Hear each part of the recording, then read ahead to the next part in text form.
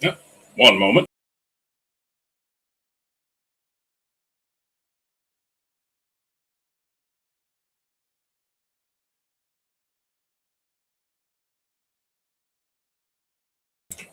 Be right back, guys. Pizza's here.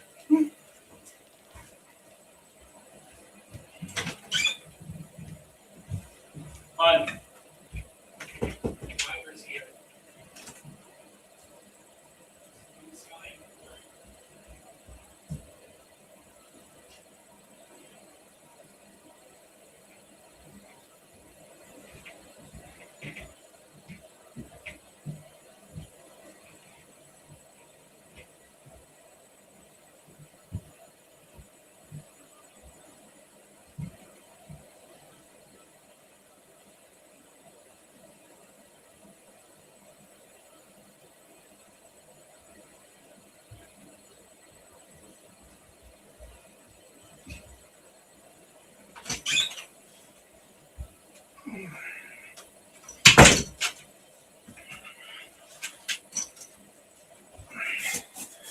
Can we believe that? How's it going? This is actually not a chair stream. Sorry, guys. The pizza delivery decided the precise moment I went live, that was the ideal time to show up. Arpo, good to see you.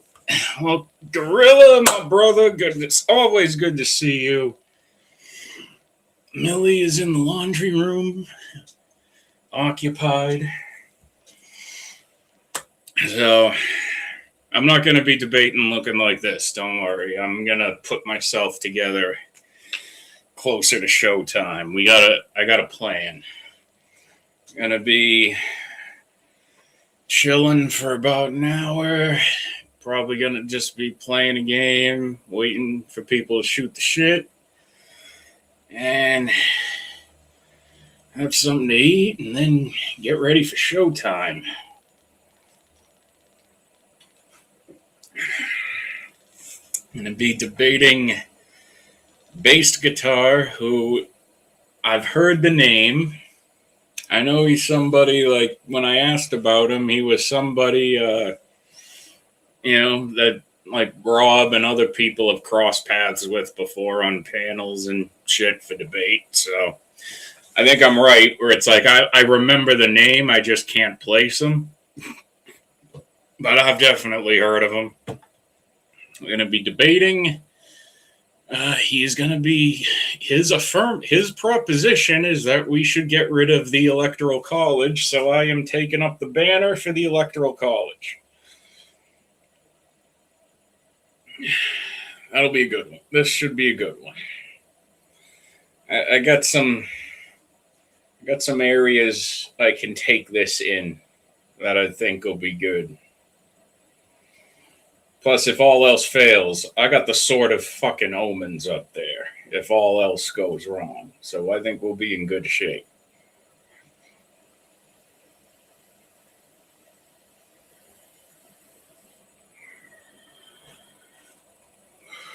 Man, I have not had a proper 1v1 long form 1v1 debate in a hot minute, guys. It's been something.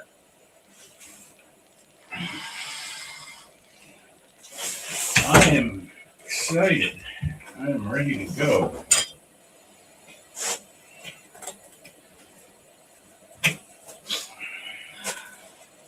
Welcome back, honey. Thank you.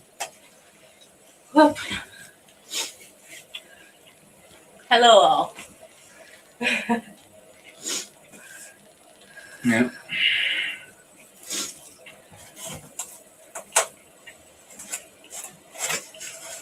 I need that for you. Actually, that one's bigger.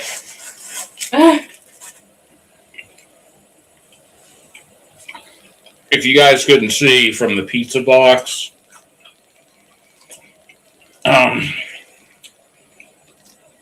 she was literally sizing out which piece of the pizza was bigger so that I got it instead of her. He deserves it.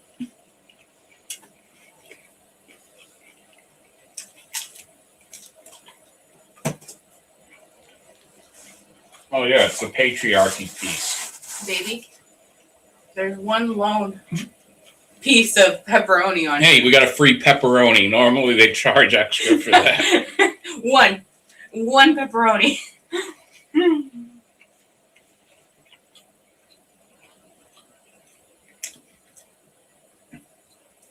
I can just picture someone starting to put it on there. I'm like, no, it's a cheese pizza. Oh, okay. We'll just leave that one there.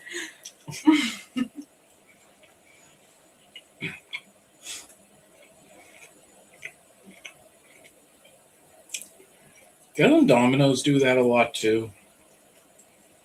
Not that I remember.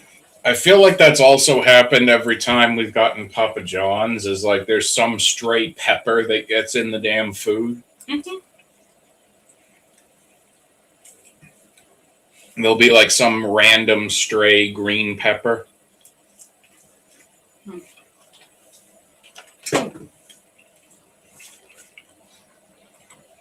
The pepperoni's at least a nice surprise. Well, that, and it's like, it helps to have a nice pizza before you got to spend 2 hours yelling at a motherfucker. Agreed.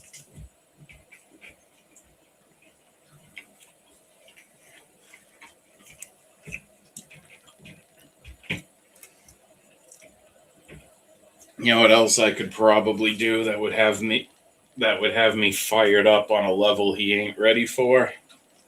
Game? Mm-hmm. All right.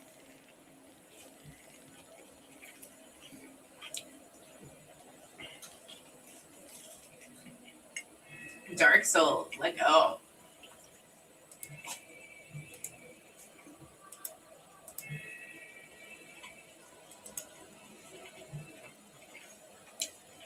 Let me get this shit fired up.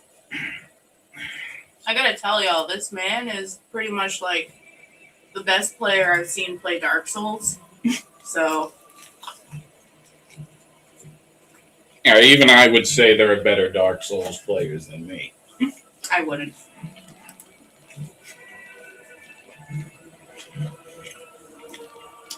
I look at that game and I get PTSD from when I try to play it.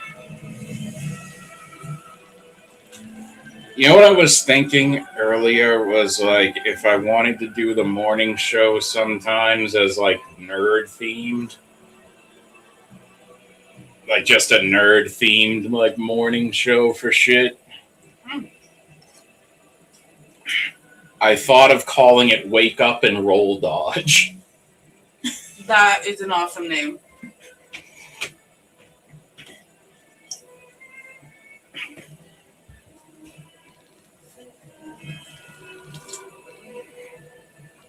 Oh, apparently I'm live on my Twitch. I forgot.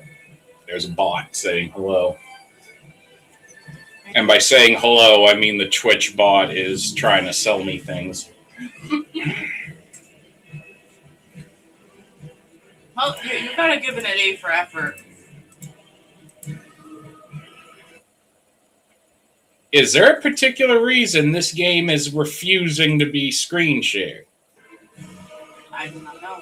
Is it because of the title screen?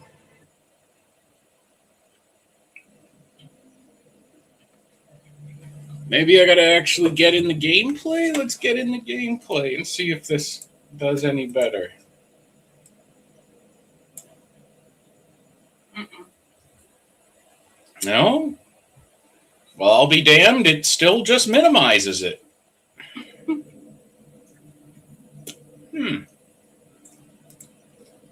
This is not very, what's the young people phrase for this? Is there a young people phrase for this? Should I be saying, like, this isn't very cash money of Dark Souls 3? It really isn't. We're going to share the entire damn screen! And it's going to minimize, but damn it, it's going to bring up the damn gameplay.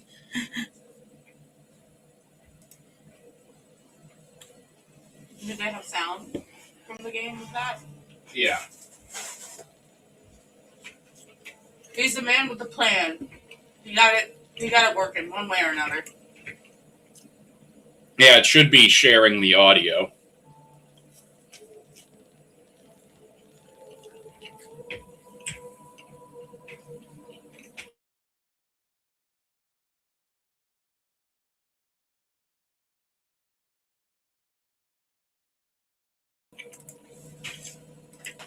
Why do they only give us for this shit?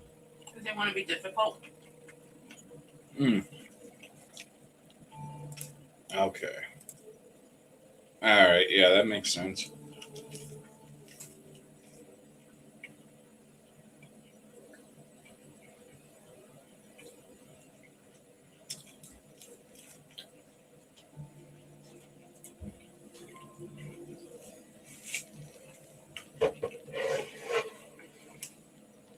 See, I think on some level, I still got the PTSD from some of those overlays. Or from switching those overlays around. Bring back bad memories. I don't know what you're talking about, woman.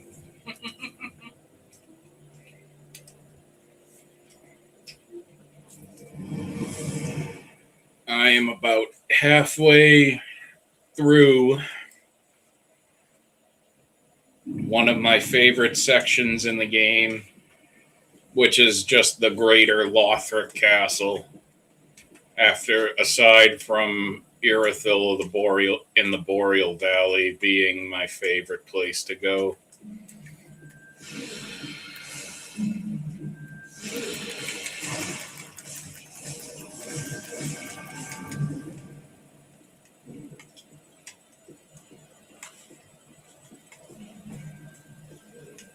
Also, if anyone does end up if anyone does stumble, like people who have stumbled upon, who have found themselves lost and wandering into my previous Elden Ring streams who didn't already know me, I feel it's only fair that those people be aware that, I don't play these games to show off. I play these games to wreck the shit that I'm supposed to slay in it. So don't expect the some high level meme souls combat techniques in me, because I don't got any, to be perfectly honest with you, for the most part.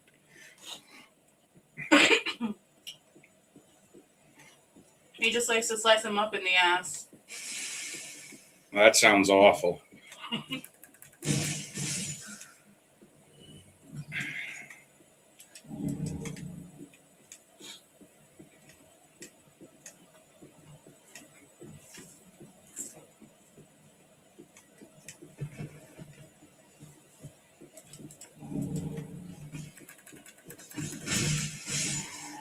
What is funny, though, when you play these games is when you notice the logical inconsistencies of what is not backstab immune versus things that are. Because they will somehow make it DJ Deliverance, welcome in. Welcome, DJ. Oh, yes. My favorite part of Caelid, since you bring it up, is leaving. That was my favorite part of Caelid, just like that's my favorite part of the Halig tree, is leaving.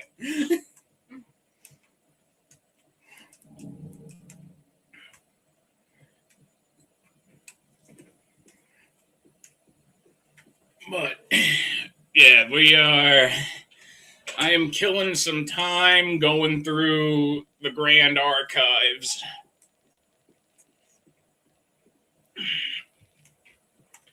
And who knows, if I go into that debate later on, if I make it all the way to Lothric and Lorien and get them down in time to get ready for the debate, I'm going to be fired up next level for the debate.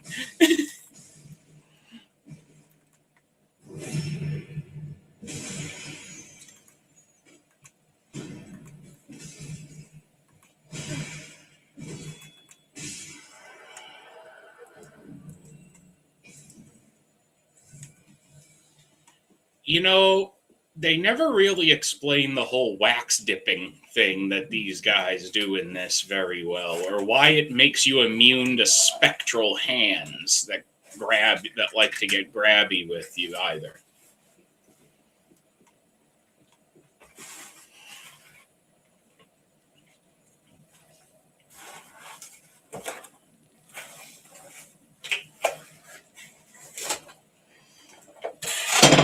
Oh yeah, that's right. That's after you go. In some ways, I think making your way to the Halig tree through the snow zone is worse than the Halig tree.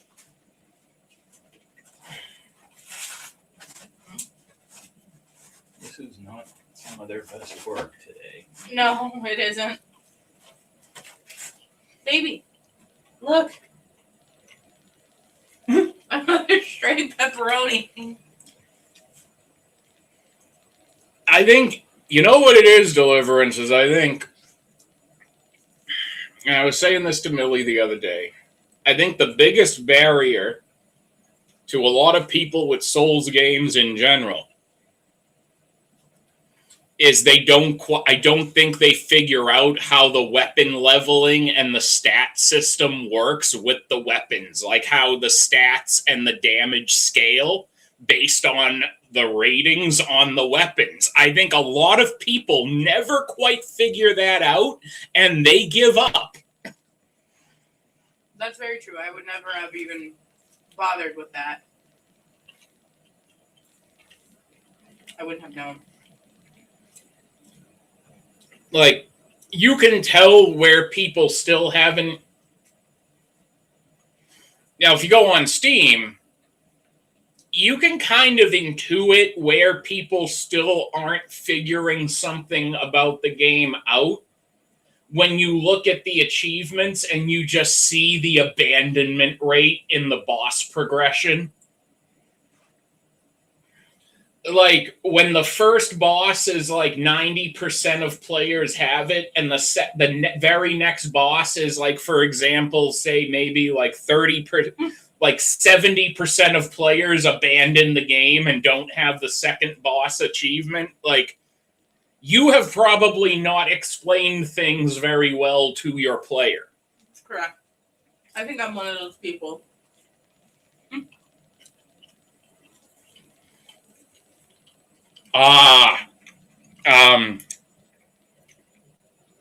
Yeah, Queen Renala.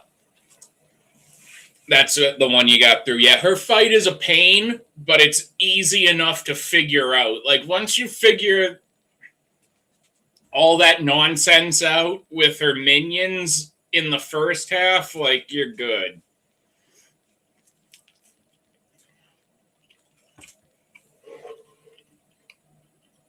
Gorilla said hi. Hi, Gorilla.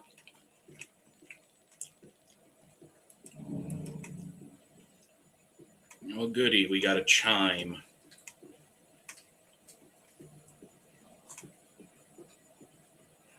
Something is sparkling, and I mean to find it and destroy it. Because I can just hear the twinkling, and the knowledge that something is twinkling peacefully in this world pisses me off. All right. You there. Yes, you. You look like something that was twinkling and minding its own business. Look at them hands.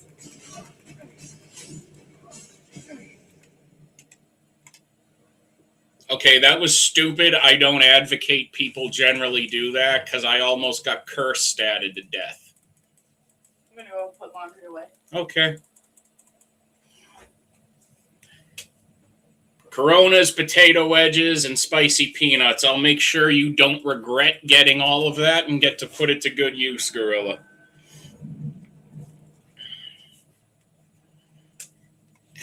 Yeah, a lot of the rule number 1 of Caelid Deliverance: run.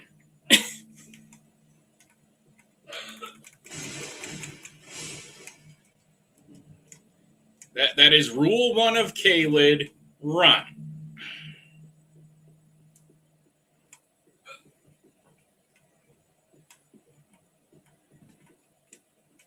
Yeah, you're not getting me this time.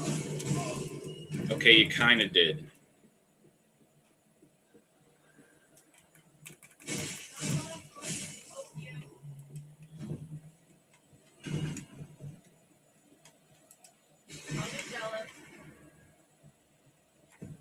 Fair enough. Millie said to stay. We have to stay away from the haunted grabby hands, or she'll get too jealous. Fair enough.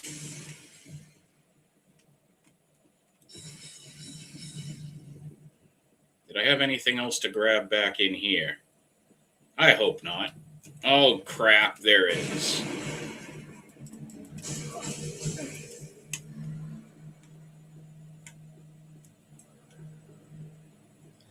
This is Dark Souls 3, Gorilla.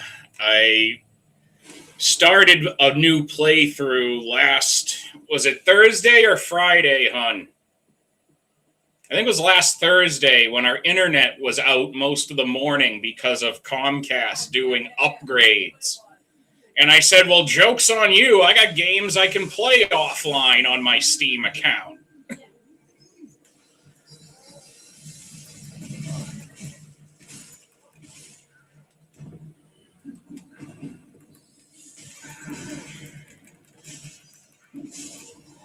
It started out as me killing an afternoon, and then, what do you know, when I've been bored since, I've stuck with doing it.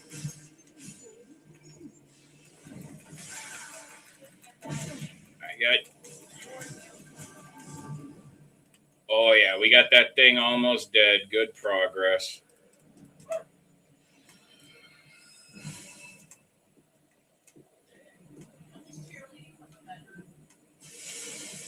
Yeah, Millie's participating while she puts clothes away.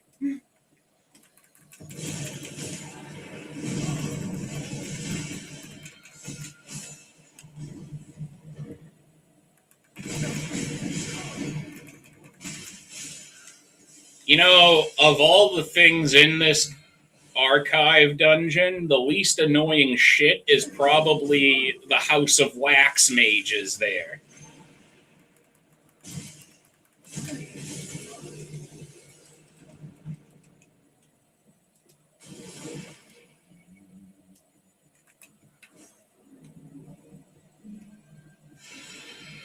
Now, if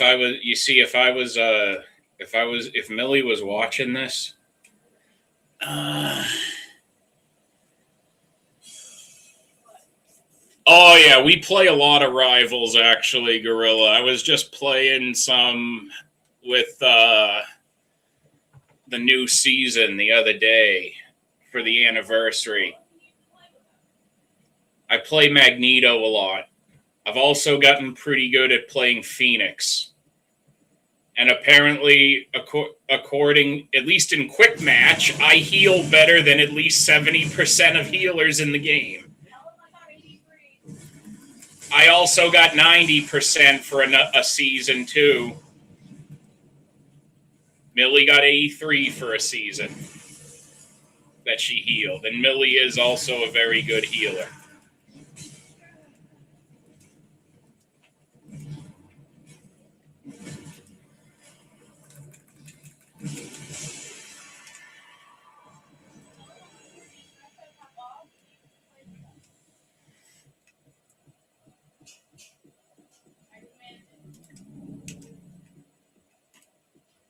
Well, moment of silence for the last Outrider night in the game.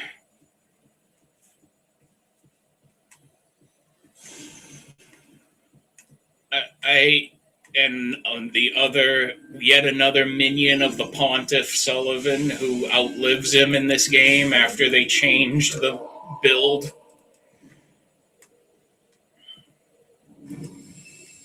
Yeah, that's right. You, Crystal Mage, you die. That's right. Yeah, if Millie was watching me play this right now, she would be like completely stunned and amazed at how I'm just at how I'm just unlocking everything that's not obvious. She would have been so impressed by the secret wall that led to the Outrider night. I'm not even kidding. Yeah. You heard her from there. She's very impressed.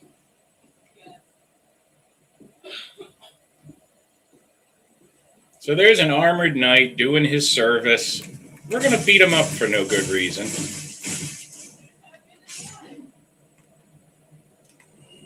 Well,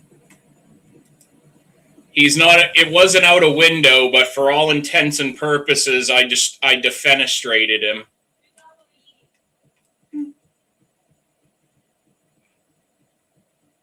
What?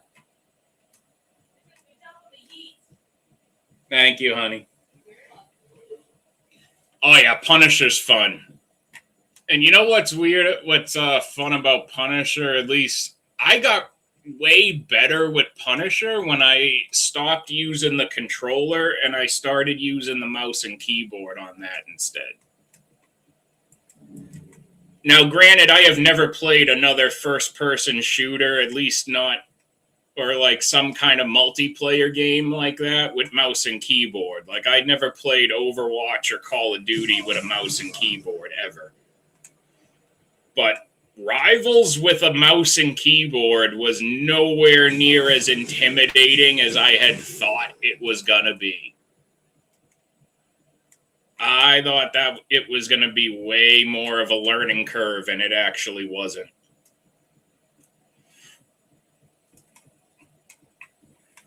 Yeah, it made a difference with me playing Punisher, at least, because you just, like, having the mouse control for him is much better with his gun attacks to keep, like, you just have such smoother aim with him in that it's not even funny.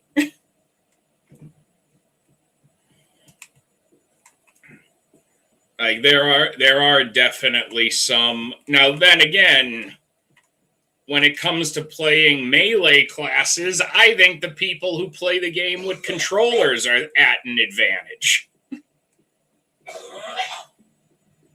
I don't know how Millie would feel with that because she doesn't usually play melee characters in there. And she hates using a controller.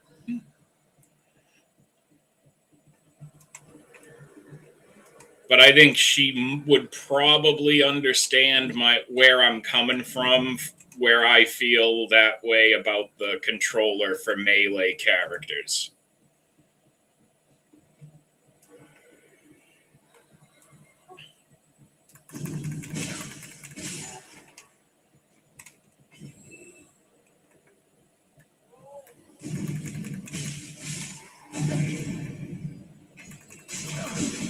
Oh yeah, there are definitely guerrilla games where I think the mouse and keyboard people have an advantage, but at the same time, if somebody wanted to like play this with a mouse and keyboard, I'd say they need their head examined.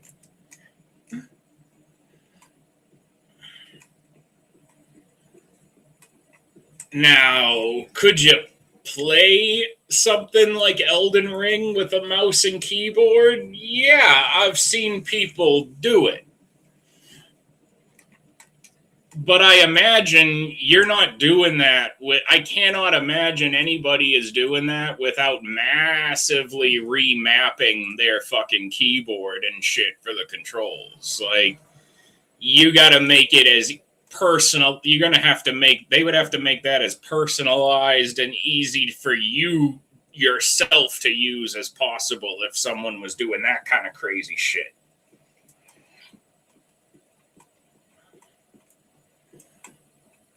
I mean, there's a reason why I say my initial reaction to somebody playing this with a mouse and keyboard was like, well, do you always need your head examined? Yes.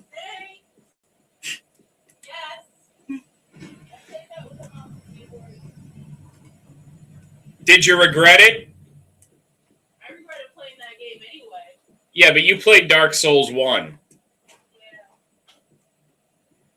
Yeah, Millie only ever tried Dark Souls 1 a very long time ago, and then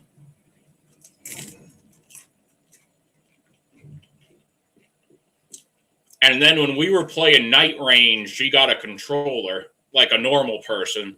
And I still hated every minute of it. But I enjoyed playing with you.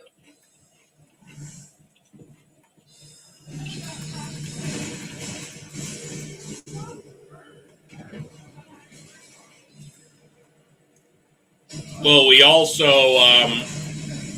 also never went back when they patched in duos mode either.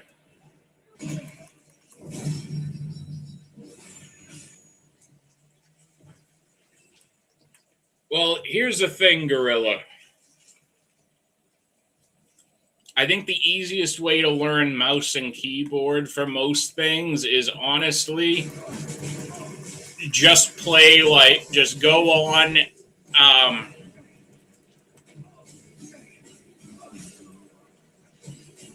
Damn it, I got cursed to death.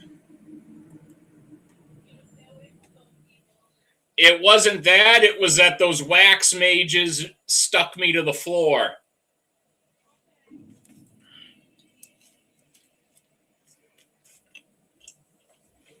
Now, where was I? Yeah, like honestly, just go play like old school Doom with the mouse and keyboard, and it's an easy starting point to learn because you don't have to start learning the full range of motion control. Like playing old school Doom, all you got to do is learn how to go forward, back, left, and right. You don't have to look up. I think that is probably one of the better starting points for mouse and keyboard is play stuff where you don't have to learn 360-degree aiming controls right away.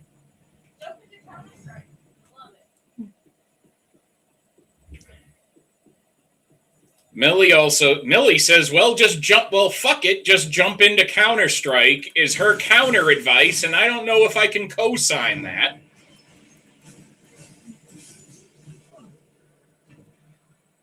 I don't know how much she's asking me to co-sign a woman telling people to just jump in and do something without thinking about it. I don't know if I can co-sign that, guys.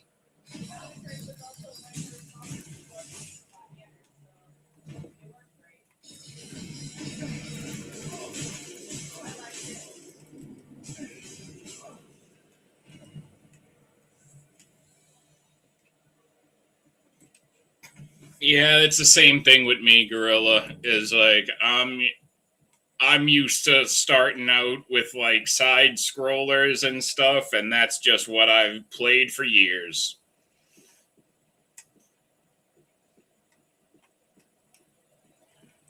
Now, would I try to play like shit. Nope, we're not doing that.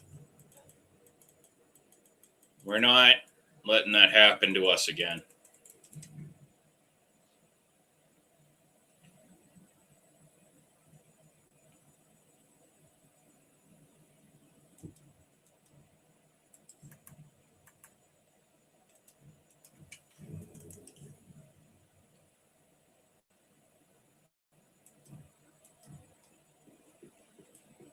It's not letting me remove the curse, but why did that not do anything about... Oh, that's right.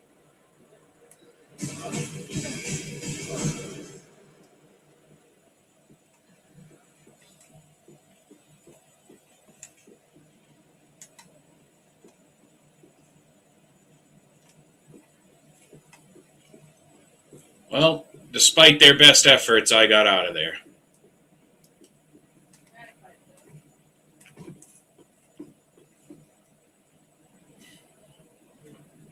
Yeah, you know what? And you know what?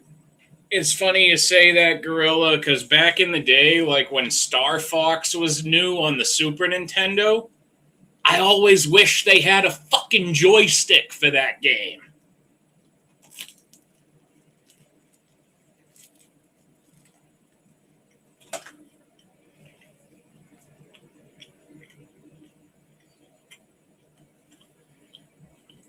And not just that, but fucking Rogue Squadron. If the N64 had a joystick, that would have made a lot of games on there better. Like the flying games would have been 10 times better on the N64 if they had a joystick. Like a flight stick controller.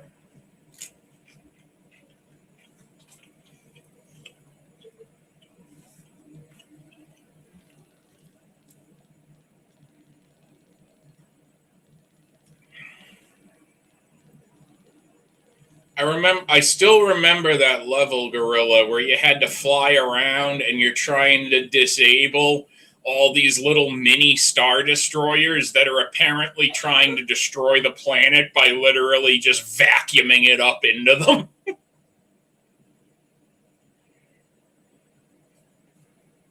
That shit was fucking crazy.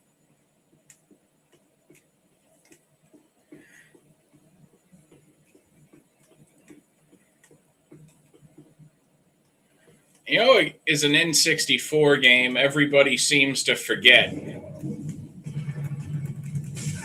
it seems to be the Rare game, the game from Rare that everybody forgets, because everybody always talks about like GoldenEye and Perfect Dark and the Donkey Kong and all that from Rare. But it's funny that I never see as many people for the N64 give much love to Jet Force Gemini.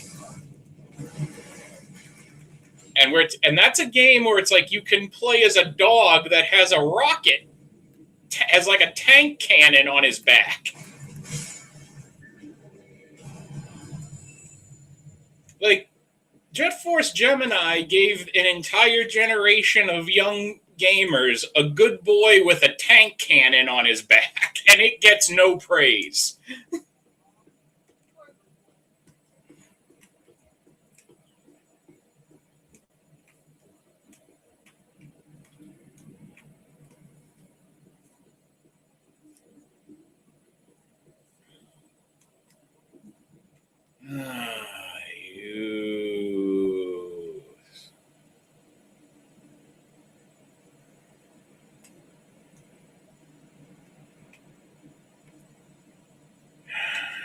What shall we do about this?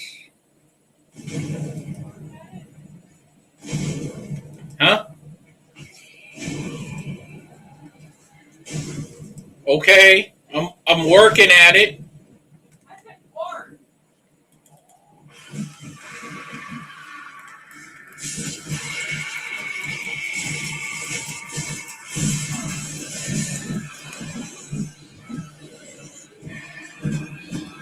That did not go the way I wanted.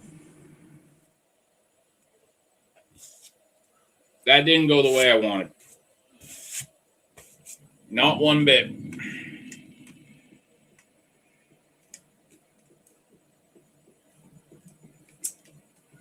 No, sir, I didn't like it.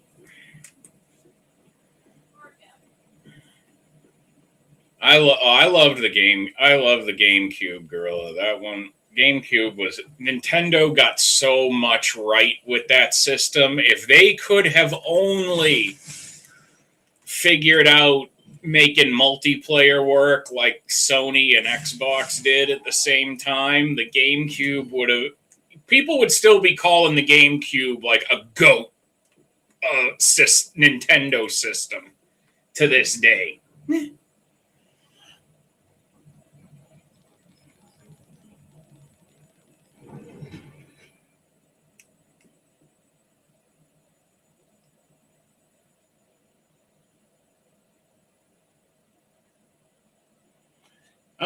Deliverance. That sounds like always a jolly good time when it's family. It's always even more fun.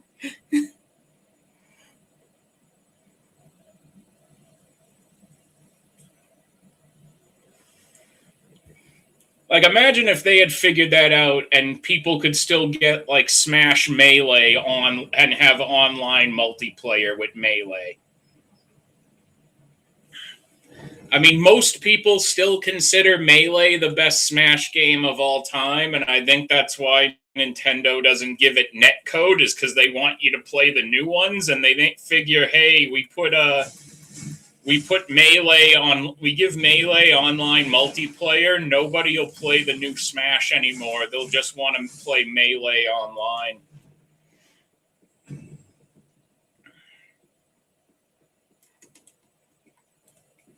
I never expect Nintendo to do stuff that's player friendly anymore. That would be too easy for them.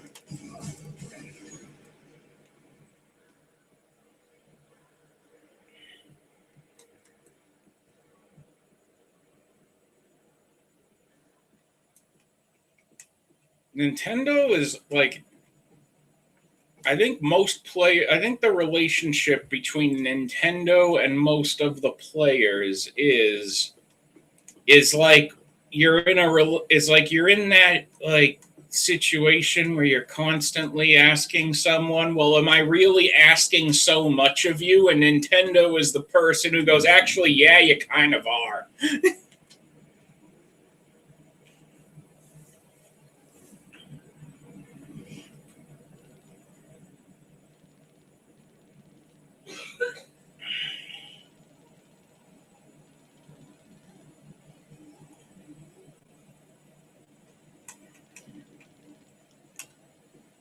I think what gets me sometimes is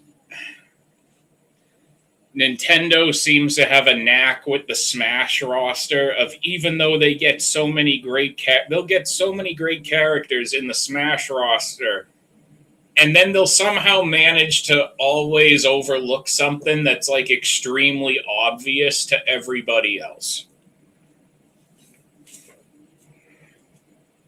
Like, I think I forget one of the what but like, even I think with Melee, people were like, why isn't Wario in this one? It's super obvious he should be in this one.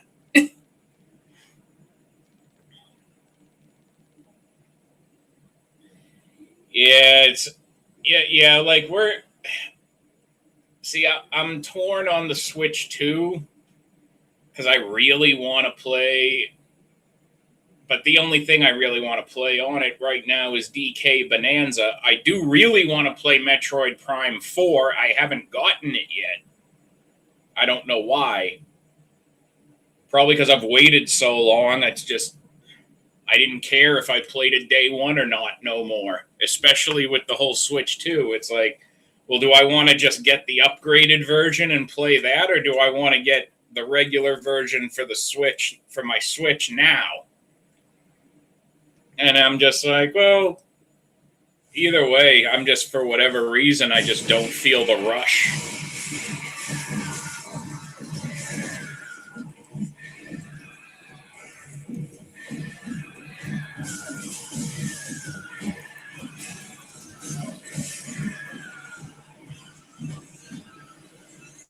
Okay, that was some really painful bullshit.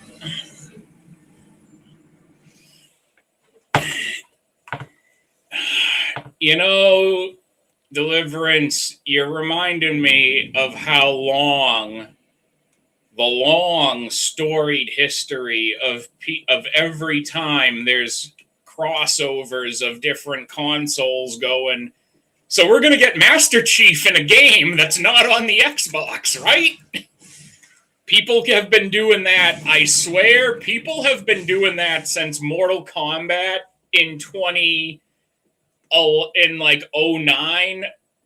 And when they had Kratos in the PlayStation version, that's when Xbox was like, so we get Master Chief, right?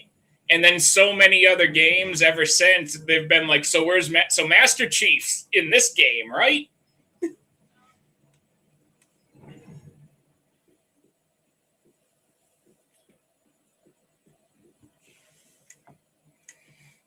But I will give the Halo fans this much. That is not what you would call an example of endless cope. That's like an example of endless hope.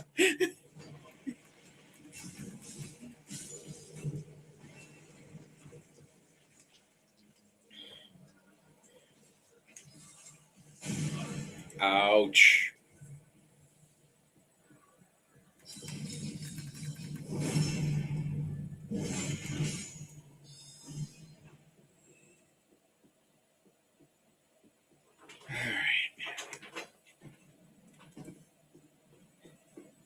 So I don't think I'm getting to Lothric and Lorien in 15 minutes. I'm good, but I ain't that good.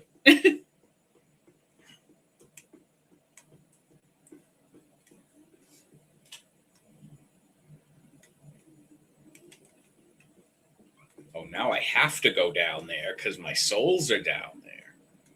Great. Just great.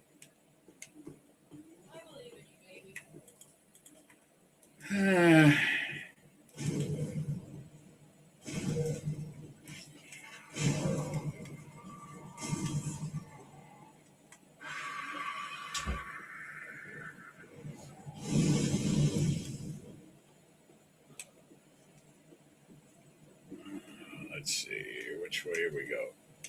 Ah, crap. I gotta deal with you first, huh? Okay. Actually, this is not a problem. Gargoyle man is not a problem. We gotta figure this shit out down here.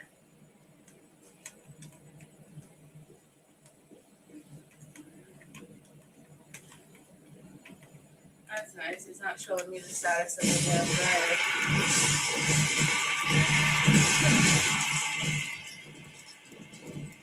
damn No. These things left do not get...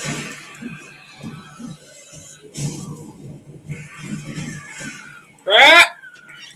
I don't know if to die. That's fine.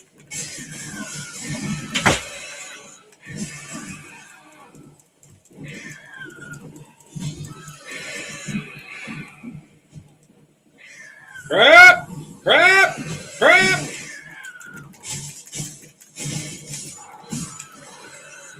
Okay!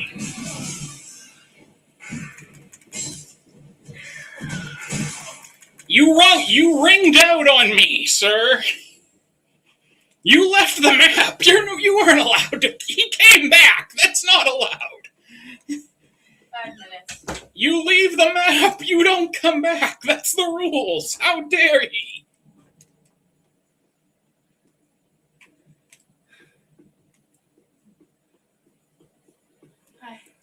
Hi. I'm pretty sure I just went through all of this bullshit for nothing I specifically needed. See you soon. Bye. Enjoy that deliverance. Yeah, I'm pretty sure I just went through everything I just went through for the experience of having gone through it. Yes. You know, like an internship.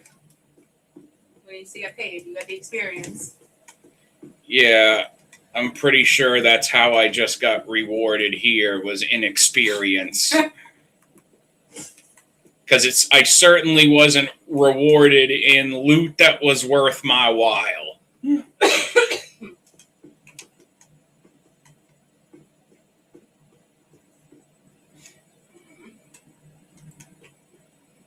And I don't think I'm intended to reach that thing that way. Or maybe I am. Geronimo! He did it.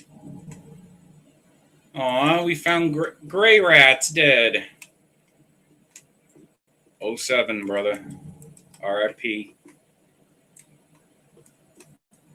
Pour one out for our boy Gray Rat. We hardly knew him. Hardly knew you. Hey, look! The ladders are back! Whee! Ladder NPC's supposed to be dead. How'd I get there? I don't know how a lot of things happen.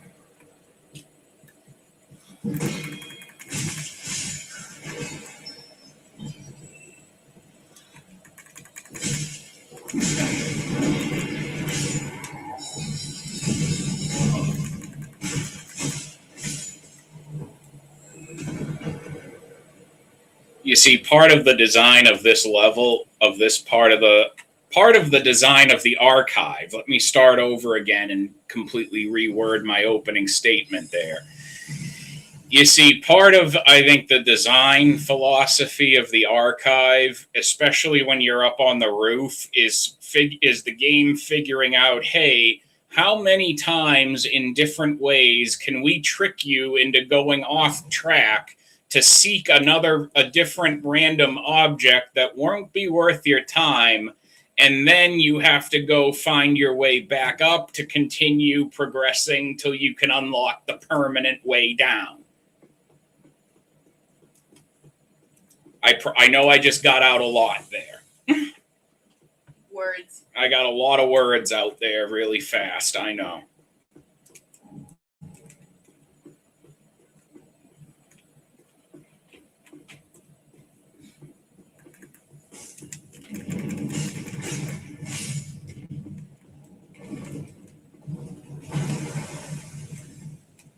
The heck? Oh, hi, Gargoyle.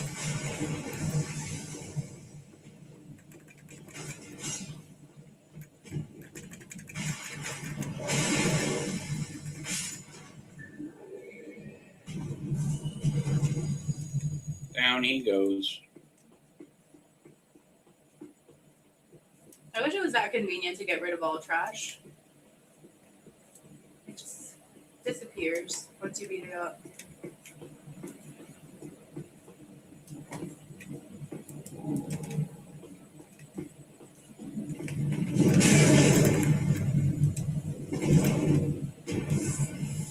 That's it. We will see you shortly, Gorilla. Bye, Gorilla. Come watch his debate. He's ready. Oh, he's ready. He got beers ready. Someone needs to cheer you on while I'm gone. I mean, I'll be cheering you on from afar.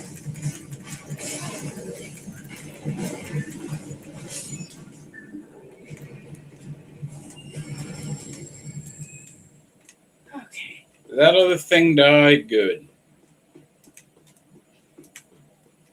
That's a load off of my mind.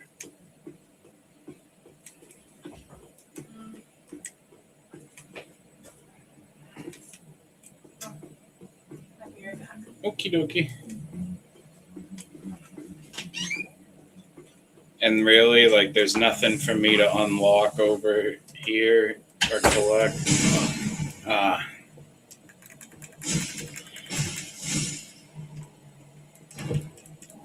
I'm going to be over on Speakeasy's Deliverance. The debate starts at 8. I'm going to be debating Basegitar on should we get rid of the Electoral College.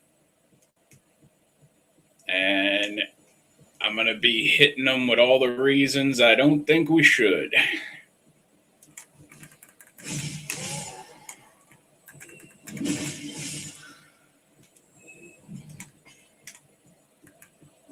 We're going to find these hidden, and then we're going to take this knight out first.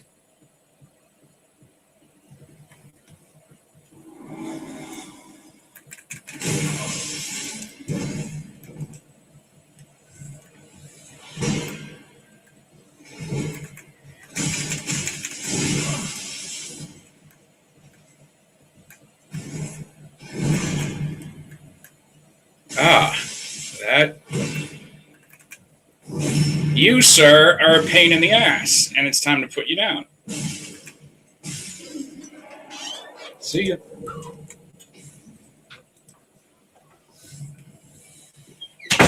Goodbye, Lothric Knight. Thanks for coming out. Bye. All right. I definitely don't want to go out that way until I return and recover my stuff, because I know what's outside that way. Yes, and you know what? Exactly, Deliverance. I'm going to highlight this just to illustrate. Yes, this right here, this is the crux of the argument. This has always been the crux of the argument. This was the very good reason why the founding fathers wanted the Electoral College in the first place, is because they didn't want one major city to rule the rest of the country. You just had a revolution where where we didn't want to be ruled by someone an ocean away. Why would everybody up in Maine want to be ruled by people exclusively in Virginia? Yeah, we got the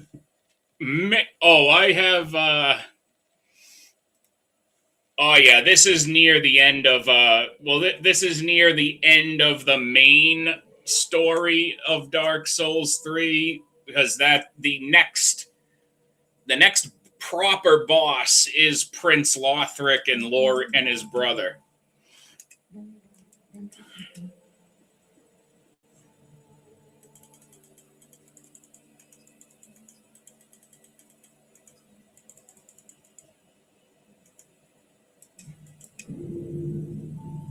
And my character is at 103 level. Well, I actually that's why I have another argument I'm going to hit him with that I think is going to at least get us the full length of the debate. Yeah, if I just keep it on this debate over before the open dialogue. He might say some stuff in his opening statement that I have to contend with that I haven't heard before on the topic. It's very unlikely, but I'm trying to remain open to the fact that I may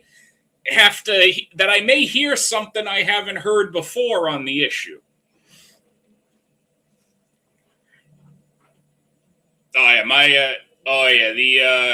You're about level 84. I think that's about where I got in Elden Ring by the time I went to Caelid. I forget.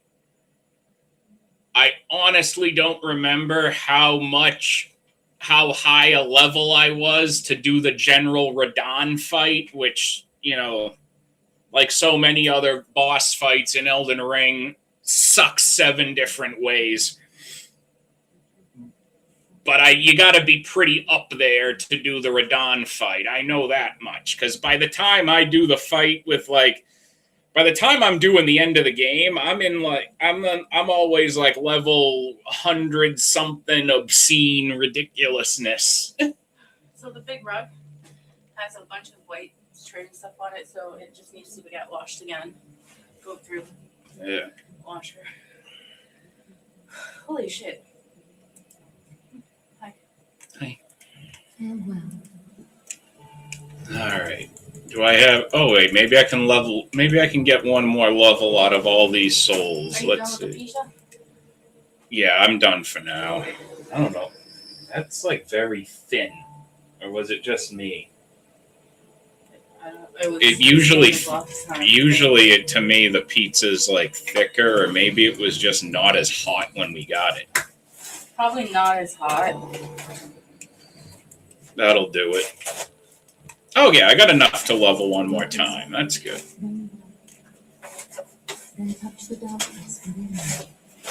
Yeah, that's Radahn. Star Scourge Radahn that's the one you're thinking of. That is Radahn. He's down in like the bottom, like the southeast corner of Caelid where his castle is, and then that little island where you have to fight him. Do you want me to leave you some of that, or do you want me to take some to work? You can take some to work.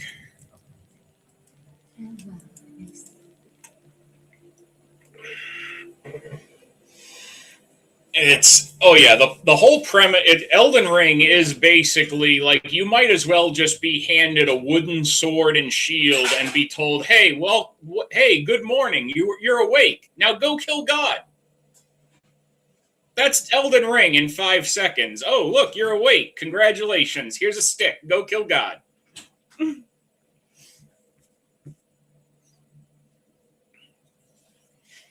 I think the very first time I beat Radon, I think I either used magic or I used poison arrow volleys to kill him.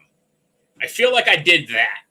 I feel like it was poison arrows the first time, because I think the second time I played through the game, I just made a mage and fought him with the I used the bow and I used the spell, the sorcery that you get from one of the other bosses there in Liurnia, where you can make the giant bow and arrow that sends a magic shot. Yeah, I used that shit on him as a spell. He hated that.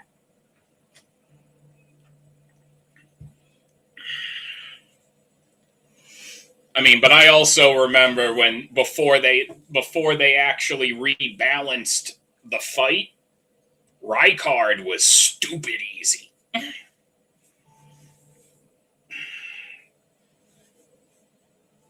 I got through, I forget what it was. I think I got through, what was it?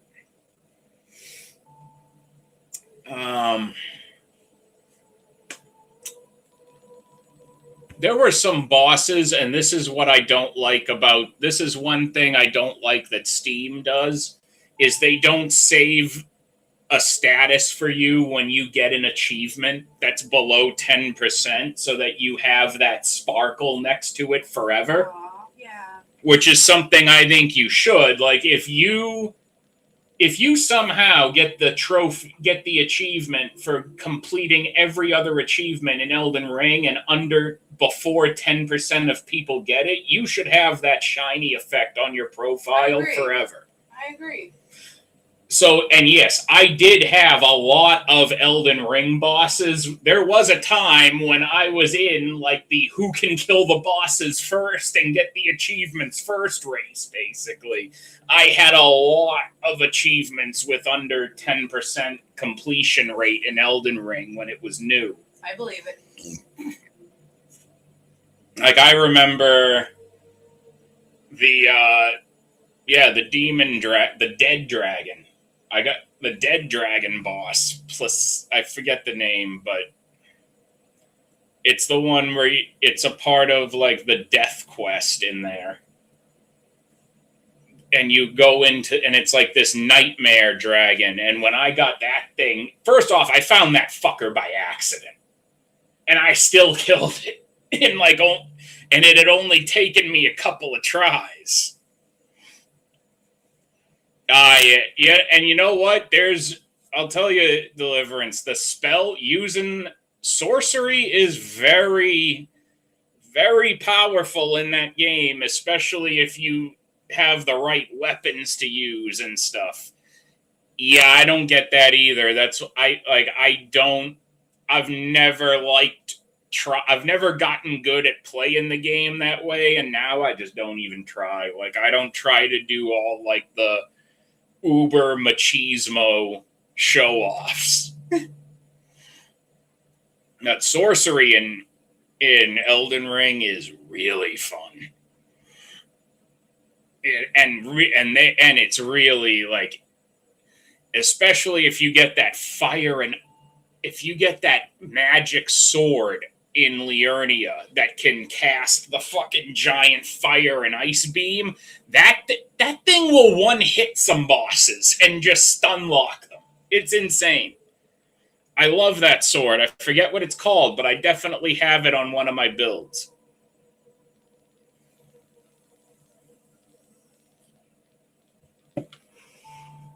Oh yeah, exactly. Like, you know how many Dark Souls 3 players will give you shit for using a shield? Like, if you tell them, oh, I had a fire shield equipped when I fought the fire demon, they'll be like, what a scrub. Needed a fire shield.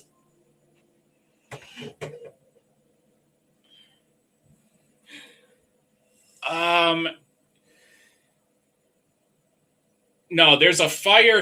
That magic sword is in It's in a secret room in that other little castle in Liurnia where you fight the boss that you get that bow spell from. There's a secret room you have to drop down to from a bunch of the ledges on the way up to her fight, and you can find that sword in a building that's like, I don't know if it's not too and it's not that surrounded by the hands when you have to make your way out either.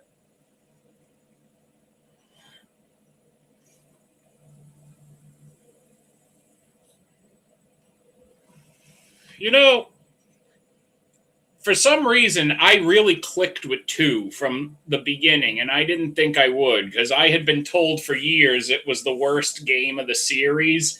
So I just kind of stayed away from it because I always saw so many players have a bad opinion of it. But then it's kind of like Dark Souls 2 is a bad Dark Souls 2, but it's a great Demon Souls 2, if that makes any sense. If you play Demon Souls, it makes sense. Dark Souls 2 is a much better sequel to that than it is to Dark Souls 1. I mean, Dark Souls 3, a lot of it has a lot of similarities actually with Bloodborne, because I think they were being developed around basically the exact same time. That's why like a lot of the assets, like for some of the enemies, like the rats, all look exactly the same.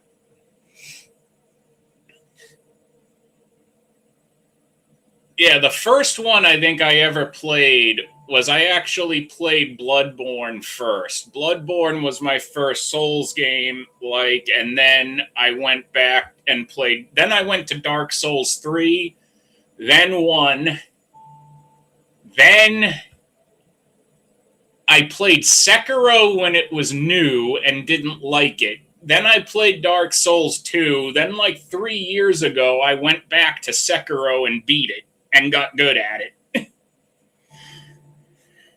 But Sekiro is probably the most demanding game they've made. I think even more so than Elden Ring, because Elden Ring, you can come up with any play style you want to play the game any way you basically please. Sekiro only really gives you one way to play the game, like a ninja. You don't got a choice. You got to get good at the tools. You only have so many tools you can use. You can only upgrade so many things. You have to use the parry system. You have to use the block system their way. You have to use the jump mechanics the way they want. Sekiro has essentially one gameplay, one fighting style, and it demands you use it the way they want you to play it. That was the one thing about Sekiro I think From Software got wrong, was we have a specific way we want you to play this, and we're only going to let you play it this way.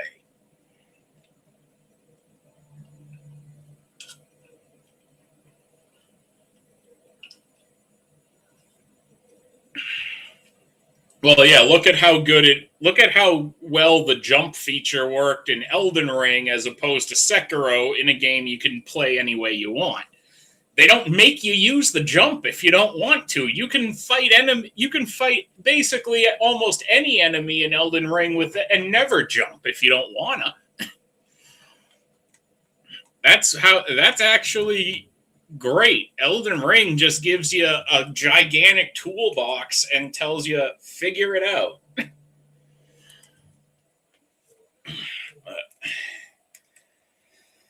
All right.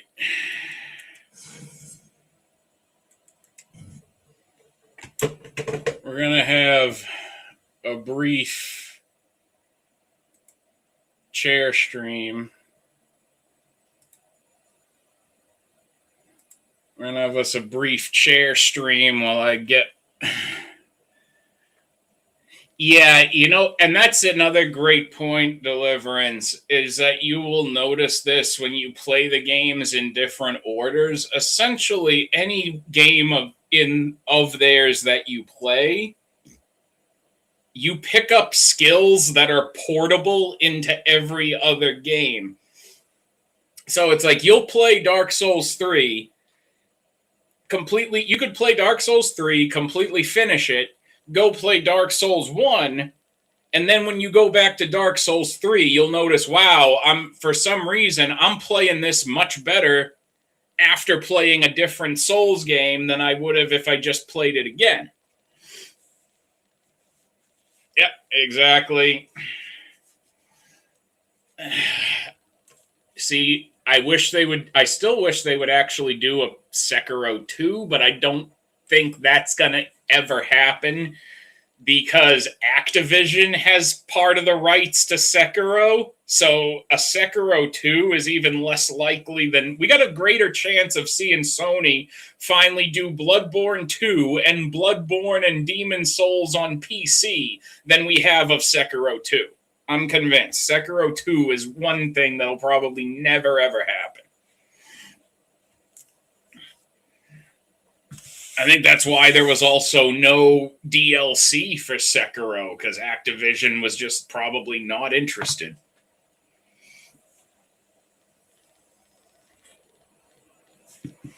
All right, pardon me. I'm going to have a brief chair stream while I make myself presentable for this debate. Who knows? Maybe the chair will do its job like Rob's. Oh, yeah. All right, y'all. Show the chair some love. Everybody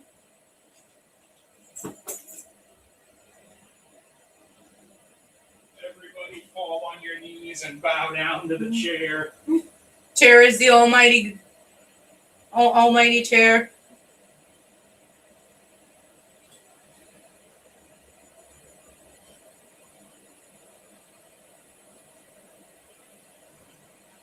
I need the new shirt.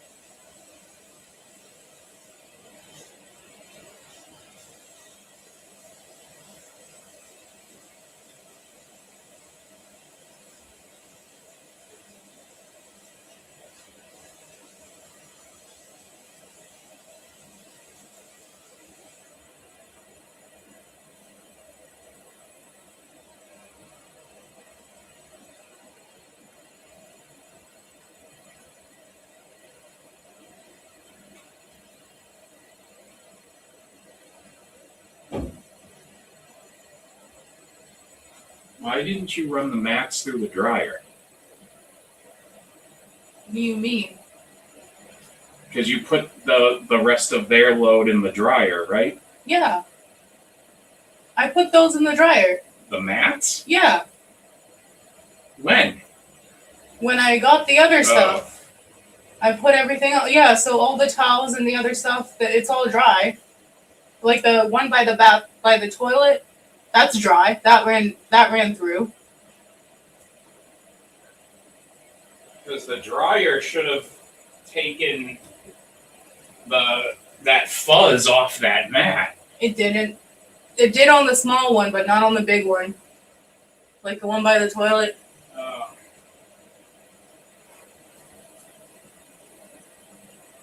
It's why I put it to the side. Okay.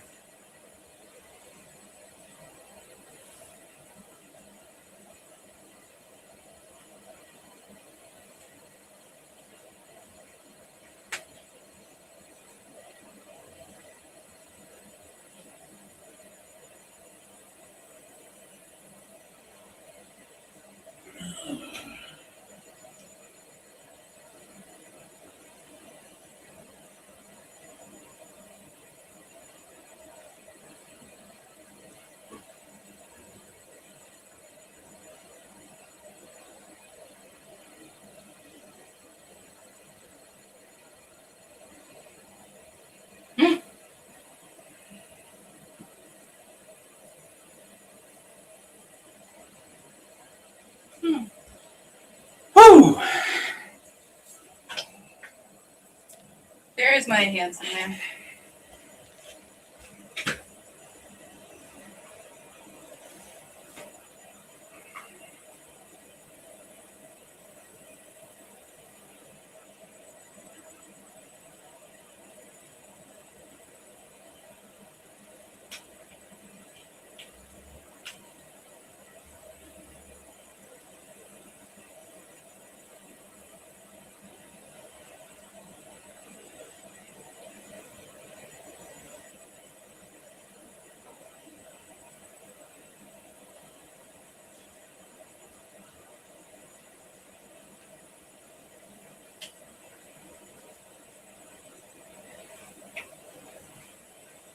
All right. You want the light on? Or I'll put the light. I'll leave the light on. Who gives a shit? All right. We're back. I think I look more like myself. You look amazing. No, wait. No, I'm not all right. 1 second.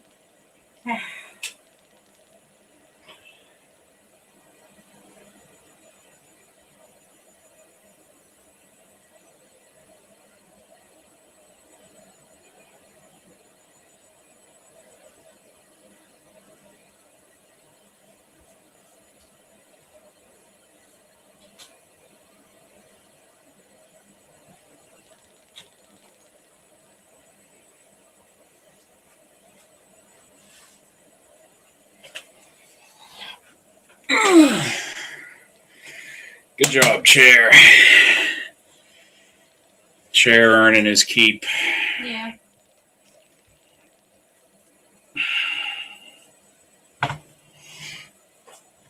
You know, I've heard, I don't know, I've seen it passed around. I have seen some chatter straight from Rob's wife, Courtney, herself, that it was Courtney who picked out the infamous Rob chair that everybody adores. Yep. And Rob takes credit for the chair. The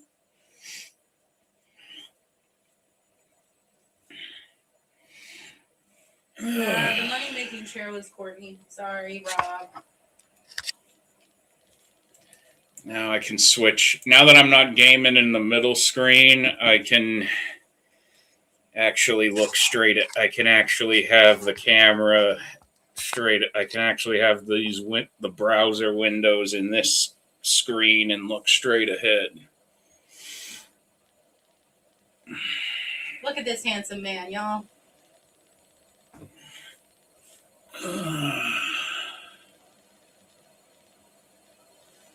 It's gonna kick some butt in 10 minutes. I've seen the chatter. You know, like I've seen the chatter out there that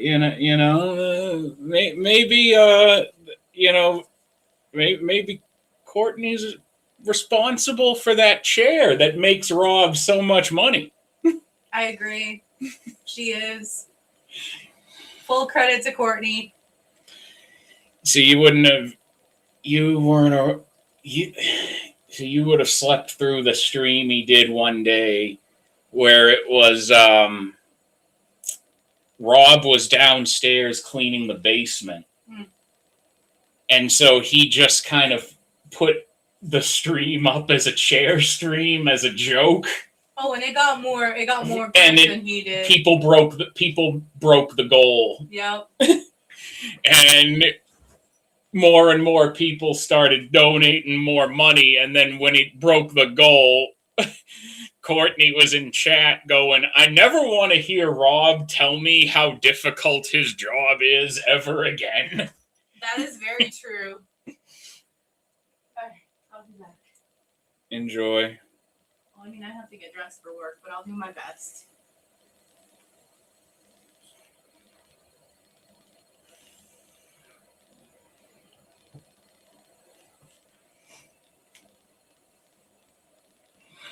Hey, that's why she was flexing, going, "Well, I was the one who picked out, who told him that's the chair he should get." This is clearly this clearly reeks of an elaborate cover-up that was engineered by Rob painstakingly over many nights, burning the midnight oil while he's claiming to the rest of us that he's ended his night streams to sleep. When no, he was scheming, going, how do I get everybody to think I have impeccable furniture selection sense for my space? And that he must have been Lord knows how long he was racking his brain at how to pick out at how to do such a thing. And then graciously his wife says, you should get that chair. And he got that chair. And he made money off that chair. And he grifts off that chair. And everybody thinks Rob was the brains behind that decision all along.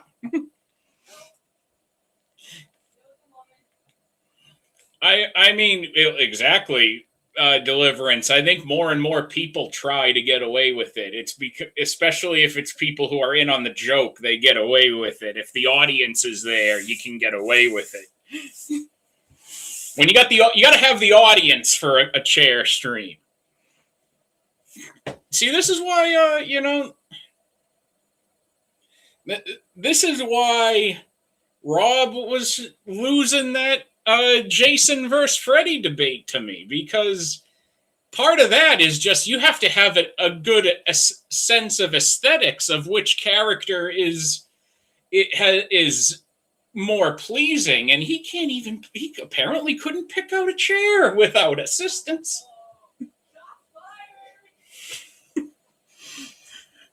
And there's Millie in the back yelling shots fired, like I'm not just cracking jokes about a good buddy of mine that I've known from streaming for years and have now hung out with in person. And her and Courtney basically became besties over DebateCon weekend, and Millie's out yelling there from the bedroom, instigating with her shots fired joking.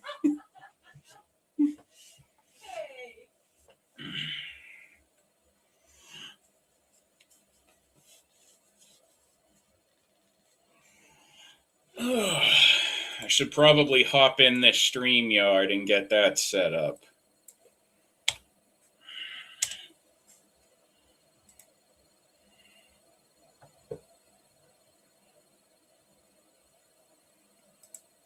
Is there a...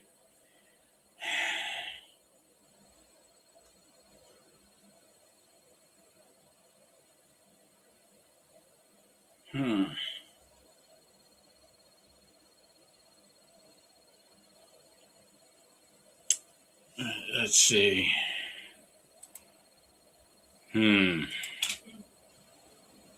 Yes, it's at 8.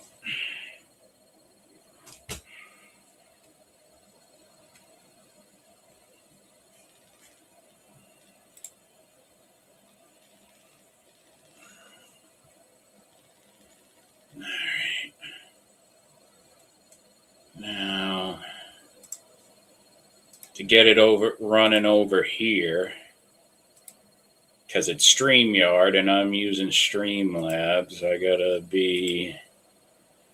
we gotta do this the getaway.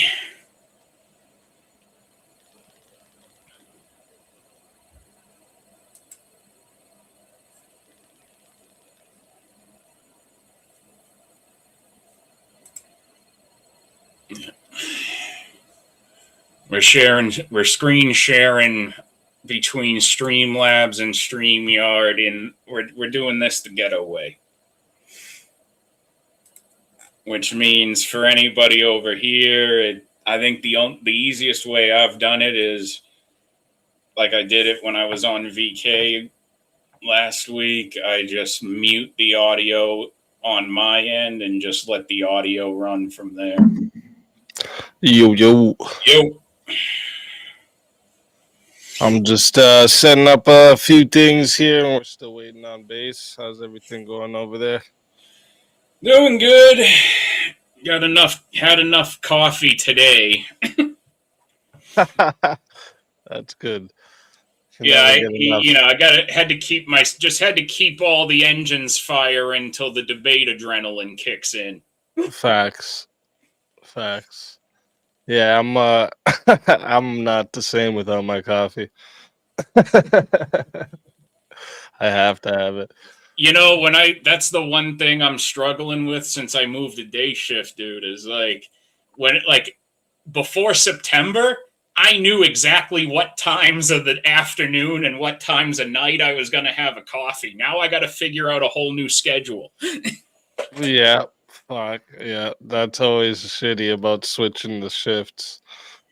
Yeah, it's like normally it's like I'll wake up at like 6 a.m. and I'll make one by 7. Then I have another one at like 8 or 9 and then noon. And then I cut myself off so I can go to bed at a decent hour. Yep.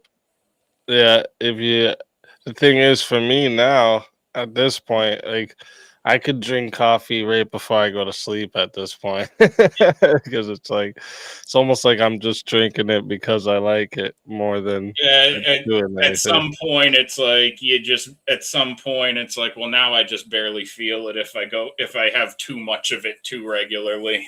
Right. Yeah, exactly. I think that's what I'm doing. I'm having way too much. Yeah, that's why it's like I used to have entire times like I would go on vacation and just kind of like use that as like a week I would go without caffeine just to like reset myself for a while. Yeah.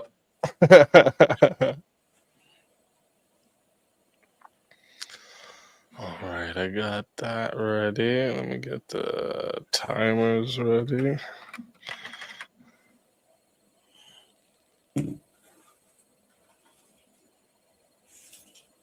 I'm going to see how many people noticed the new piece I got on the wall back there. Which one? Oh, the Thundercat sword. yeah, that's huge too. Yeah.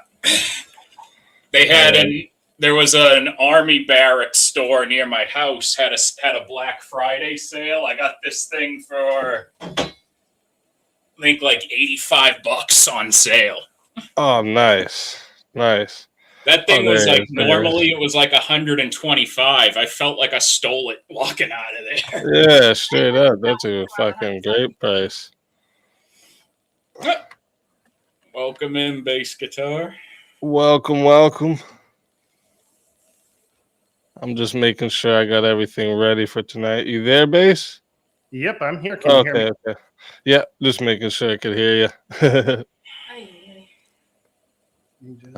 Make sure I got these timers ready. Around like 8:20, I'm just Give me 1 second. Let me just and turn my car on. Yeah, that's fine. Yeah, you're good if you need to set up some things too. little boomer when it comes to this type of stuff.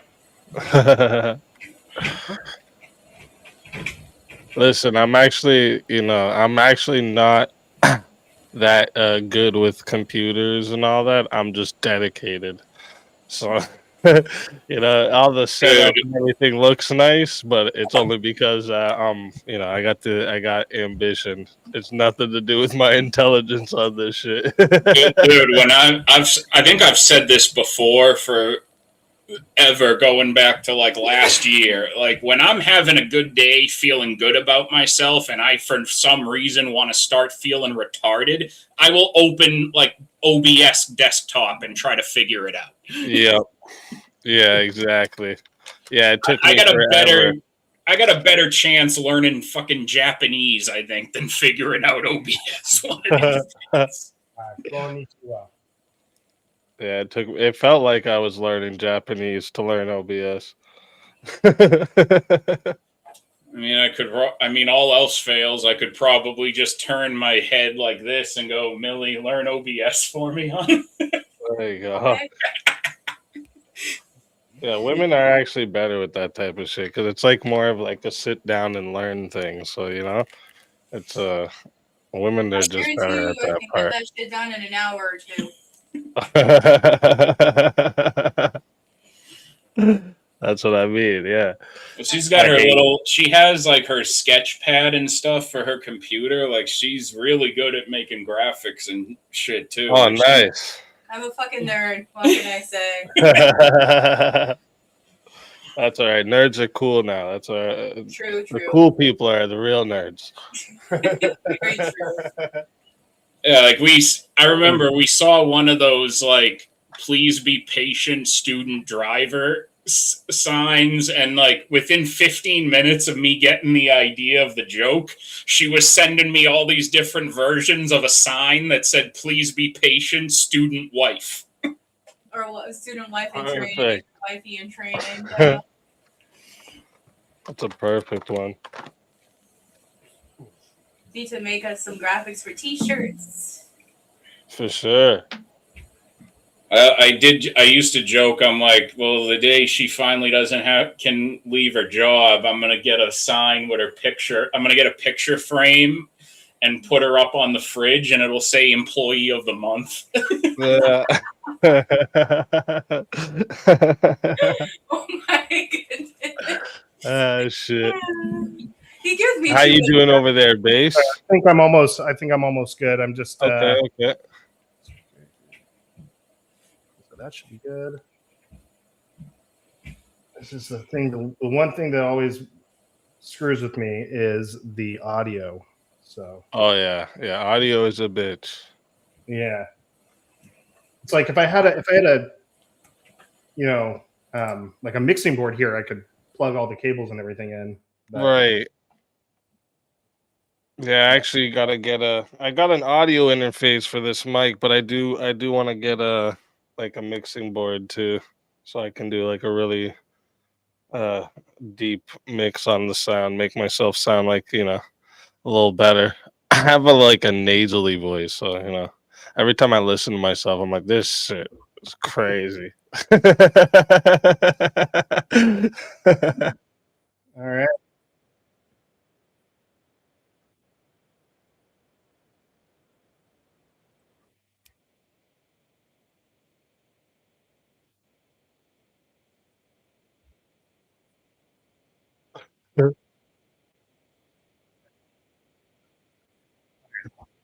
You just My, gotta go with it. My number one fan, my wife, says that I'm good to go. So Perfect. All right, that's what's up. That's what's up. So she was always the first one in the front row and stuff. That's so. what's up. That's perfect. That's a ready. W wife right there. Sorry for boomering out there. No, you're good. You're good. It's all good. Like I said, I just have dedication. I don't, I'm stupid with this shit. I always have to ask for help. So no shame in that. And just to make sure you're both reminded and good with the format, it's the 10-minute each for opening, 5-minute uninterrupted rebuttal, hour of open floor, and then 5-minute closing, and then a 30-minute Q&A. And then optional for you guys, the open panel after.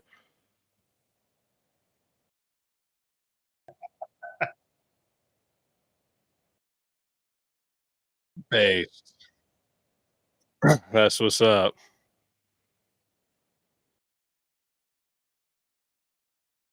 Well, actually, I'm waiting for her to answer me back because her last message she sent to me was almost like she wants to just completely pull out of it. And I'm like, wait a minute here. Are you just trying to chicken out? Was this whole rescheduling just a chicken out thing? Was that what's going on here?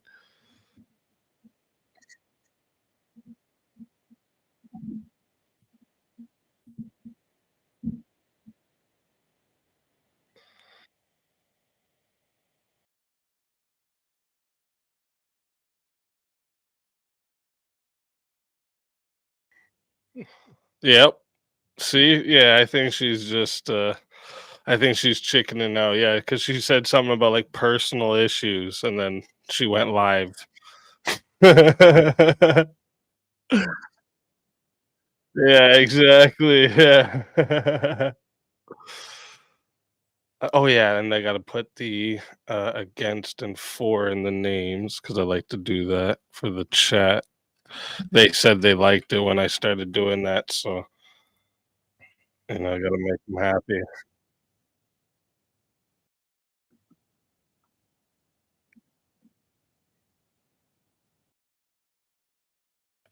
Shit. That's what's up. Then she'll really feel bad about it. All right. And then also bass guitar. So for opening statement, you're gonna go first. got And then when we get to closing statements, you'll go first again so that we can give Wally the last word, because I like one side to get the first word and then one side to get the last word. Okie dokie. All right, perfect. Oh shit, let me turn my camera on. Jeez. And then also when I start it up, it'll do the little disclaimer that I have, and then my intro. So like with the disclaimer and intro, it's almost about 3 minutes. And then I'll introduce the show, introduce the prompt, introduce you guys, and then we'll get right into the opening statements. Both good with that? Sounds good. All right, perfect. And you're both ready? All righty. All right. Good luck to both of you, gentlemen. And thank you for both of you coming tonight. Let's rock and roll. Warning. The information shared in these conversations and videos are intended for general knowledge and entertainment purposes only. It should not be considered as legal advice or professional guidance. Additionally, any documentation or references to specific content are solely for the purpose of discussion and understanding. It does not imply endorsement, promotion, or support of said content. The views expressed in these videos and/or conversation are those of the individuals involved and do not represent any official stance or opinion. The content you are about to experience may contain strong language, including explicit words and phrases. This language is used for artistic expression and may be integral to the storyline or character development. It is important to note that the use of such language does not endorse or promote offensive behavior. Viewer discretion is advised, and please enjoy the show responsibly. Disclaimer. Copyright disclaimer under Section 107 of the Copyright Act 1976. Allowance is made for fair use for purposes such as criticism, comment, news reporting, teaching, scholarship, education, and research.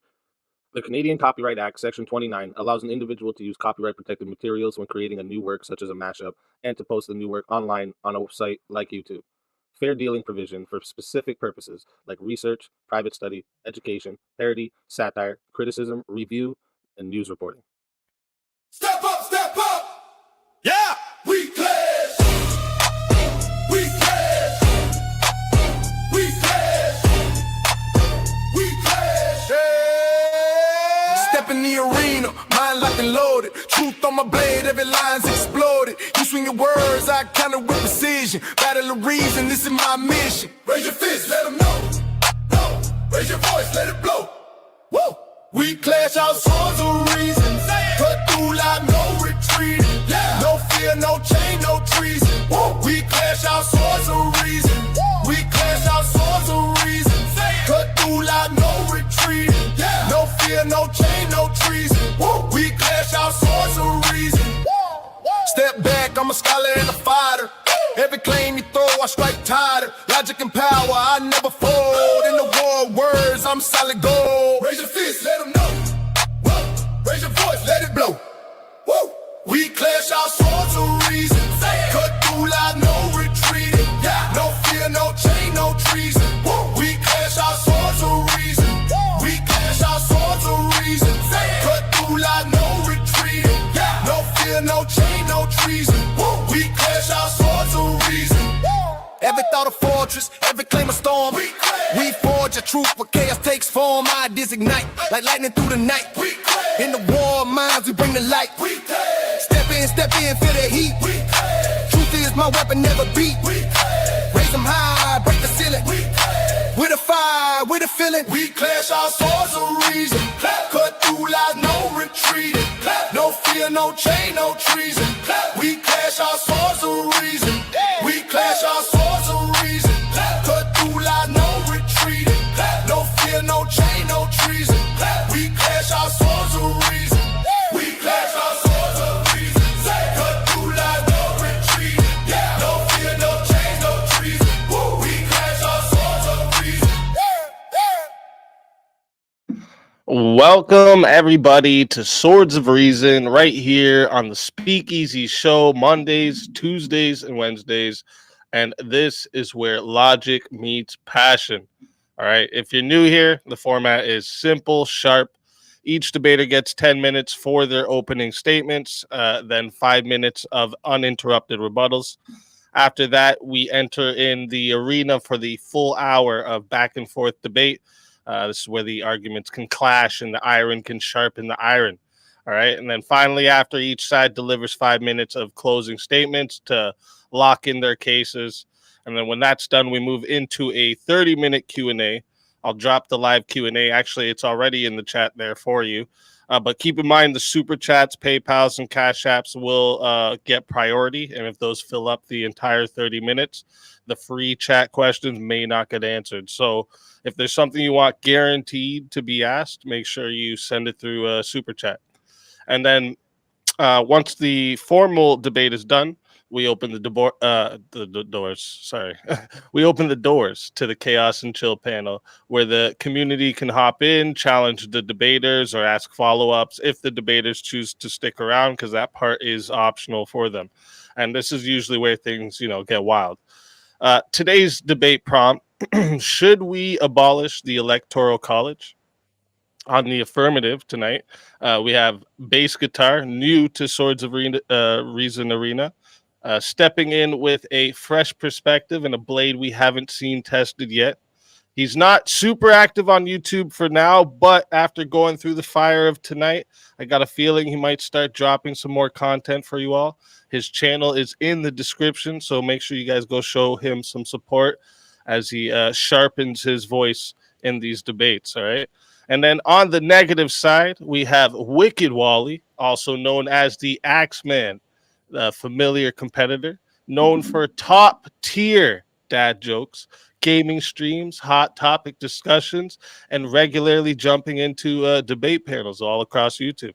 All right, he's been in plenty of arenas before, and tonight he's here to sharpen his blade once again. All right, debaters, you know the rules. And we're going to start with the affirmative. So whenever you are ready, Basegitar, I will start the timer up with your voice. And once again, thank you both for being here tonight. Yeah, okay. First off, I wanted to thank Speakeasy and Wicked Wally for doing this debate. Hopefully we'll have a really good discussion. So I want to start off by saying that the Electoral College doesn't actually do what people tend to claim that it does. And that's either historically or currently. So if we look at historically, I want to start with a reading Federalist, part of Federalist 68, which was written by Hamilton, and he was discussing the goals of the Electoral College. And as I read this, I want everybody in the audience to think back to the past 30 years or as long as you can remember, and regardless of your party, ask if the Electoral College is actually accomplishing the goal that Hamilton said that it was supposed to accomplish. He said, the process of election affords a moral certainty that the office of president will never fall to the lot of any man who is not in an eminent degree endowed with the requisite qualifications. It will not be too strong to say that there will be a constant probability of seeing the station filled by characters preeminent for ability and virtue. Does anybody actually think that that's the case? I don't think so. I don't think that it's consistently provided that result. In fact, the Electoral College doesn't even really function as it used to anymore. If we look back to the first ballots when there were general elections in the states, Washington wasn't even on the ballot. People were supposed to vote for non-office holders from their community, and there were actually no presidential candidates. And then those non-office holders would get together and they would vote on who they thought would be president. Currently, there are 37 states plus Washington, D.C., which have faithless elector laws, which means that electors they don't have their own will. They have to vote a certain way, depending on the state. And so due to that, the historical purpose is just gone. So whatever the historical purpose of the Electoral College was, that just doesn't exist anymore. Now, if we look at the more modern defenses of the Electoral College, those also, if we examine them, they don't hold any water. For example, I suppose Wicked Wally, might say that it gives smaller states a voice. But there's actually no evidence that candidates spend any time appealing to Wyoming, North Dakota, New Hampshire, or Vermont.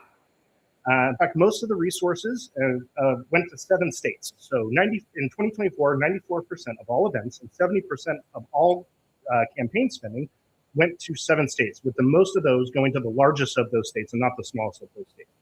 Virtually no time or resources were spent trying to hear the voice of people in New Hampshire, Vermont, Wyoming, or North Dakota.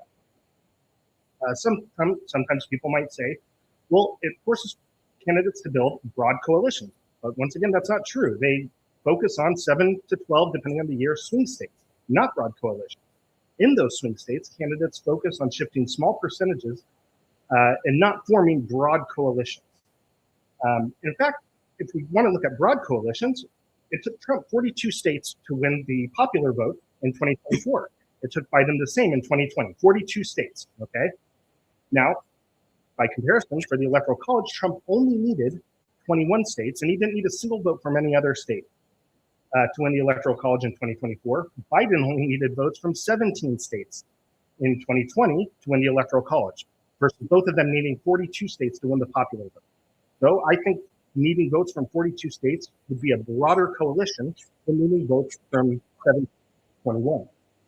He might say some kind of variation of it keeps California and New York, or Los Angeles, New York City, or Chicago. It keeps those big cities or big states from controlling elections. Well, first off, that isn't true. States and cities aren't homogenous. They don't vote 100% of the way. And in fact, because of the winner-take-all system, it actually allows states to act as if they were homogenous, which is 50% plus one of the vote. And we can dig into the actual numbers on that, hopefully throughout in the open discussion. So in addition to the Electoral College not doing what people in the past or currently say that it does, it just isn't a good system. And we know this.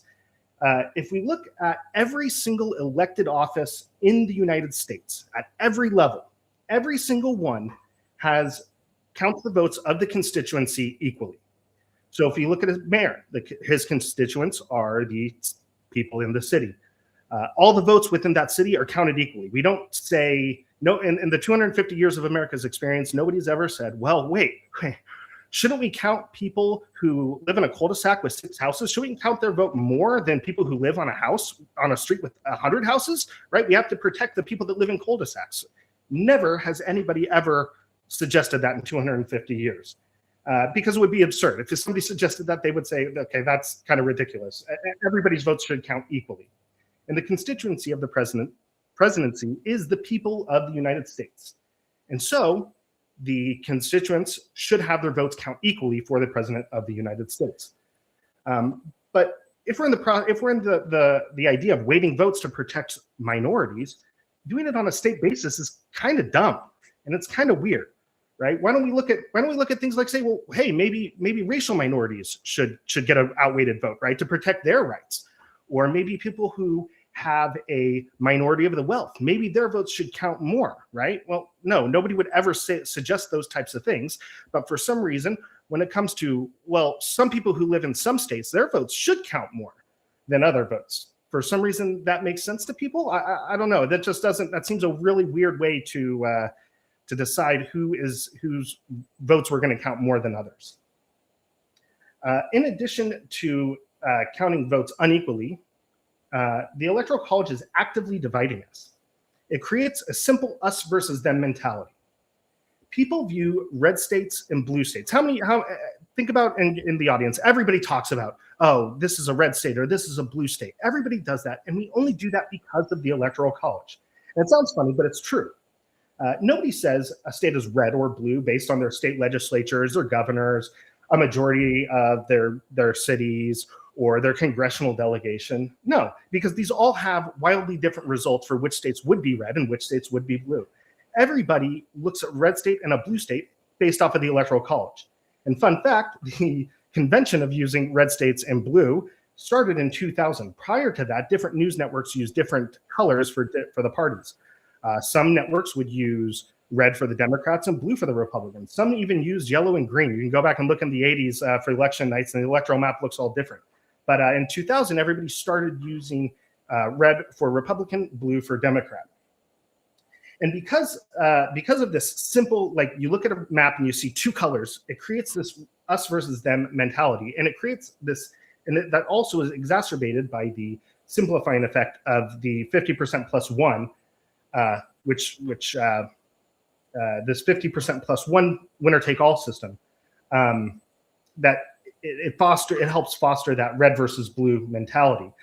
But that's just not reflective of reality. In fact, California has more Republican voters than any other state in the union, but people think of that as a blue state. The states with the third most Democrat voters in the country, Texas and Florida, but nobody would say that those are blue states.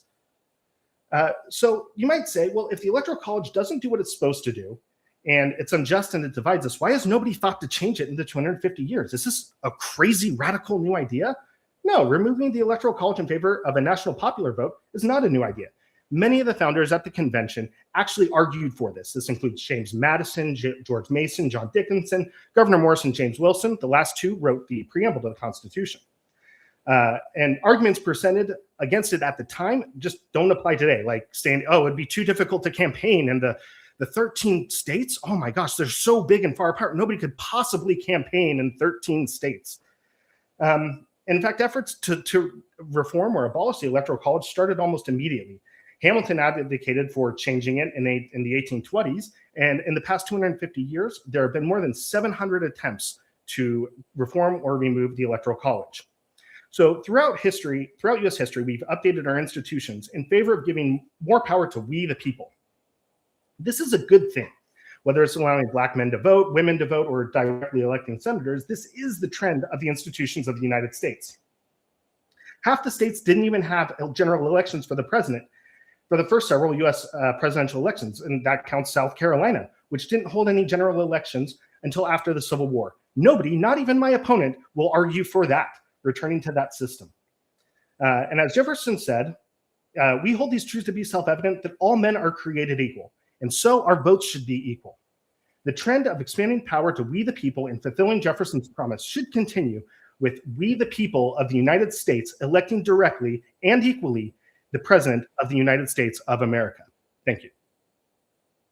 Thank you for that opening statement, Basegitar.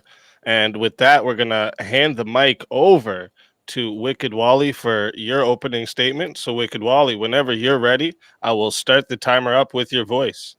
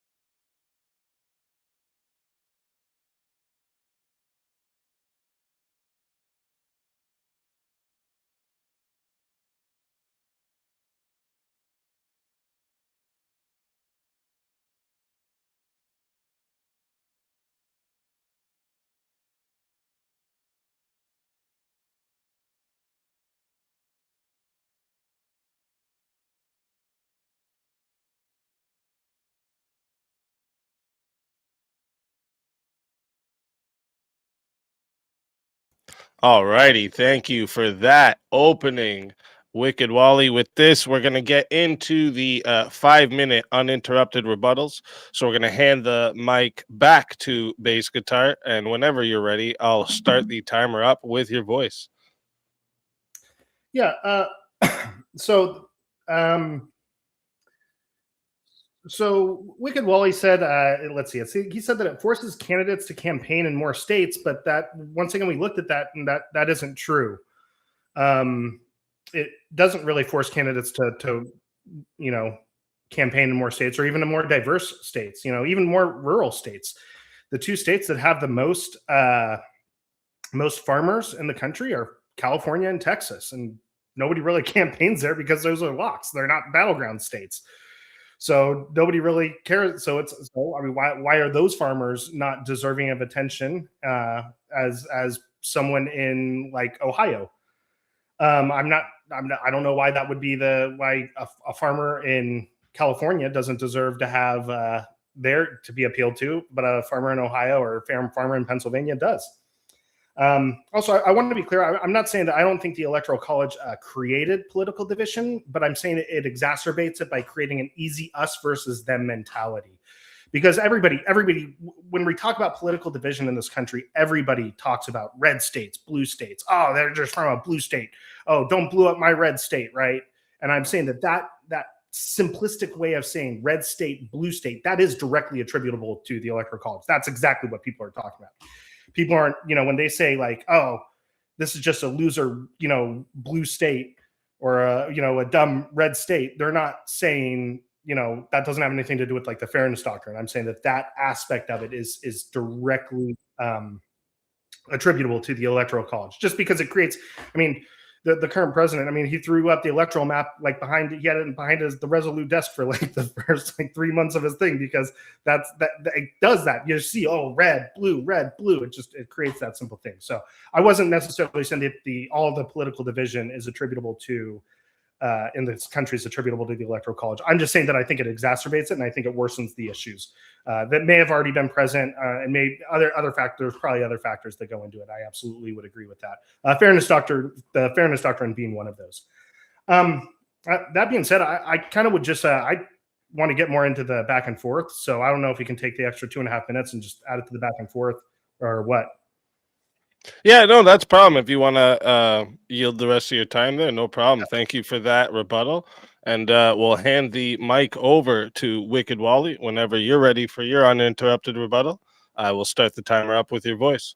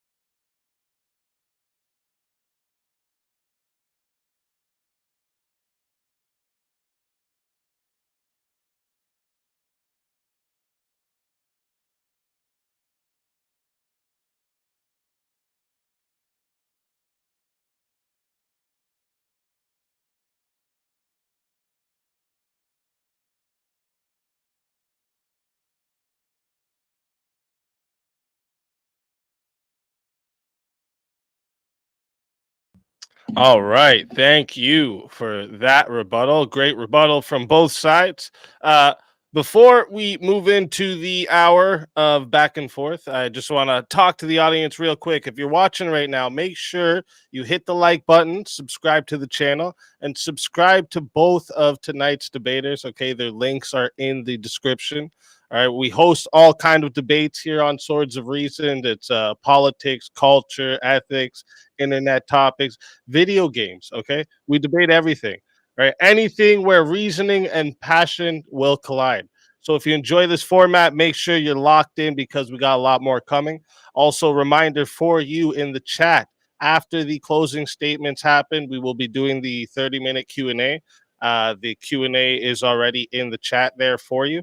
And remember, the super chats, PayPals, and Cash Apps, these will get priority. And if they fill up the whole 30 minutes, the free chat questions may not get answered. So if you have something you really want answered, send it through one of those options and we'll make sure it gets asked. All right. And finally, thank you to both the debaters for being here tonight and bringing your perspectives to the arena. So whenever one of you is ready to start up the open hour, I will start the timer with your voice. Yeah. So when we're talking about, you actually, it almost seemed like you made my argument for you when you were talking about like LA and California, that it kind of negates the votes of people in the Central Valley or other more rural parts of California. Just so if we're looking at on a national level, how many cities and by what margin do you think somebody would need to win, like a presidential candidate would need to win that would just negate the like everyone else in the country? Like if they got 100% of the vote in New York City, or like let's say they got 100% of the vote in New York City, Chicago, LA, and we'll count the metro areas, right? So not the suburbs and stuff of all of that too. They got 100% of the vote in those three cities. How, like, do you think that would push them over the top?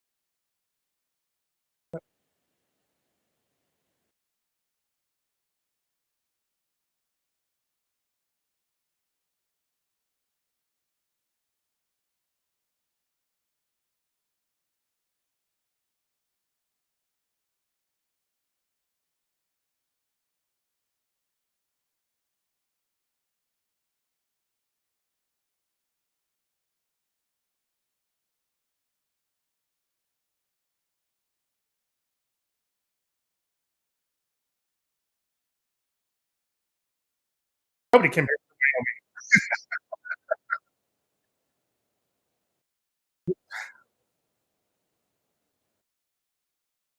There should be one Dakota. No.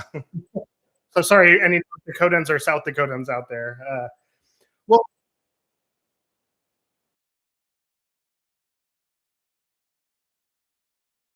then we don't have to change the flag, right? There we go.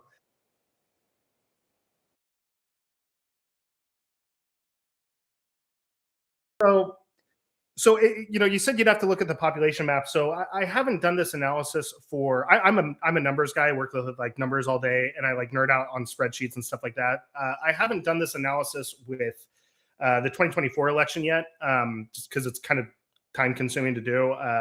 Although I got the template for it now, I could probably do it a lot faster.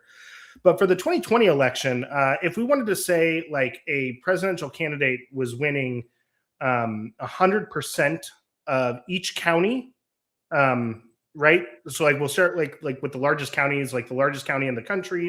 When I say largest, I'm talking like population size. I'm not talking like acreage. LA County is the largest in the country. So if a candidate won 100% of LA County, that would barely make a dip in the popular vote. In fact, I went through and I looked at it. It takes somebody would have to win to get to 50% of the vote. Somebody would have to win 100% of the 153 largest counties in the nation.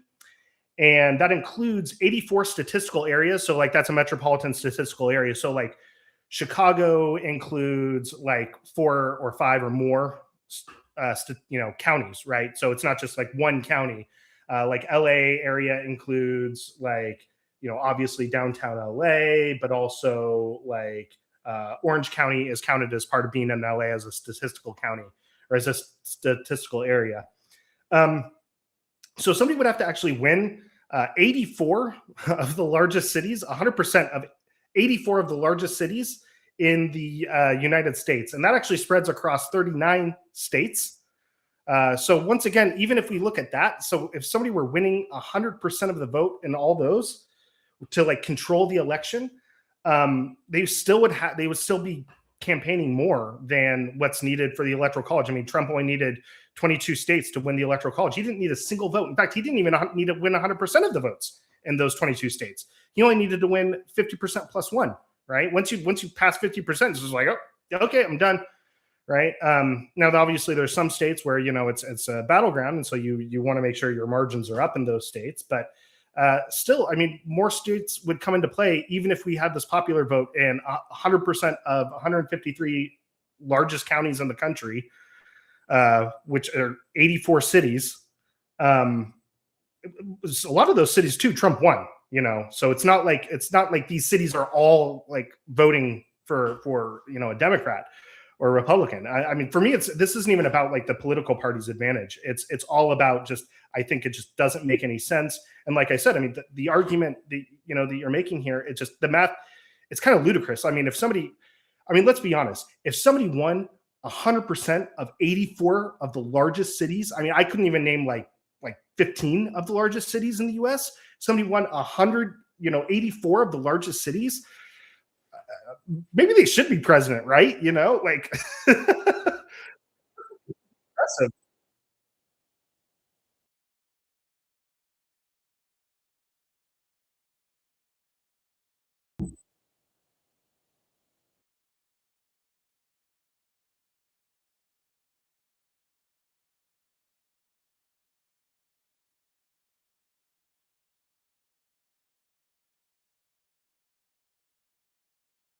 No, I just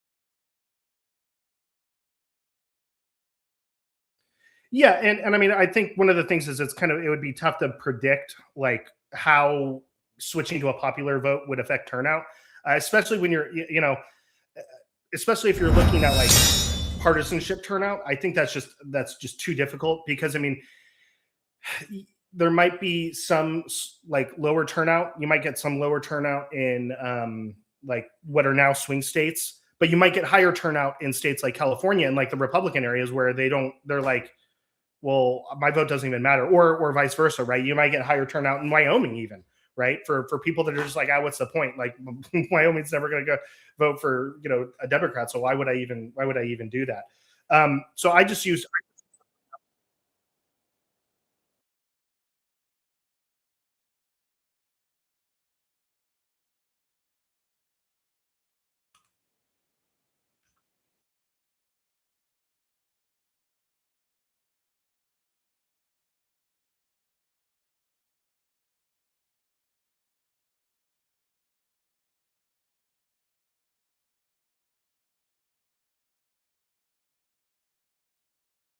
Yeah, that's with that.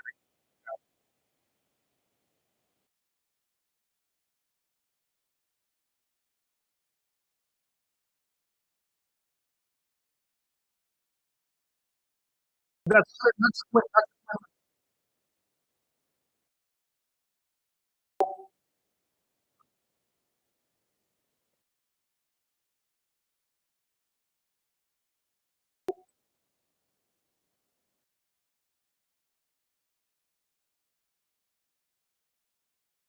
so I think you're kind of like you're taking like an electoral college view on this analysis, and that's part of the problem. I'm not saying like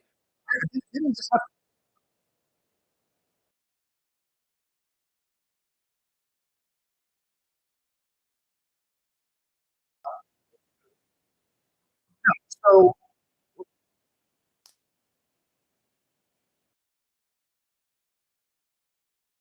yeah so like I said, I went through on a county by county basis for 2020. I haven't done this yet for 2024. I had 4 years to do it for 2020, so don't give me a year or so to work on this for 2024, because I like I said, I'm a numbers nerd, I'm a math nerd. I do this kind of stuff for fun. So like LA County had in 2020 4,264,365 votes. So I just took the total votes and went down by the country, and I went to say, okay, well, let's say a candidate won 100% of the vote, right, of LA County. How much of that 100% of the vote of LA County, how much was that? And I'm using counties as kind of like a sub end for like a city, right? Because it's not just winning like an electoral college where it's 50% plus one that they'd have to win. I'm saying 100%. So every single person who's voting in this city, if every single person had cast a ballot for Joe Biden, right, in LA County, he'd have to take like 84 cities, 100% of the vote for 84 cities to do that. LA County was only like, it was less than 3% of the overall vote, and that is by far like double, like by far the largest county in the entire nation. Once we start getting down to counties, like for like Tulsa and Albuquerque, right? Those metropolitan areas are way smaller, but those are still included in this analysis. So if a candidate won, they'd have to win 100% of Tulsa along with 100% of LA to be able to like control the election. And that's the 84 different statistical areas that I'm talking about, right? So like Tampa, St. Petersburg, Clearwater, that metropolitan area, that would be included as well, right? So Provo, Orem, Utah, right? They'd have to win 100% of the vote. So they'd have to win all the Mormons along with all the nut jobs in San Francisco. They'd have to win all that to be able to control the election. And that's 100.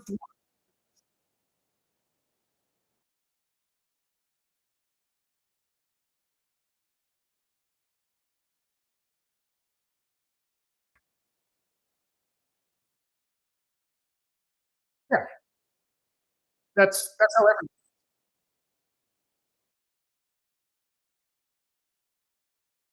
Yeah, that's why I expanded it from just counties to like statistical areas.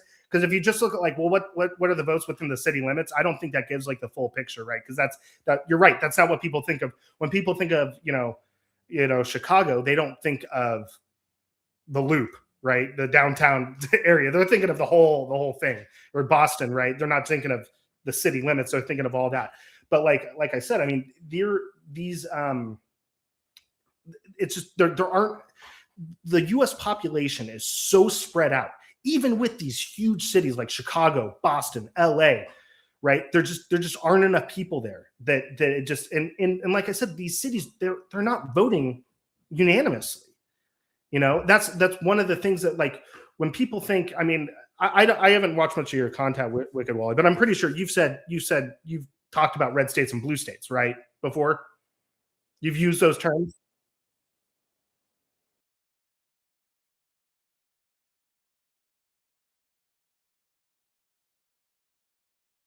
Oh, nice. Are you doing it?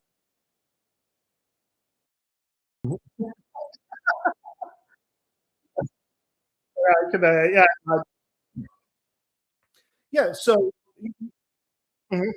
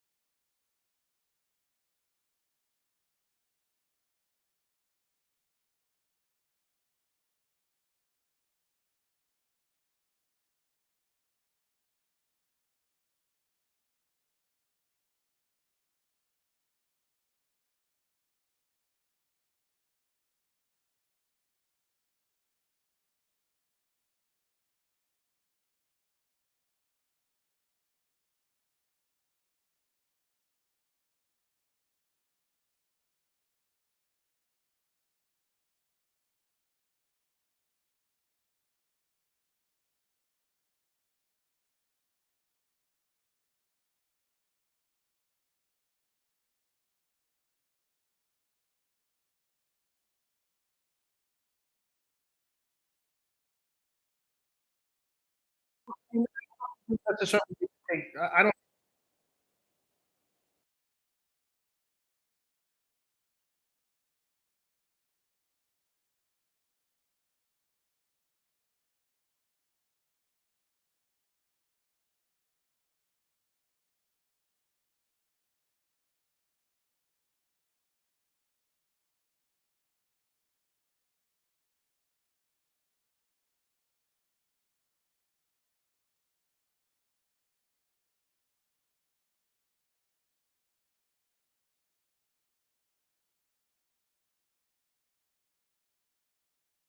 Well, I mean, with the popular vote, you wouldn't even need to send to other states, right?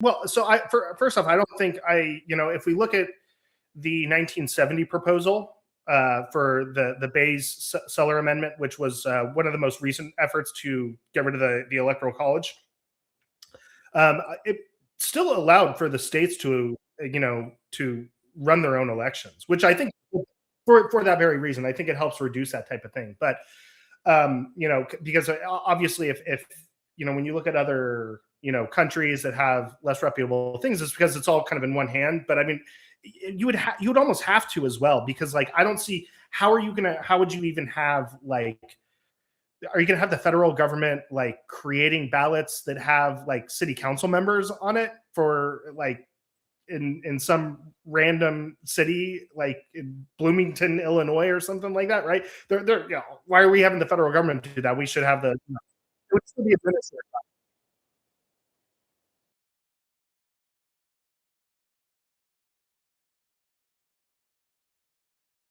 But you could,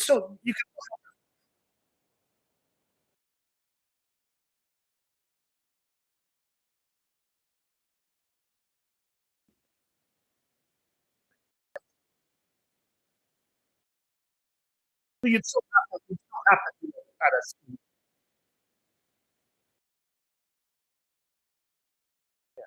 well, yeah, I mean, so I think you would still have to have the elections administered on like a state and county level, even if you had a popular vote.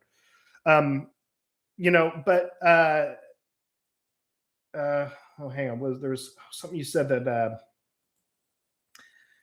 yeah, but I don't like, and without delving too much into like the fraud aspect of it, I don't think people understand like, okay, it's really easy to commit voter fraud in the United States, but it's like even easier to get caught doing it, especially if you're trying to do it at scale, right? So if you think about it, like, and sorry to kind of, I know this isn't 100% with the topic, but I mean, I think it's the concern.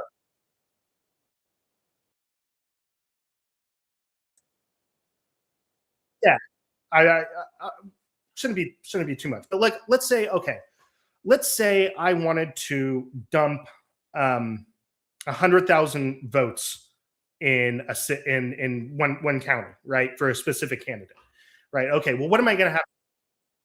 Yeah, well, it would be, and I'm going to explain why it's essentially like impossible. Um, so what you would have to do is you would have to have a list of everybody who's registered to vote, and then you would have to take. Okay, well, there's more people that are registered to vote than actually vote for it, right? So you'd have to find 100,000 people who haven't voted and aren't likely to vote, right? But just because you voted in the past doesn't necessarily mean you won't vote in the future. So let's say you do 100,000 votes and you're able to predict with 99% accuracy, uh, you're able to predict with 99% accuracy who will vote, who will actually like the people that aren't regular voters, that they actually won't vote in this election, right? So with 100,000, you would still in that one single county, even if you were able to predict with 99% accuracy, you would have 1,000 additional votes of people duplicate voting, right? Because if that person goes in to vote, right, well, now they're on record of having voted twice, so they're going to get busted for it. 100%, they're going to get busted, right? They do this all the time, and that's 1,000 votes in one county. But if we look at like how often this actually happens, it's like per year, it's like 5 or 6 per year. So you're talking about like a 10,000% increase of voter fraud in one county in one election. It would set off like a million red flags, and it would be incredibly obvious that there was shenanigans going on.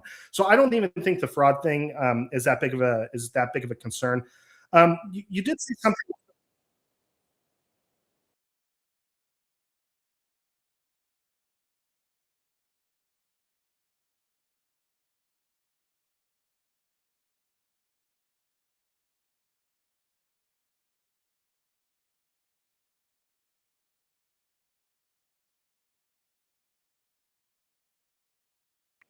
Well, I mean, that would still, I mean, it'd still be insanely obvious because I mean, they do check those roles, and people get caught for doing that stuff all the time.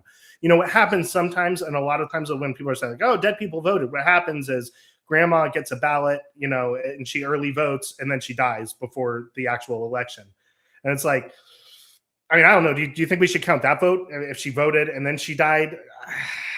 I don't know. I would say if I went, even if we did on the day of the election, if I vote for a ballot and I put it in the drop box, in person, I voted for it, and I get in a car accident and die on the way home, should that toss out my vote? I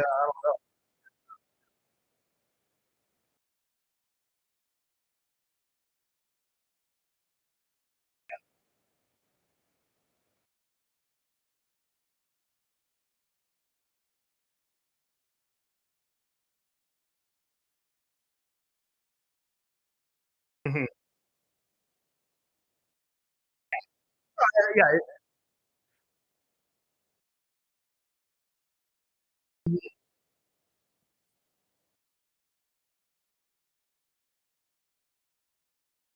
Yeah,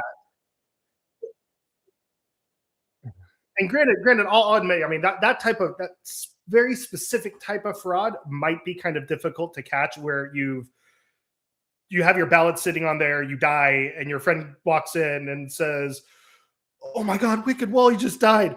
Oh, here's his ballot. I'm going to fill it out." I don't think that kind of fraud is.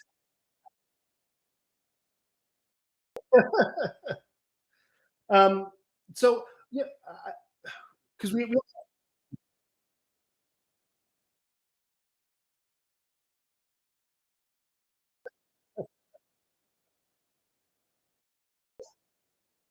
well, I kind of have a question that I always ask when I'm talking to people about the Electoral College. That I'm just for my own personal curiosity is. Do you mind saying who you voted for in 2024? And see, this is one of the things that I think is very important, because you actually never voted for Trump. You voted for some person who you have no idea. And I would say you're probably, I would probably put you on like above average on like political astuteness, right? Like for people in the nation, I would put myself, I would put Speakeasy. I think all three of us are probably like above average, like political awareness. And I would bet money that nobody in the chat knows the names of like any of their electors, right? So nobody's voting for like the electors, right? They're voting for the president, so that's just another thing. So like that was kind of my point with the historical argument, is that nobody really, the electors just aren't serving any purpose anymore other than directly weighting the votes. So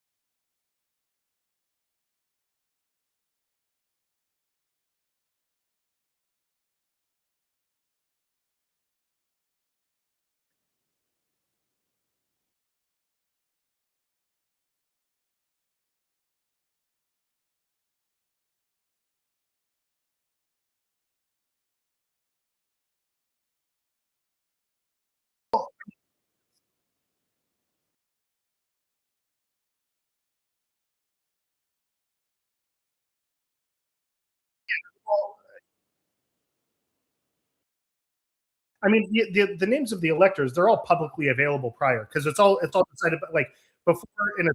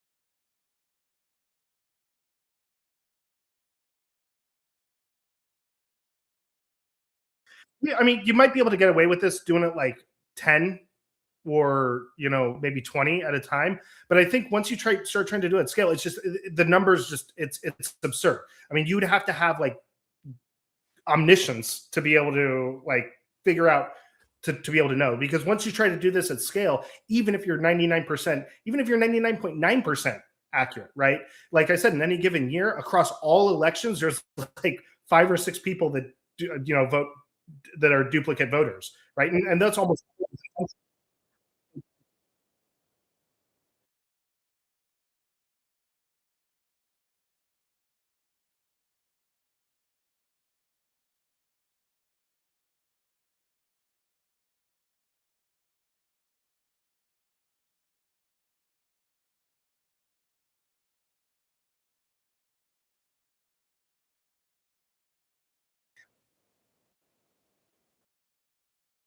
even if you were able to do that, I think there's like something like 3,000 counties. You'd have to you'd only be able to do this like maybe like 20 at a time. That's 60,000 votes. That's like,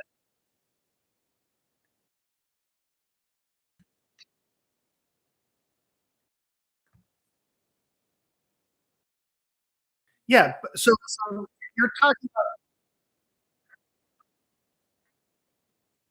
so yeah, but essentially you're risking. I mean, because we both agree, like the penalties for this are huge. So you're talking about like this massive exposure where you're yeah, but it's really easy to get caught. If you're talking about this massive exposure to like, because you're doing it 60,000 times, right? And you're talking about shifting like 0.04% of the national vote.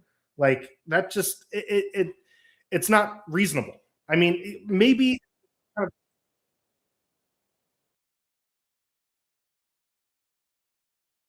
I mean, I don't want to get into that. The Cyber Ninjas audit wasn't. They didn't find anything.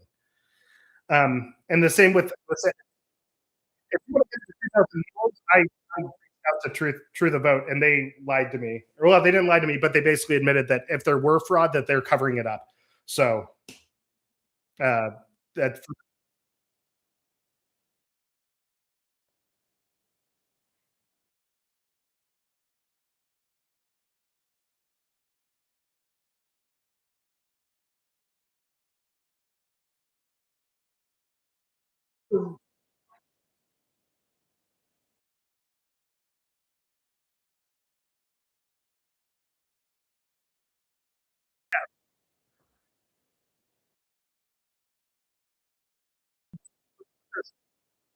What I'm you would have to be like completely perfect in knowledge of who's actually going to vote and who's not. Like you can't make a guess and be like 80% right. You'd have to be like 99.999% right on every single guess, right? That's just the mathematics of it are just insane. You couldn't do that. It would be obvious. Even if you were 99.9% accurate and you try to do this like for 10,000 votes, you're talking like doubling or tripling, or I think that one's like let's see, 100,000 votes, 100 votes. You'd be talking about like more votes, like more like duplicate vote fraud than like happens in the entire like nation in one county. And just where's the evidence of that, right? Because it's obvious they'd be caught. I mean, you can look at the records and be like, Joe Schmo, you voted by ballot, and Joe Schmo, you voted in person. Like, what's going on with that? And they would go to the house. Where are these people that are being charged with that are saying, I only voted once, I swear, right? Because I mean, we're talking, if we're like doubling or tripling the number of people where that happens to, the vast majority of those people just plead guilty because they know that they're guilty, like in any normal years. But it's just the voter fraud thing is just it's not a huge concern. Like it's just, and I know people say no.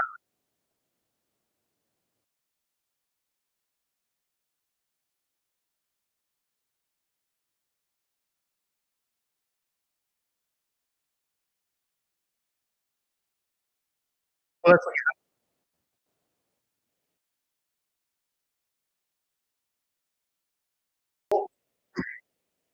well, then the voter rules are going to be off. Then the voter rolls are going to be off, right?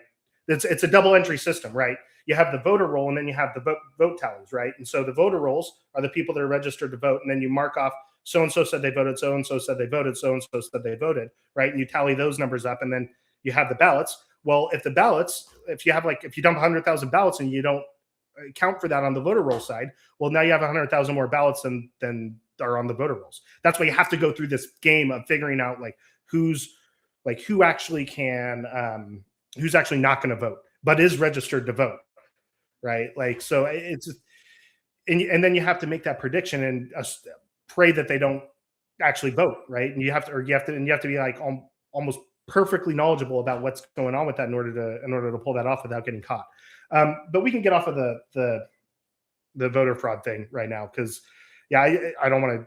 That's not what this is about. About the historical aspect of it. I mean, people like Madison were advocating for the national popular vote in the Constitutional Convention. He pushed for that. So I mean, this isn't a new idea, right? I mean, some concerns that you actually brought up are kind of similar to what Madison said. And Madison said, "Well, I think it's a concern, but I think that it's actually better for the nation if we ignore it." And that was basically Madison's concern was, well, because there were basically three factions in the Constitutional Convention. There was the National Popular Vote faction, there was the Congress faction where Congress picks the president, and then there was the state legislatures where the state legislatures pick the president, right? So there was those three factions that were kind of vying for it, and they didn't actually settle on it until right before the end of the Constitutional Convention. In fact, that's actually what Madison says in 1820. He's like, "Look, we were tired. We're at the end of the thing, and we had to come up with something. So everyone was just tired, and so everyone just kind of was like, all right, let's just pick something, right?" And that's why they didn't settle on the Electoral College until September of the convention, a week and a half, 2 weeks before it ended. But Madison's concern was, he was like, "Look, we should have a national popular vote, but there's a problem in when you're looking at it compared to the Congress aspect." Because they'd already settled, they already had the Great Compromise, which was where the 3/5 compromise, right? They'd already settled on that. So he was like, well, Southern states have this this overrepresentation compared to the eligible voters in their state, because they count for the slaves in their state, versus Northern states, which don't really have that. So there might be some discrepancy, right? So a greater percentage of the people in New York could vote versus people, if we're counting the slaves in Virginia, right?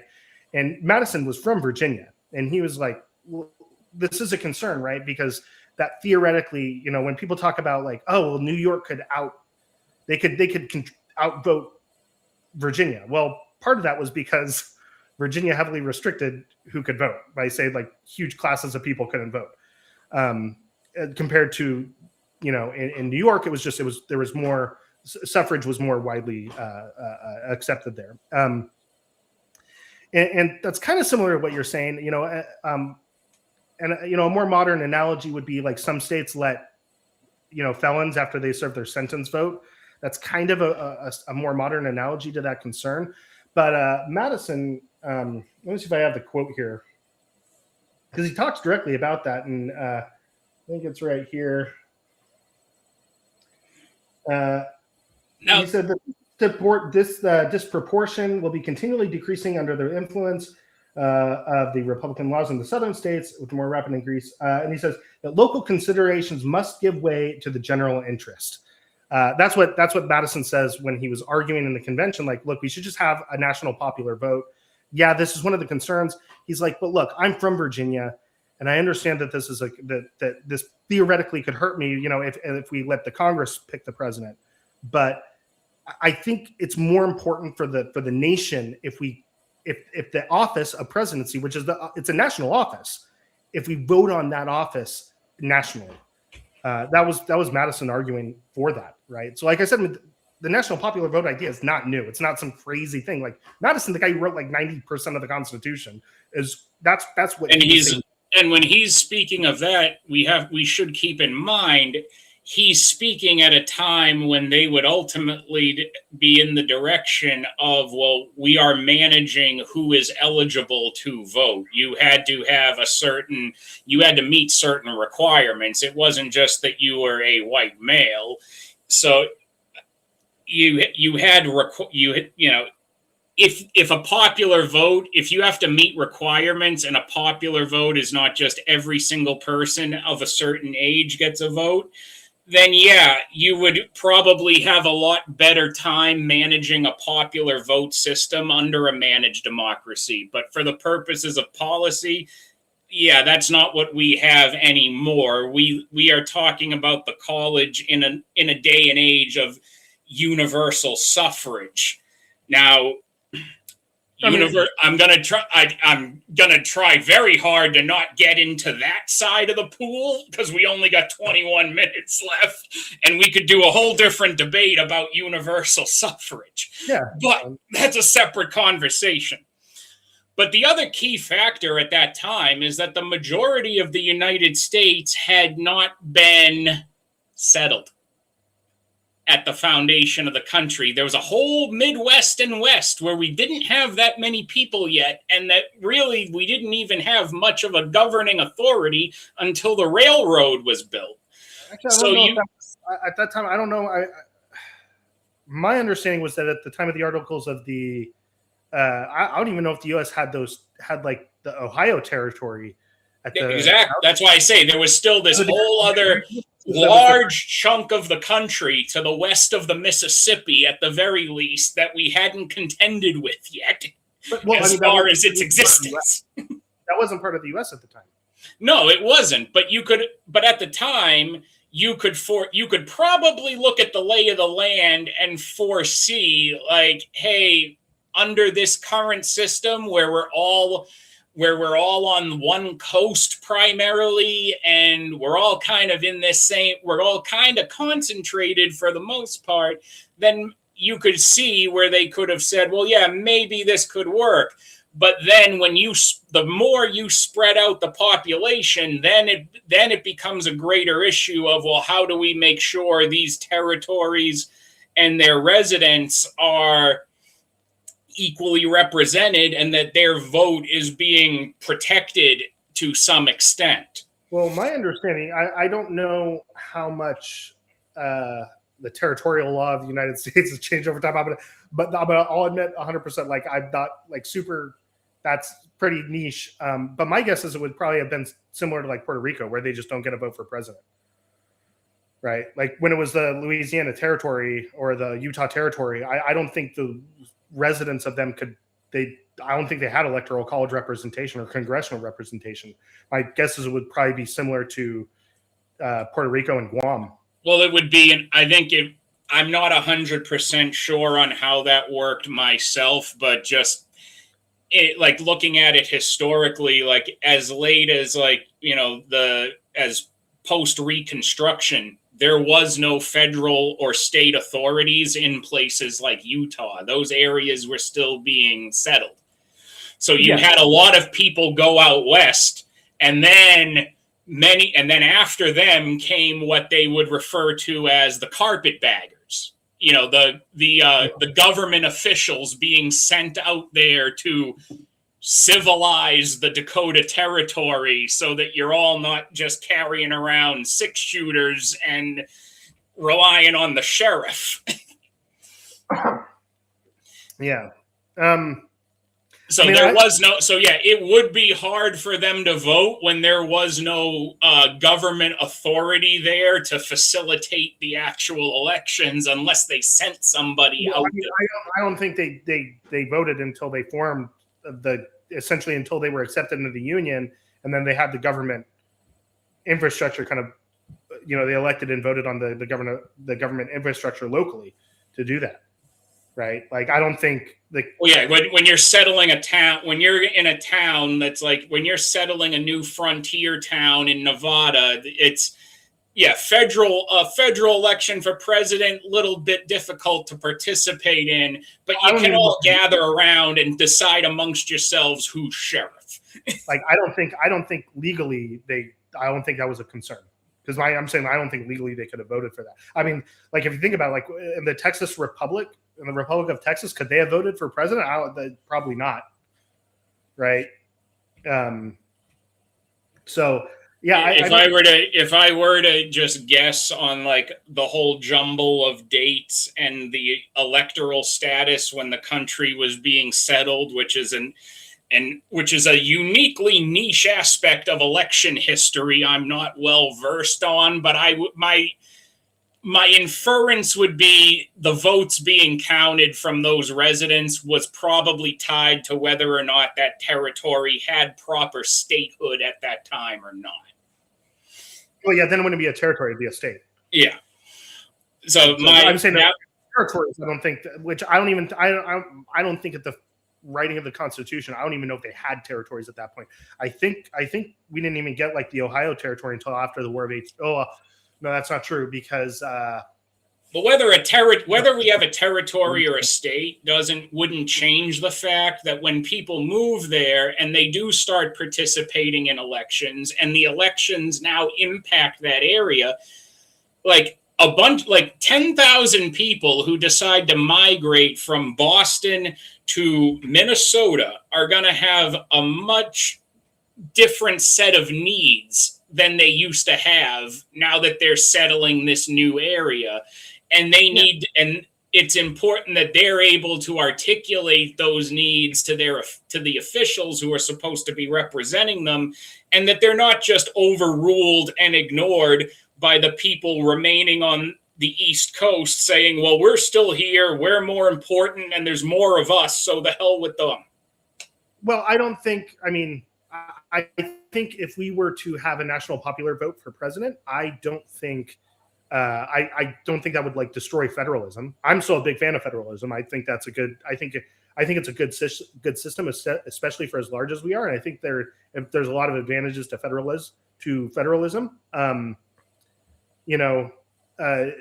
I do kind of tend to side with Madison in that liking a more national, considering ourselves as one nation, because that was another thing too, is like at the time, they didn't. If you read like the early Federalist Papers, one of the big things is they're like, look, we had to have this Constitution because if the United States of America is going to be successful as a country, we have to think of ourselves as one nation, and they didn't at the time. That was part of the reason for that was one of the arguments and against the Electoral College at the founding was like, look, someone from New Jersey would never ever vote for somebody from New York, right? That was the concern at the time, because they were like, no, if you're from New Jersey, you're not from the United States of America, you are from New Jersey. In fact, they're actually fascinating that it's actually reflected in our language. In the original, when people talk about the United States, like in George Washington's first address, he didn't say the United States is, he said the United States are, right? Because it was the conception, the way people conceptualized the country was we're 13 different nations that are grouped together. But Madison was like, if in Hamilton, we're like, look, if we're going to be successful, we have to get to ourselves to become thinking of ourselves as one nation. And it wasn't until after the Civil War that changed. And then people during the Civil War, people started to, say the United States is, and then it kind of picked up after, during Reconstruction. But I mean, that was amazing. We were able to heal all of that division with the Electoral College still in place. Who'd have thought? Well, I mean, that's once again, my issue with the Electoral College causing division was it's not that the Electoral College itself is causing division, because I would hope not, because it's not a living thing. It can't do anything on its own. They didn't have TV in 1866, right? Or 1868, I guess would have been the next election after that. They didn't have TV in 1866 and 1868, and I don't think they had colored printers.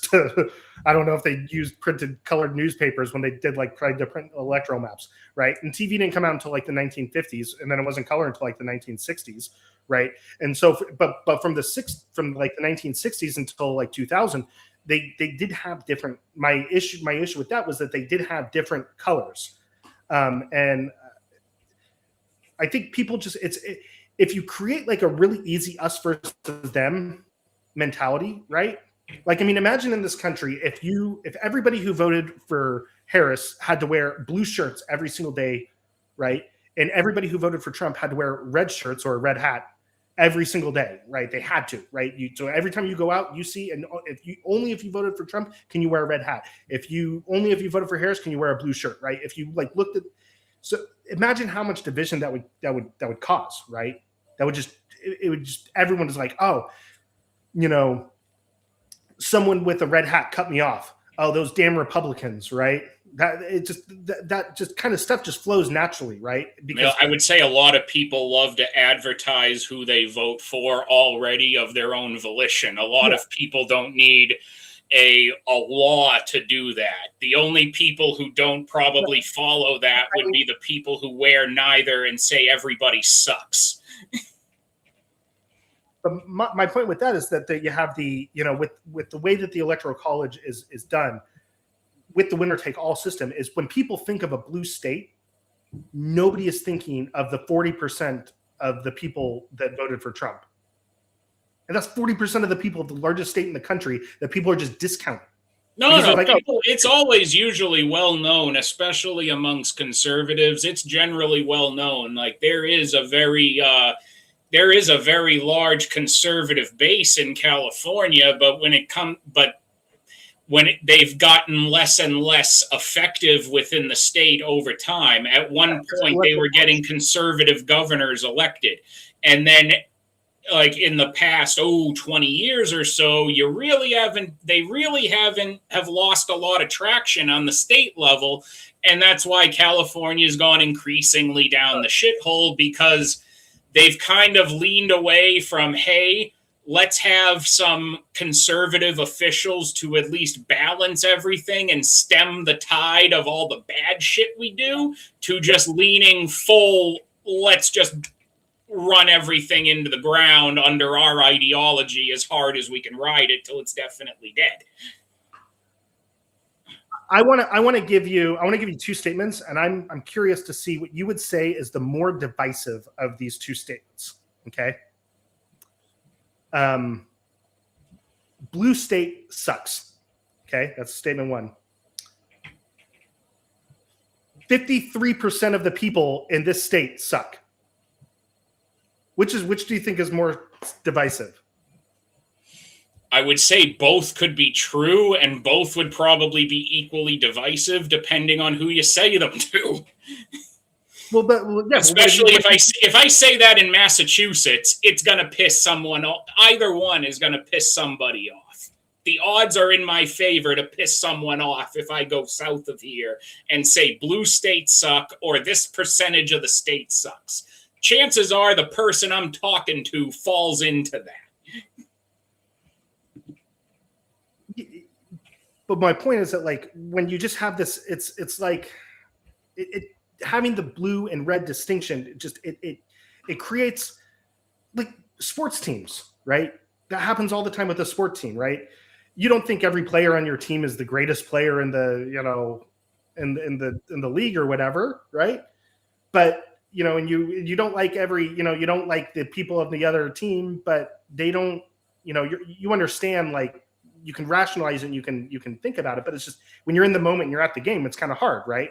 But when you have this blue, red, it creates this easy kind of like sticking point, right? Yeah, but then again, it's like without the Electoral College, you've just had parties always align with some kind of symbolism. Like before, like they've always had different mascots, or we used to have, it was elephant versus donkey. Now we don't really seem to dwell on that much. We've just kind of simplified it to red versus blue. And that's, you don't need an electoral college to have tribalism. You don't need an electoral college or like an upper system to exacerbate tribalism. Sports fans are tribalistic without the playoffs or without a Super Bowl or like a World Series. Sports fans are tribalistic enough without championships. Wrestling fans are tribalistic. Gamers are tribalistic. Right. Do you think country or Kentucky? Would you say Kentucky is a red state or a blue state? Generally, generally speaking, my perception of it politically would be from the news that it's generally right-leaning, but my perception of a lot of people I've talked to is that it's been pretty mixed from people who are there. I've talked to just as many Democrats and liberals there as I have conservatives. They have a Democratic governor, right? Yeah, but they clearly voted for Trump in 2020. Oh, that's not a foreign concept to me, because you used to see this a lot, and you still do in a lot of states. This was a common thing in Massachusetts until around 2008, 2010, when all political balance in the state elections went out the window. Yeah, Massachusetts would vote for the Democratic candidate overwhelmingly. But when it came to the state elections, Massachusetts had a long run of conservative governors who did very well here. And we also had Mitt Romney, who I apologize about all the time. As a former resident of Massachusetts, I apologize for Mitt Romney regularly. So, I mean, but we had an understanding. The political culture in the state for a very long time was like, it was good to have some kind of balance. If you have a majority left legislature, have a right-leaning governor, or vice versa. Have some kind of political balance. And then when it comes to a federal election, the states go the way they go. But now, I would actually say the real political division has come from that concept going farther and farther out the window in society. States don't strive to have some kind of balance internally anymore politically. They don't say, hey, we'll have our left-leaning lawmakers, but let's have a Republican there as the governor to check that. We don't know. Instead, you have parties who just want to run the whole state. And when they have the opportunity, in a lot of those cases, especially the Democrats, run those states into the ground. And then they're just building up their political machines in those states for when they have a federal election so that they can throw as much support behind their presidential candidate as possible. So, I mean, that was kind of, like the whole idea that when you actually dig into the states, every state is complicated. Every state has this complex push and pull of everything, right? But my point is that, like, most people don't know that, right? If you're not from Kentucky, how many people know that Kentucky has a Democrat governor? Nobody. I would probably bet most of the people don't, and the rest of the country don't know that, right? And we don't think about it because depending on what part of the country, like if I told you, oh, Massachusetts has a Democratic governor, most people would think and be inclined to think correctly, oh, that person's probably a far left nutcase, and she is. But if I'm talking about, if you were to tell me, oh, the governor of Georgia or the governor of Mississippi is a Democrat, I would be inclined to think, okay, I'm surprised, but depending on the area of the country they're from, maybe that person's more of like an older school Southern Democrat where they would still have some more conservative notions to their policies than not. But I think that's becoming increasingly rare too. And it's to the detriment of a lot of those states that it is. Yeah, well, I mean, then the states are the laboratory of democracy. That's the saying, right? So, I'm all for that. If states want to try stuff, I'm all for that. And try different things out, right? Within reason. I don't think. No, this is why I think if we evaluated the feasibility of a state level electoral college to add a layer to the system, that I think it would actually legitimize the federal electoral system more if every state had their electoral votes determined in the same manner. What if you had? Would you be in favor of having like an electoral college for your city, where certain streets got like more of a vote than other streets? Well, Now, a city is on a very small scale. So when you're looking at But hey, do you people need an that- electoral college for a town or city? Probably not. But when you're but the more you expand your territory, the more you have to have better controls in place for how you're going to govern, because you have to cover a larger swath of land and you have to cover a larger population.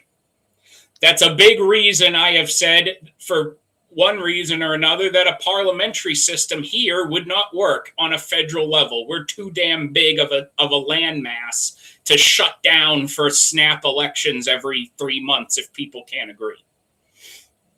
Well, so my point with the looking at the city was, I mean, I think we would agree that somebody who lives in a cul-de-sac is going to have different concerns regarding their city than somebody who lives in an apartment complex, right? Well, it would depend on how the city is laid out. I mean, a lot of cities, are you more likely to just see cul-de-sacs, or are you more likely to see a sprawl of buildings and skyscrapers and high-rise office and apartment buildings where you got millions of people stacked on top of each other like they're ants in an ant farm? That's what you're more likely to see. You're not going to, it's not like in the middle of, say, Boston, you have, here's this nice little cul-de-sac area, but then that's right next to all like the crack houses and the it's like a row house or something like that, you know. But that's where you get into more of like those borough neighborhood areas where it's like, yeah, maybe you'll see like townhome looking places in like South Boston, but in the middle of Boston proper, no, there's nothing but people packed ass to elbow. Yeah. So, but the thing is, I don't think anybody would really advocate for implementing the electoral college on the state level or on the city level, because they understand like it's kind of ridiculous. Why should someone else's vote for mayor count more than mine? So. All right.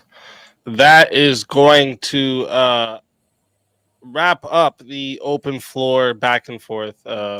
Excellent exchanges from both sides tonight.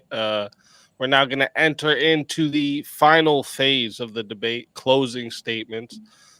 Quick reminder to the live chat here. The Q&A is there in the chat. All right. So if you've got questions for either debater, make sure you drop them in now. And remember, the super chats, PayPal, Cash App, these get priority. And if they fill up the 30 minutes, not all the free chats questions will get answered. So if you want to make sure something's guaranteed to be asked, send it through one of those priority options. But there's not too many tonight, so I think you'll be safe putting some in there. With that said, we're going to move into closings. Each debater gets 5 minutes to make their final case. We're going to start here with Basegitar. So Basegitar, whenever you're ready, I will start the timer up with your voice. Let me get the timer on here for you. All right, yeah. Whenever you're ready, I'll start the timer up with your voice. Yeah. So in my opener, I kind of talked about a couple different things. First off, I pointed out that the Electoral College doesn't function as it historically did, and the concerns for the Electoral College that the Electoral, led to the Electoral College don't really apply today. And the Electoral College doesn't serve the function that it originally did. And it seemed that we agreed on that. And then I also pointed out that in even more modern context, that the idea that, big cities or something like that would control all the elections. I didn't really hear any, rebuttal of that when we dug into the numbers. Like, right, we talked about how like kind of absurd it was. You'd have to have like 100% of the vote in like 80 cities across 40 states in order to like control the election. We didn't really have any, rebuttal of that. We pointed out, we talked a little bit at the end about the constituencies, and we seemed like we kind of agreed that in cities it doesn't really make sense to have an electoral college type system. But that maybe because if the cities were really large, maybe it would, I guess. So there's that. We spent quite a bit talking about the us versus them mentality. I still maintain that I think looking simply as like red or blue, I think it just simplifies things too much. And And it creates this easy mechanism for us to divide ourselves by saying, oh, this person's from a blue state, without looking more deeply, like we kind of talked about. Well, hey, this state is actually a lot more complex than just red or blue, right? But by having this mental image of the electoral college map and having this, where each state has to be red or it has to be blue, right? That simple mechanism, I think it really does just stick in people's minds. And think about that. The next time you hear somebody say something like, oh, that red state or that blue state, think about that and think like, actually, it's a little bit more complicated than that. But then think about like, well, why are they saying red or blue, right? Nobody's talking about Georgia being blue, despite them having a pretty mixed, both of their senators are Democrats. I think right now, Warnock and Ossoff, I think they're both still in office. So both of them are Democrats. So why are we calling, Georgia red, or it just, it doesn't really make sense. And so I want to, reiterate, this idea is not new. This is something that James Madison, who is the author of the Constitution, this is something that he pushed for. And in 1820, he recognized that the Electoral College was broken in 1820. And he said, we need to change this. And he had tossed out some ideas for that and letters that he wrote to different people. He wrote some letters to Jefferson about it. He wrote some letters to a guy named George Hayes, who was pushing for an amendment to reform the Electoral College. But this is it's not new, is what I'm getting at.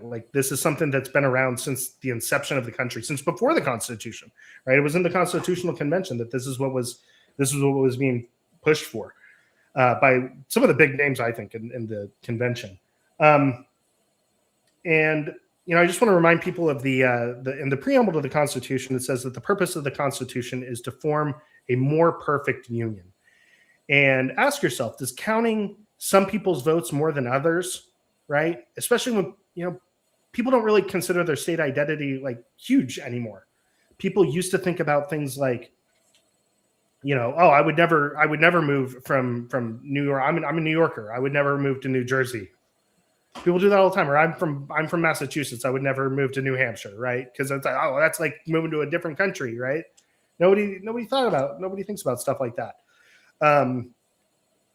And I think that's a good thing, because that was the whole purpose of the Constitution, was to help us become one nation. And I think we're there, but we still have this vestige of this old mentality where we're, 13 different nations that are trying to make it work. We're not there anymore. We are one nation. Everybody here agrees, well, we're one nation. And I think that's fulfilling the promise and the goal of the framers of the Constitution. And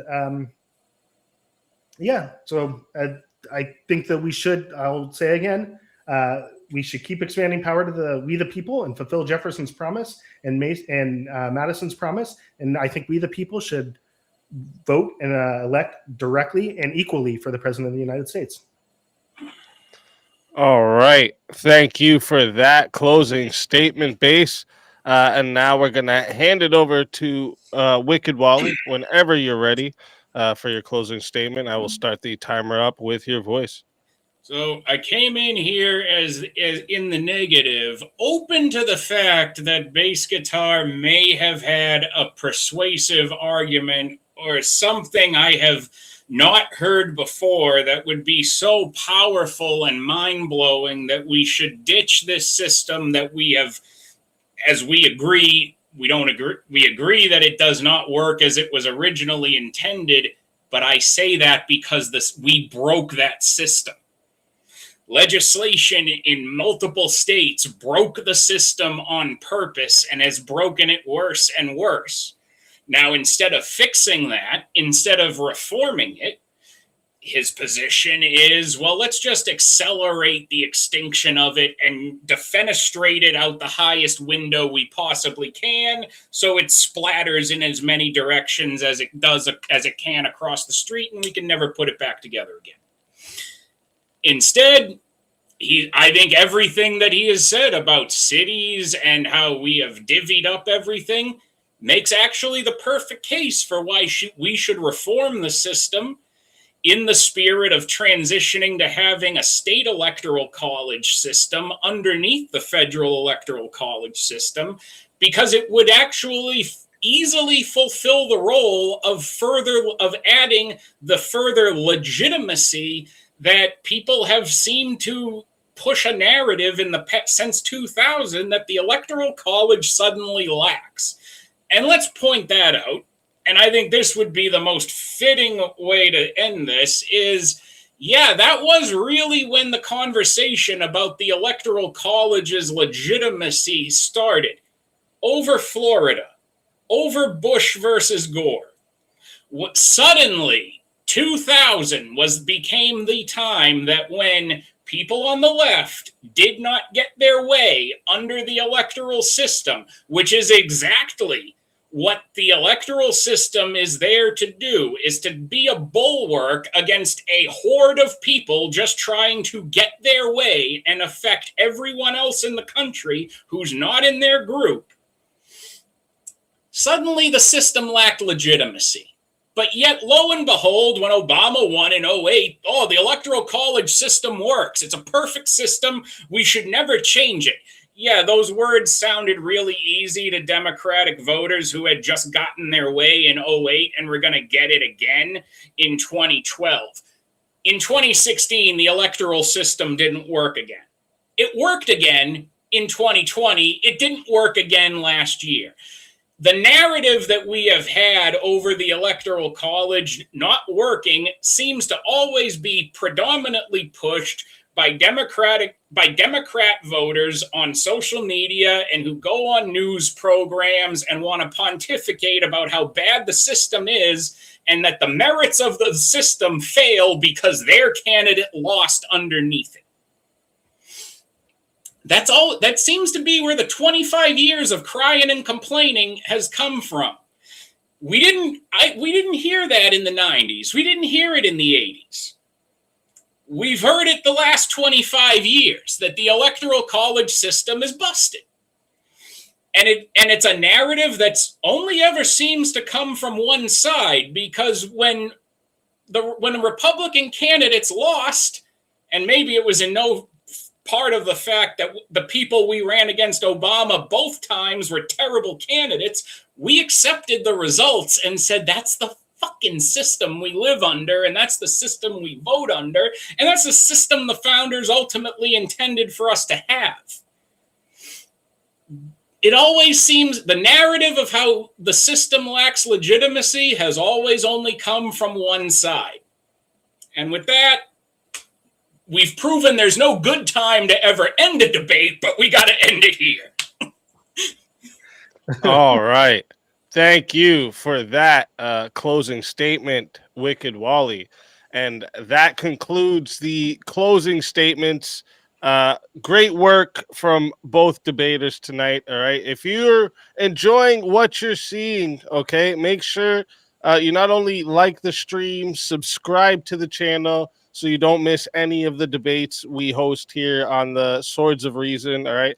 Run all kinds of matchups, like I said, political debates, cultural debates, social issues, philosophy, trending topics, video games, all types of stuff, all right? If there's a conversation worth clashing over, we bring it in the arena. And don't forget to subscribe to tonight's debaters as well, all right? Their links are in the description. Show them some support for stepping into the arena, sharpening their arguments in front of you guys tonight. All right, whether you agreed or disagreed. All right, we're gonna, like I said, we're gonna move in to the Q&A portion. But before I start the timer for the chat Q&A, I always like to ask a question to each debater myself. It'll be usually based on things I heard or arguments I want clarified or points I think maybe people missed or deserve another pass. But so the one I'm actually gonna ask you both the same question. So if you had to give the one how would I say this? The one strongest point you have that is against the other side, which would it be? Like the one strongest argument you have against the other side, what Like, would it be? And we'll start with base. to Steelman the other side, or No. So your like, what do you feel like out of your arguments you made tonight? What was your strongest one that is like the best reason to get rid of the Electoral College, like the Yep. main one? it's that it doesn't actually do what people say that it does. Okay. All right. Right to the point. I like it. I like it. You have anything for that, Wally, before you answer the same? Oh, like I've maintained, it doesn't. He says it doesn't do what people believe it does, but he doesn't include the fact that it doesn't do that because the system has been willfully broken by people in office. 36 states willfully broke the system and made it progressively more and more broken. I mean, So, do you think it was broken? Do you think it was broken in 1800 when Jefferson pressured Virginia to go to a winner-take-all system, and then all the other states followed? oh, if they had, I think that was against the spirit of the system. I don't think he should have done that. They had very good reasons for ultimately implementing it the way it was. I don't think it should be winner take all. You can't, as again, we see how huddled masses behave when they don't get their way. And I don't see how getting rid of the Electoral College would make us any less politically divisive or would make our elections any more secure. To also answer your question there, Easy. Yeah. All right. That's fair. All right. Thank you both for that answer. I like it. Both of you get right to it. So we're gonna start up this timer. Remember, chat. The super chats will get priority, but there's not too many here. So if you don't have a question in the Q&A yet, get one in there now. Okay. You've been a fun opponent, by the way, Base. Just want to let you know. This has been fun. Yeah. I debated Rob Noor on this topic a year and a half ago. I talked with him about that actually last week, believe it or not. I ran into him like a couple months ago, and he was cool about it. Yeah, he said I would change my opinion if a Republican won the popular vote, and I went up to him. I made a point. I was like, no, Rob, I still think we need to get rid of the Electoral College. He was like, okay. Yeah, I could have sworn when Easy gave me the debate, I could have sworn, I'm like, I think I've heard your name before. Like, I couldn't necessarily place it. That's why I mean, I've watched Rob for like about as long as I've watched Andrew. So I wanted to check with him. I'm like, is he somebody I remember from like the Twitch panel days or something? And Rob's like, he's been around a bit. I've debated him before. I'm like, okay, I'm not crazy. I didn't make this guy up. That's what's up. All right, let's get this timer going. First super chat we got here from Call Me GL comes in for $5. Says, appreciate you, team. Appreciate you as well. Thank you, GL. Big appreciation for the support. Next one comes in $10 from Prince of Dogs. Says, love and support, brother. Thank you very much. I appreciate that, Prince. We got for the goal, not one step back. Giving women the right to vote was a bad idea. For $10 from Taygooch. Shout out to you, Taygooch. Did any of you have anything for that? I tried very, very hard to keep it on this specific policy, or we could have gone down the eligible voter road all night and never discussed the Electoral College. I think there's a good argument to have. I think some of the tests that were applied, like especially like in Reconstruction, I think were like intentionally made to like go after a specific group of people. I think that's obvious. But I think there is an argument. I don't think that same condition would apply today. I would be in favor of actually something instead of just like kind of a universal suffrage. I would be, I wouldn't be opposed to something like everybody having to pass the civics test, that U.S. Naturalized citizens have to pass. Although they only get asked like 20 of the questions, I'd say give them all 100 and make people pass that. You know what? At least that's something. Before we even get into more of like people holding a stake in society, you're most of the way with agreeing with me on the suffrage thing. So I think we can skip a full debate on it. Yeah. Although I would say one thing about like doing something like that, like kind of bringing back the suffrage a little bit. I don't think if you're not forcing people to vote, I think people that are just kind of like not interested and not aware of that stuff, I think they're going to self-sort out anyways. So I don't think it's like a huge issue. But I wouldn't be opposed to something like, having to pass a citizenship test or the civics test. Based. I like it. Next one we got is 20 comes in from Kokomo. Says, can't stick around. Have a good one, fellas. Thank you, Kokomo. I appreciate the support big time. Then we got $2 comes in from Barrett, dropping some axes for Wally. Let's go. Appreciate that big time. Then we got a 20 from Mr. B. Says, we clash our swords of reason. Fuck yeah. Appreciate that, Mr. B. Then we got Prince of Dogs again for $5. Get those chats in with your questions and to reach the goal. Facts. I appreciate that, dogs. All right, so that's it for super chats. A little, you guys leaving a little lonely on the super chats tonight. But I think people had a break. I think everyone had a breakthrough and realized they can just send you money, and I don't have to talk no more if they don't ask a question. True. But there is some questions here in the Q&A. First question we got is from Re-Examination Show. Shout out to Base. I'm the Christian from the Wilson debate. He's the one that debated the 1 verse 5. Oh, I saw you. There will be another debate coming with him and Andrew probably in the new year. Andrew's so busy, especially this month, that we're probably gonna have to wait till the new year at that Wilson debate. But yeah, I'm probably gonna talk to him sometime in February. Yeah, they're probably gonna be talking sometime in the new year. But I'm gonna make it happen. I'll make it happen. But it says, how does getting rid of the Electoral College not favor the richest areas and enslave the agricultural sector? Well, I mean, so like I said, the agricultural sector is already kind of screwed, right? I mean, the largest state almost completely, essentially disenfranchises their, I'm using that term loosely, all their agricultural sector. The state that produces the most, that has the largest agriculture sector, which is California. So the Electoral College already does that.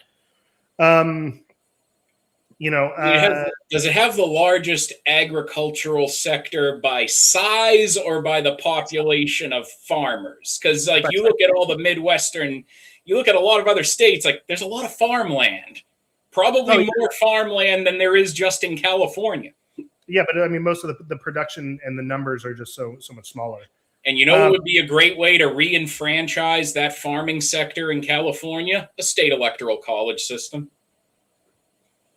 I'm sorry to cut into the Q&A, but by that, do you mean just proportionate allocation of the Electoral College, or are you talking about I don't know what you mean by how we would act? I mean, I would just envision that broadly, because I've never had. It's not like I've had 2 hours with someone where we've in depth fleshed out a state system in particular and what that would look like.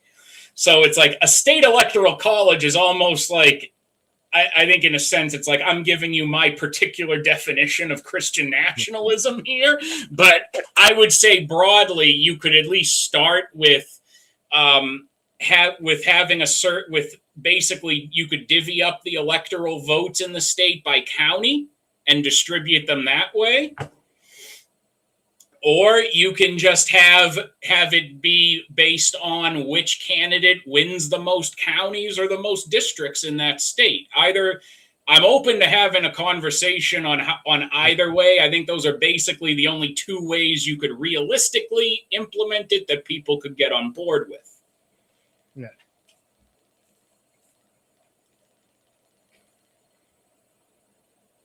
You're muted. Speaking. Wouldn't be a speakeasy show if I didn't talk on mute at least once. So I just do the Hogan ear because I think that does a lot more than yelling, "You muted." The Vigilante TV comes in, says the Electoral College creates a system where a vote in Montana's vote. Wait, yeah, a vote in Montana's vote is worth more than a vote in Texas, Florida, etc. due to population. Why should someone's vote cause their state, or yeah, why should I think they meant to say, why should someone's vote be worth more because their state has less people? I'm glad he mentioned Montana because at least now we're keeping the hypothetical confined to a state that I know for sure exists out there. Now, yeah, Wyoming. I got doubts, but still for you. But like it doesn't. I say what it's actually doing is it's not making a vote in Montana matter more than Texas, because at the end of the day, you could argue, well, they still have very different electoral college vote numbers at the end of the day. They have very different values. It's just a matter of we have a system in place that is not just a 1-to-1, popular democracy vote for a particular for the presidential office. We have a system that is giving the entirety of a state a value that something that is representative of their value versus their population and everyone who lives there. Like Montana still may have only like let's just say it has 10. I don't know the number off the top of my head, but let's say it has 10 and Texas has 45. You can go back and forth on how that vote matters to someone a little bit, but it's at least giving the different states some representative value, but still acknowledging that, yeah, at the end of the day, those states are very different. They're still not the same. Well, if you want to take it, like, instead of using Montana as the thing, DC, a Democrat's vote in DC counts for three and a half times the vote of a Republican in Texas.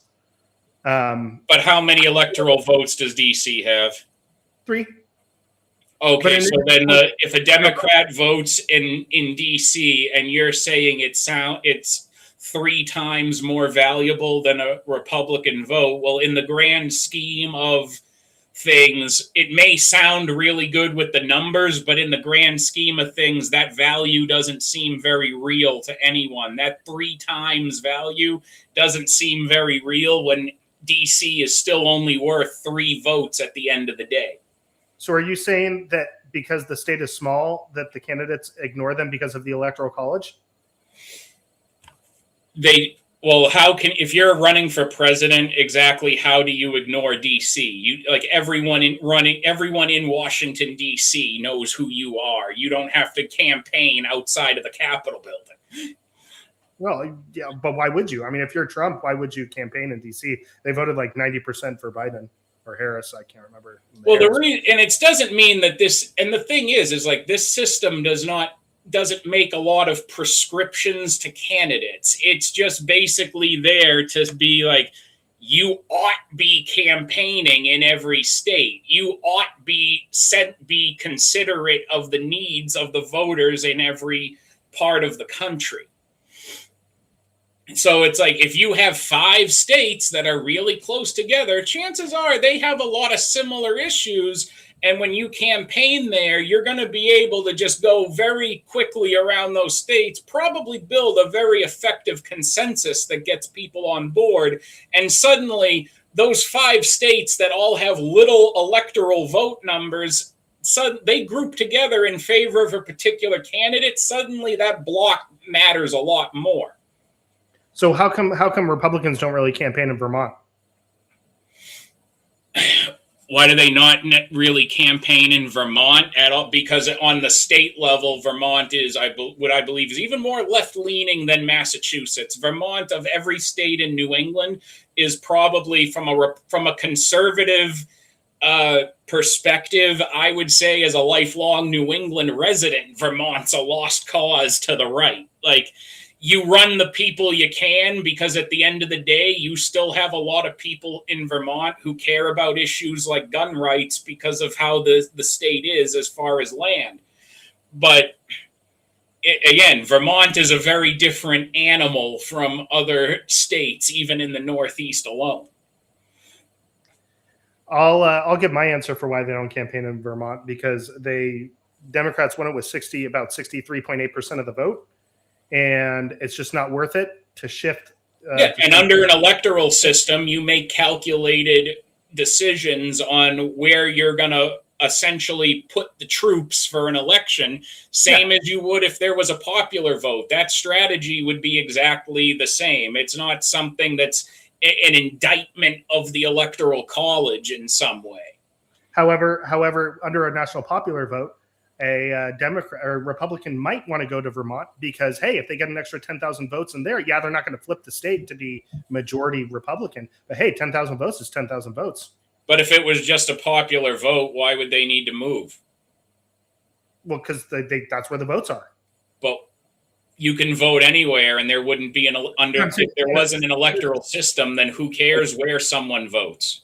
Currently, a Republican isn't going to go to Vermont to try to win an extra 10,000 votes because it's not going to flip the state. So they don't care. They just ignore it. But with a national popular vote, you could go to Vermont and say, hey, I want to get an extra 10,000 votes because, hey, 10,000 votes is 10,000 votes. Under the Electoral College, those extra 10,000 votes for a Republican are lost. It's wasted time, wasted money. Well, again, you also showed that we can't prove it would lead to a higher participation, and that people who currently vote Republican in Vermont would not, or would vote more or less than they do currently. So it's like, if you're looking at, if I'm a Republican running for president, looking at Vermont, if there was a popular vote, I would probably say, you know what, we'll send the campaign people out, but that state, like that we probably have at least the regular Republican voters are at least locked in. Like, we're not going to gain. There probably aren't huge gains to make in a state represented in the Senate by Bernie Sanders. Well, I think, I probably have to focus on state elections and getting a lot of the far left people out of Vermont and change the political culture in the state before that would actually be before like a popular vote in there, it would matter. I think if a Republican candidate went to Vermont and spent time and resources in Vermont, I think they would get more votes than they would otherwise. I think that's pretty. And under a popular vote, that would be time just better spent in higher populated areas. All right, let's do this next one we got here from Prince of Dogs. Kind of touched on it, but should there be requirements or limitations to who can vote and why? Yeah, I said I don't think it's as big of a concern, because I think the people who are like uneducated on it and just like, I don't think they're interested in politics, which is unfortunately a lot of the country. I think they just self-sort out, so they don't do that. But I wouldn't be opposed to something like being able to pass the national civics test. I mean, the test is available online. Anybody can look at it. It's not meant to trick you. I don't think it should be with your citizenship test. I don't know if you fail that. I don't know if you can retake it, or if you can, how many times you can. But I wouldn't be opposed to if you take it once and you fail it, you can just take it again every year or whatever until you pass it. I don't think that's super restrictive. Maybe make them retake it every 10 years or something, 20 years, something like that. I don't know. I don't know how you would implement that, but I wouldn't be opposed to something like that. Yeah, there should be requirements. I've always agreed with that. Regardless of the political system, I don't think you can just have one person, one vote. It would not work, especially with the size of the country that we have. It would never work. Like if you have a country the size of Switzerland, then yeah, I'm willing to hear someone out that one person, one vote can work in a small area. But especially here, no, I think not only should you have to pass some kind of test, but then you can get further into, should someone be a net gain for society to vote? Should they have to put more in than they take from the system? That's another way you can reduce vote. You can shrink the electorate. I think you ultimately just want more informed and more intelligent voters who understand how the system works and how policies work before they actually cast a ballot. So talking about like repealing the 19th Amendment, right?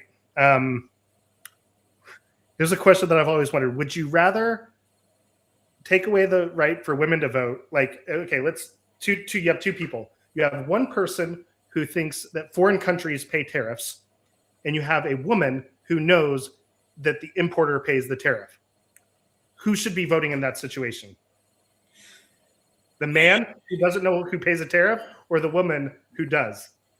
Well, that's what you're talking about. You're giving me an outlier of a situation anyway, because we've got one woman who understands how paying tariffs works. Well, that's not going to be the majority of women voters. The majority of women voters are ill informed, and it would still be better that for the love of God, she not vote. Collectively, with all women, it would still be better that she not vote.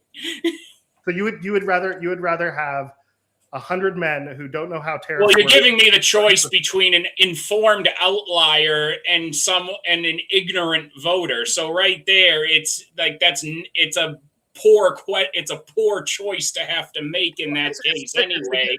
When overwhelmingly, if you get out of the outlier, it would be overwhelmingly better if more women did not vote. Even if they were more informed. Again, that's an outlier. Most women will not be more informed than men politically. I don't know about that. I mean, they could be informed about some bullshit, but it doesn't mean they're informed. All right. Next question we got here from Tomahawk says, can either one of you name a dictatorship that came to power in a nation with an electoral college? As far as I'm aware, I think we're the only nation that has an electoral college or something like that. And I'll go. The answer is no, because every country where you see a military take over, it's overwhelming. These are parliamentary governments.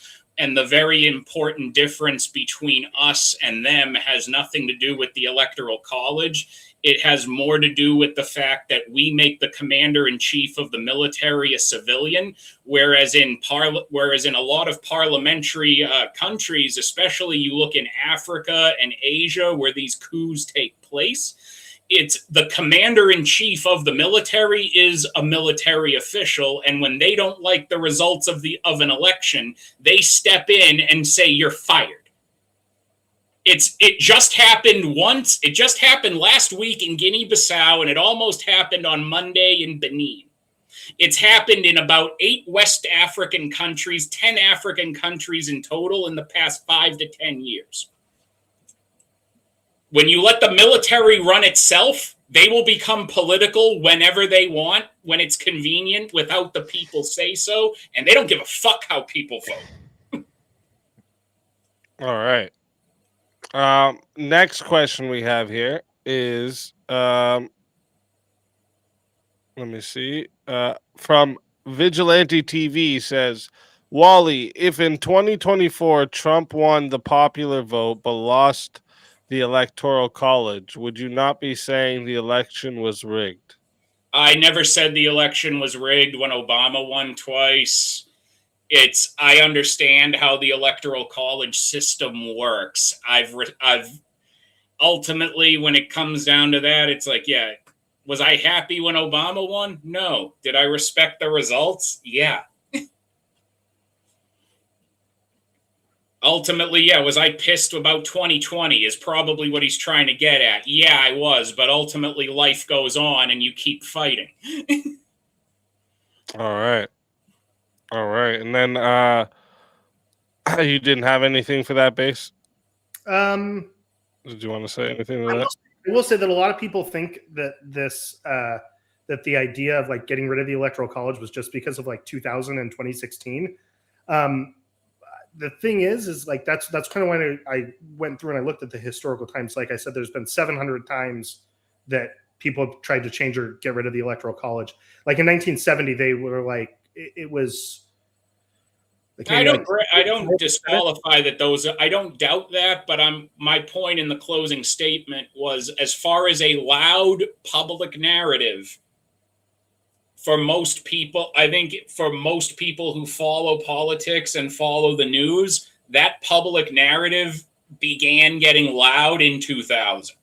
Yeah, but like I said, I mean that's just like the noise, I guess. I don't know how else to say it, but like the context of when those kinds of public discourse happen absolutely matters, because then you can frame it, because then it really, as you stretch it out over time and that narrative keeps coming out publicly, you start to see a pattern of behavior forming where where the majority is people of one side of the political spectrum who seem to only think the system is busted and needs to go sometimes, and the sometimes is always when they lose. Yeah, but I mean, like I said, I mean, there was an effort in the 1970 which got really close. There was that it passed the House. It was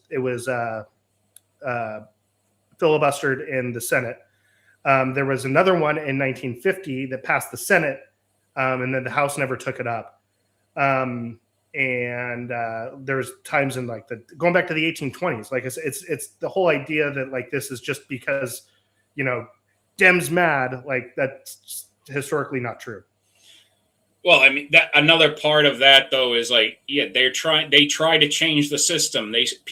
Politicians submit legislation all the time. That never means that it succeeds. And certainly in the case of something like an electoral college, like, yeah, we're not meant with the way our system works to be able to just chuck some grenades in the room, blow it up, and then build a whole brand new luxury apartment out of the space in 5 seconds. It's not like any change we make to the structure of our system was formed in a way that changing it was not meant to be done lightly. And it's something that if we took that seriously more broadly as an American society, we would actually still be having constitutional conventions as we were intended to have, and not relying on judicial fiat to change the Constitution. Yeah, I think that's one thing that I think too many people, I would agree on that I think too many people these days view the Constitution as kind of like a set document, and it was never intended to be that way. It was always the living document is out the window. It's basically what the Constitution, I would even argue right now, is a corpse that the Supreme Court gets to dissect. Yeah, it's all original until you need to come up with like buckets of official and unofficial activities. But there's like one of the issues with the Articles of Confederation was that it was like extremely hard to change. That was like one of the issues with it. When, you know, so as difficult as it is to change the Constitution, they made it substantially easier to change the Constitution than to change the Articles of Confederation. Yeah, and when you look at the process, as I was saying, doing that takes a lot of time. And maybe the more we have modernized technology, I think the more people have lost patience for that. They don't want to have a long political process where you have actual constructive debate and dialogue on changing the Constitution. The Supreme Court can do it in a jump cut from one scene to the next. So, of course, some people will be like, hey, this is really good as long as the Supreme Court makes rulings that I like. All right. Well, we got one more question here. So this one's also from Vigilante TV. It says, Base, should we abolish the Senate? So that's an interesting thing. I used to be a really, really big fan of the Senate. until I recently reread, well, a few years ago, I reread the Federalist Papers, and I believe it's Federalist 72 or 62. Whatever the Federalist paper where I think it's Hamilton is talking about the Senate. And he says something where he's talking about why the Senate should have equal representation. And it goes back to what I was talking about, the idea that the United States didn't consider themselves one nation at the founding. And that's what he points out is that he says, like, look, if everybody in the United States of America considered themselves to be one nation, the Senate would actually be unjust. He says it would be the moral way to do it would be to have proportional representation among the nations of the people. He says, but we don't have that. We have people who are New Yorkers and Virginians and Massachusettsans. I don't know how to say, but we used to call us. You either use the term Bay Stater or you use the acceptable term masshole. Yeah, and so the idea is that they didn't consider themselves one nation, and so that's why something like the Senate is okay and why it works. I don't think that applies today. I think we do consider ourselves one nation. And so because of that, I think we should follow Madison or Hamilton's advice. I think logistically it's more difficult because it can't be just done with a simple constitutional amendment. And another thing is I think it creates additional issues because originally when they were originally meant to represent the state legislatures, not the people of the states directly. And so now we have this issue where you have representatives and senators representing the same constituencies. Whereas I think it was good to have different constituencies kind of from the Senate and the House that kind of could conflict and create that kind of check and balance. But when you have the senators representing the same constituency as the House, it kind of defeats that check and balance that was originally built into the Constitution. I think logistically it's difficult because you can't, like I said, you can't just do it with a simple constitutional amendment. But I do think that we should get rid of it for those reasons. I would replace it. I know Wicked Wally might not like this. I would take the House and make the House have 6-year terms, and then have so it basically replaces the Senate in that function, and then have the House be for 2-year terms be like a parliamentary system, where you have like if libertarians get like 10% of the vote nationally, they get 10% of the seats in the House.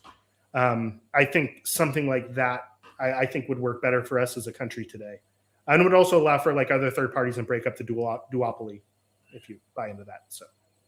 I think in the middle of all of that, I'll end on my one parting comment of it gives us time to also thoughtfully reflect on how we are so united, more united than ever. So united, in fact, that we have been constantly having conversations about a national divorce for over a year. Oh, it's been longer than that. But more united than ever.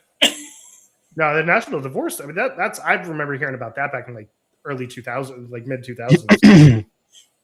Getting louder, just like everything else. It gets louder. But I think it's kind of dumb. Like, how do you do that? Like red states, blue states. Like it just doesn't make any sense. Like what do you do with Georgia, or Kentucky, where the governor is blue? Like, I think what you have to do is you have to do what Yugoslavia did, where you try to figure it out yourself, and then eventually people come along and just drop bombs and tell you what to do. That's the last time we saw a national divorce attempted, and nobody's had the nerve to try since. All right. So that is going to wrap up our Q&A for tonight. Again, thank you everyone in the live here for all the questions, the engagement, the support. This is seriously a big help, and what allows me to keep bringing you these debates, all the content that I'm bringing you. Thank you so much for helping me bring that, and I appreciate every single one of you for that. And of course, a huge thank you to our debaters for stepping into the arena tonight, all right, sharpening their ideas in front of all of us.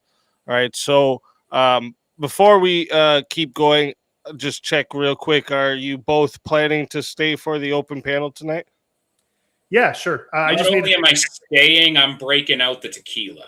Yeah, I was gonna go crack a beer, but if I just need to take a quick. I know the regular minute VK break. watchers haven't seen that. me Yeah, touch yeah. alcohol the past 2.5 hours, and I know they all deserve better of me. That's what's up. Well, that's perfect because see, this is what's gonna happen next. We're gonna roll the debate outro song and video. It runs for about 4 minutes. It's perfect time. Go hit the washroom, grab a drink, stretch your legs, do whatever you need to do before we do the chaos and chill open panel. And during the outro, I'll drop the link in the chat for anyone who wants to join the panel, test your ideas, continue the conversation on tonight's topic. Anyone's welcome to hop in. Just come ready to think, question and debate. Also, reminder, if you're going to try to come to spurg, troll, bring personal drama, all that shit, you'll just get muted and then most likely booted real quick. So, while you're ahead with that idea, just quit. And before we run the outro, one last reminder. Make sure you subscribe to both debaters. Their links are in the description. And if you're enjoying these debates, hit the subscribe button on the Speakeasy channel as well so you don't miss any of the upcoming Swords of Reason battles every Monday, Tuesday, and Wednesday. This is where logic meets passion.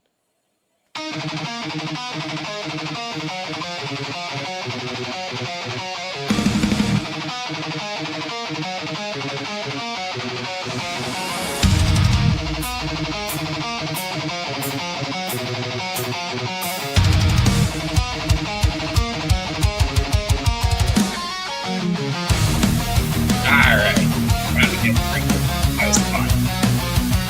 You can watch on this end. You got a good time. You also be over there to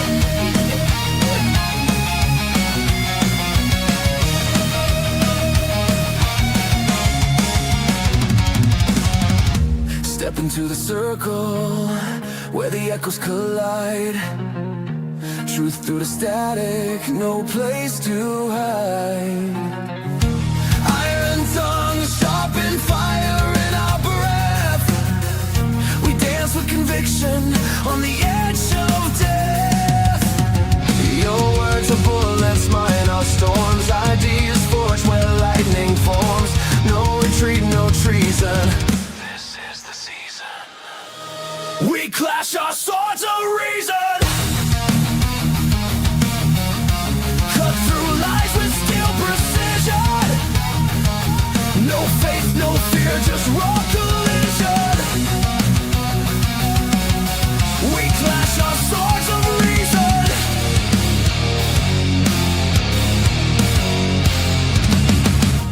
Facts burn brighter than a prophet's flame. Egos crumble, but the truth remains.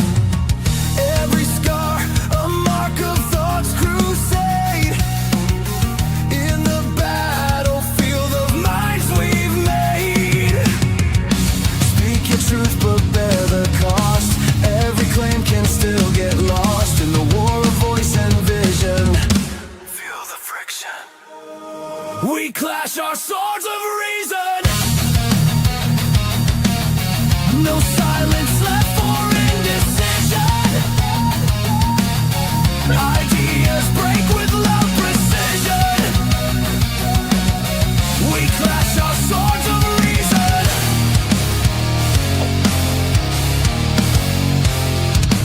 Strike me with logic, I'll bleed my proof. We cut through chaos to carve out truth. Let the sparks fly, let the echo scream. This is no debate, it's a metal dream.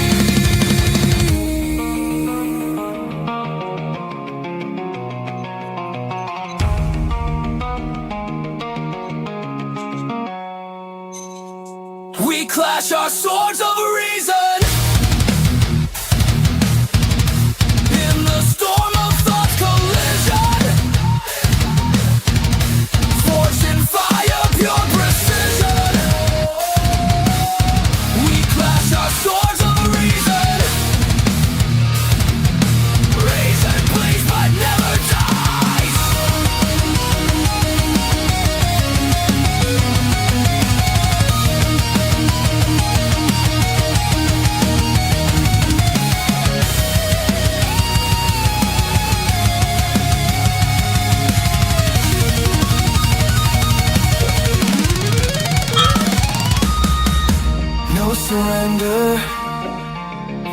retreat. In the war of words, we find a beat. Swords of reason.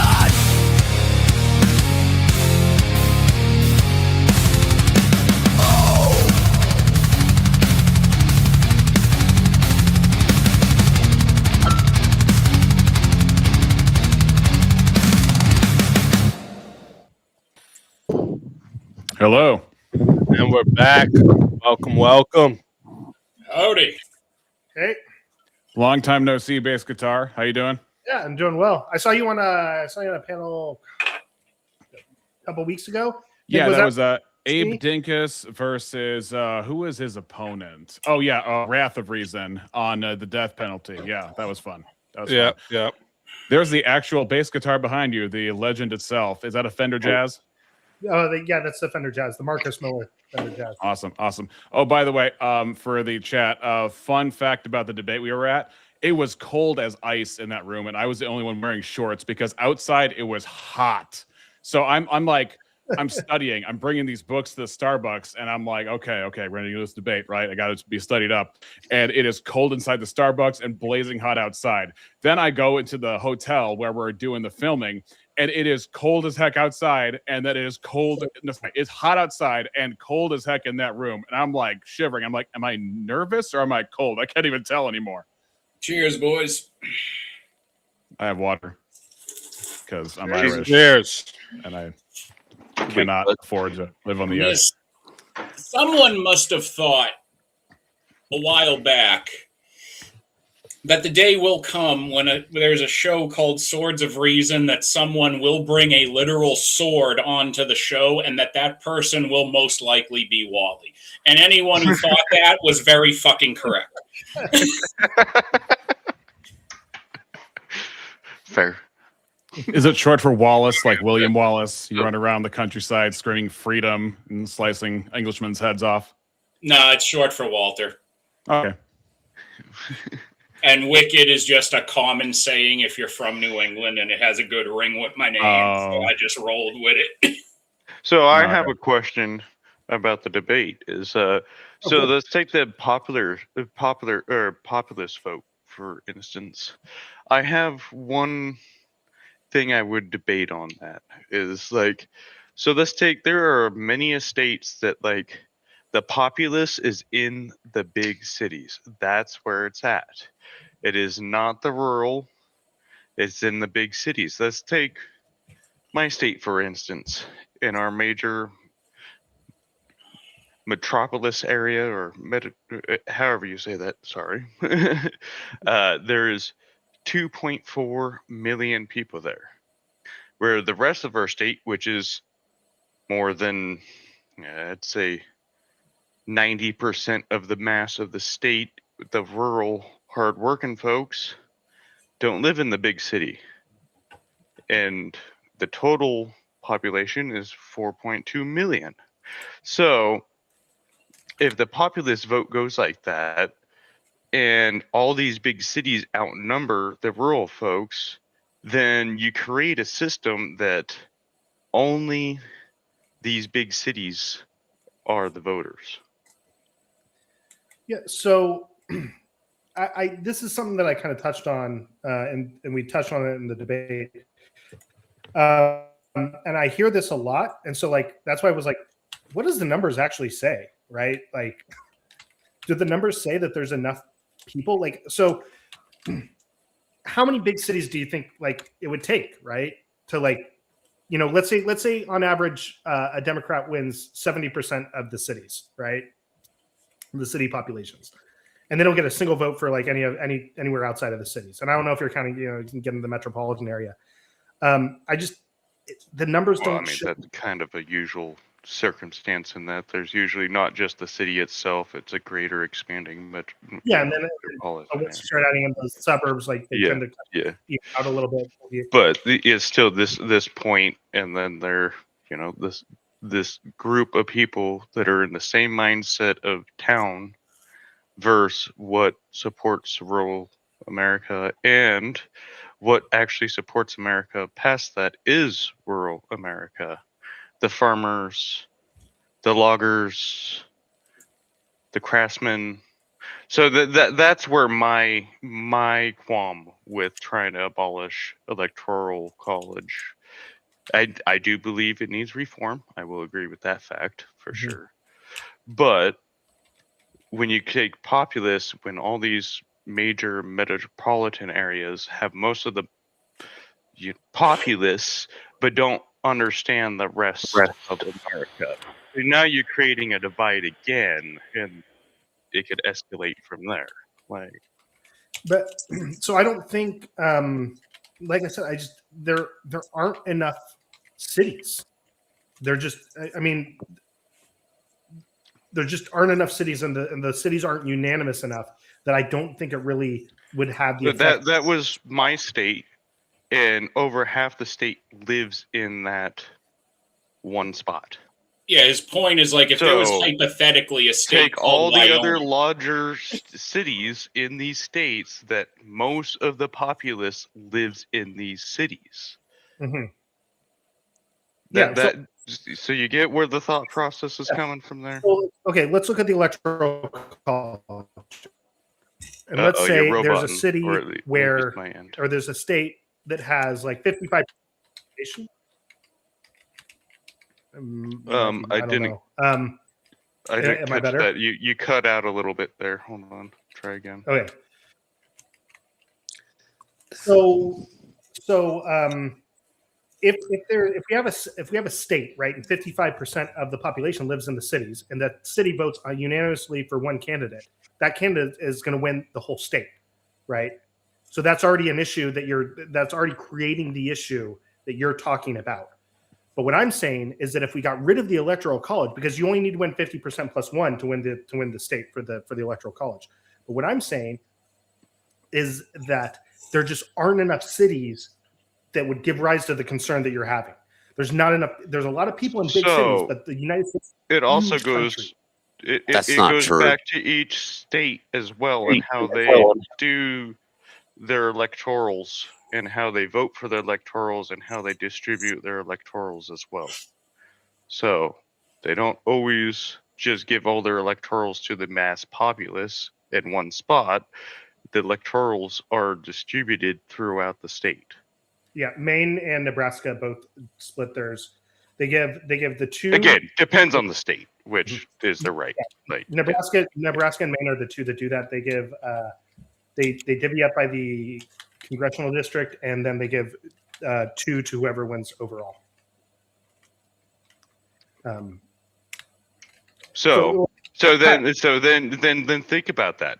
If the populace again was only in one big city, and that tend to lead the rest of the state, then none of the rest of them that could have had electoral vote then have no vote regardless. Well, yeah, electorally, yeah, their votes don't matter. But if we had a popular vote, their votes would matter. And if those people aligned with other people across other states, then their votes would outnumber the city, right? But right now, it's just if you're okay. So I might have to do some number digging myself, like, because I can guarantee you take all the large wow, I'm stumbling over my words. Metropolitan. all the large areas around cities, the large population areas, and compare them to the rural areas in the nation. I'd actually be curious on the numbers. Sorry. Yeah, I might have to do some digging on I was that getting one. some double volume. That was funny. No, I was going to say, Mr. President, you know something about dividing up a nation, bringing it back together. Why don't you tell us what you Finally, think? an authority on the Reconstruction in the era I say- of carpetbaggers. I say we suspend habeas corpus right now, All right. and when people can't talk, they just do what they're told, and it'll be all right. Just wrangle up the rebellious ones, and we'll call it good. What was that about rebellious ones?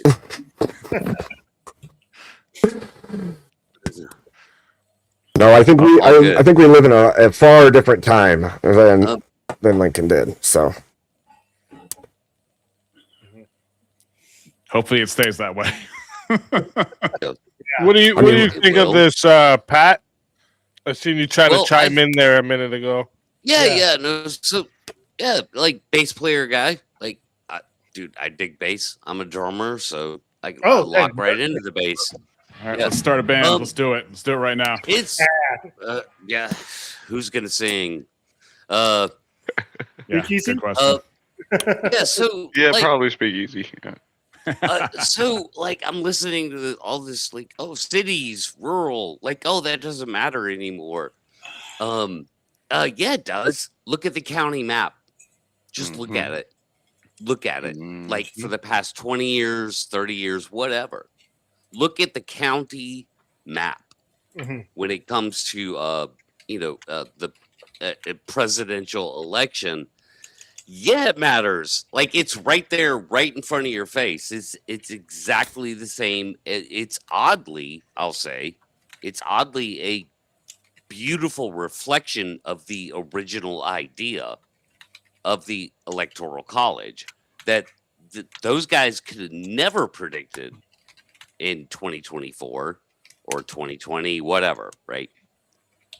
It's a beautiful reflection of that. It is rural surrounding urban, 100% across the map, every single time. And that shifts, right? Boom, like Obama got elected, right? Second term, boom, elected again. But still, when you look at the map, it reflects what the Electoral College is, the spirit of it, everything it's ever been. And it doesn't matter anyway, because the Electoral College isn't going anywhere anytime soon. Like, there's not going to be a constitutional convention anytime soon over that. It wouldn't just take a constitutional convention, right? If we had a full-blown civil war, it would go away right quick. It didn't last time. Well, there's not going to be a civil war. Like that's I don't know if that's more absurd. I don't know. We might actually get a civil war before a constitutional convention. Do you think districting states kind of like Nebraska and Maine would be a move to make? If it were done nationally, I mean, I think there's like a tit for tat type thing. So I don't think, when Nebraska was talking about doing it, Maine was talking about undoing that. In Nebraska, Maine was like, okay, you undo that, we'll undo ours, right? And then it balances itself out. I think it would have to be something where you would. That was actually the 1950s. So congressional. You realize we were still a nation founded of states. That is still the same. Like every state has its own constitution, its own laws.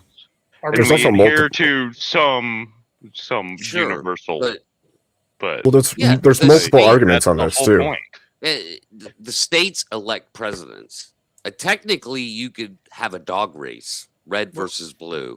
Do you think the constituency of the president is the states or the people of the United States? It's not a federal election. The states choose who's going to be the president. Right, and the people choose who runs the states, right? Yes. Yeah, right. I mean that was even when it was, if you there. But none of us ever actually technically. You've never voted for president in your entire life. I agree. Yeah, and nobody knows who they vote for. No, we put in a vote. You could have a dog race. The states Georgia could say we're gonna have a dog race, right? And that would be corruptible, of course. But and I think that there's a lack of the Civil War. I think there's also a lack of education on this, right? Like people aren't told your vote, not anymore anyway. People aren't told that your vote goes to your representative. Your representative is supposed to see your will forward, right? And so that's why you elect your representatives. That's a different election. Originally, but it's still like it all trickles down. You start at voting at your representatives in your state level, and then it continues the process from there to the federal level. Well, that was the whole intention behind. Yes. Yeah, and you would be much more invested in your state representatives if the Electoral College was playing out the way it was intended. Actually, I agree with that. You know, again, I said because it they needs were the ones reform that and picked the fixing electors. because Yes. it's screwed up right now. But at the same time, that's because of how states tend to govern themselves, and so like that state has the right to do Yeah. that. And there is a Right. lot of That's the dog race. Yeah. there's a lot of yeah. There you go, the dog race. Yeah, I have a I'll question. coin that one. I'm good with that. Yeah. Do you think we should follow what South Carolina did for like 100 years, where they just didn't even hold a general election and the state legislatures just picked the electors for the president? Do you think? No, do you think we? what would lead this conversation to make you make that assumption? That is No, not yeah, what we I'm- were saying. We Yeah, were saying I'm okay with as people voting. You know. Yeah, well, no, but I'm as saying a voter, I vote for my state first, so the representatives determine and help me vote for the feds. because in Like- the federal constitution, that's completely allowed, right? Nowhere does it ever say you have to hold votes for presidents. All it says is electors, the state legislatures, to choose the time and manner of their Correct. Mhm. Well, if we're being fair, Well, now, and that's per That's the state. dog race. And If we're- you vote in your state for your representatives that again can amend their own state constitution and all that stuff too. So right, like but let's be fair about the election part. Like, at what point in American history did the people have a vote for the president in the first place? Never. They don't now. Exactly. Yeah. So what change has been made? Technically, it's proxy though. It is done through proxy. So Right. well, that's my point. Is that originally, yeah, they're like I said, that's why I keep bringing up. you South don't have a Carolina. right though. They didn't You have hold- no constitutional right to vote for president. Well, some people have. Well, never mind. The states that they've implemented that, and so that whole function of the electors, like where you weren't even supposed to know who was running for president, you would just think about people from your state who you trusted, and you would elect them, and they couldn't be. That's why they couldn't be elected officials, right? Because they were like, well, we don't want to have.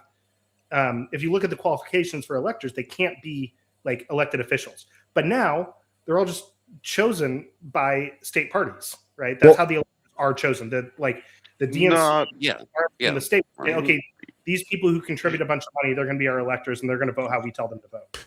Wouldn't Right. you agree, though, that separation was a safeguard in its origin? It was a safeguard against the people rallying together and putting somebody into office at a whim, rather than there being steps between that safeguarded from just the whole mass doing a democratic wash and moving us into a pure democracy. I don't know if I would I- cite as that as being like the goal of that. I think that's a little bit anachronistic to look at it that way. It was. Oh yeah, it was.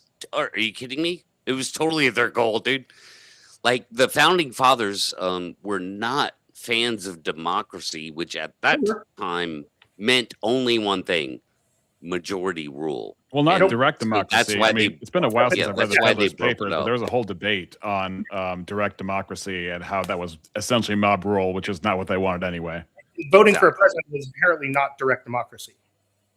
Direct democracy would be no presidents, no Congress. Everybody just votes for everything. but you're saying populace. It's single person, every vote counts. Single that would be That is a direct vote. It's one. That would be a Yeah. popularity contest. yeah. But that's not democracy. That's a representative democracy, which the United And it States is. I mean, just look Okay, at, I think we must be Wait, talking past each other. Without because- representatives, there is no hold on representative here. democracy. Yeah. I mean, well, just look at the historically presidential elections are a popularity contest for the most part.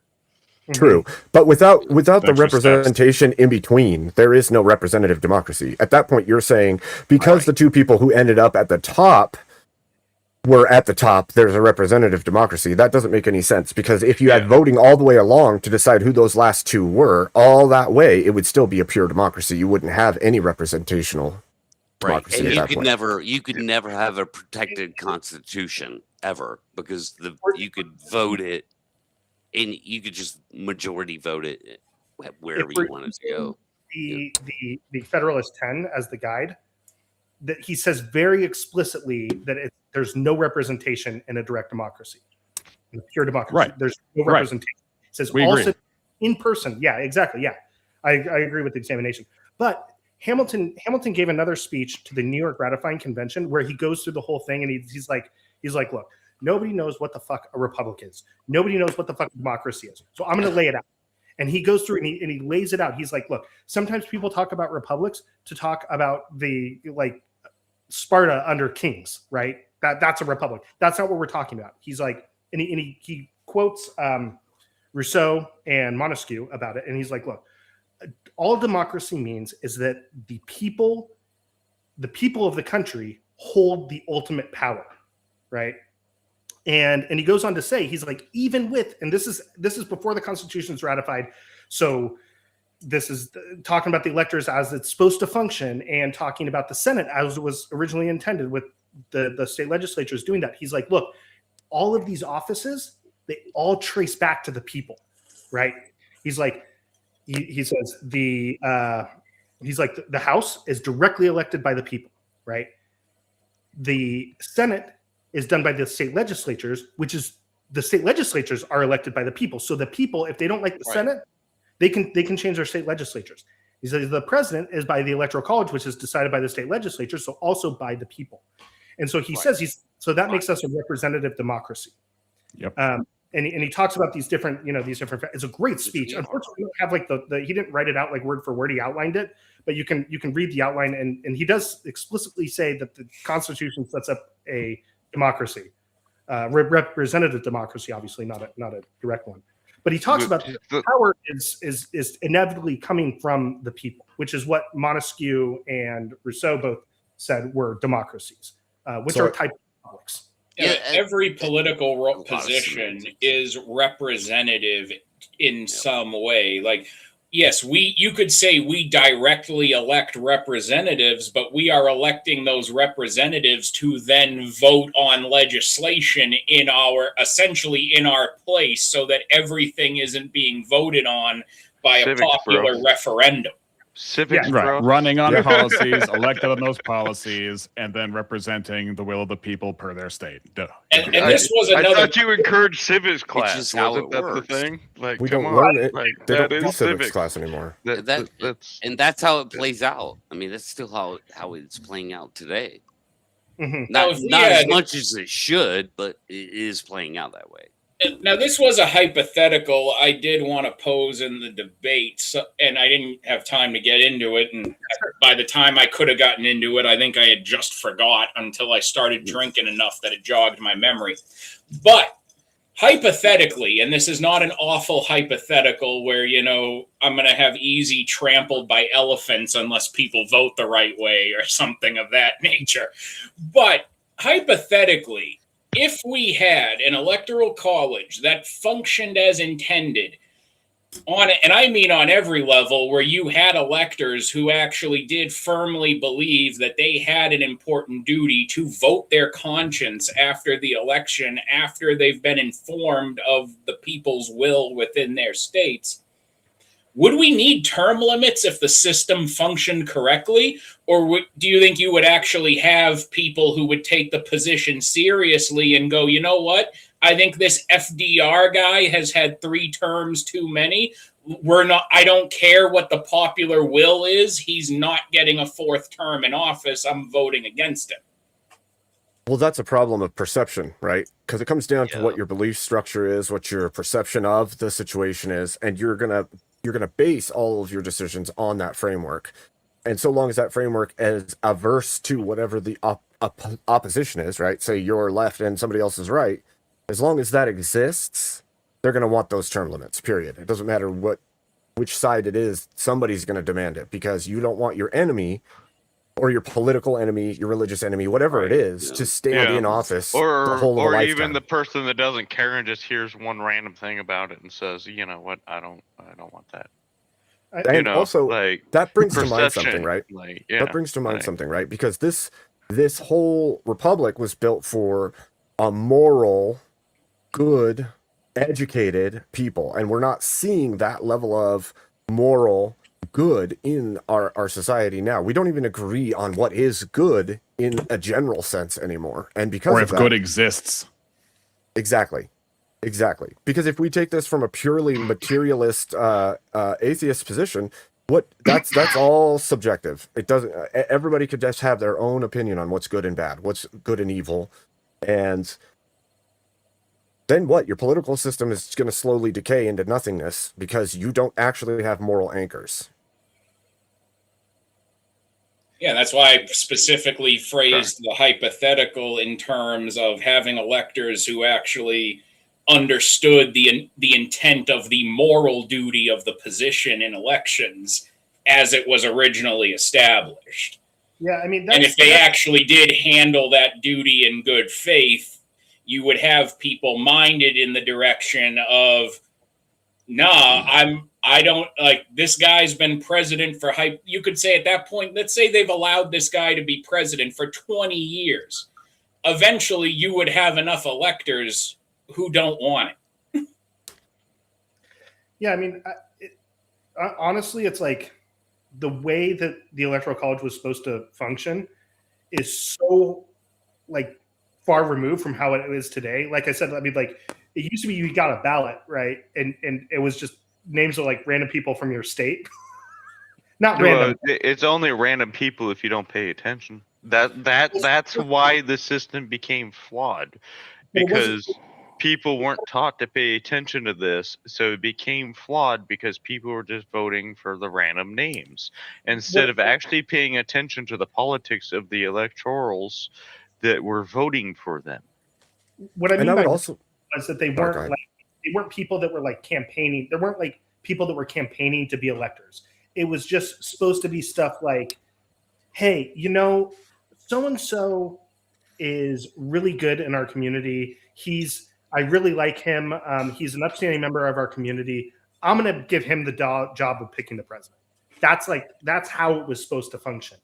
And I could see something like that happening, but like trying to put that in, like, I mean, how do you handle that? Wait, hold on here. We can't cram that into 2025. I agree with that. I don't know how that would work. So you're just saying, oh, just because this person's good at this, there's no people voting for them. They just get crammed in there. That's what you're saying? No. Like what I'm saying is that like on the very, very, there was like only a few states that held like general elections in the first election, and Washington won, obviously, right? Everybody knows George Washington was the first president. Washington's name never appeared on the ballot. So when people were voting, they weren't voting for Washington. They were voting for like people from their community. You realize you can still fill in, bro. That's still a thing. Washington. Everybody voted for these other people and these other people. And I'm saying I don't know how like these people weren't like campaigning. They weren't like, what do you mean by everybody? Sure. You can because still do that. Would have been like primarily just like property owners and people that had a say in the public world, right? It wouldn't be the general populace. We should go back to that. They were probably just like upstanding members of their communities, businessmen. They couldn't be like politicians, so you couldn't vote for like your state legislature. It was a rough time. Look, it was a rough time. They were trying to figure things out. It was only white men. That's it, right? No, New Jersey had women. So let's like take this out of America and look at how in another system, like I believe it was a recent African election. I want to say it might have been Cameroon. But you have a president there who was just reelected. He's over 80 years old. He's like the oldest serving president in the world. He's had like 8 terms of office. He's kept changing the Constitution with his party to keep himself in office. And that's under, a system where there's no electoral college. He wins the election. Now, here's the problem. Most of the adult population in that country is under 35. He's been president longer than most of his people have been alive. And then when he wins, you had a lot of opposition with the latest election crying fraud, and you had a lot of younger voters protesting because they're like, well, most of us want another person in office. Like, how could this guy have somehow done this again? Now, if you had an electoral system and you actually had people voting their conscience, you could have had enough people read the room and go, you know what? I think we gotta do something about all of this here, because we have a bigger duty to the nation and not this old politician and his party. Well, that's some of where I was going earlier when I brought this up, Yeah. is because, like, what would the United States do if whichever party held enough sway decided they were going to start making changes regardless of what is in the Constitution, and said, guess what, you're just gonna do it, and you're just gonna take it, and then you have martial law, you have police hold down, and then you, one generation later, nobody knows that even happened. They don't stand against anything anymore because they don't know any better. And say it's your political rival. Say that they do that. What's to stop that from happening right now in the United States? The Constitution. Right, but the Constitution has to be acted upon. It doesn't actually take action. The people have to take action on behalf of the Constitution. Have to take action. Right. And if you have a love, so when you have an electoral vote, it balances out the vote versus just the populace. It goes back to the big cities will win it all. I guarantee you. I'm actually going to start digging into these fucking numbers because I'm going to have this on my side. I guarantee you add up all the big cities or the the area around the big cities, they outvote all the rest. Look at again, all you have to do is look at the county map every 4 years. Like it's overwhelming. The problem with the county map is that, like, Texas has counties with like 10 people. How much extra? That doesn't matter when you're looking at the entire United States, dude. Yeah, it does. There's like no, 3, it doesn't. Yeah, there's like 3,000 something counties, and like 1,000 or like 1,500 of them have like. Hey, look at the county map. It's all red with little dots of blue that are all urban areas. I give him this much. He is consistent. He is fucking consistent. I give him that. Like, hell yeah, bro. You're consistent. At least you're consistent with your argument. That's good. Like, be realistic. Just look at the county map, and even in blue states, you see all these red counties surrounding these blue dots. It's where so the that populace is the that is the electoral college in our modern world. So and it's kind of a beautiful thing. Let's say we it played out that way. Let's say we did the electoral college on like a county basis. If I live in a county with 10 people, why should my vote count more than somebody who because you're not actually voting for president? We already went through this. What if you're in a county that if you don't vote, but let's say the people in a major city near you vote, what if they vote to use your county as a dumping ground for all their trash and you can't do anything about it, and they don't care because they don't live there? Sounds like my state. Sounds like my state. We're going to shut down all the logging because we don't agree with it, and we want the Green New Deal, but we're going to import like 35% of our lumber from British Columbia instead of just doing it ourselves. One of the things where we have huge amounts of it, and you cut out all your people because you have no realization of how those people live. You have no realization. Well, that's everything. Well, and honestly, dogs, I think part of that is a lot of people who vote on environmental issues are either willfully or just deliberately kept ignorant of how tree farming works, and the fact that we don't just constantly cut into conservation land to get lumber. We grow dedicated areas of trees for lumber. Well, doesn't that remind you too in of like farmland, and we have so many resources we can. Right. Tim Pool said he was on an airplane with a friend, and it was a friend from a big city, and they were flying over farms, and there was all the farm layouts, and the friend was like, why is the ground all checkered like that? That's weird looking. How does that even happen? And he's like, those are farms. That's and he's like, whoa, you can see I thought them? Food comes from the store. Dude, yeah, exactly. That's exactly. And it's like, there is a disconnect that is it's beyond amazing to me that the disconnect could be that big, but it absolutely is. Just like the environmental and animal rights activists standing outside of places pouring milk all over the place because of the animals that had to be killed to get the milk. It's like, are you Right. The main thing is Whoa. Basegitar is most of us are having nightmares about the idea of a collective of powerful states getting together and saying food is a human right, therefore all your corn are belong to us. Yep. And my state If you- is primarily a cow state, so I now have a all the thing on that. Yeah, exactly. they We do already a do that lot with of water. farming here with animals and stuff. Something like My that. state is The- literally trying to put a proposition, an amendment in our constitution that you cannot harvest an animal unless it's naturally died already. Like, what the fuck? I want the naturally dead animal. How is that good for me? Well, I Like, think what I think the way you have to do that, dogs, is you just have to make sure you're using certified organic ammunition. Yeah, Yeah, grass fed. fair. There you go. It has to be Grass fed. locally and humanely grass sourced.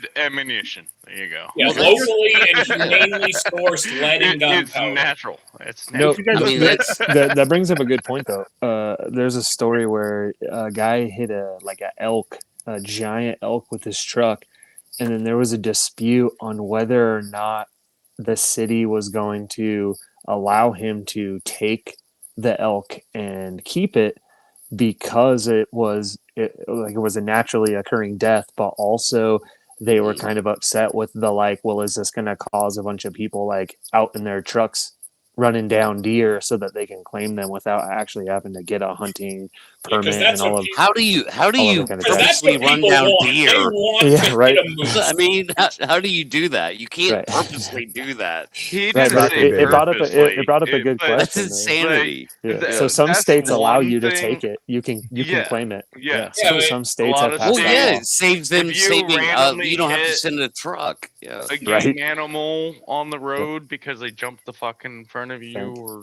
So- we all Yeah, we've cows, been same there. thing. It's like Let me ask. you have the right to do that. I don't Well, even see, know why they struggle In most with that. states, actually, if you hit a cow, you pay the farmer for the cow.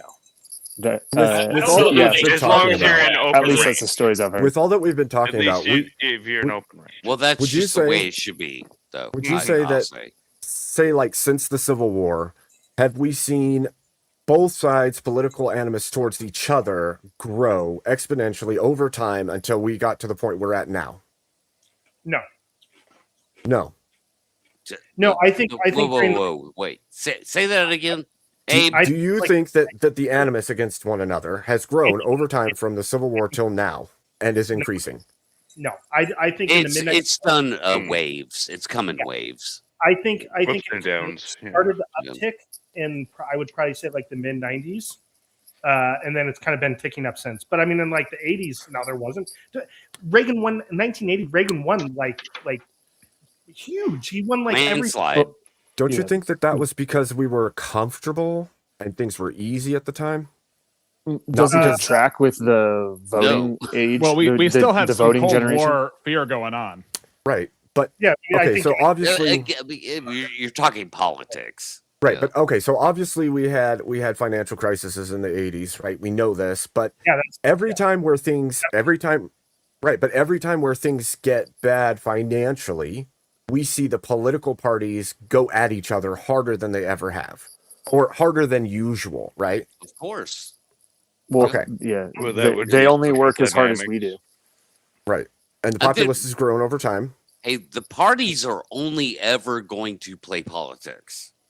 So there's Well, you saw really no way around that. you saw know? an increase in votership participation Well, because in it's 2016, kind of 2020.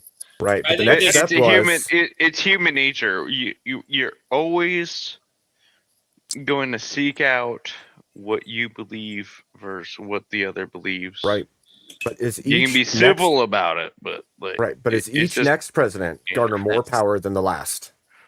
Does each next president garner more power than the last? Yes or no? Ooh, that's a I would say yeah. That's a good It question. appears that way. If that is the Yeah. case, and the parties are going at each other harder and harder year after year, every time that we go into a financial crisis, what is to stop whichever one is at the height of its power when it becomes more possible than ever of just toppling the entire stack of dominoes and saying, guess what? We're making changes regardless of what the paperwork says.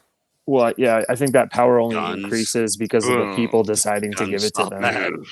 Well, And and plus I think Congress we're hitting passing the buck Military all the stops time. that. Because Don't you- Congress We're now pretty just they all we're mutually just want to dictatorship run. proof. Yeah. Don't Congress you think just that seems to mutually want to run for their own next election in their own local area. And so they're just going to continue to pass the buck either to the Supreme Court or to the executive because they are incentivized by the structure of elections wherever they're at to not involve themselves in anything risky or controversial for their next congressional election. That is I a great 100% point. agree with that. And I think that's a problem with I think us that's a great point. as citizens. I think it's incredibly okay. So I thought about this a lot during the last election. A common thing that you heard was, I'm going to bring prices down on day one, or I'm going to bring prices down. But like deflation would probably be a pretty bad thing, right? I mean, does anybody here think that like deflation would be good? If we if could it get it were down. extreme, yeah. Hold on. but if we go, like, yeah, You want it to kind of like level off Deflation is bad. and Yeah. go, yeah, deflation's not great. Well, this is another thing. Like we could go into like Trump's campaign statements. now you're from talking last year economic all night, policy, and yeah. really, it's like his claims with Ukraine. Like he can speak hyperbolically, and people have conveniently decided when that's like a promise, like Ukraine solved in 30 minutes or your pizza's free. That's never what he was saying. Okay. He was just saying, look, so I'm we gonna got end it TDS quick going on because I'm our going to take it hands. more That's seriously TDS. than Biden There was was- taking it. Kind of going off the rails here. Yeah, my point. But- My point So wasn't that. Hold on. we had I did want to build on what Abe has been saying because I think it's hitting at a major point with an issue that I think both sides could have with the Electoral College, and it speaks to a lot more than that. Because I think when you ultimately get to how the Electoral College was originally established and the role that they had and the power that they had, and we're trying to look at what do we do with this system today, I think the implication when the counter to a lot of the points is always some element of like, well, politicians will just do this or a party will just do that. And I think what we're doing is we're dancing around a concern that people on both sides of the political spectrum are right to have. And what we're not saying is, what really concerns me is I don't think we can find 50 people who have a conscience to actually cast those votes as they're intended to be cast. That's what I was going to do. I was going to drop that final point and say, don't you think that the Electoral College works as a bulwark against that final stance of let's just topple it all and take what we want? Because it's not so simple to do that so long as you don't have the But where I think, force but when we behind get to you. the conversation of should they work as originally intended, I think the underlying concern no one's really saying out loud is I don't trust 200 and I don't trust like 300 or how many electors there are in the system to vote their conscience, because I don't think we could find that many people in this country that have a conscience today, and that's exactly. a bigger problem. That's where I brought up the random Welcome to question Sodom and earlier. Gomorrah. Shouldn't there be voter limitations? Like, shouldn't you be a contributing strong member that really has a reason to vote? Of course, we need a less reason voters, to not vote more other than voters, just TDS or No, you I mean, want all this. My emotions versus physically looking at it and wanting to do the best for yourself and the country. Like, no, I think that's a good we point. need less voters. We need Yeah, less voters, not more. That's more what I was. voters. That's what I was just going to say. Is all of this ultimately comes back is who decides who gets to vote. For some reason, his mic gets cut off if anyone else speaks at all. Yeah, I feel don't bad know. because he's the only naysayer here, and we need to hear what he's naysaying. So yeah, okay. Sorry. Here, I can try and do. Let me see if we do this. Sometimes if we do this and just turn them up on my side. Try now. Whoa, easy. That volume was a great impression of Abe you did there. Yeah, you were loud. You know what? It's not like I mean to. I can't hear myself, so I don't know that I'm like Yeah, booming over. sometimes Right. like Right. right when I Right, so unmute, if totally I fair. talk right away when I unmute, it'll be super loud. I don't know why it does that. It's gonna be hard for you to hear after that bad night at the theater. So Who knows? I might not be able to hear right now. Okay.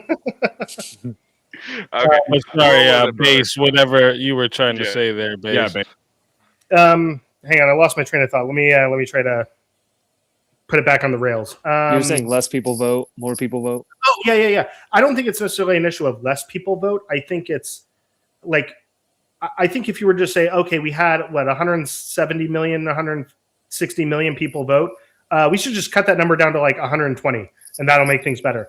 I think it's a deeper issue. I think us as Americans, I think we need to be more politically engaged, and I'm going to use a phrase which maybe not a lot of you have heard, but like we need some Montesquieuian virtue, which is kind of what Abe was talking about, where like a good and moral people, what that really was talking about was, if you go back and you read Montesquieu, who was like the big guy who influenced the framers, like he's the most cited person in the Federalist Papers and the Anti-Federalist Papers. Everybody was talking about like, oh no, Montesquieu said this, Montesquieu said this. He basically says a republic, whether it be a democracy or an aristocracy, he says it only works if you have virtue. And what he meant by virtue was that you can't really be too self-interested, right? You have to think about your nation. You have to think about your country. You have to think about your good of it. That's why, like in the debate, I mentioned this quote from Madison in the Constitutional Convention when he was talking about having a popular vote and for president. And he was like, yeah, it might hurt the southern states, but I think they need to have this like love of country to just kind of like get over it. And I think a lot of people don't really have that kind of civic virtue. That's why the populist vote wouldn't work. Yeah, because virtue Yeah, only and- exists.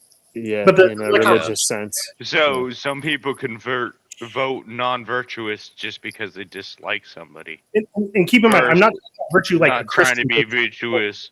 Well, no, you There's don't even only have one to take. virtue.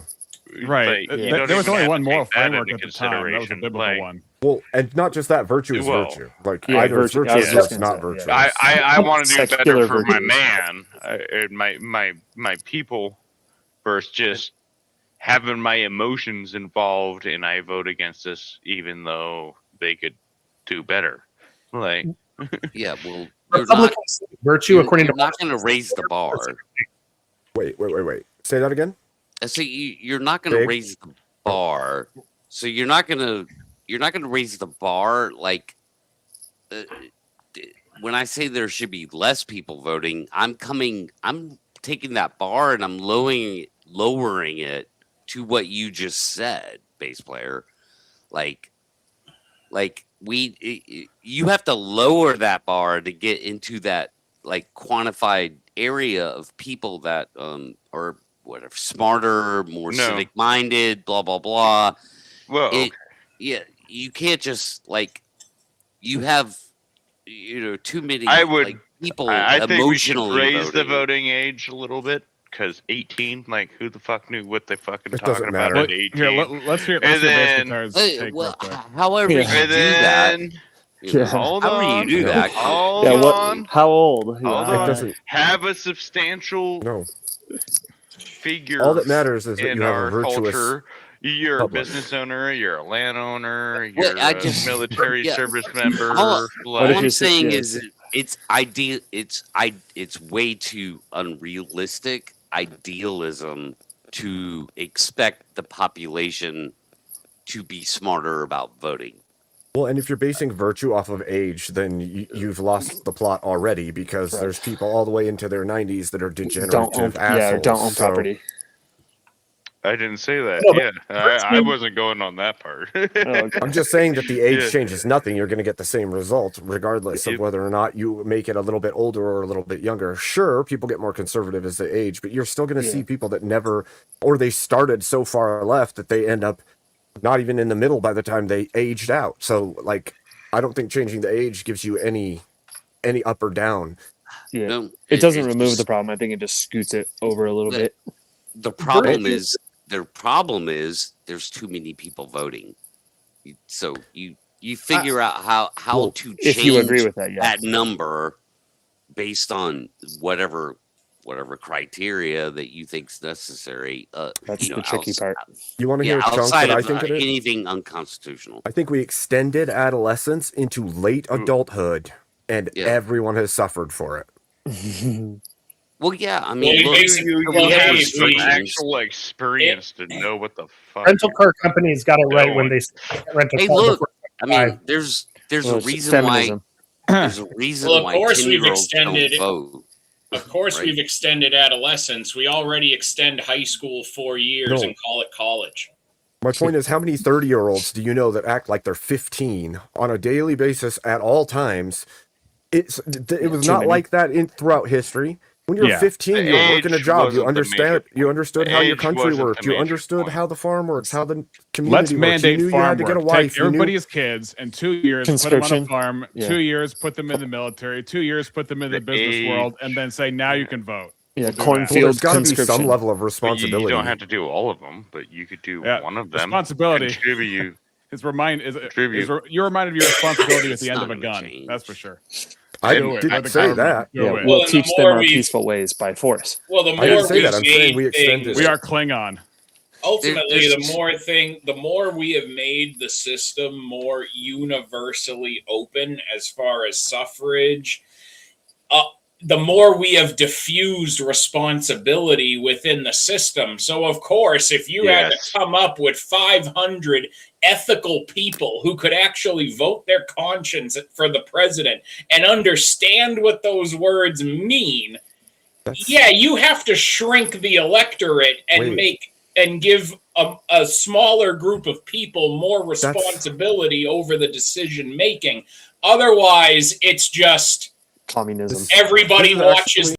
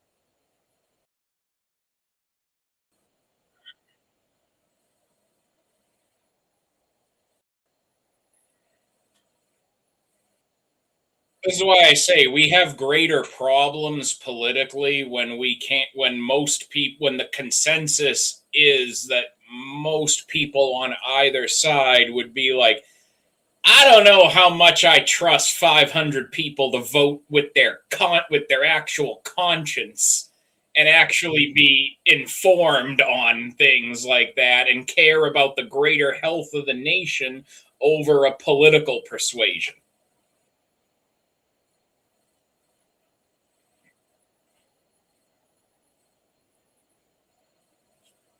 No, this is why I found it funny that it's like when you have people who say, like, well, I just got a lot of money, I'll self finance my own fucking campaign. Good. I wish more people would do that because actually, people with the money to spend on running for office on their own dime is how you get big money out of politics because you need independent capitalists who don't need to take the system's money. It's a separate debate, yeah, but that's how you get there is like you need more people who go, hey, I'm really rich. I got some good ideas. I'm going to run and I can actually change the system because I'm not going to take its money.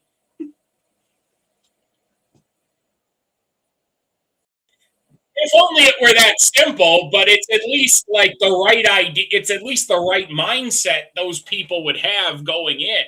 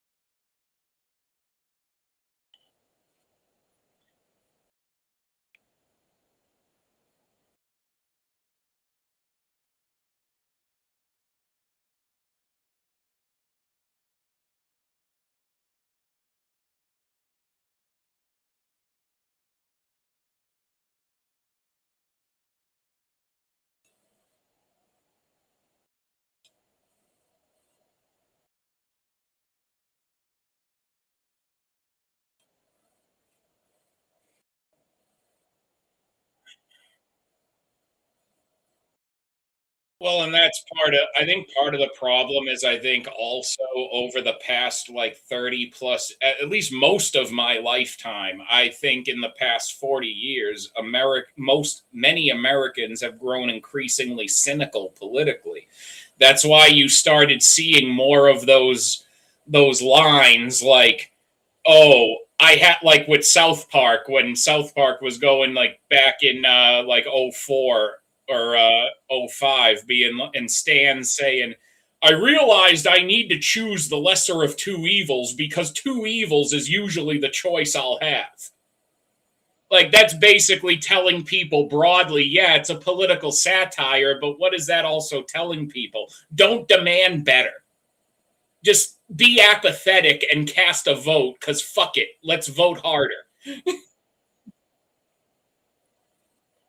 The lesser of two evils is still evil because, like, yes, Tibet's no longer ruled under a Buddhist theocracy that tortures people, but China is communist. Like, the lesser of two evils sucks. Like, the enemy of your enemy can't be your friend because look at how that's worked.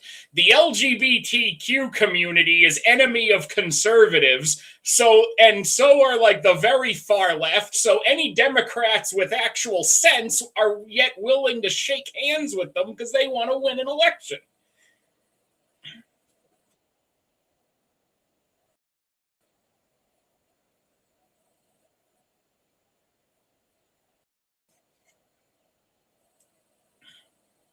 Yeah, but I'm just saying, like, that kind of the way the rhetoric was being posed is being posed to people and has been for a long time, has just made more people politically cynical and apathetic to the point that they think, like, well, I don't need to demand better because I won't get better. So, what I'm most likely not going to get better if I demand better. So, why try? Just vote.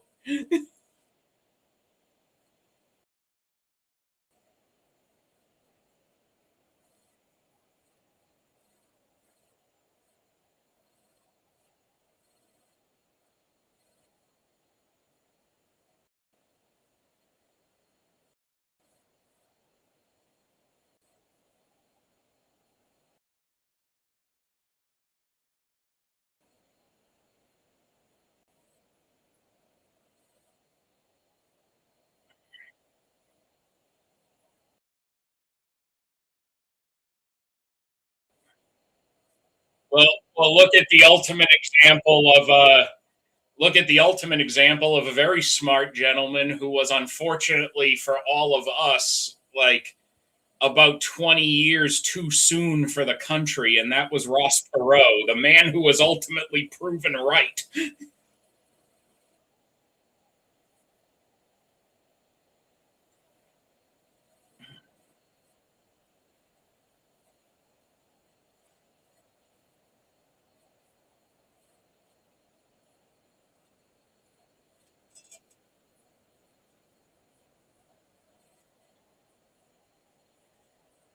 Yeah, and License to Kill and Living Daylights were two of the best Bond films of all time, but the public wasn't ready for Timothy Dalton as Bond. Yeah.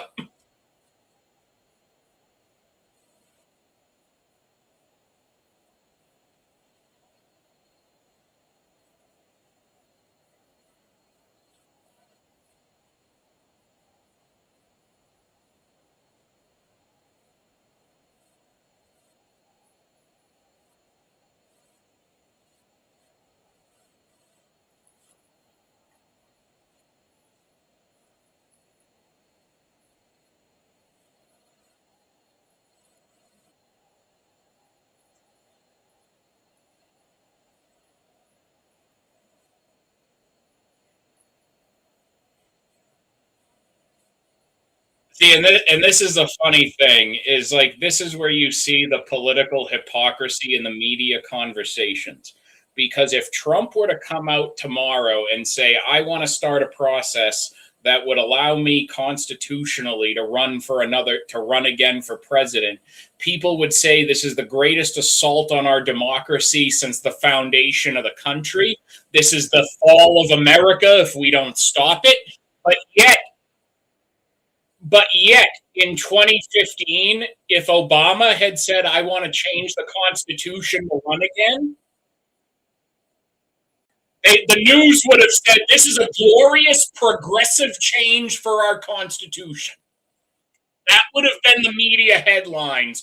Obama proposes glorious reformation of the Constitution.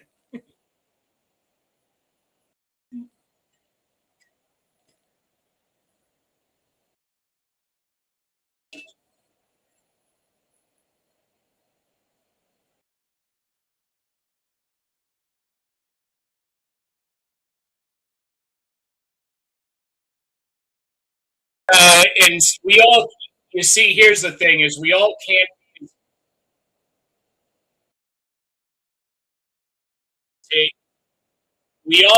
be as we all can't be as bait that we all can't be as based as someone like me who is not Obama, who looked at Millie and said to her once, "Honey, if I had the means of raising an army and reuniting Yugoslavia, I would do it, and I would give you the severed heads of all their rulers just to prove how much I love you."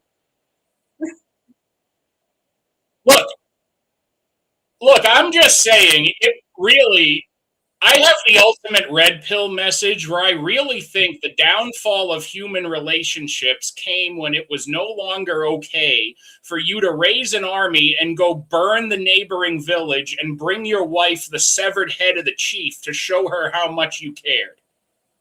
When we couldn't do that anymore, it was game over for masculinity.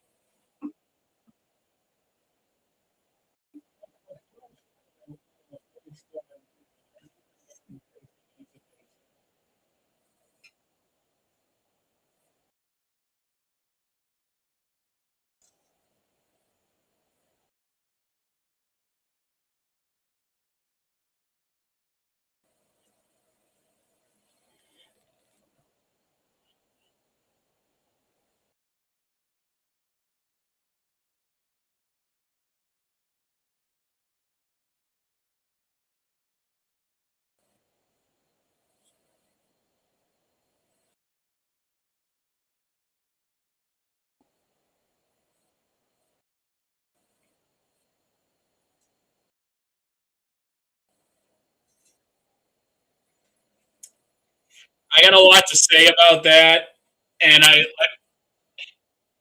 now but here's the thing, Base, and let me just cover this because This is the one point I have ever consistently made about 2020. All the controversies and all the shit talking could have been easily resolved if none of those judges would have just flatly rejected the cases and would have let the cases go into discovery, because discovery is where the voter rolls would have been opened and where you could have actually done the analysis and proved if the case had merit. But judges would not allow those cases to proceed to discovery. These never had to go to trial. You just had to give them access to the evidence to establish if they could prove the claim, and they weren't allowed to do it. I think in the name of election so here's the thing. I think in the name of election in the name of election, but in the name of transparency for elections, which is what everybody is supposed to care about so much, I think they all should have gone through.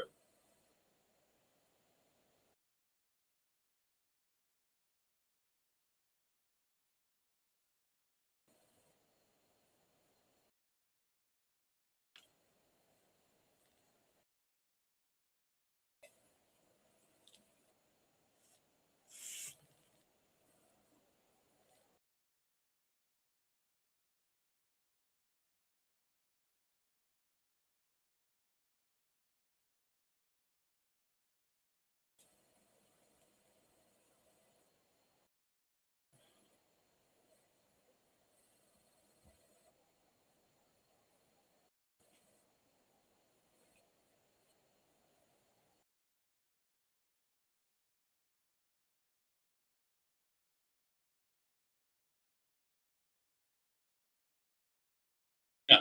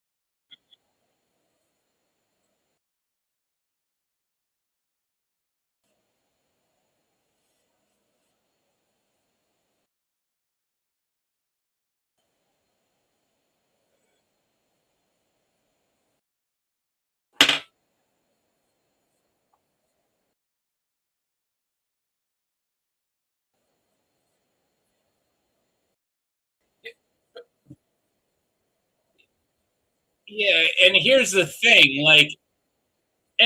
thing, when they hold those hearings, they're not holding those hearings to scream loud and proud from the rooftops that they're giving 20 million or whatever it is to some random conservative Arab country to advance LGBT studies. They're not holding those hearings to shout those from the rooftops. The purpose of Doge was to put a public centric spotlight on what are we spending the money on and where's it actually going, to better inform people, which you would think would actually be a good thing, is to have people more informed on where the money's going.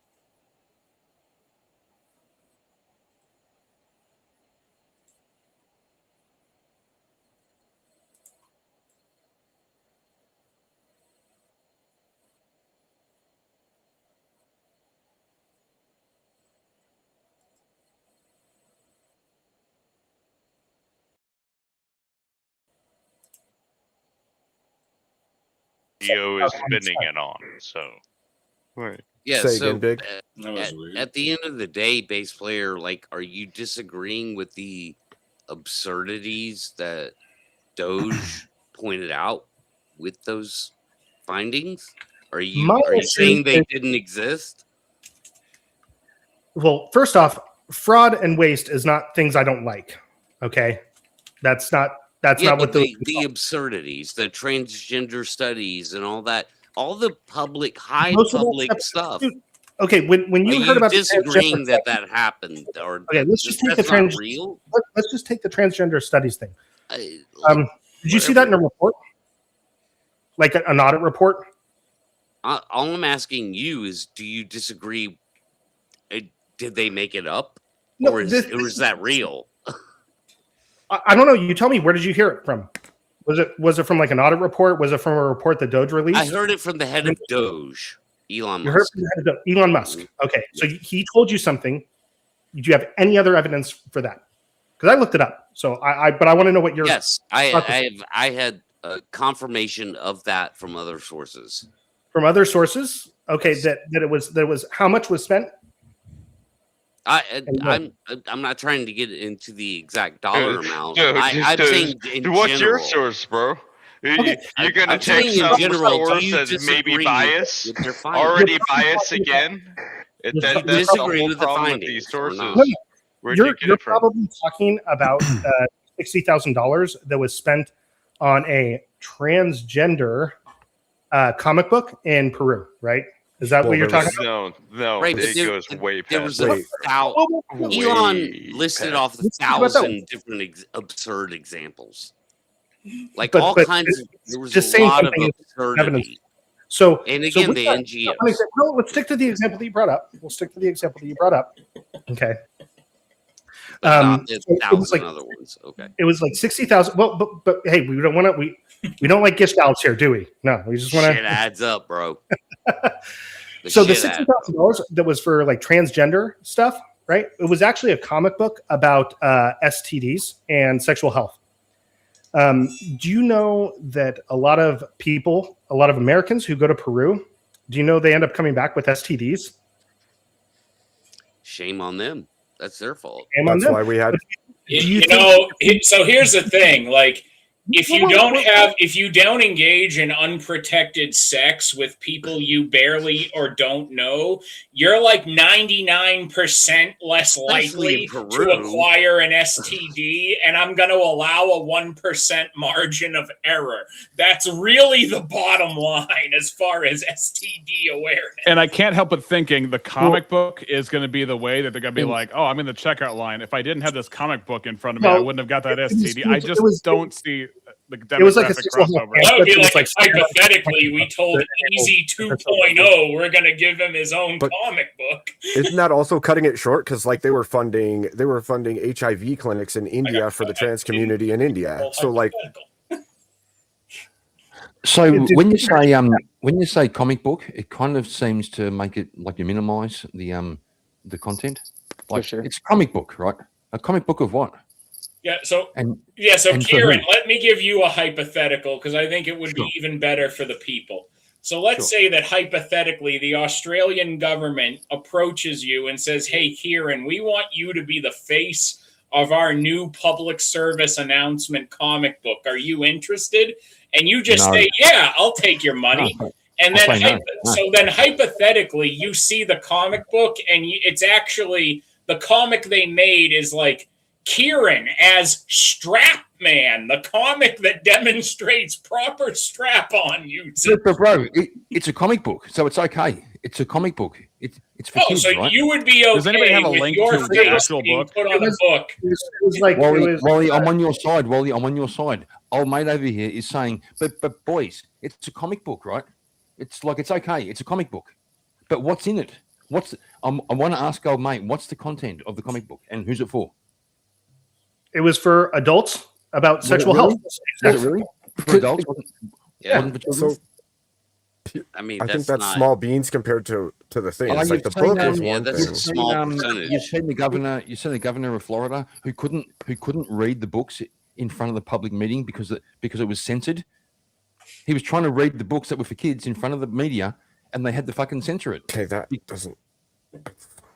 A different thing we were Do you we think were they talking should be about, able but to read a yeah. book talking about a man who has sex with a woman and then pulls out and then he busts his load all over the ground? Do you think that should be allowed for kids? What the fuck are you talking about? Okay, he's referring to What about referencing the Bible? He's referring to Onan But in the it also Bible. So that nope. doesn't Okay, describe there it are that way plenty of either. things in the Bible that should be not taught to kids at an inappropriate age. There is Like what? Like what? the book. Oh yeah, so like the Book Spilling of your seed. Judges. There's a depiction of a gang rape of somebody until she was dead. I mean, the Yeah. Book of Judges Yeah. is horrific. So why not? So why not? Why shouldn't it be? Why should it be horrific, or why shouldn't it be taught to kids? It's just the shouldn't it be subject horrific? matter. So particular passages going over a particular subject matter. I'm not saying Yeah, in why total. shouldn't it be taught to kids? For the same particular reason what because of the you subject don't matter. want taught to kids. So wait, you don't want kids taught that gang rape is bad? Yep. You see? Okay, and that's not a straw man. Okay, you're not serious. You're not serious. Okay, Okay, bro. good. Teach them Do you that think it's Okay, bad. That was a So, wicker, the whole man. I Bible lit that on discussion. fire. Give You me the- bit that I'm up so for hard, it's not Bible even discussion, funny. But that's derailing from the whole point of the programs that put out these comic books aimed at adults Comic books, who are yeah, American comic books. tourists going to Peru who weren't supposed. No, they were aimed at like, proving. They were The in goal- Peruvian the goal Americans. of it was to Hold on. The fact that all No, this the shit goal- exists, the fact that all of this shit exists at all is just showing that sex tourism should not be a thing. Well, I agree with that. Even Tourism further, is not a thing. These PSAs Well, I mean, Crew's not a would big be a sex thing. it happens. what about Who's it's going like to do that taxpayer? PSA though? Is Joe Biden going to come out and Love tell us that sex humans. tourism should not? Go to the Philippines. I mean, if Well, he you was mean, okay, so if you Joe mean- Biden was actually the Catholic he claims to be, yes, he would say that in public. But if we went back though to what we were talking about Reducing prior, the his rate examples. Transmitted diseases among Americans, is that a good goal? Say it again. Americans, sure. Is the rate of sexually transmitted diseases among Americans, is that a good goal? Is that something that we should work towards? Less. But would it be better to what? do that through PSAs or through just advancing like Oh, yeah. basic moral behavior Antibiotics. and good decision making? Yeah, take away birth control. I mean, I can say. what states have Yes, that have the yes, highest it- like, teen yes, birth it's a rate? good It's goal. like the It's states a that have good the goal. highest. Guys, give him some space because Karen, he's still if having you- to get it out because he's still having Okay. those audio issues. Okay. If we talk, we overcut him instantly. Yeah, he's so. got the weakest mic out of all of us, so we got to give him some space. Can I bump it up a little? Oh, that's really hot. That's much better. That's better. Okay. It's better. It sounds like it's clipping in my ear. Well, yeah, you So- were no bass. You were clipping. That's why I was telling everybody else, like, slow down, let you get it out before while your audio's not cutting out. Yeah, my levels are low for so I don't get echo. So maybe everybody else is experiencing ear problems after. No, you sound better now. Yeah, for me too. Is this better? I would say you Oh, sound yeah. a lot better now. Way Yeah. better. Okay, I just installed Voice Meter, and so I've been playing around with that. Okay. Yeah, so I'm just saying that, okay, we all agree that reducing the rates of sexually transmitted diseases is good. Okay, so there's different approaches that we can take, right? We can say nobody should ever have sex except with their married partner, right? That's one way that we could do it. Does anybody here believe that that's like actually an effective strategy to tell people? Yes. Sure. Yes. I waited till I marriage, believe it's and I've been married effective, but 17 is it years. feasible for all people? it I is. would admit, it's probably not. It's Well, probably not that is realistic. not- for that us. I think it's a good Well, you idea take regardless an of the absolute outcome. versus a majority too. That they, Well, I mean- if you're saying majority of people should do this, Well, that he would said be a he's better got a way good to strategy. state it The answer is versus yes. an all great strategy. statement. It's a great You strategy. said an all statement. Yeah. So, it's a great so strategy. like, Yeah. It's so in states that unrealistic. have high STD rates where they only teach abstinence only, what's going on there? Would you ask? I didn't get to hear your question. So like if in states that have high STD rates and high teen pregnancies, where they only teach abstinence only, which is what that approach would be, right? What's going on there? Oh, well, It the can still be easiest, a good probably strategy. one of the biggest problems with that is that no matter what they're teaching, the broader like pop culture is still giving those Yeah. teens Correct. messages that basically say that's have forever. all the premarital sex you want. It's Oh, a yeah. good thing And to teaching do. them, Yep. and teaching It's them good that to they're like go get repressed because of wasted. it. It's good to go do drugs. Like they're getting those messages like, Same hey, thing. but still do whatever you want and it's all okay. Yeah, 'cause I'm you a can free just get person. a I do condom or whatever get I on birth want. control. Okay, Sorry, brother. Right, I think you identified a really good issue there. Hang on a second. Right? Hang on. I'm responding. Right. Can you give a better strategy? Yeah. So okay. So I'm going to do that by addressing kind of what Wally was saying. Right. Sure. So Wally said, okay, you tell kids don't have sex, but the rest of the world is saying, Well, not hey, the rest of the world. Elements within our own like pop culture are counter signaling Music, movies. virtuous behavior. Yeah, Okay. sex is Pop culture. promoted everywhere, dude. Yeah, it's Everything. everywhere. So Like, okay. Still want to hear So- a better strategy. Want to hear a better So strategy. okay. So how do we address that problem, right? Because that's obviously like doing that. Should we ban talk of sex in public? Should we curtail? Should we have like a federal agency monitor? No, you could start with like that's a- banning abortion, take away, like stop doesn't- giving little 12-year-old girls Wait. birth Yeah, control brother, and I- regular Yeah, exactly. periods Yeah. and What's shit funny- like that. What's I asked- funny- I could asked you you for a Start better there, Wait. maybe. do Wait, what, what's what funny- you want to do And you're asking How Wait does a banning minute. abortion is reduce sex? have Holy repercussions. What's the cause of Literally- Everyone's talking at the same time, motherfuckers. We don't hear Okay, any of sorry, you. brother. Okay, Well, I sorry, wanna brother, I'll go. talk. Chill. I asked you Alright. for a better strategy, and you started asking a question. Tell me a better strategy. Don't ask questions. A better strategy would be looking at the world that we live in. You can say, hey, the only 100%, I remember being taught the only 100% way that you won't get an STD and you won't get pregnant is by abstinence. That's the only 100% guaranteed way. That's the same However, strategy. wait, no, but here's the other thing. If you also say, but if you do engage in these activities, these are safe processes that you can take to reduce those risks of other things.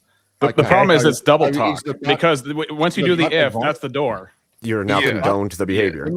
When you say Yeah. here's the best strategy, but is the but advice or is that like anti-advice? Yeah. It's Especially advice for like that- horny kids. I mean, they Well, don't the care. 100% Okay, thing is so now we've identified several issues. There's the broader culture. There's horny kids, right? Mhm. So the only Wait. strategy that we have is just say, don't do it. Correct. So if that's I- one. Yeah. That's one. I If have I- another one. wait, it's not an I have a good actual one. Hold on. strategy. I want to That's say this wrong. real quick. But- real but I quick. have a If good I one tell after you. if I tell my You teenage boys- sons, you can clean your room tonight, or you could not clean it and maybe clean it in the future. Which one are they going to do? Do you think? The other one? Oh, no, So wait. you tell a Actually, teenager let they me can do the answer- responsible thing, Oh, wait, or Abe, let me give a more charitable answer. Abe, You I'm do. actually going to say I believe your sons would clean their room tonight because I would trust that you yourself and your wife have raised diligent young men who would follow what you're telling them. Right. That's That's a so separate charitable, but if Right teenage there. boys are being General. teenage He's the boys, exception. they're gonna be lazy little fuckers. Yeah, but I'm Wally, a teenager myself. Yep. No. yeah, but Wally, Wait, shouldn't the, I'll just say, shouldn't- if I can play devil's advocate, Wally, shouldn't the government like deal with that? Shouldn't the government fix the problem? Oh my dear lord. The government fixes Yes. problems. You're We a need a new Shouldn't nerd. the electoral No. college That decide might this? be the funniest Nerd. thing you've ever said. Fucking nerd. Look, Government fixes Look. problems, says the Look, I Australian. don't need the government to fix my problems. I'm going to sign. But Look, yeah, I'm that going to nerd- sign an executive order tomorrow. know, Look, fix this we're going to make problem. America great You again. give No them more a sex. nice, No, but- swift Kids clean wanna have When, children. look, hard I'm life. telling you, we're going to sign Rather it. you It's take beautiful. I've had 3 Away. wives, and I Alright, can tell you real there's quick, too much I just sex want to real Look, quick. no more. I want to address something Basegitar said there earlier. You said like why when you're talking about like showing them a safer way to do it rather than just saying don't do it. No, I'm saying do both. I'm saying Huh? do both. Do both. I'm saying do Yeah, both. well, I don't think that's a good idea either, and I'll tell you why. So This no, is Which like one do you think? Mr. It's this very is like polarizing. this is dude. like hold up, Percentage guys, hold up. Oh, no, also, Uh, wait, because I want to directly address this. Look, this is well, I exactly. didn't get to say what. How you gonna address something I No, didn't no, say yet? Shut the fuck up. I didn't even let say him what I'm talk. gonna say yet. Hold up, let me talk. Yes. I've been quiet for a long time. Let me Right. just talk here for a second, right? So, like, when you teach someone, like, when you teach them safe sex, right? The reason it looks like you're encouraging it, because it would be like if you don't teach people, here's a safe way to drive drunk, right? If you're gonna drive drunk, just make sure you've only had a few beers, all right? And you don't do that, right? You say don't drive drunk, right? Avoid you any do. risk. And you could probably say there's people that could fucking drive perfectly fine drunk, and you would still think- tell that person don't drive drunk. It's Do you think- almost like heroin. You wouldn't say here's a safe way to do heroin. You'd say don't fucking do heroin, right? And that's what we're saying when it comes to teaching kids about sex. No sex until you're married. None. Okay. There's no safe Okay. way to do it. Here's- None of here's- this. None until you're married. Well, what do you mean? Easy? Okay, I got two things. I got two things. I got two things to respond to that. The consequences are Because I still have a good one for Nuts base. to your pinky No, finger. Hold on. there's two things that I want to say. Let him respond. Let him respond, please. You're the only one talking over him, bud.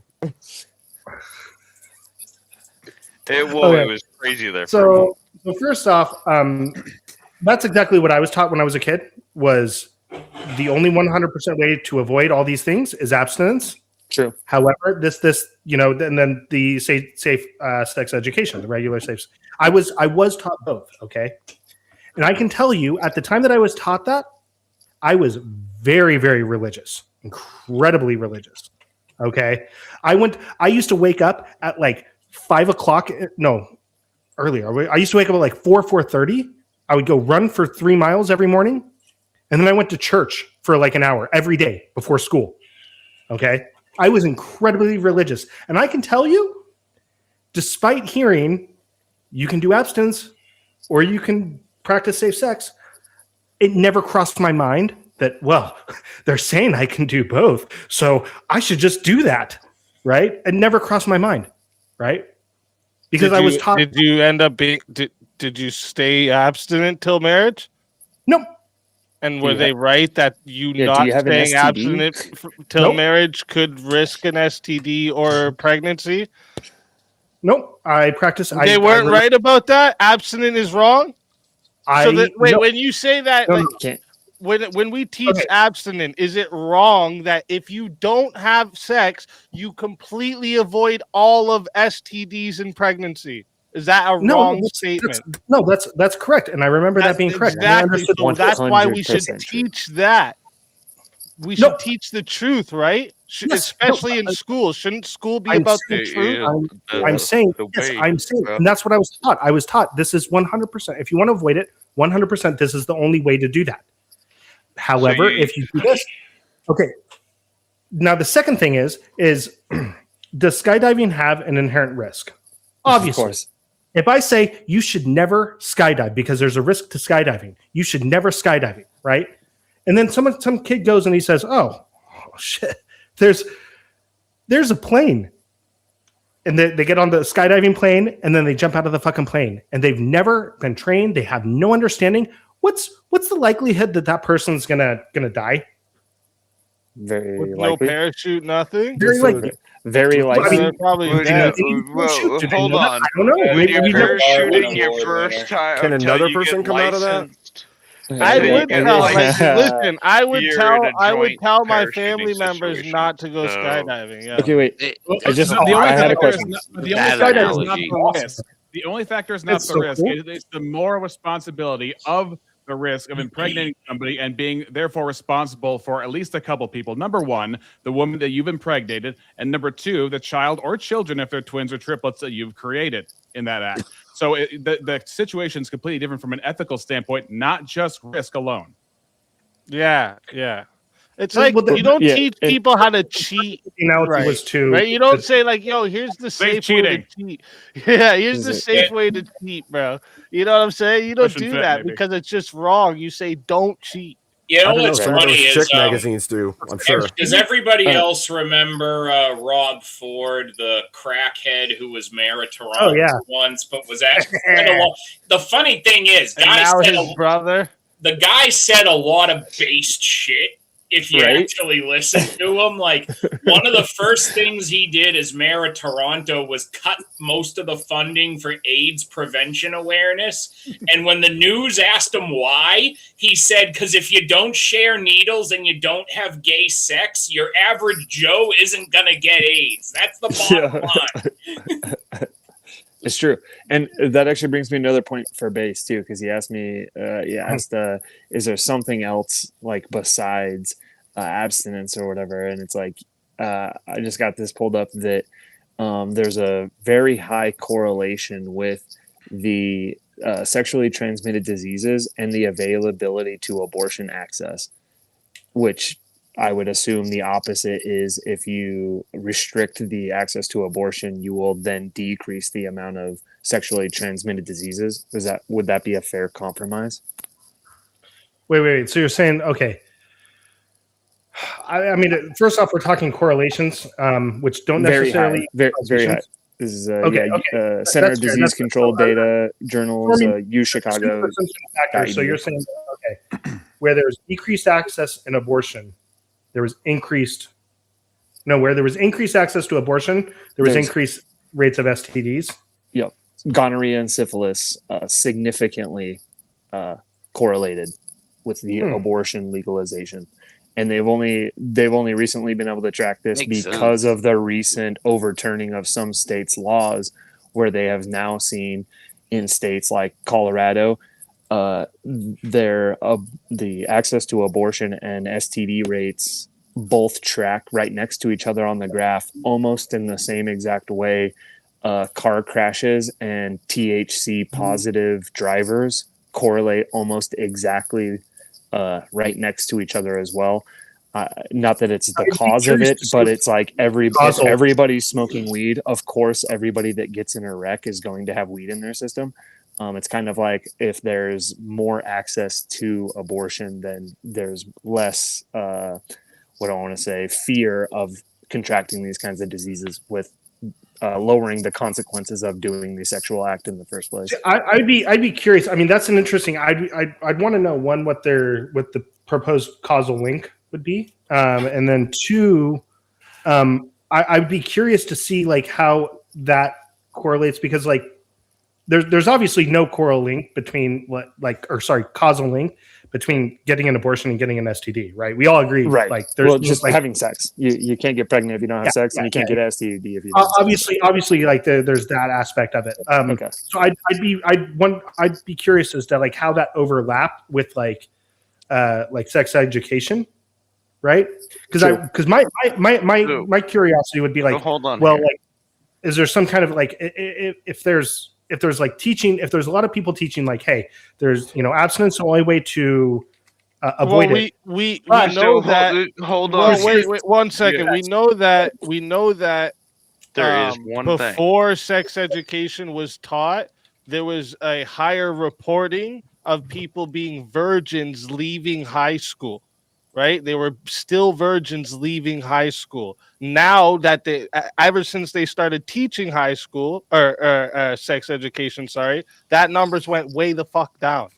To be fair, that's correlational. Okay. So, Like to be fair, it's correlation. Now, the access to birth how do we control, figure out condoms, how do we figure out the cause? abortion, Plan B. How do you figure out causation? How It's do you just figure out correlation. causation? There is Because no there are causation. It's just high There are score. other I things mean, going here's on, a such as correlation. Like, hang on. Is the causation the biggest correlate? No, you can't say Yeah. causation. It's correlation, but there Yeah, are other it's- things Right, going and on. what is the causation? It's a correlation. You Yeah, can't tell. you speak right on this. Yeah, There's no way to Cool. tell. you yeah. Just an example between correlation and causation. What you can So, say, like- what you can say is when, for example, when contraception became mainstream, abortions went up. Okay, because people thought it's Oh, math. contraception great. We all have the sex, and more people got pregnant. and abortions went up. It's very hard to prove the causation, but a general culture. Right. I know. This is That's the what I was marijuana. trying to not say. really, Kieran. Same Like, exact I mean, graph. Kieran, it's not really difficult to prove. Like, I could say, like, look, if my military was better trained, it probably wouldn't lose a war against birds. True. You could demonstrate that. No, If you stack enough correlation, you will find causation.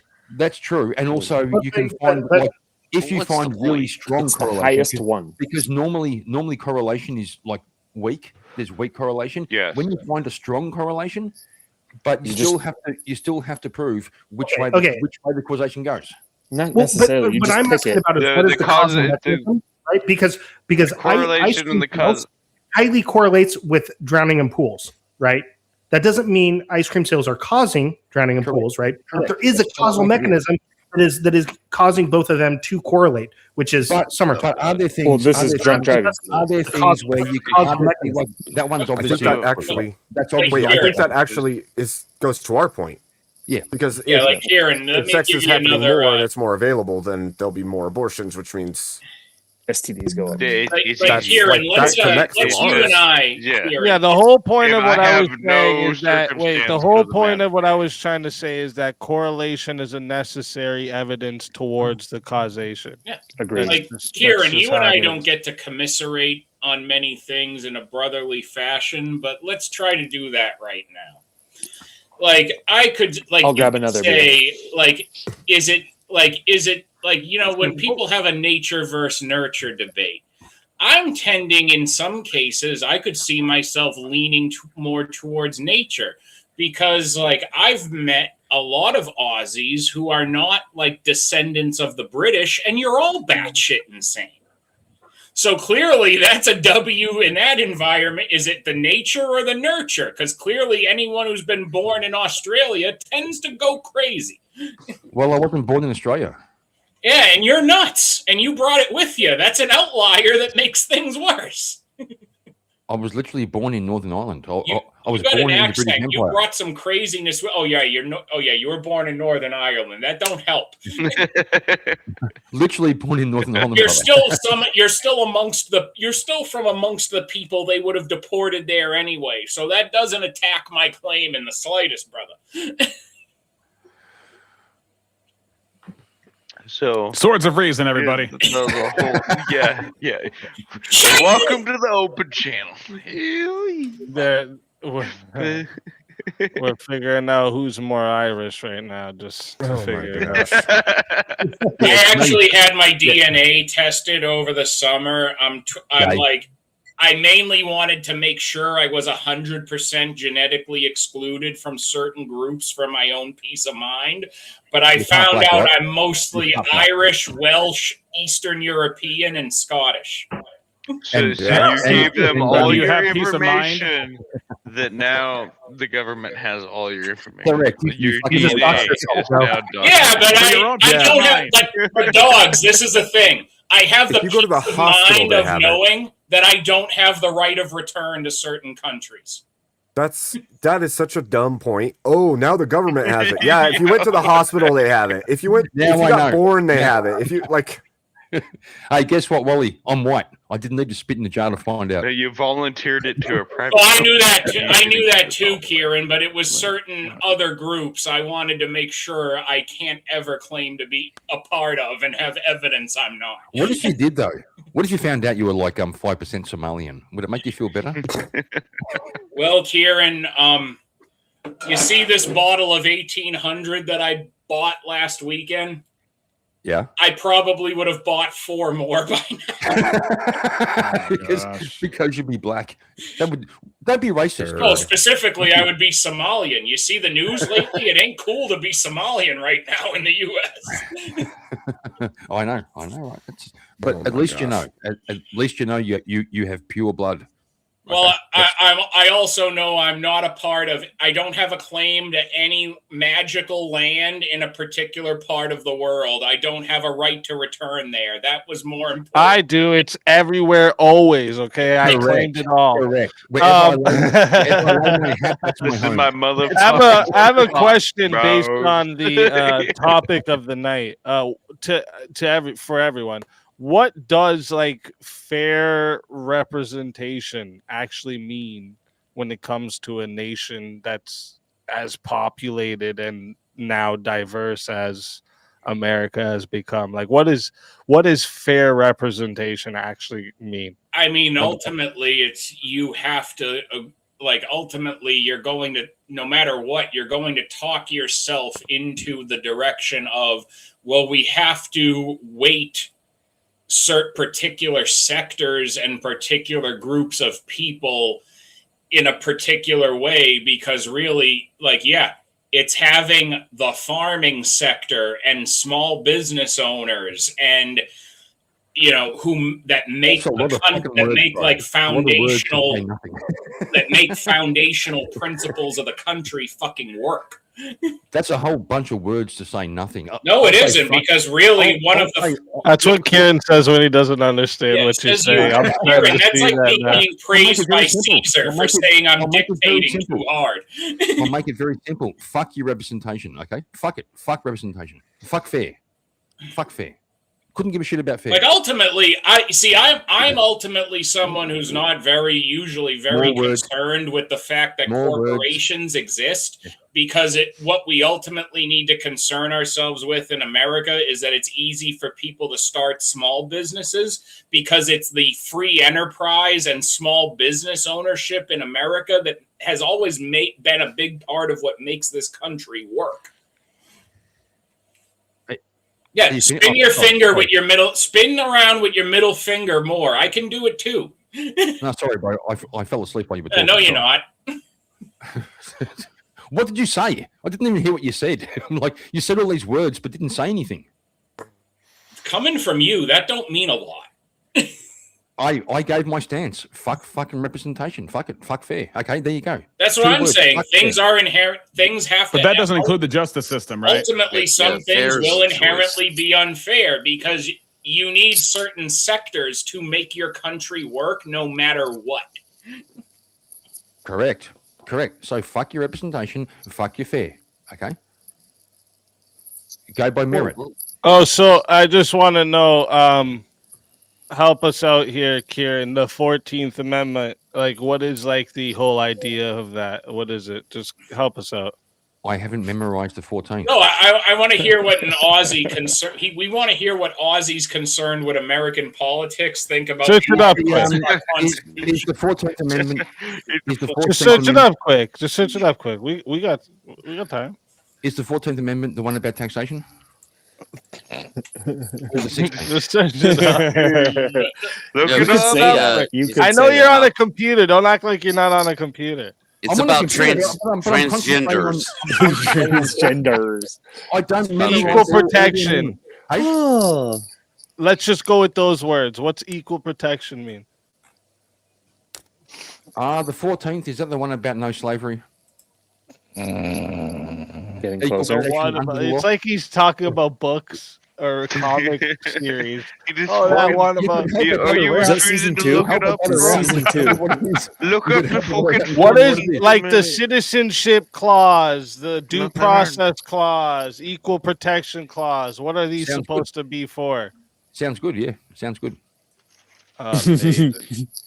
Amazing. It sounds wonderful. Amazing. I really don't know what he said at the end of that sentence. I don't think he knows what he said either.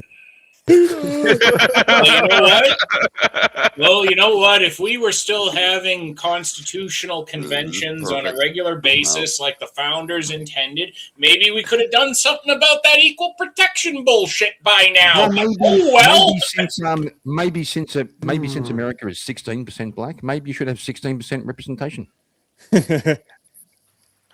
Right. You know what, Kieran, I actually would not.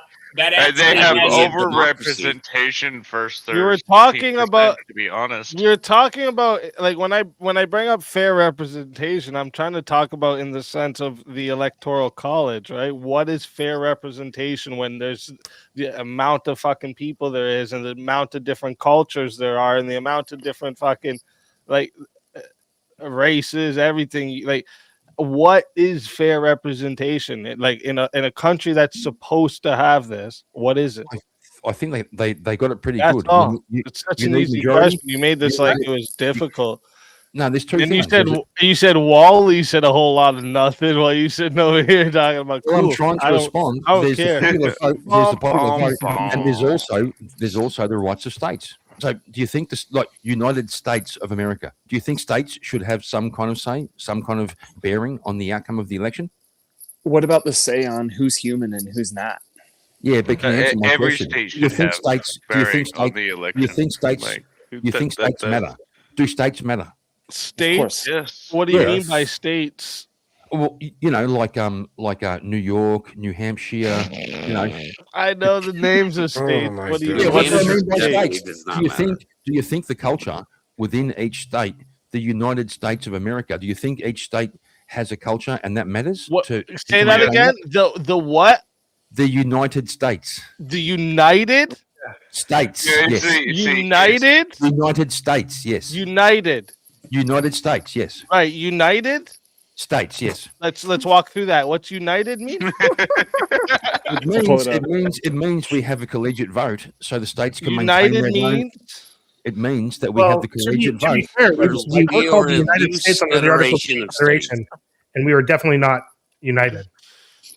Yeah, Right? but wait, what is what's Constitutionally, the we're a point of loose United federation of States? states. What's it the whole means is- point of it? What it means is each state can maintain its own culture, but you can unite under certain policies like international law. Yeah, a state is No. like a sovereign political entity. That's yeah. the point, right? Yeah, like- That's the point. Yeah. For So it example, has you its know, own government. Yeah, when yeah, it comes- controls when its it- internal affairs. Sure, But when yeah.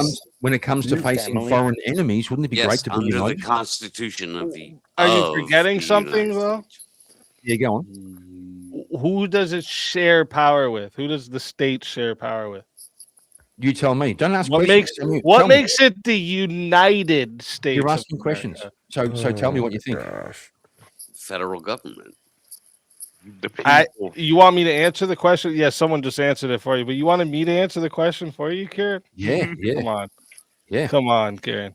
I want you You to say realize what you each think. state doesn't like I have think a this is what culture, Kieran they have a does when he government. does, like he doesn't know the topic and he doesn't want to He's talk just about it. It does so say he's trying to chaos. derail it He's to just something fucking else. having fun. Like Each he's of just the fucking having 50 fun. Each of the 50 states is like its own small nation, and they're all unified through the You gotta federal learn these government. things, Kieran. Don't Yep. you want to be an American Through citizen? who? I Through drop. who? I But drop. through who? I'm going to Each say state I drop. Each state has who? We all know that. I'm asking what your point is because, like, say New York doesn't have a singular culture. Like the city has a culture, and the Yes, sir. northern chunk of it has a completely different culture. Each state isn't like Yeah. one That's true. monolithic Yeah, thing. that's what I was. Yeah, But- this is actually what I was trying to get at. Like, Yeah. you got to the point where each state is so fucking like the population is so huge in each state that like there's nothing like that. Like is like how can you fairly represent everybody? It won't ever be a possibility Exactly. anymore. So if I go know what I to mean? It- Isn't it- Los exactly. Angeles like top I 5 think I economies think in the world? that's one of the things when it comes to like when we're talking about like the electoral college is fair representation like something we're thinking about when we're talking about abolishing it or keeping it. Is it like do we want this fair representation amongst Yes. people, so many Yes, different So, types of Okay, people? I So see. before I so grow let's up- take a before I grow up in- hypothetical before I here grow for a up- second. before I grow Congressional up- district is the representation fair? if I grew up in Tennessee and I moved to fucking West Virginia, I'm pretty sure I know I've moved state, right? I can tell. You've moved state, sure. And But Yeah. so Why do I know? Would you ask Kieran? I think I would say no to what you just asked. I just want to make sure I heard you right. Really? If you were living, Well, if you yeah, if you fair. grew up in Tennessee and you moved to West Virginia, you wouldn't realize you'd moved state. You wouldn't realize that there's a different culture there. Not much. Actually, it It's can a be the little same. I different. think but where you just said no, I think it depends Yeah. where, but yeah, I think Okay, fair enough. you If might you see a grew up- lot of the same more than you'd see different. Okay, It's if you a grew lot up of in the Oregon, same, yeah. you grew up in Oregon, most and ways. you moved to Virginia. Do you think you would see a difference? Yes. Sure, you would. Yeah, That's yeah. an Okay, extreme that's the point I'm making, and that That's an that has extreme value. That difference has value. But at It the same does. time, To what degree? you take the statewide I'm value that I'm trying to like we're get talking the per state, bro. yeah, and but I'm each trying to get the state bigger has point of what rights. Kieran's trying to say. What are you Well, are you do getting you at? think culture matters? Does culture matter? Yes. Okay, so if To what? it just doesn't Okay. matter. Is In what culture context? is culture worth keeping? Inherently? Yes, Does it just inherently. matter? No. Yeah, is Not it worth having inherently. culture? No. It's not. Can it be avoided? That's fucking weird, bro. Like does having a culture. Well, I don't know. agree. Culture matters. What Yeah, is it? absolutely. No, wait. What is? Okay. What do you mean? The- I want to the- know the- what you well, mean the by division of matter. Hashtag states Sharia law is matters. civil. Like, I don't- That's purely what's bad civil. about the division Sharia of law? states is a government entity. It has nothing to do with culture because otherwise, in San Francisco is different than San Diego. San Diego is different than LA to some extent. You know, even within certain states, like there are subcultures. Even within and so it's not culture alone. You're speakeasy. Are you trying to get at the fact that it's purely governmental drawn lines, or what are you getting at? Oh, when he's bringing up, does culture matter when you're talking about economics? Does culture actually determine the outcome for economics? Not talking about I economics. I believe some so. ways. I think there could Are you be talking some about interstate commerce? It can be related. Yes. Yeah, I think there could be some correlation. hmm I think obviously like liberal democracies with capitalism tend to produce like some of the most economically powerful countries in the world. Trying to decide where we're going at this point. I think honestly. each society. Is an Well, experiment. then how come I'll give you Straight a flatter. historical example. After the war, you had the Japanese Americans and the Italian Americans. They experienced the exact same like rise in wealth, and they had completely different cultures amongst them. Easy, So I what? interrupt your train of It's thought. showing you that in economics, the cultures don't matter, you stupid fuck. Fuck You mean, so economics. what? What Keep about- up to the conversation we're talking about. There's more things to life than economics. Easy, I interrupt I you. know for- there is. You That's just, the point I'm Easy. oh getting my at. god. Easy, Kieran, I interrupt you trolling for an me right now? urgent You just trying to message from fucking your rage wife bait in me right now? chat. Rage bait. Urgent message from your wife in chat, Easy. She wants you to make me big screen to promote the grift sign. The oh shit, go kick fund. Let's fucking go. The go kick fund, everybody. Remember, Make sure you everybody, guys step it sad plus money equals happiness. Equals happiness. What does money minus sad equal? Sad. More Let's sad. fucking go. More sad. More sad. And by the way, chat too. If you guys want to, if you want us, wait, why did it do that? I'm dead. I'm a ghost. Later. Oh, there we go. That tripped me out. So if you I'm guys kinda want curious a hot here. seat tonight, you guys got to hit the super chat goal. And we're only at 3 out of 30. So if you want to Get your fucking chat goals hot in, seat, bro. get them in. Look, somebody had to have the so good sense on this panel to I- start doing some grifting. True. Somebody had to I was fucking do lacking. it, and I didn't I was see lacking. any of you 7 stepping up to the plate, so I started grifting. Hey, I grifted a while ago. I grift every night. I'm gonna go sober if this chat doesn't open up the wallets and give thoroughly. No, don't do it then. Let it get intoxicated. I think, that'll be just fine. I think it's crazy. I don't know. That, 6 of my tequila just got a little bit expensive. I can't even remember what we were talking about because Kieran fucking trolling over here. with I his fucking- remember something about Right, Twitter. United I remember States everything. So- protection. Fair as a All right, representative so- system. That's the- as the Abolish. guy with the ironclad That's memory when he's not sober. Before I interrupted Easy for the urgent message from Mission Command in the chat, he was calling Kieran a stupid fuck, and that's really all you got to take away from the conversation prior to me. Because Karen is a stupid No, fuck. no, re-examination was right though. We were talking about like representation, in a place where how can you possibly represent like everyone in a place like America? It seemed like it came down to a point where Kieran was trying to say we need to have somebody from each and every culture to represent the state that they live in to go into office or something, which would be a wild thing. No vote. But that does kind of you know what, That Abe? does I kinda don't think happen. that's what he was saying, but that would have been like at least something I could have contended with. I mean, we have Omar. Omar is in office, is kind of like that. It does. Yeah, fit no that thanks. mold. I don't need the Muslim representation in any American office. I know, but Thank you. but it exists. But it exists. I think that's a very dangerous thing. I think we No, need to yeah, drastically expand the I'm just house. saying I think it that would help. exists. You know. Yeah, you're not wrong. Yeah. So we do But, like- kind of get some of that. Like it But does creep in. You know? Yeah, I'm saying though, how can you do that? Because like even in a place someone mentioned like New York, you have so many different types of cultures just in New York alone. How could you represent New York? Who the fuck Well- represents New York? You have to find the fucking unicorn. Yeah, Like- but I mean, when we're talking culture, like at the end of the day, you just kind of want to do an umbrella of American culture. Right. That's why I think it. All these like. Why though?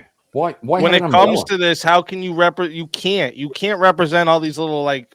I guess you'd call it like subcultures within America, like the diversity. There's always of going to America. be. There's You always can't gonna be- represent that. That's just Gotta not draw a going line to be somewhere. a realistic thing. Got to draw a line somewhere, okay? And the States is a good line. Around Yeah, the state. I don't know how a Chicagoan is going to call a Texan what American culture is. Good luck. You can always. with Well, that. that's the point. That's the point. It's They put multicultural. ketchup on their hot dogs.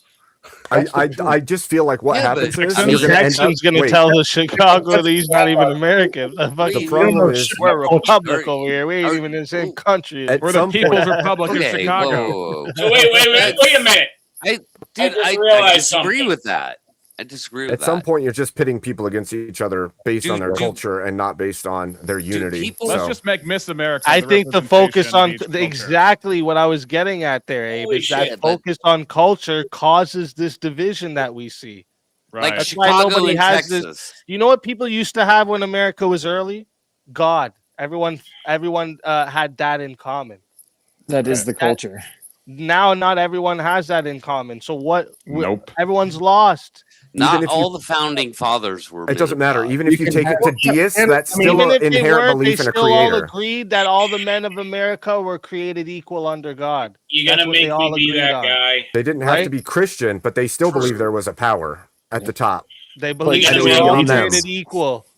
Right, and the Are we and the gonna main make me the have main to influence be was that not guy? deism, because deism gives you Can nothing. can you be equal and different? Well, what was if that wasn't the case? Then what was the Second Great Awakening? Can you be The second- equal and different? What you mean? The Second Great Awakening was deist? Do you think Charles Finney was a No, deist? no. I'm saying the Second Great Awakening was like a reaction to like the deistic founding era. Like the people that grew up in the people that were like prominent in the founding, right? They And were. what was they the were first very- Great Awakening? The first Great Awakening was like in the early 1700s, like Yes. before any of them were born. Talking about Okay. the French Enlightenment. Yeah. What? No, I'm talking about the American Enlightenment. That I'm saying the idea that they were like heavily Christian is just that's betrayed by the fact that the Second Great Awakening happened. What were they if they were all like super Christian? What were they awakening from? The awakening if was they- the fact that they had lukewarm churches in the first place, which is why they went to churches to do the awakening. They weren't going to Unitarian churches; they were going to Calvinist churches mainly. That's why if you read Asahel Elton, if you read Charles Finney's biography, they're not going from like Masonic temple to Masonic temple. They're going to churches that are dead, and they're saying, "You guys have rejected the gospel. You guys have rejected holiness. You guys have rejected God. You have the form of religion without its power because you just show up and do the motions. You don't actually trust God. You don't actually submit to God. It's not actually in your life. Read Charles Finney's autobiography. Read his sermons. And he's not talking to deists and trying to exclaim why people should stop being deistic and start being Christian. He says you should stop being fake and get actually saved, get actually converted, and not just being religious. Who was that? Be that I wanna guy. go to my- Charles I Finney. have to be that guy because no one else so far has been that guy. So I'm going to be that guy. You were that guy like 5 minutes ago, weren't you? Maybe. But to respond to Easy's point, I will be that guy and say, well, I think the initial religious founding of the country was always destined to break apart and weaken because it was founded by a bunch of make up your own theology group of Christians anyway. I'm going to say, I got a question here. Does everybody look at the United States as one nation? Everyone here? Because I'm going to call bullshit on that. On what level? Are we one nation? What You mean is that a we nation? signed on to a federal government? National. No, if I say, Yeah. the United States is one nation, do you guys agree with that, or? Or if I just said- We're one Yes. nation. Depends on what level. We Yes, are we're one all nation in the Americans. Yes. sense How many presidents do that, we like, have? How many presidents do we elect? So, Basegitar, here's the thing. One government? Here's the thing. I would say to Yeah, you, what, I would say Netflix, Hulu? I'm this kind is of what I would curious say. where he's gonna go with Yeah, it. that's what I wanna know. Yeah, Me I'm too. wondering. Go ahead. I would Yes. say We yeah. are Keep all going with it. Americans. Yeah, Base. Let me put Yeah. it to you this way. I would say we are one nation in the sense that I don't like how left Hollywood is, but if someone flew a plane into it, Hollywood tomorrow, I would say, hey, that's my fucking people. We are one nation in the Yeah. 9/11 sense. Yeah. That as Yeah, a yeah. Bostonians hated New Yorkers Yeah. on 9/10, but we hugged them on 9/11. So that's how the extent to which I think we are one nation. It's like in League of Extraordinary Gentlemen when they all shout "God save the Queen," and he goes, "Yeah, that's about as patriotic as it gets around here." No, I But so aren't we? where I was going with that, and I appreciate I would that. just Like, say the opening words of the Constitution, but yeah, go ahead. yeah, and the whole point of the Constitution was to form a more perfect union, right? That's what I was saying. is that We the union. people. It's A not we union. the states, we the government, and none of We the this. It's people. we the people. One Fun nation. fact, the Constitution completely avoided the ratification of the Constitution. Completely avoided the state legislatures. The Articles of Confederation were all ratified by the state legislatures. Pretty sure the Bill of Rights made it Constitutional correct. Convention for the check the ratification The Bill section. of Rights fixed it. The Bill of Rights fixed it, right? No, the Constitution went directly to the people. It was all ratified by independent ratifying convention. No, it was by the state. I'm sorry. No. It was Look at on a more, state bro. level. It's It was by on a the state level, but it was not the It's state by the legislature. state on No. the people of the state. The people. State People. elects the That's what I'm saying. It was the Like, people. It look wasn't the at state it, dude. legislatures. Look at it. You have this wrong. I'm telling you. You need Stop to talking. dig in deeper. I don't think he's talking about the text of the state. We were elected by a body of states under a unified part. Okay. Well, I'm No, just- I don't know where you're going with that, dogs, but he's right what he's saying. That it was like special state Conventions. ratifying conventions, right? Well, but it was and- the More than- people of each state, right? Through Yeah. elected delegates, though, right? You understand? Well, yeah. So that's what I'm saying. Is that the whole thing is that it went to it went to but it wasn't the state legislatures. It wasn't the existing government bodies of the states. It was directly to the people. So it wasn't But that was because That it was- was the original. Obviously they wanted this to be solidified by the people, and not the whole thing they were doing was running away by something that was solidified by a government. So they wanted to make sure that this was solidified by the people. That was the whole point of America, right? Yeah. And where I was going with that was that at the time the people they like I can't emphasize this enough. People like they were willing to go to war with another state because they were Robert E. Lee 100 years after the after the Declaration of Independence was like, fuck the United States, I'm a Virginian. Robert E. fucking Lee. Yeah, have you seen my hat? Yeah. Abe knows. But I'm saying now we don't have that view. Nobody's I think I agree with. Why would you have that view when you have like a sister in fucking New York, and then you have a brother in Texas, and then you have your mom and dad are in Michigan? Like, what do you mean? Of course, of course, it's not going to be like that. Right, your whole family is all over America. Going to war with the next state means killing your family members, maybe. Right? Federalization made that. Yeah. Well, that's right. When he said it's not. That's a good thing, though. No, don't you guys think? You're not forced to go to war with your fucking sisters and brothers. Even the original militia wouldn't. Kieran, shut up for a second. You shut up. Oh my God! I was gonna say easy. Yeah, you shut up. Point, even the initial militia wouldn't cross. Australian man, give me a second. So then I got a question for Base. You were just saying, I can get into more of that in next week's debate, but apparently going to war with your neighbors the day after everything was normal is not as hard as you would think. Yeah, so even the original militia wouldn't cross state lines. Kieran, I got a question for you real quick, just to continue the conversation today. we had yesterday because of on. your opinion up there. Yeah, Are you American? No. Then you shouldn't be talking about American business, you stupid fuck. Really? Hey, we're having fun. Are you a woman? Are you a woman? I miss you, Elder Lion. Oh, are you going to try to reuse the same argument I used against you last night? Do you have an opinion about abortion? I mean, you're a man, right? Are the laws different for men and women, Kieran? Are you a slave? Should you have an opinion that's about a separate slavery? one. I have a question for Base. Should you have an opinion about slavery? I mean, you want a slave, so shut the fuck up, right? Oh, burn, boom, roasted. It's disanalogous, though. I mean, if you'd have to fully encompass the argument that you're making right now. Yeah, I'm not American, and therefore I can't have an opinion about American politics. What the fuck? No, really? No, you can't. You can. You can. Okay, then you've missed it. You've missed it. That was my whole point last night. I'm glad you woke up and figured that out. I'm so happy that it finally got through your head that you can actually make an argument. I kinda have an idea, but I don't really know.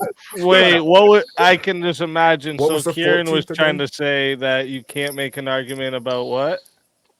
You can't make an argument about relationships because you're not in one. That's what he was saying. What? No, that was me doing a flex. That was me doing a flex because I mean,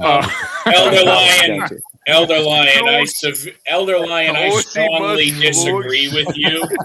I disagree with you, Elder Lion. I heard because what I just heard a few words. You disagree with my opinion that Kieran's retarded? No, I disagree with your presupposing that something could get through his fucking head. Oh, yeah, that's true. Boom. Mic drop. Well done. Just a quick question for Base, real quick. Back to the nation idea, because you were saying that you don't believe that America, as of right now, falls under the idea of a nation. Is that what you're saying? No. I think we are a nation. I think we are one nation. I'm saying that at the time of the founding, we weren't one nation. Okay. But I was gonna take your side in saying as maybe as of right now we might not be. We might not be. That would be culturally. I probably could agree with that. Like in some, depending on how you define, Well, so let's go open borders. Are we protecting our border really good? It's maybe now, yeah. The last few years, no. I think this is actually going to depend on your definition of one nation. Then you're going to have to give us your definition of one nation because I actually think for the founding, you could still make an argument for one nation. So what do you mean by one nation? Depending on how you do it, by the way, there could be 50, or there could be 12, or there could be 1, and it's I'll just go with the definition real quick. A country considered a body of people united by common descent, history, culture, language, inhabiting a particular area or territory. The AI overview is a large group of people sharing common identity through culture, language, history, ethnicity, often aspiring to self-governance over that territory, distinct from a state, a political entity defined with borders and government. Okay. So once we have like the dictionary, I very gotta go like ahead. if like the You guys. very moment like a place is born, right? You know, Yeah. and they declare one people must dissolve political ties with Britain. Do you think this means one nation, since it didn't say 13 people must dissolve political ties with Britain? I think Jefferson he was a writer, and I think he was being a little bit hyperbolic. Oh, he's being poetic, was he? I mean, a big influence on him was like Thomas Paine, and if you've ever read Common Sense, that shit is like Alex Jones crazy. Really? Really? Okay, but just meaning it hasn't come true yet. I Right? think So when you one use the nation- words one and people, not one person, one and people, it's very deliberate. I think what is happening here is that you're thinking because you read something else of his that seems a little bit of wacky that he's being wacky here. But like again, the Declaration says one people. And I think One that's people. very deliberate And wording. One referring cause, to- one struggle, one political identity, one people. And to part of Jefferson was being aspirational, right? I mean, I don't think any of us really believe that at the time of the founding that all men were created equal, and they all deserved life, liberty, and the pursuit of happiness. You think right? Depend on Like, your obviously it was definition of aspirational. that, but So you relatively think speaking, yeah. they didn't believe that? Is that what you said? No, I'm saying it was aspirational. Like yeah, fair enough. Yeah, fair enough. So like for example, Jefferson had slaves. So Yeah. it's aspirational. Yes. Okay. Yeah, but I mean, if you read his original draft of the Declaration, right, there was a whole paragraph about slavery where he fucking reamed the king for foisting that upon the American people.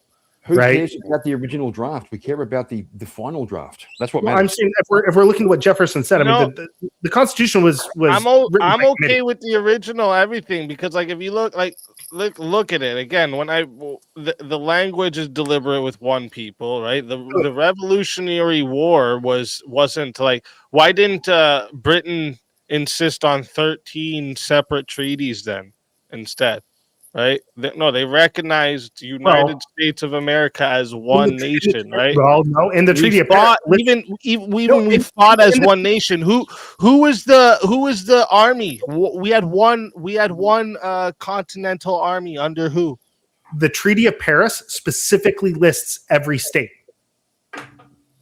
Right, but the treaty, right? But because it lists every state, what does it recognize the United States of America as one entity? Different states who are united. Yeah. But okay, to give you an example, like I understand like where you're coming from. What does that first Constitution say? The Union shall be perpetual. The Union. It's always been one. Yeah, but it also can't they be united and different? But the Constitution was to form a more perfect union. And what I'm saying is, so where I'm getting the idea of the conception that the framers didn't really like the people at the time didn't consider themselves as one nation is if you read through like the first like 7 Federalist Papers, they're like, look, if we are going to survive as a nation, we have to be one nation. We can't be 13 fucking different states and doing this, like, each with their own currency. They all have their own currency. Yep, and their own church as no well. state can do anything else without. It's got to start from somewhere, but dude. It's got to start from somewhere. We are establishing our spot and doing our thing, and every state has a right of views, and we are going to start from somewhere. You really think this just fucking randomly happened?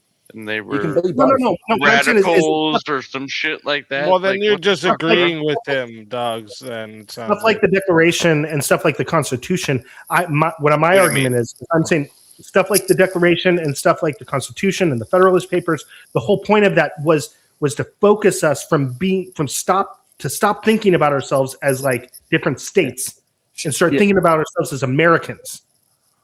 And I'm saying that we're largely successful. Can I ask you something? Question. Let me ask you something, Base. Is currency, what would be the word? Uniformity, because that's what you're talking about right now. They all have their own currencies. Is this a new thing amongst nations, or has this always been how nations worked? That it was always this uniform currency? No. What I'm answer the question. Did nations always have a uniformed currency? Yeah. You will. No, no, they did not. Come on. They still don't. I mean, how far back are you? The Greece, like nation states, then they did not, man. They didn't have uniform currency, but at the time, there was like French currency and like Belgian currency, British. There was a pound sterling.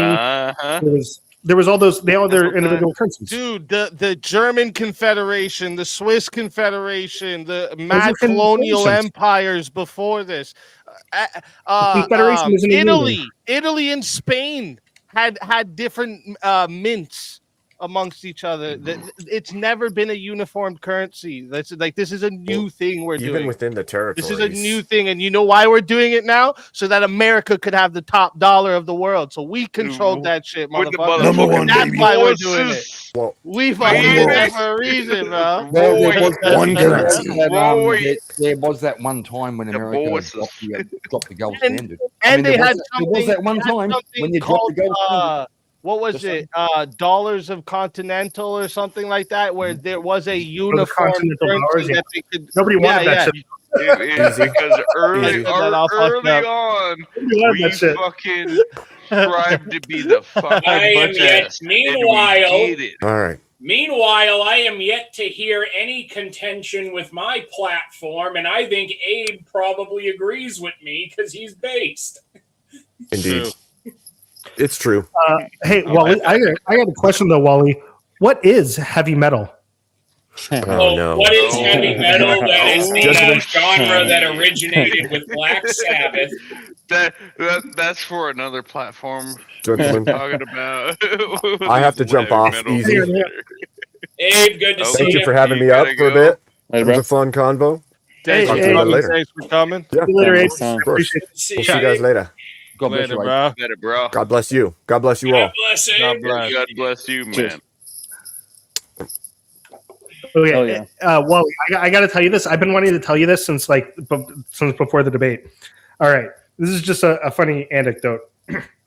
So when I grew up, I didn't have a broad spectrum of listening to music, and so the first time when I was in my 20s, I was like, okay, I need to get into some Sabbath, right? And the first album that I got from Sabbath was Born Again, and I was just like, this sucks. What the fuck is everyone on about? And then, a year or so later, your music standards beforehand? That's what I would ask. What? How old are you? What did you listen for music before? 40. Hang on, what year is it? It's 41. If you're gonna listen, but I grew up Mormon, so you gotta start listening to Sabbath. You start listening to Sabbath properly with the Aussie years. Yeah, so then, a year later, I went back to Black Sabbath, and I heard that. I was like, oh, it clicked. I was like, oh, this is why everyone's fucking talking. Oh, it was like, and I looked at it, I was like, why are they so different? And it was like, oh, it's Aussie. Okay. I was like, that makes way more sense now. Way more sense because you lost your music inspiration to. Yeah, I started with Well, it's like how within the subgenre of black metal, the term was originally coined by a band called Venom, but to most fans of the genre, black metal was actually solidified by Bathory after Venom. So there's in a similar way, people would say Black Sabbath is the originator of metal or heavy metal as the broad musical genre, but people would say like it Not was really. solidified by Judas Priest coming out right after them and kind of like making it into a, that's when it becomes like a bona fide movement, when you have another hot band follow right afterwards. Since we're talking about metal, I think it's only right that I first off remind the chat that if you guys want a hot seat tonight, okay, we gotta get to the 30 super chat goal. Okay, so you gotta hit the super chat goal, and we'll do a hot seat tonight. If you guys don't know what a hot seat is, because you haven't been around for one, it's a round of or 5 rounds of questions, or sorry, 4 rounds of questions. The first 3 or 4 questions, the last one is 1. The first round is called the trap card round. It's designed to like make us roast each other, just for fun. Then we go into the deep thoughts round. This is like more like philosophical or outside the box, weird questions, make you think a little more. We do 4 of those. Then we do the lightning round. This is just like 1 word, 1-liner answers only.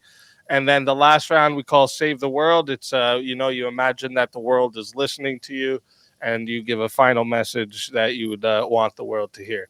So if you guys want us to do a hot seat tonight, send in those super chats. And while you're thinking about sending in a super chat, okay, we're going to do a quick little griff break. And I'm going to show you guys a song we recently made. We turned a rap song into metal. It's a famous rap song you guys will all know by the lyrics, and this shit turned out fucking great. So I'll play this for us, and then we'll get back into the convo. Trice, real name, no gimmicks.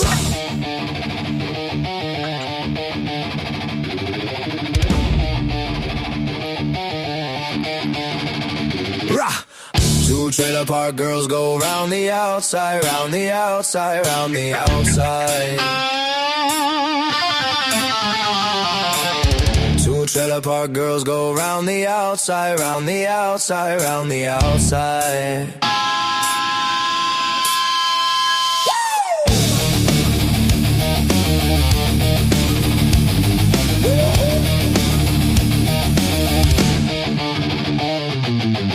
Guess who's back? Back again. Shady's back. Tell a friend. Guess who's back? Guess who's back? Guess who's back? Guess who's back? Guess who's back? Guess who's back? Guess who's back? Guess who's back? Guess who's back?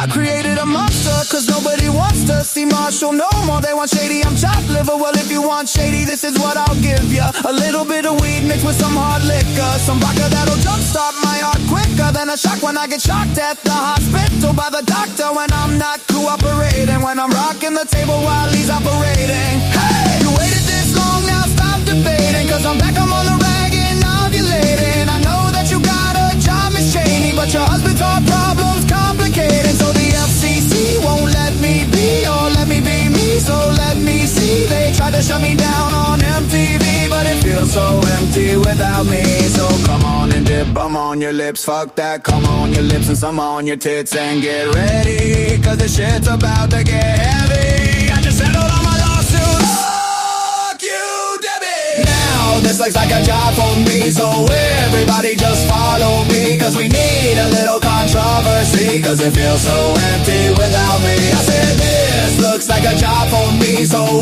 everybody just follow me, cause we need a little controversy, cause it feels so empty without me. Little hellions, kids feeling rebellious, embarrassed, the parents still listen to Elvis. They start feeling like prisoners, helpless, till someone comes along on a mission and yells, bitch.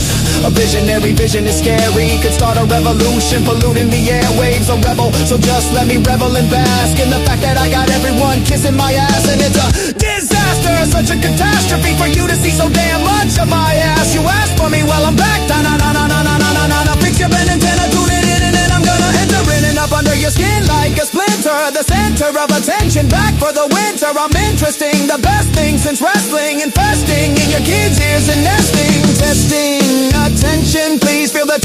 Soon as someone mentions me, is my 10 cents. My 2 cents is free, a nuisance. Who sent? You sent for me? Now this looks like a job for me, so everybody just follow me, cause we need a little controversy, cause it feels so empty without me. I said this looks like a job for me, so everybody just follow me, cause we need a little controversy, cause it feels so empty without me. A tisket, a tasket, I'll go tit for tat with anybody who's talking this shit, that shit. Chris Kirkpatrick, you can get your ass kicked worse than them little Limp Bizkit bastards. And Moby, you can get stomped by Obi, you 36-year-old bald-headed fag, blow me. You don't know me, you're too old, let go, it's over. Nobody listens to techno. Now let's go, just give me the signal. I'll be there with a whole list full of new insults. I've been dope since Bugswell with a pencil, ever since Prince turned himself into a symbol. Sometimes the shit just seems everybody only wants to discuss me, so this must mean I'm disgusting. But it's just me, I'm just obscene. Yeah, though I'm not the first king of controversy, I am the worst thing since Elvis Presley to do black music since Elvis and use it to get myself wealthy. There's a concept that works, 20 million other white rappers will emerge, but no matter how many fish in the sea, it'd be so empty without me.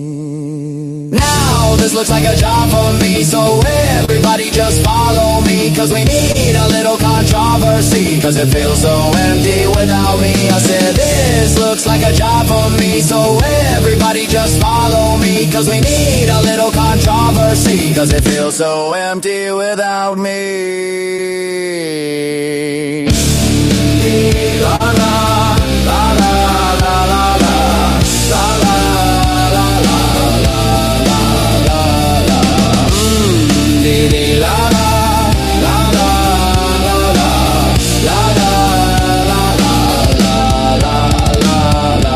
Kids. Obi Trice, real name, no gimmicks.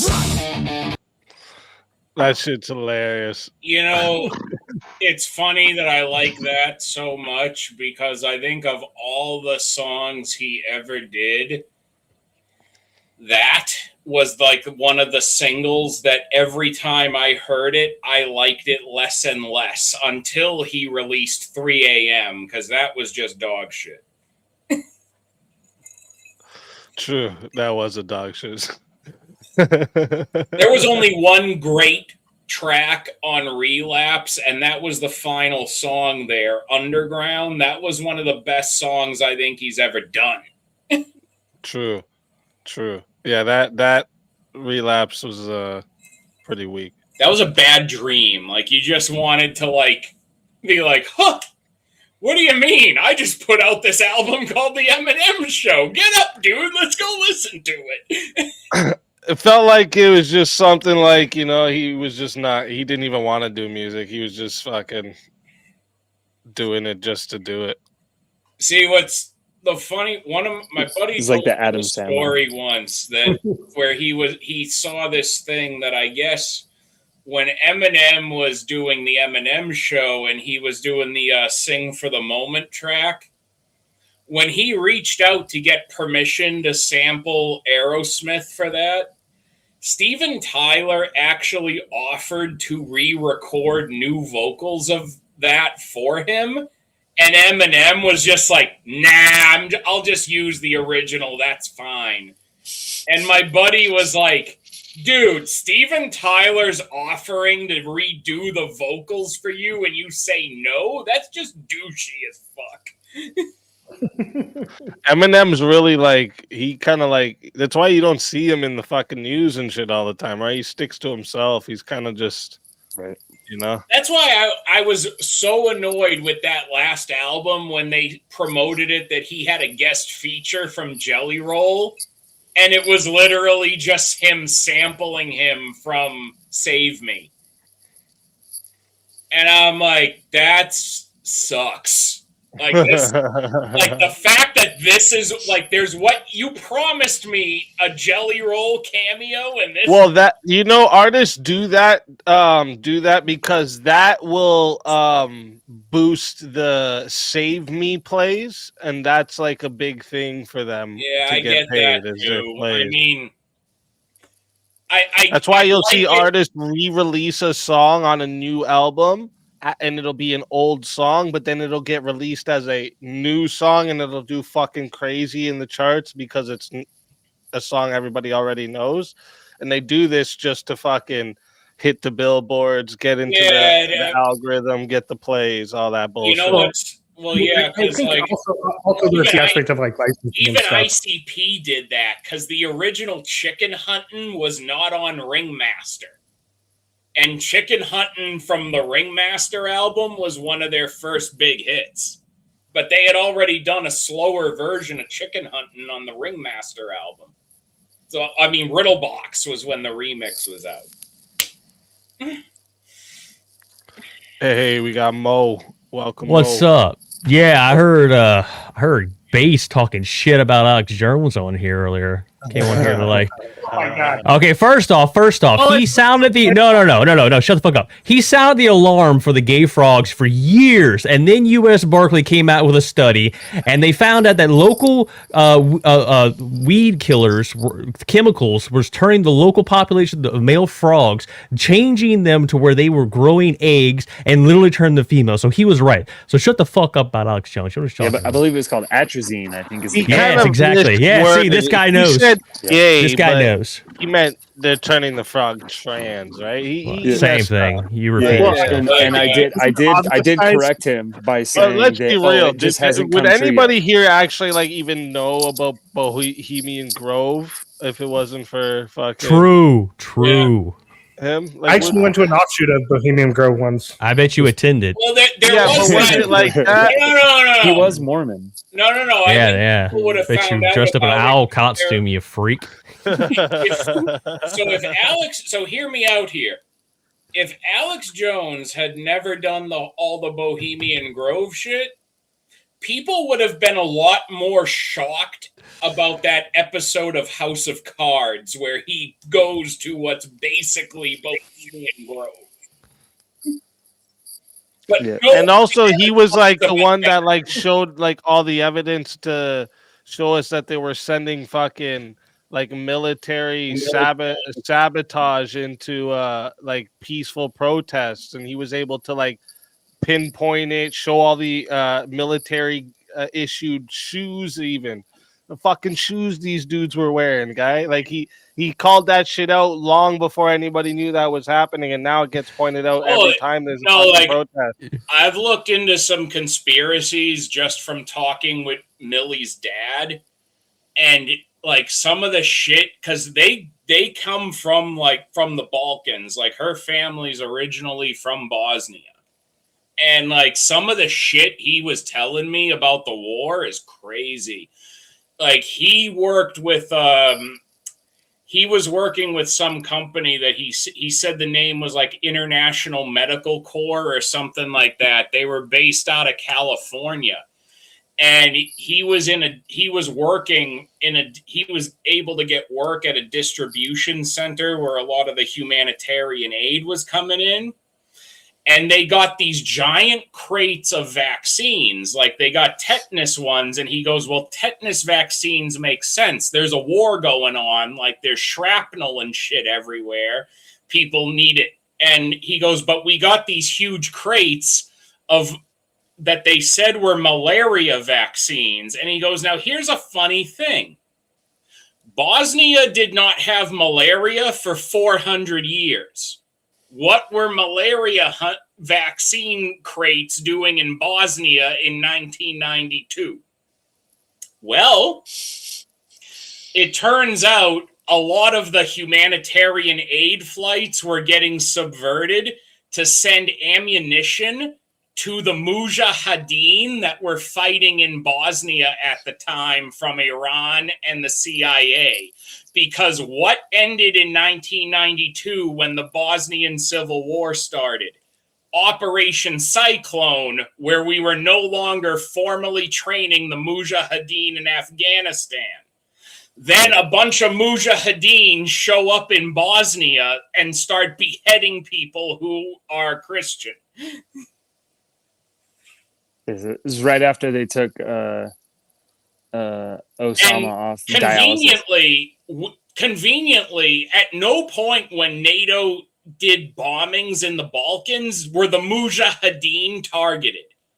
Everybody who was always demonized were not Mujahideens. Now, people can look at all of that, and y'all can make up your own conclusions of all that shit. But, here's the thing I will pose that I think people should consider.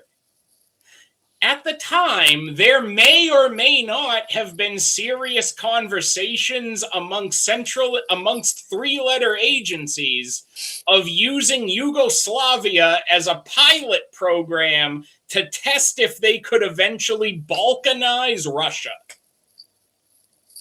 And break Russia up into 6 or 8 different new countries as well. Scandalous. Scandalous. Reprehensible. You think that would be bad? Yeah. Okay. Do you think it would be bad if we balkanized the United States? The United States is already balkanized. They're called states. United, remember? We're united, but we are balkanized. It's called, like, if we were not, like, otherwise there would just be one uniform country called America. Or we wouldn't be the USA or the US of America. We would be something else, either just America or North America or something. But we are balkanized for all intents and purposes. It's called statehood. No. We're one nation, man. So was Yugoslavia, but within Yugoslavia, you had Bosnia, Croatia, Serbia. Yeah, I don't know. What the fuck? I think because the states aren't fully independent from the federal government. I don't know if that would qualify. That's the thing. That's an example, though, of just how easy it is. But that's an example of, like, to what Easy was saying earlier, and when I made that comment, it's an example of just how easy it is. Like, states within Yugoslavia started making votes to separate, and then, like her mom was telling me, everybody woke up one day and it was just, well, we're at war. Suddenly, cigarettes are $10 a cigarette, and you can't walk down the street or you're getting shot. For no good other fucking reason than people had a vote to separate, and now, okay, war. That's fair. That's fair. I don't. I thought I was the reigning champion for the guy with the biggest beard on the panel, but this ginger over here is trying to steal my title. That is a nice beard. Like, what the fuck is this, man? You're trying to take my thunder here. The soul's not included. Soul's not. You keep that soul in your beard? Yeah, it's not. No, it's not included. Yeah. Oh, okay. You have to purchase separately. Purchase sold separately. Yeah, sold separately. Okay. Terms and conditions do apply. I got a facial hair question. All right. You know how, like, okay. Okay, I got like 10 minutes, but I'm in on this one.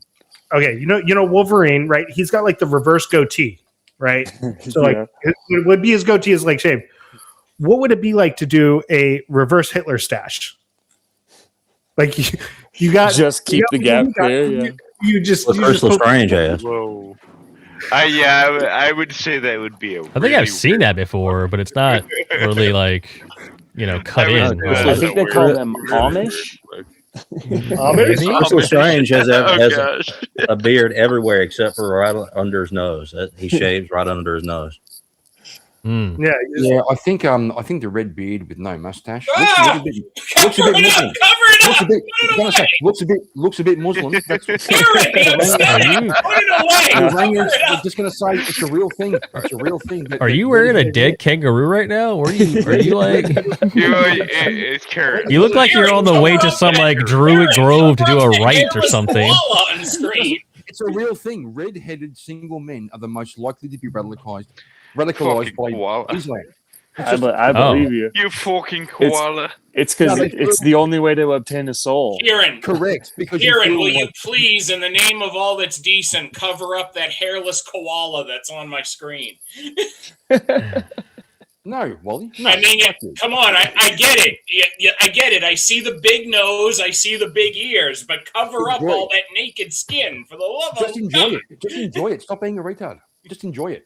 Okay? It's you're a gift. you're the hairless koala. I don't got to enjoy shit. It's a gift. It costs me. Oh my god. It's like my smile. It costs me nothing to give. It's free. It's a free gift. So enjoy. Okay? Just relax. Yeah, Kieran, I know you're getting sad, but there's no need to get emu over it. Yeah, if the red hair doesn't make you upset enough, I'm also an only child. Oh my god! Oh my god! Tell us more about your retardation. Tell us more. That's more for you. So you're soulish and selfish too. Correct. And also, that's because little bit autistic. Okay. You know, it's interesting that you point that out, Rowdy, because technically, if we removed you from the panel, we have not genocided it, but we have ethnically cleansed it. That's true. That's true. What do you, as a ginger, how do you feel about all the ginger characters getting replaced with other actors and stories and stuff? First of all, I'm going to stop you right there because I have to keep saying this. It's ginger. I don't know why you guys keep using the hard R. Sorry, I don't know. I'm sorry. Is that your? Shut the fuck up. Back the fuck up. I'd like to fuck up you. I lost audio on that one. Is that your word? We can't use it. I'm sorry. Yeah, sorry. That's our word. You can't use that shit. No. Unless you have one, unless you. I gotta say ginger. My ginger. Yeah. Okay. I don't even know how I feel about you using that. Yeah, you got to say it really slow, enunciate. Yeah, I gotta clearly. enunciate all the. Yeah. No, it is kind of funny. I mean, I to pick up the rest, so you gotta have it slow. I do hate to say that I've been a little ahead of my time on this one, as far as the Little Mermaid, Annie, all of the characters that seem. What was that Teen Titans chick too? Literally all of them. I'm a video on my phone. They got it out for the gingers. There's a really good. I have a picture, and there's like 40. I think like 30 or 40 characters just in the Disney universe that have been replaced. Every chance they get, they're like, we can't have that. But what I do find we must replace the you like. I mean, in the latest Snow White movie, didn't they replace dwarfs with CGI? I'm saying that the gingers should breed within their race. Okay, because you have to keep the race alive. You quit using that word. Call us follicles of color. That's what I prefer. Yeah, it's a recessive gene. You can only do. So what you're saying, Rowdy, is as far as keeping the ginger race alive, it's as opposed to communism, you are better red than dead. Oh my god. It's that and I mean that was as close as he got to the whole Muslim angle on the you just gotta it's a cousin thing.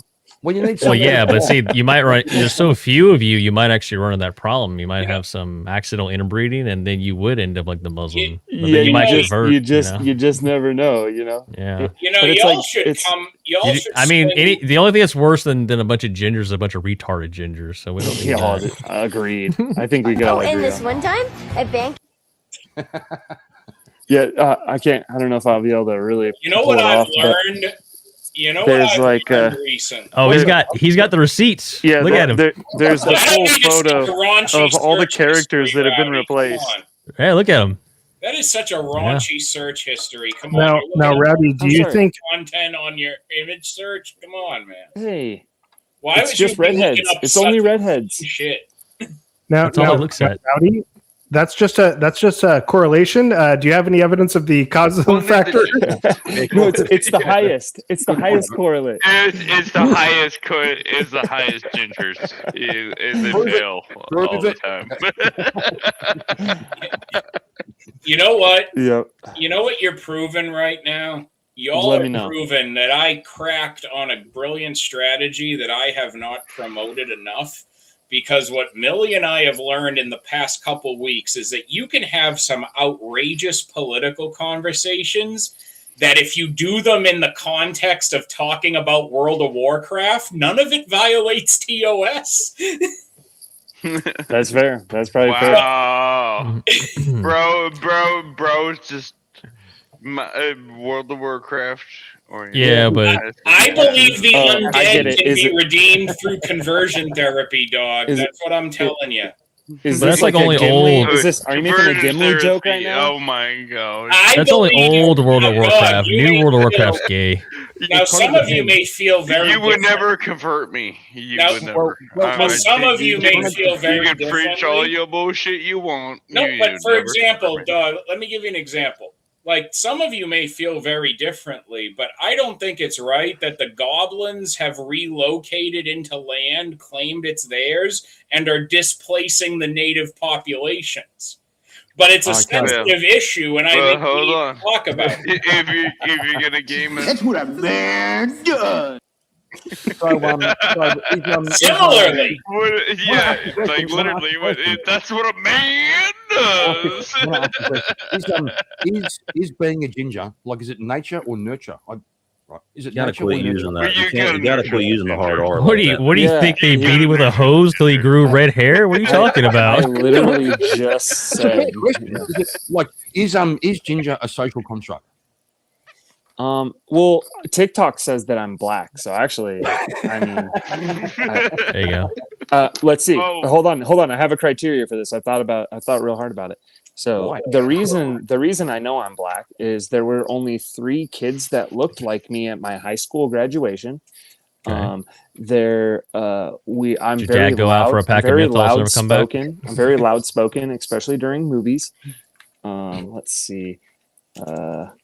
Yeah, I think that's all. That's all I got right now. But Did I'll your keep dad thinking. go out and never come back? Pack Wait. of menthols. Wait, Dad? Dad, did your dad that- go?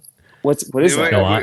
What's a dad? What What's dad? what is? You What do might I be get? black. It's a parental. Can I get one of those? If you got a question, what's dad? You might be black. see, I was gonna Is that say you? that see, Dad, I I knew was it. gonna say, Mo, that I don't think that would happen because I think, if I had ever been with a ginger and my child came out ginger, well, that's just a calculated risk I took with the ginger woman. But I'm probably presupposing a lot about the father in that scenario, so Yeah. I'll just back off of that. Well, hold on. Hey, there's no such thing as racism, but stereotypes are always true. My mom was never married, and I actually don't know who my dad is. I believe Oh, you. now I feel bad. That's why I'm an only child. Emotional, One and done, Now I feel bad. Well, no, I mean, I understand you're only up here because it feels comfortable because you wouldn't have been surrounded by your natural enemy, the Asian population. Yeah. I'm your dad. I'll dad you. Like Asians do not carry the ginger gene, so they are actually the gateway to your Ginger, extermination. you need help. SOS. They are trying to displace your people, sir. Yeah, no, and I'm used to it. That's why I actually enjoy talking about it a lot for that reason, because I understand. It's a sense people should be more enlightened to your cause. yeah, and I like to give people, the ability to vent their frustration at somebody else that I doesn't understand really you- actually get upset by it. Yeah, and I understand where you're coming from because I don't have any like turtle it's like, hatred towards ultimately- gingers, man. I'm just pointing out things, man. It's not a phase, Dad. I'm just Like, again. You wow. said stereotypes existed, so I mean, every redhead who doesn't get every white man who gets with an Asian girl is one white man not getting with a redheaded girl and marching rowdy one step closer to being wiped off the earth. I understand his concern.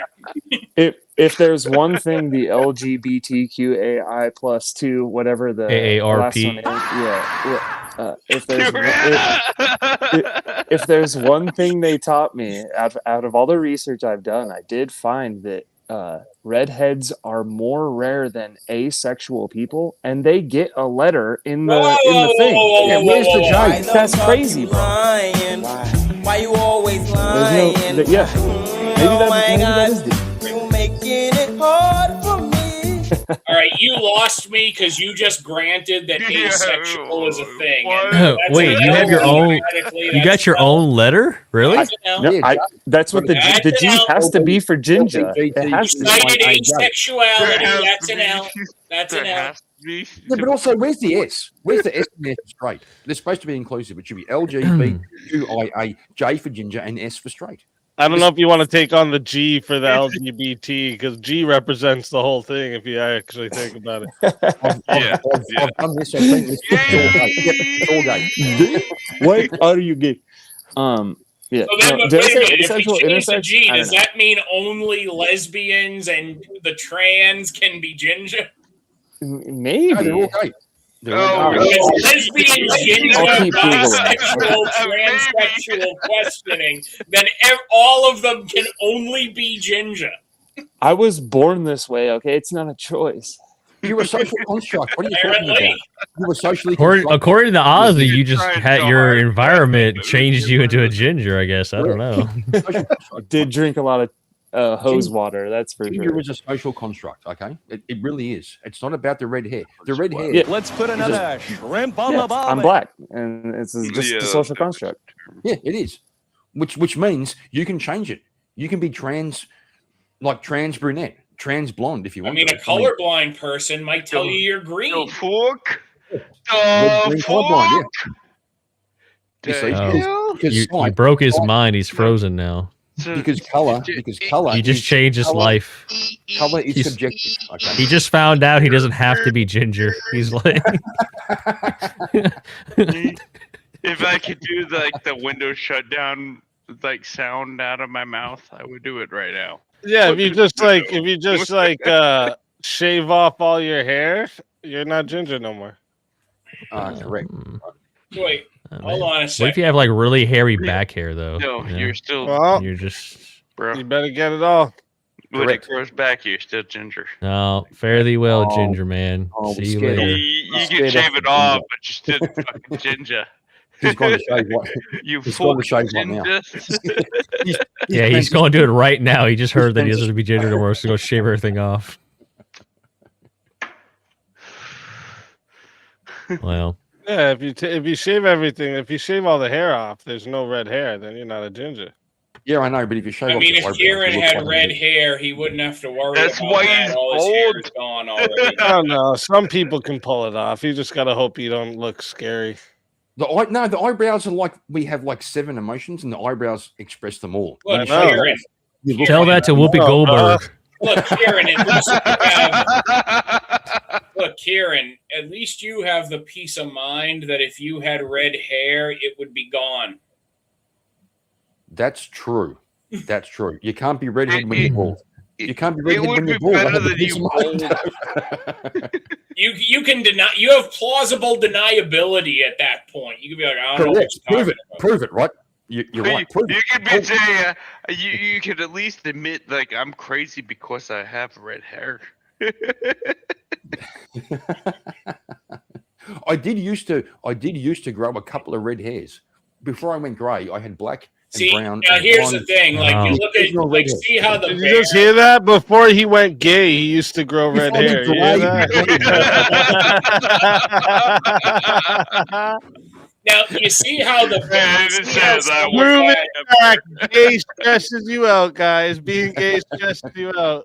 I'll make a point. I actually can make a point here. Like you Turn see his hair how white after. you see how some of the hair on the back of that bear looks is the same reason why, like in the right light, like if my beard is at a certain length, people ask if I'm a redhead because that's how like the medium shade brown. Yeah, in the light. Yeah. Right light. I have that happen. Yeah. Yeah, this Like, is 'cause a my little bear that bathes in But lefty. I wear a hat a lot. Here's his 2 brothers. They That- fight all the time. They're like, just it's not constantly red. fighting. Fight. Yeah, that's lefty tears we fill that pool with.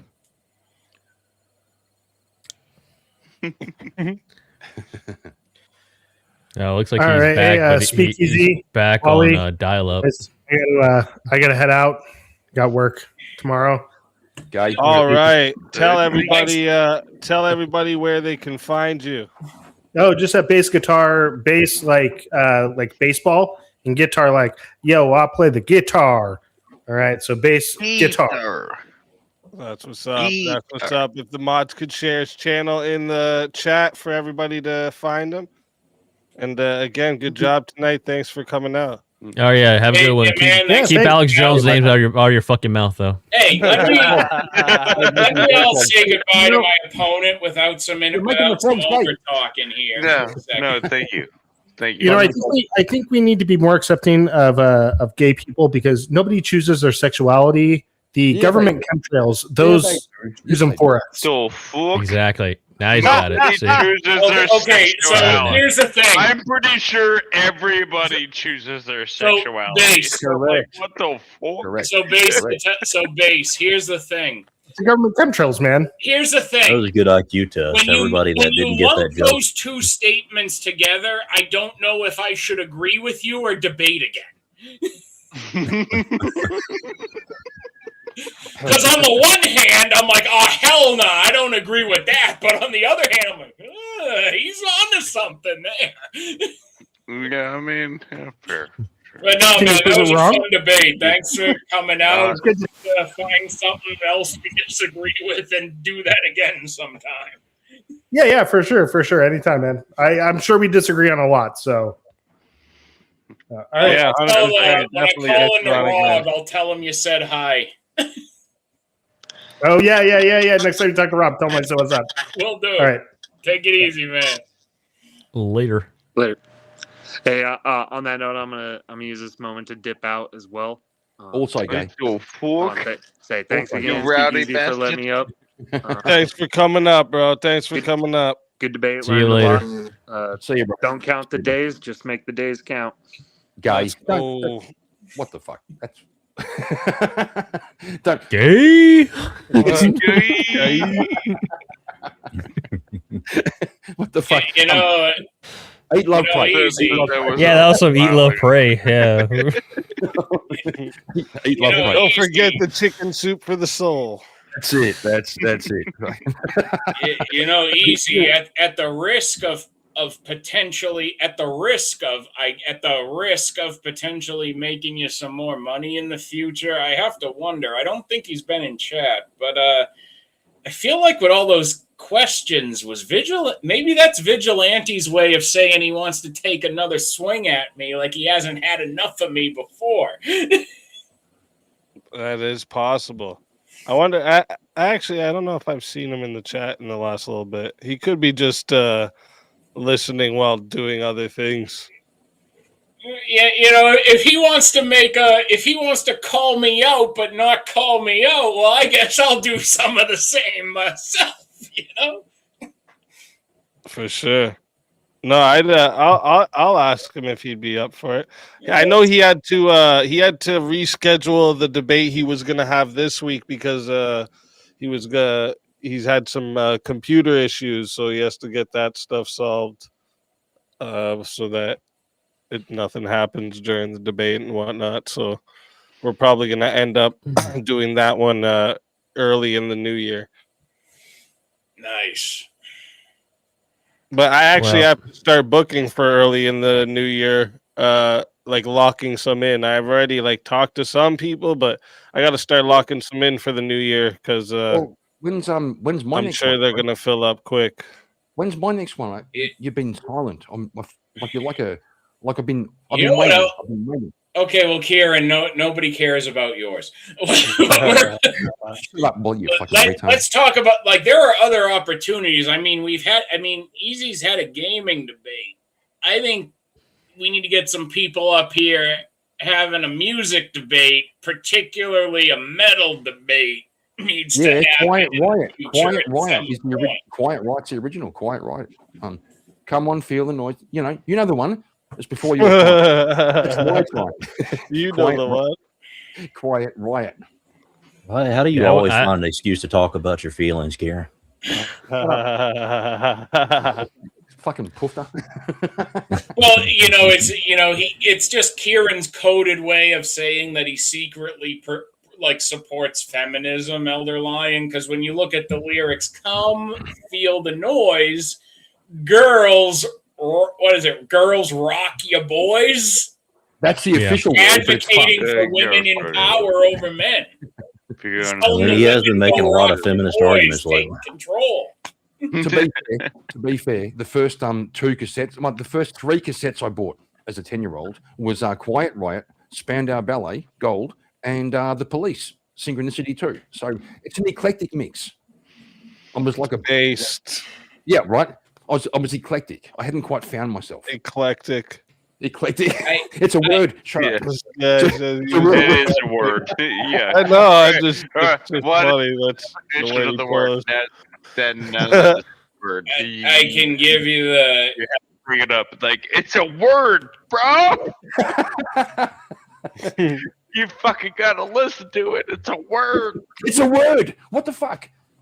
It's a word. It's really a word. It's a good word. It's one of the best words. It's the best word ever.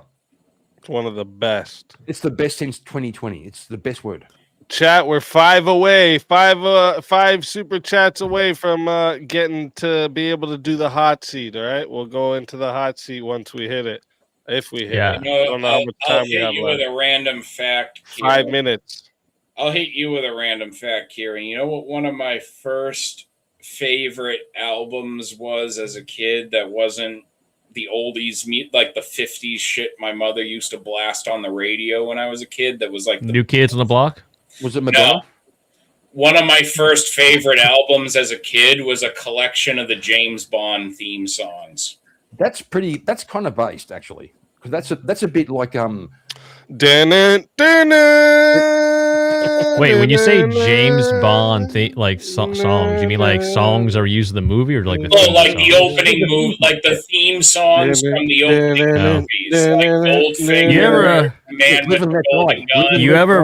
You ever played the GoldenEye 64? That is, well, dude, I was like 10 or 11 years old when. You ever stop and pause and listen to the theme, the music? I and was the like pause 11 menu? I was like in 5th grade. That went so freaking hard, way harder than it ever deserved to. That was crazy good. Well, yeah, I was like 11 when GoldenEye came out, and I played the game before I had ever watched a James Bond movie. And then when I played GoldenEye, like, here's the thing.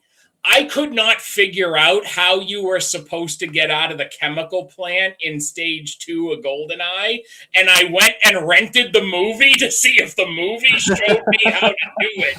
And then I immediately paused the movie and ran for the fucking conveyor belt in the level at the end of the level to escape. And that's how I figured it out.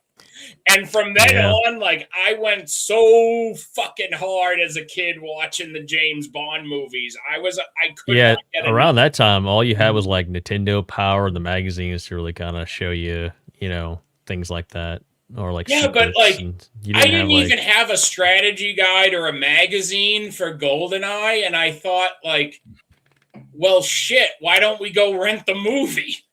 And so I convinced my dad to go down the street. Yeah, all making me feel old. I should feel this fucking old, but I feel fucking old. I'll give you a nerdy fact. In GoldenEye, like when you're playing your friends, you always ban Oddjob, of course, But I always played. I forget what was the bad guy agent. It was James Bond. I'm sorry. Are you against Asian inclusion, Mo? Like, why you in gotta that game? Yes, Oddjob? yes, he was a little evil demon. Yeah, Why you gotta run up to why you you and gotta chop be you to so death. against Asian inclusion? Like, But what the fuck? the bad guy agent, the 006, whatever he was, Asian? he actually ran slightly faster in the game, but no one really knew about it. Wait a minute. Wait a second. Was Trevelyan 006 or was he 008? I think it was 006. It was 6. Yeah, 6. It was Okay. 006. Yeah, I'm I pretty don't sure. care. Aren't we nationalists and we feel nationalists? Correct. Like, What? so fuck those Asians. Correct. So fuck them.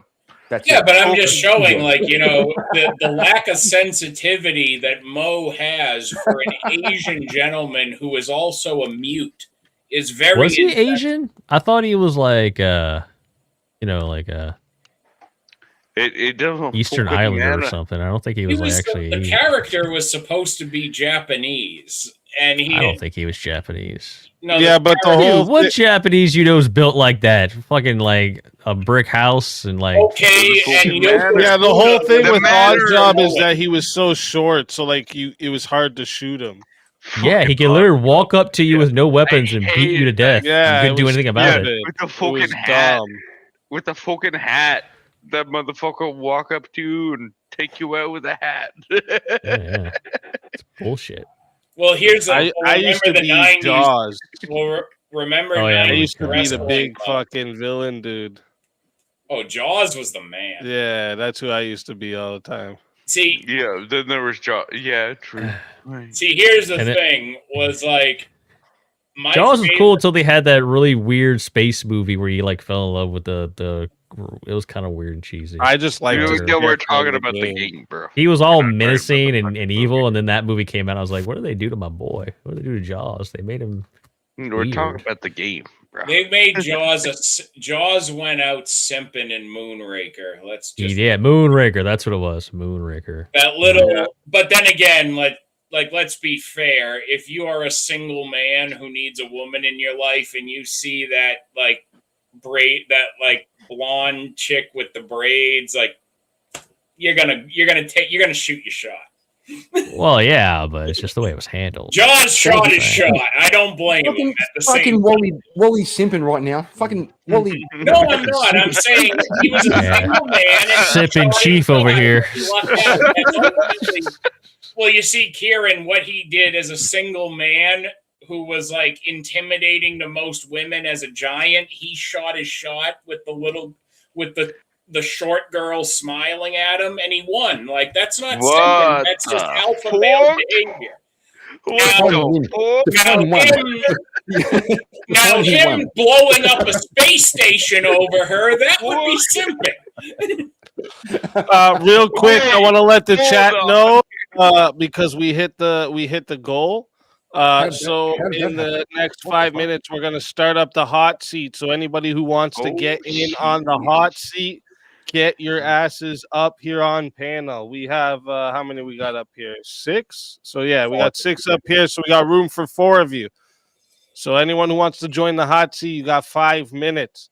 My All answer right? is Wally. It's better My if answer you're is in from the starting. Just saying. Every It's better question, if you don't my care, answer is Wally. bro. It's better Wally. when you are. We don't care. Well, no, because Kieran, you weren't even going to let me. Before we got off on the Jaws thing, I was going to chime in that my favorite Bond villain was always Scaramanga.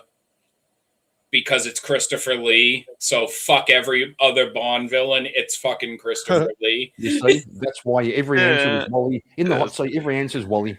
Who's the most gay? Wally. Who's the most likely to be a serial unaliver? Wally. Who's the most likely to be Who's the most likely to be gay? Who's Well, the that's most Kieran. likely to, yeah.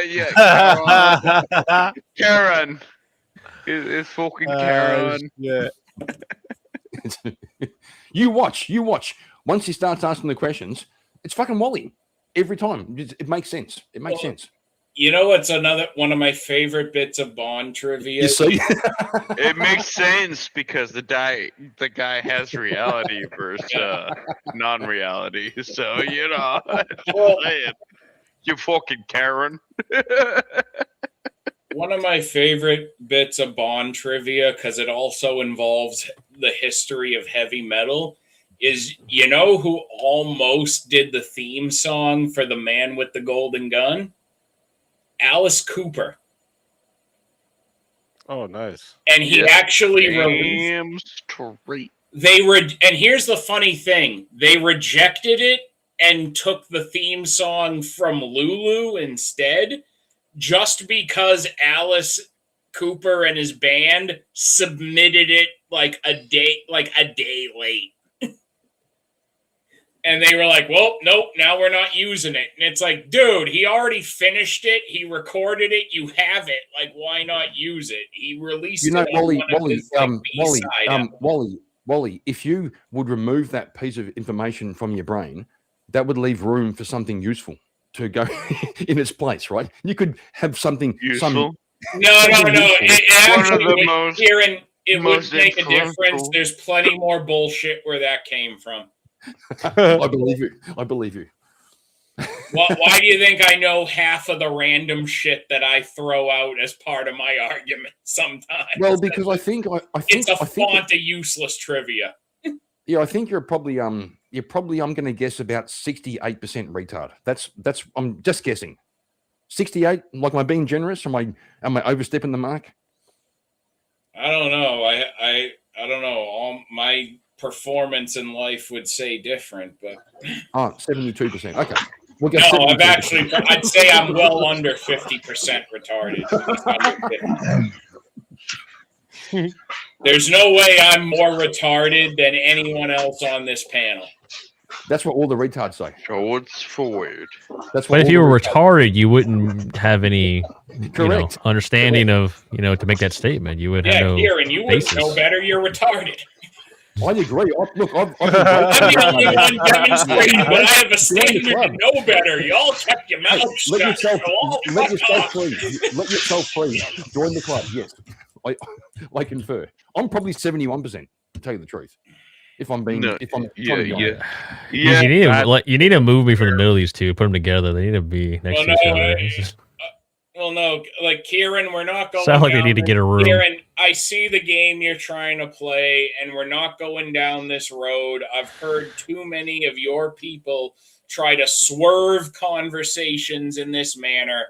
Whether or not Australia is real or Australians are retarded are two different conversations, and we're not having a He just said our only hope that he was 70% retarded. Correct. Yeah.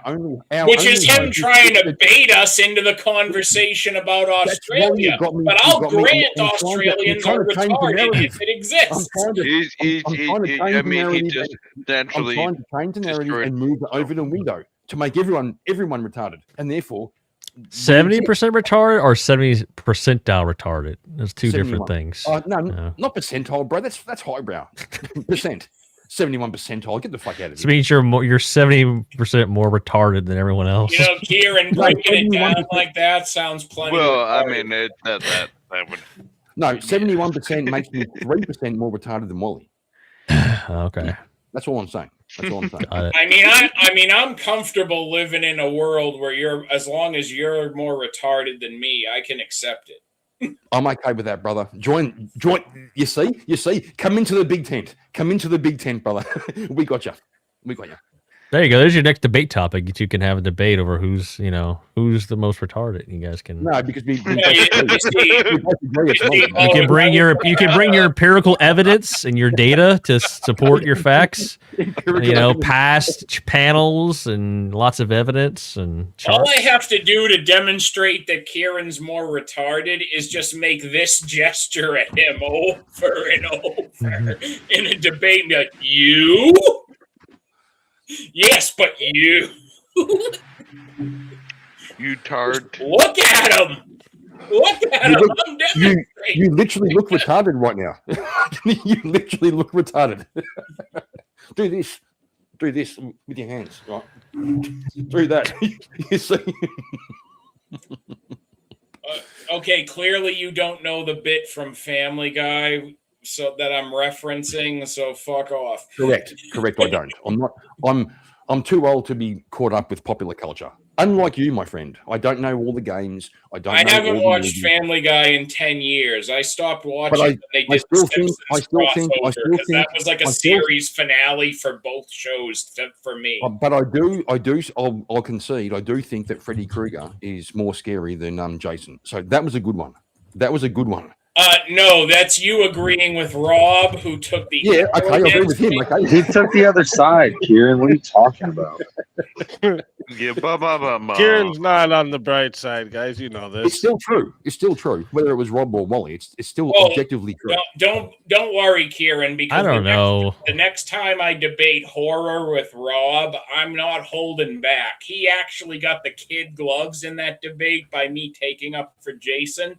The next time I debate horror with Rob, it's no questions asked. He's getting both barrels. Absolute pinhead supremacy for the win. But how scary is a bad guy that can be defeated with like good feelings and candles from kids? I don't know. That's not Pinhead. That would be Freddy. That's what I'm saying, Freddy. I was talking about Freddy. Yeah. I mean, literally, Pinhead can capture Freddy on all levels of reality and can just torture him in hell. I was still stuck on the fact that Freddy became real. That fucking bent Yeah, my and brain. Pinhead becomes real too, and then Pinhead goes back to hell, so he can drag Freddy back to hell and torture him in hell. He has more power than him because unlike Pinhead, Freddy is not a theologian of the Supreme Order of the Gash. I can't even look Wally. at the cover. I can't even look at the cover of the video for Pinhead. It scares the fuck out of me. Fuck that guy. Pinhead Wally, you said just this gesture, and Freddy would be pulled apart by Chip repeatedly. And then you lied in the debate with Rob, Wally. What was that, JS? You lied in the debate with Rob. You said that Jason won in Freddy vs. Jason. Yes, he did. He walked away with his severed head. He won the I think there's something that actually happens after the credits. The last scene of the movie is Freddy jumping out of the water and pulling baby Jason into the water. So you were wrong.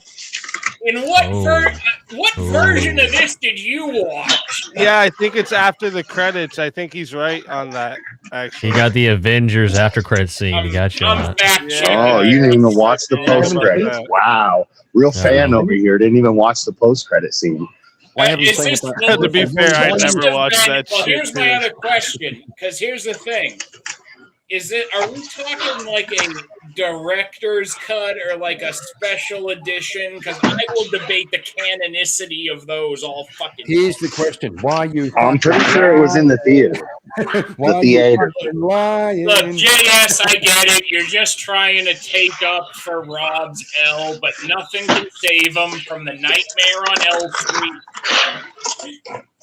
I was a Freddy fan before I was a Rob fan. Oh, so you were a fan of a PDF file, or you were a fan of Rob? That's an odd thing to say. I think Hey, Rob, before I was a fan of you, I was a fan of getting PDF files. You can't ask it that way. That's poisoning the well. I think Wally said canonism. Well, this is Bloodsport. I approve. Canonism. That's a good word. So I can't really argue with that point. Yeah. You can poison the well in blood sports. All's fair in blood sports and war.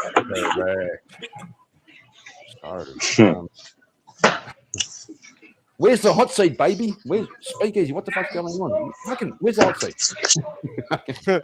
I was just giving a couple more minutes to see if anyone else was joining Kieran, in. the hot seat is waiting for you to stand up so someone hot can sit in it. My answer is Wally. My answer is Wally every time. Well, it won't be, but we'll see. We'll see. And wait, now that I'm thinking about it, in that movie too, at the scene, that final scene where Jason is holding his head, he winks. He winks. Yeah. He's smiling. Yeah, he's chilling. Alive.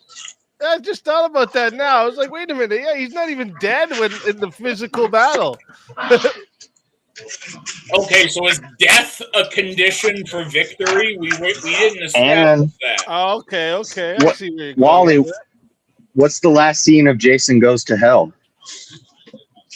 The hockey mask gets pulled into the sand. By what? By Freddy, right? By Freddy's claw.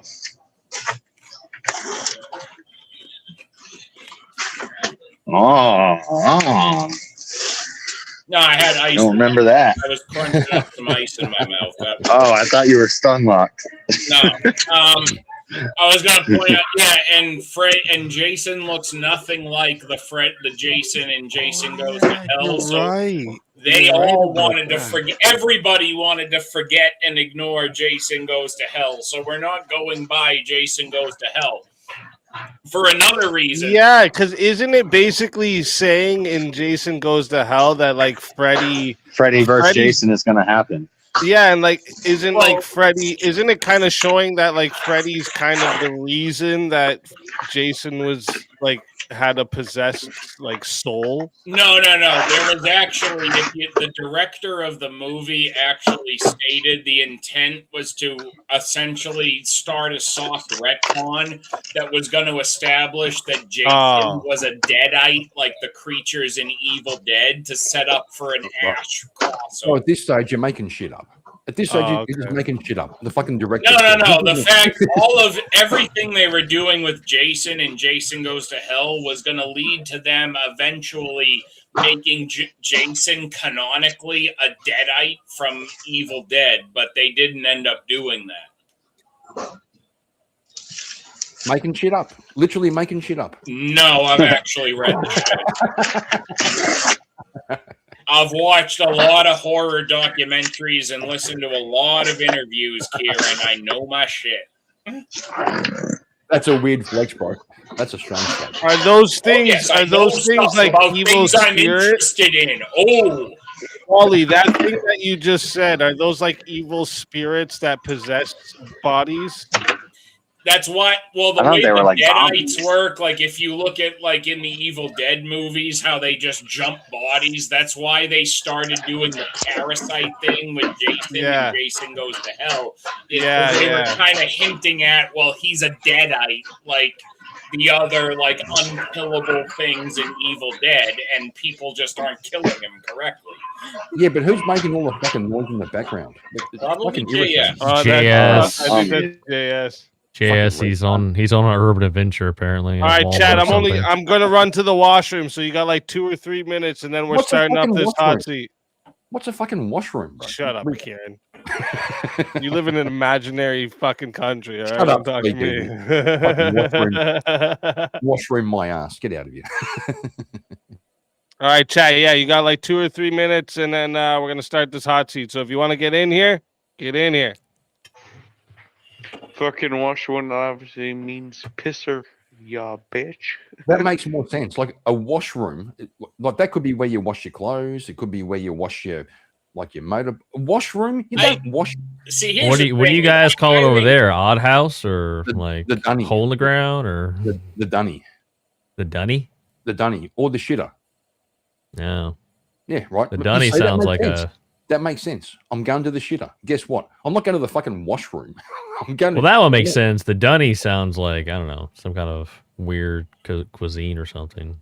No, it's not. It's not cuisine. It is Australian slang. I'm going to the dunny. Okay. The Which dunny. is- Yeah, it has no meaning. It's just like a word. It's just like a fabricated. But I'm going to the shitter. I'm going to the pisser. I'm not going to the washroom. Well, you do wash your hands afterwards, but it's after you do the other thing. So We should, in the washroom- US, we should bring back a commode. We're going to the commode. The bidet. Yeah. we should start referring. We should go old school. No one says commode anymore. Well, Alicia says. Well, Kieran, no one says bidet because a bidet is not also a toilet. A bidet is an element of a toilet. Yeah, that's fair. No one says bidet because it's French. Okay. Well, and that it's not what you're actually using. You're not using. I would like, say you're pissing and shitting into a toilet, not a bidet. it's a fucking shit tank. That's what it. Well, Wally, fair point. The bidet is a accessory to Yeah. the dunny. Yeah, it's how you wash your ass, right? So, Yeah, it's the anal washing accessory. well, if you have a bidet, you could probably call it a washroom. Only if you have a bidet. If you don't, Anal washing accessory. anal washing accessory, yes. That's super good. We're using So fucking technically correct gay. terms here. We're not using any terms. Gotta We're not wash my describing it in a way that's asshole 'cause I'm incorrect. gay. But we're So- also not describing it in a way that is in any way, shape, or form incorrect, are we not? That's fair. That's fair. It's a little squirt of water that washes your butthole. There you go. Just fucking get to the point. Okay. It's also French, and the French are gay, so we don't go with the gay bidet because they're French. And the French, the French, Well, no, that's what you're talking about, Kieran, is a baguette. a bidet. Well, that's when it washes you and you enjoy it. I was going to say it depends on intent. If you enjoy it, it's gay. If you don't enjoy it, it's a bidet. That's fair. If it's just it's cleaning me, you're good. But if it's more So than someone can choose to be a bagay or not, is what you're trying to Correct. say. Correct. Well, I'll go one step further. So if you go to prison and there's a big black guy and he's like, "I'm just cleaning you," it's not gay. Well, it depends if you enjoy Because you're not choosing it, right? Like Yeah, he's correct. forcing it upon you. Yeah. Correct. Yeah. Yeah. well, you can bidet, but don't bagay about it.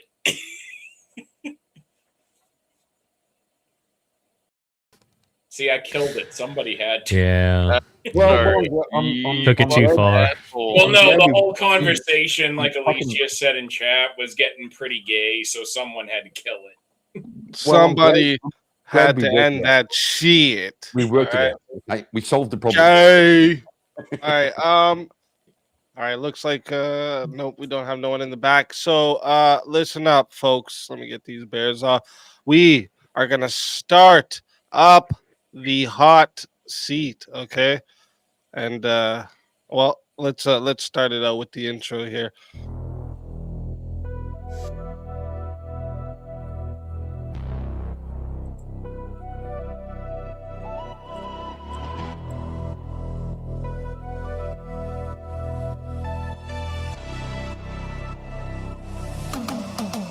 Step in the light. The flames don't lie. Pressure's on. Can you handle the sky? No time to fade. No place to hide. Truth burns bright when the worlds collide. Feel the fire, feel the beat. You're burning up in the hot seat. Truth or flame, no retreat. Step up, speed. Feel the heat.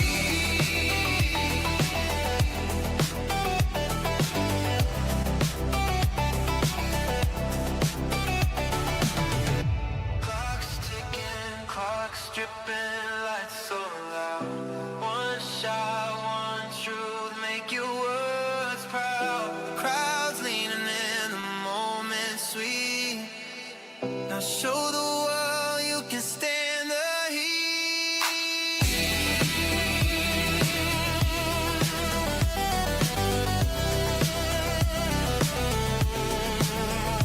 Smoke in the air. No time to cheat. 'Cause legends rise in the hot seat. All righty. Let's get into this. The fucking microphone turned up. Welcome everybody to the hot seat. All right. This is the final gauntlet, some might say, of the night. The segment here where the pressure goes up each round, the answers get tighter, and the truth comes out when you're ready or not. All right. Here's how it works. We've got 4 rounds, each one with its own rules, and each one gets a little hotter than the last. All right.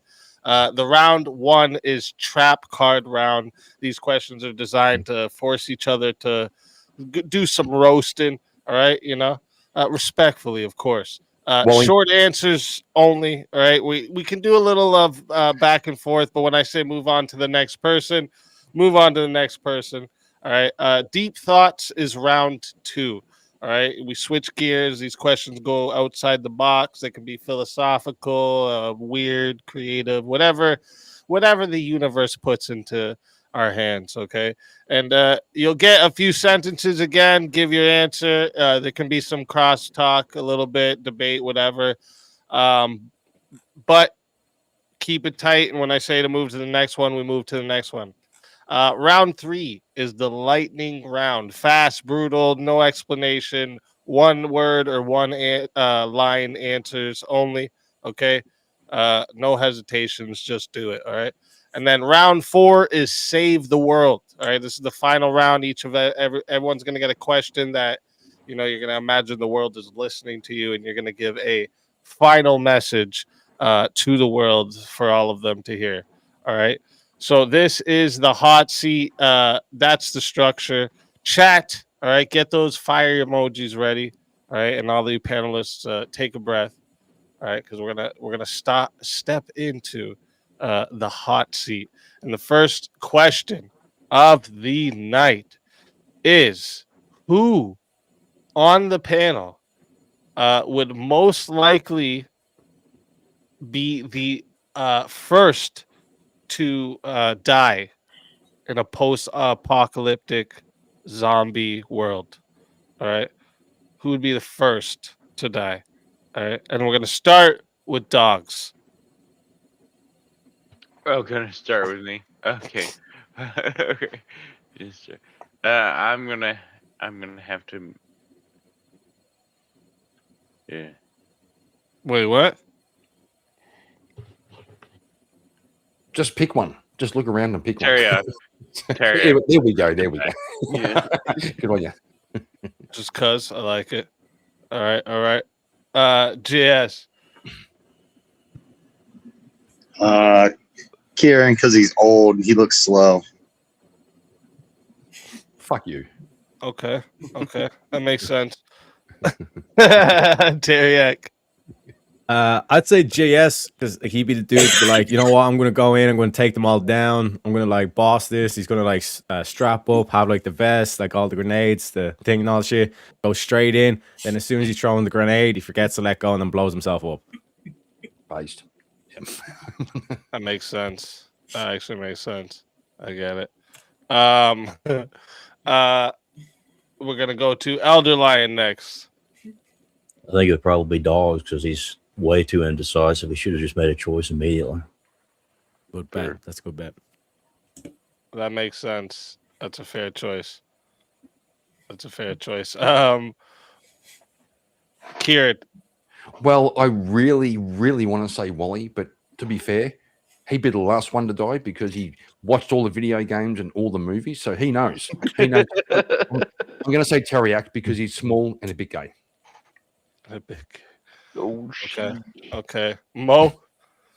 I'm gonna say Wally because he talks so much they'd hear him come from a mile away and they would know where he's at. I didn't know I debated. I didn't know you had to debate zombies to fight I didn't know you had to debate zombies. He said, "Wally." You know, I was torn on this because I figured like I could go for the easy jokes everybody would expect and roast Kieran. But I actually think the first to go would be Elder Lion because everybody else would be fleeing. And he goes, hold on, guys. I think I can convert them all to orthodoxy first. He's a martyr. He'll be a martyr. Right, okay. Yeah. So that's respectable. But I think he'd try to reason with the zombies first. Be like, hold on. Let's get rid of these zombified presuppositions first. Well, I think at that point I'd be more like convert or die. At that point. Well, and I think it's your only option at that point, right? All right. And me, I would say the first to die would be I'm sorry, it'd have to be JS. Because, like, I just imagine zombies have a good sense of smell, and because he chooses to keep his dreads, they would smell him first, and they would Fucking find hippie. him. They find the hippies first. Wow, my dreads smell amazing. My stuff smells beautiful. I gotta speak in JS's defense because I've been in like striking distance of JS recently, and I can tell you he did not make a group of drinking and smoking 30-year-olds smell any worse. When you're drinking and smoking, you don't smell shit at that point anymore. Yeah, so he didn't make it worse. If he really made it, if he was that bad, he'd have made it worse to the point that we'd have noticed. Maybe. But I didn't have the dreads with me. Yeah, that's true. That's true. I didn't think about that. All right. What the fuck? Next question. Who is most likely to start a fight and then deny it later? And then we're gonna pick like a physical fight. We started with dogs, so let's start with Elder Lion. Kieran. That's a fair answer. I think that's a more than fair answer, Kieran. Mo, I don't know you, but you look like somebody who would start a fight and then fucking back off. You go, hang on, I didn't do it. So Mo, it's Mo. Look at him. Look at him. It's Mo. It's Mo. Yeah. Okay. 100%. Mo, who do you pick? Oh, 100% Teriak. I mean, not only that, he would start the fight, then gaslight him into people that it didn't even happen, and then he'd get them so confused that he'd have them arguing against that it didn't happen. He would say it did. Define fight. Works every time. Define fight. Yeah. I can see it. Let's see. Dogs. Yeah, sorry, Teriak. I have to agree with that fact. You're the motherfucker that's just gonna push the buttons to try to fight. Fair enough. As soon as you asked that question, I didn't know. I had only one answer. That's fair. Oh wait, did I skip Wally? Yeah, you skipped me. Oh yeah, Wally. Because I think he enjoys it as well. Mo said something, and I was like, wait, Mo was in the 4 line. I'm gonna actually. I think it might be JS because I think JS would start a fight, and then his defense and denial would be a mixture of dinosaurs, pyramids, and Bible verses. That makes sense. I get that one. JS. First off, I would start a fight, but I wouldn't deny that I started it. But I'd say Elder Lion. Elder Lion gets rowdy sometimes. He just be yelling at people, and then he doesn't remember it the next day. I don't know what Fucking it is. true. Fucking base. Yes. I start fights and I accept it. I'll start a fight right now. I don't give a shit. You want to fight? Terry. Clearly has to be Kieran. Purely for his Australian blood. I mean, like the whole country was founded as a prison camp, and then they're starting to deny it. You know what I mean? They're even denying that a country even existed. You know what I mean? Rude. You historically accurate. It might be rude, but it's historically Also accurate. rude. Kieran. Also rude. Stop with your facts, you puffed. Stop it. All right. That was everybody there. Okay, me. I'm sorry, but I'd have to pick Kieran too. I was gonna say the same thing. It'd be Kieran. Sorry, like when we're talking about things that involve flip flopping, okay, I have to pick the man that went trans and back in one day. All right. Mm-hmm. I had And to find myself. gaslighted us all about it. Look. I recommend you all do it. Like, go find yourself. See, and then come back. Okay. Here we are. I'm good on that. I'm good on that.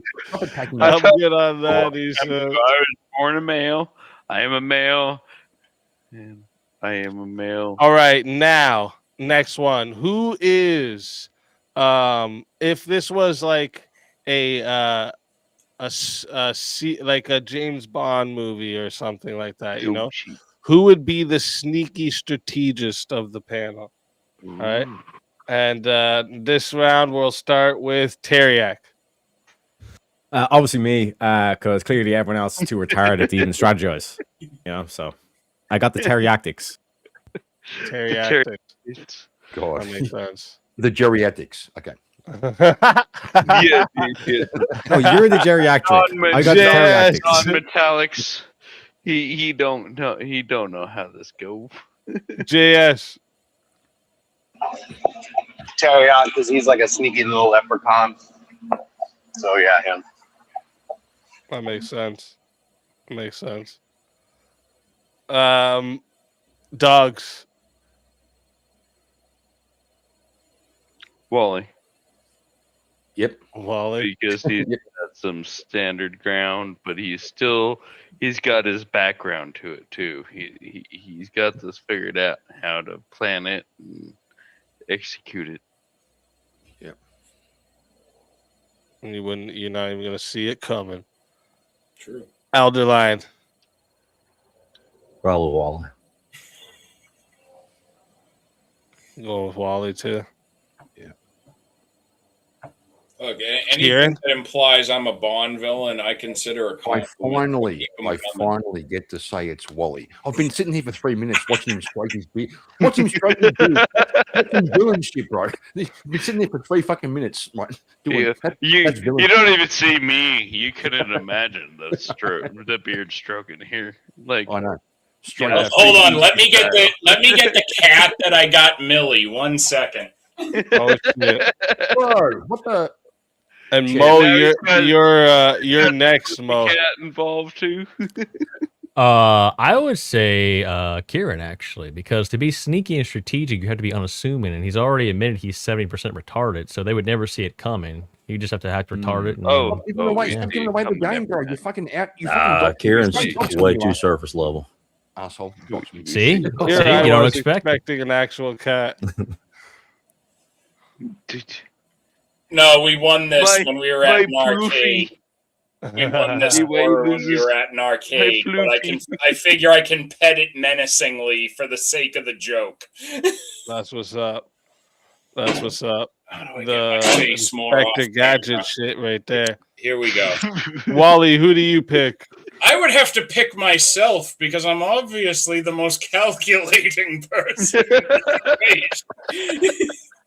Yep. I agree with the assessments of number 4, number 5, number 7, and number 6.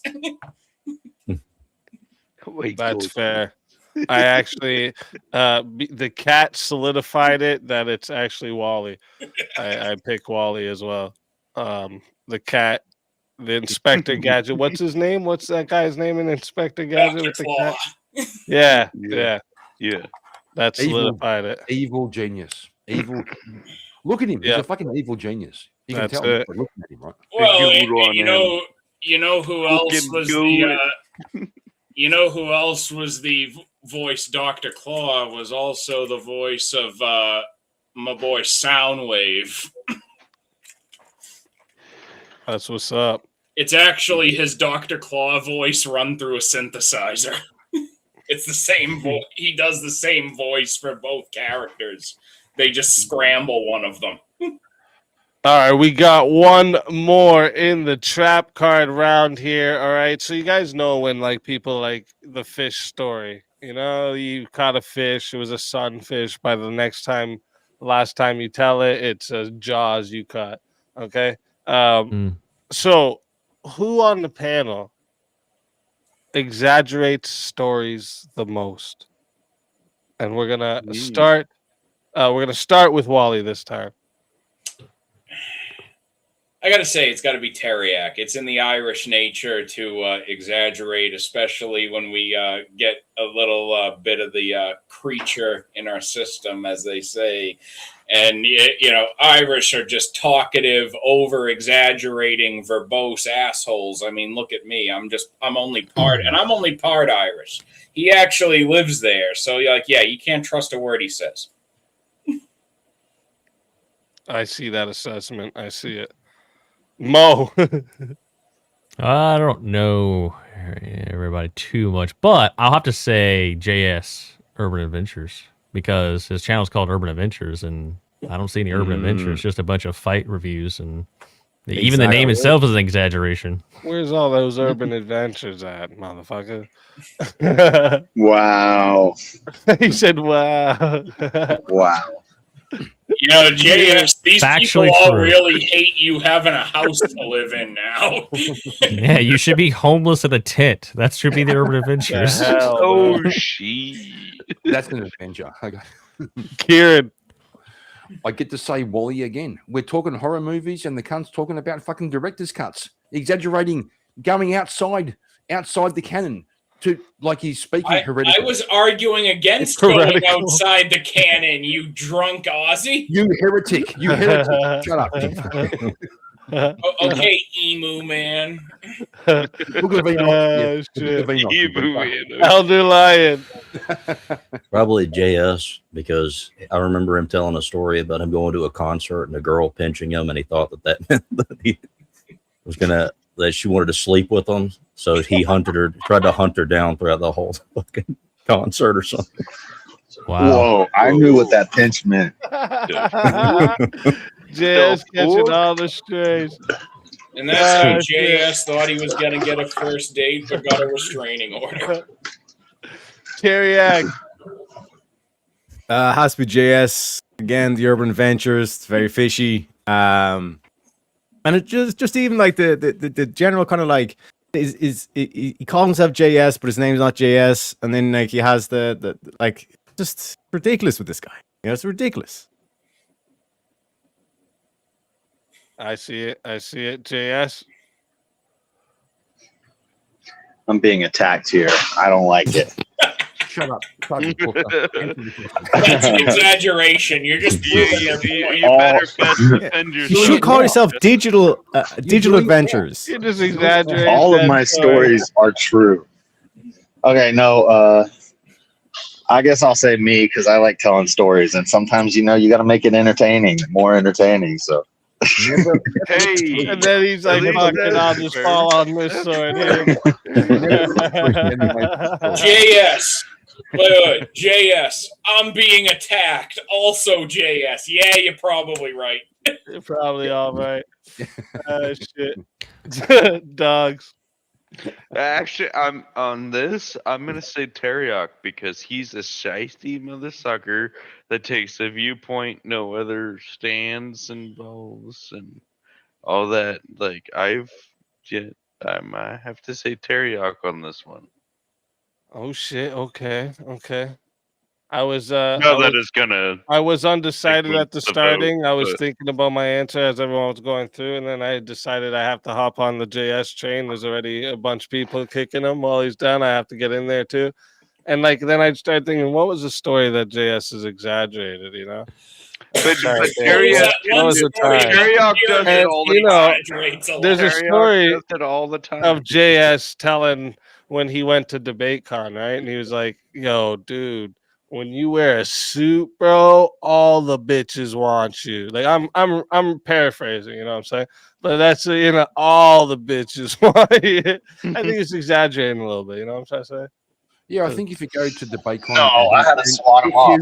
If you go to the BakeCon, No, Easy's answer shows that he's watched the start of the JS streams because he always does that at the start of the streams. He always does a little bit of exaggeration, you know what I'm saying? And then he gets into the show. yeah, JS, if you go to the JS, do you BakeCon really and want to hang out go with down this you hang- road? Because someone else on this panel was at DebateCon, my brother. Also, JS, if you go to the BakeCon and hang out with James, yeah, sure. You're pulling all the bitches, right? I'll tell you another exaggerating story. JS one time sent me a clip of a review stream he was supposedly watching that had a something about the content we were on, and the timestamp he gave me was perfectly matched up with Grace twerking. Grace Thorpe twerking. And then he said, "Oh, That was it's an because accident. It was an accident." It was an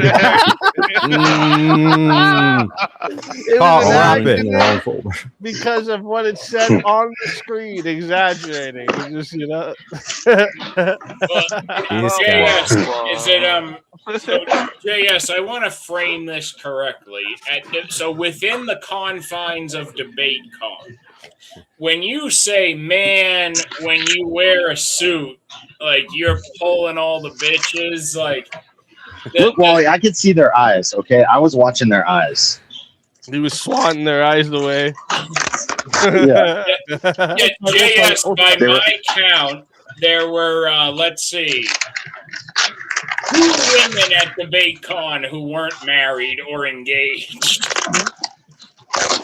And those women had dicks, by the way. I'm just kidding. Let's roll on. All right. Hold up. Next round. We're gonna get into the next round. We're gonna get into the next round. Next round is deep thoughts. All right. A little more deeper here now. All right. So here's the first question for deep thoughts. I want to make sure I had the right one I wanted to do today for the first one. Where is it? Oh yeah. Oh no. We did that one last time. Where was it? Ah, there it is. Is can you have true peace without freedom? And we're gonna start with dogs. Can you have true peace without freedom? Was that the question? Correct. Yes, sir.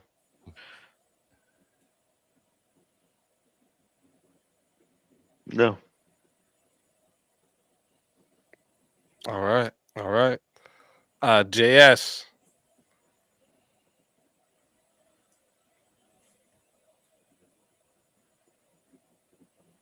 JS?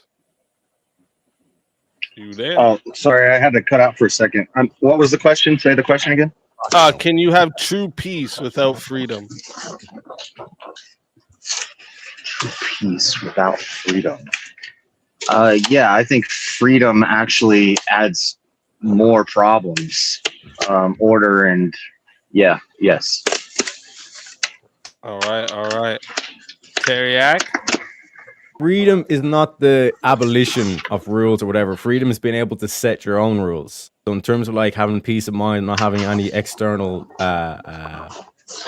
things come down on you, I'd have to say the only way to true peace is true freedom. So no. Oh, I was muted there for a sec. Wouldn't be a speakeasy show without it. Elderline. Yeah, I don't think that freedom is required for peace. I think peace is something that can be achieved no matter the circumstance. So whether or not you are free or not, that doesn't really pertain whether or not you can achieve peace. But okay, hold on. You just go through the group. Just go through the group. Oh, I'm gonna hold my tongue. All right. Kieran? No, because freedom represents free will, and we're all born with free will. So, like, it's ontologically a thing, and therefore you need freedom to find peace. It's hard. It's hard to find peace, but you can't find peace without free will or freedom. All right. Mo? I'm going to say no because, and without getting into the semantics of what each one of those terms mean to bog things down, I'll just take it at face value. But if you have like let's say just an example, like a dictatorship where freedom is completely removed and then they call it peace, people instinctually are going to lash out, and that's going to cause strife and conflict. So no, and then by that, you wouldn't have peace to begin with. It would be self-defeating. So yeah, I don't think it's possible. All right. I like it. Wicked Wally. I think it is possible because you had, even historically, you had areas that were conquered and put under the Roman Empire that weren't free, but once the authority was there, they could live peacefully. They had peace. Just pay your taxes and the empire and the imperial army will keep you safe and you're good. Yep. All right.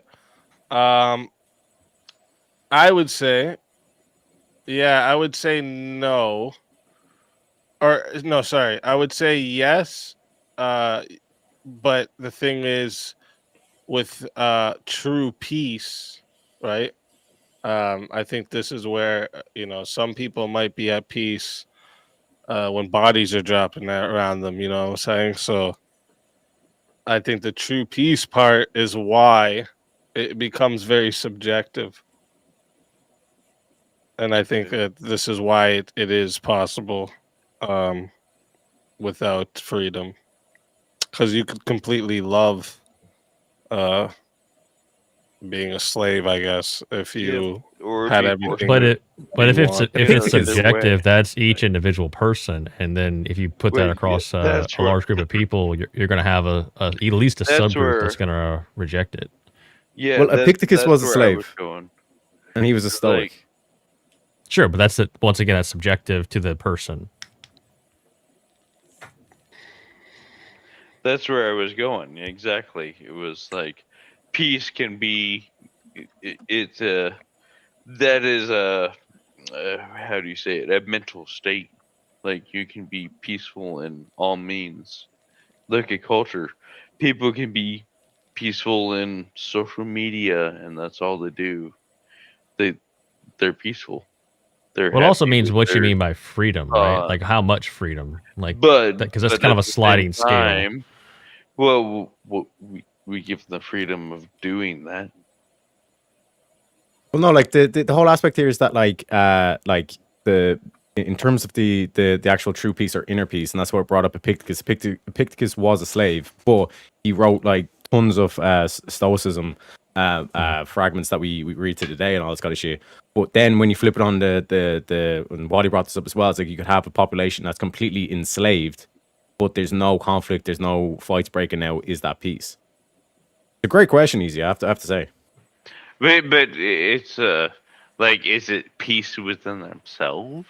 Well, Or it's peace like within a culture? I mean, here's the thing. That- Like, if that's you all. were like, again, let's go back to the Roman imperial example I was giving.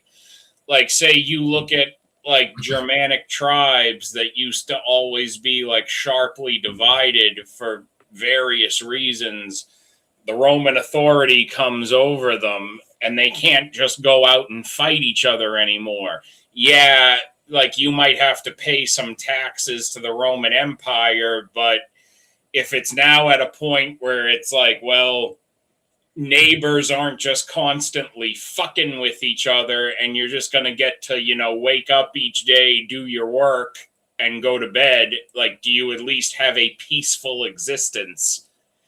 Even if, like, you're not free in the sense that a third party is keeping you and your neighbor from fighting each other. Well, so in that scenario, when you're lying in bed at night, you put your head on the pillow, ready to go to sleep. Do you have peace?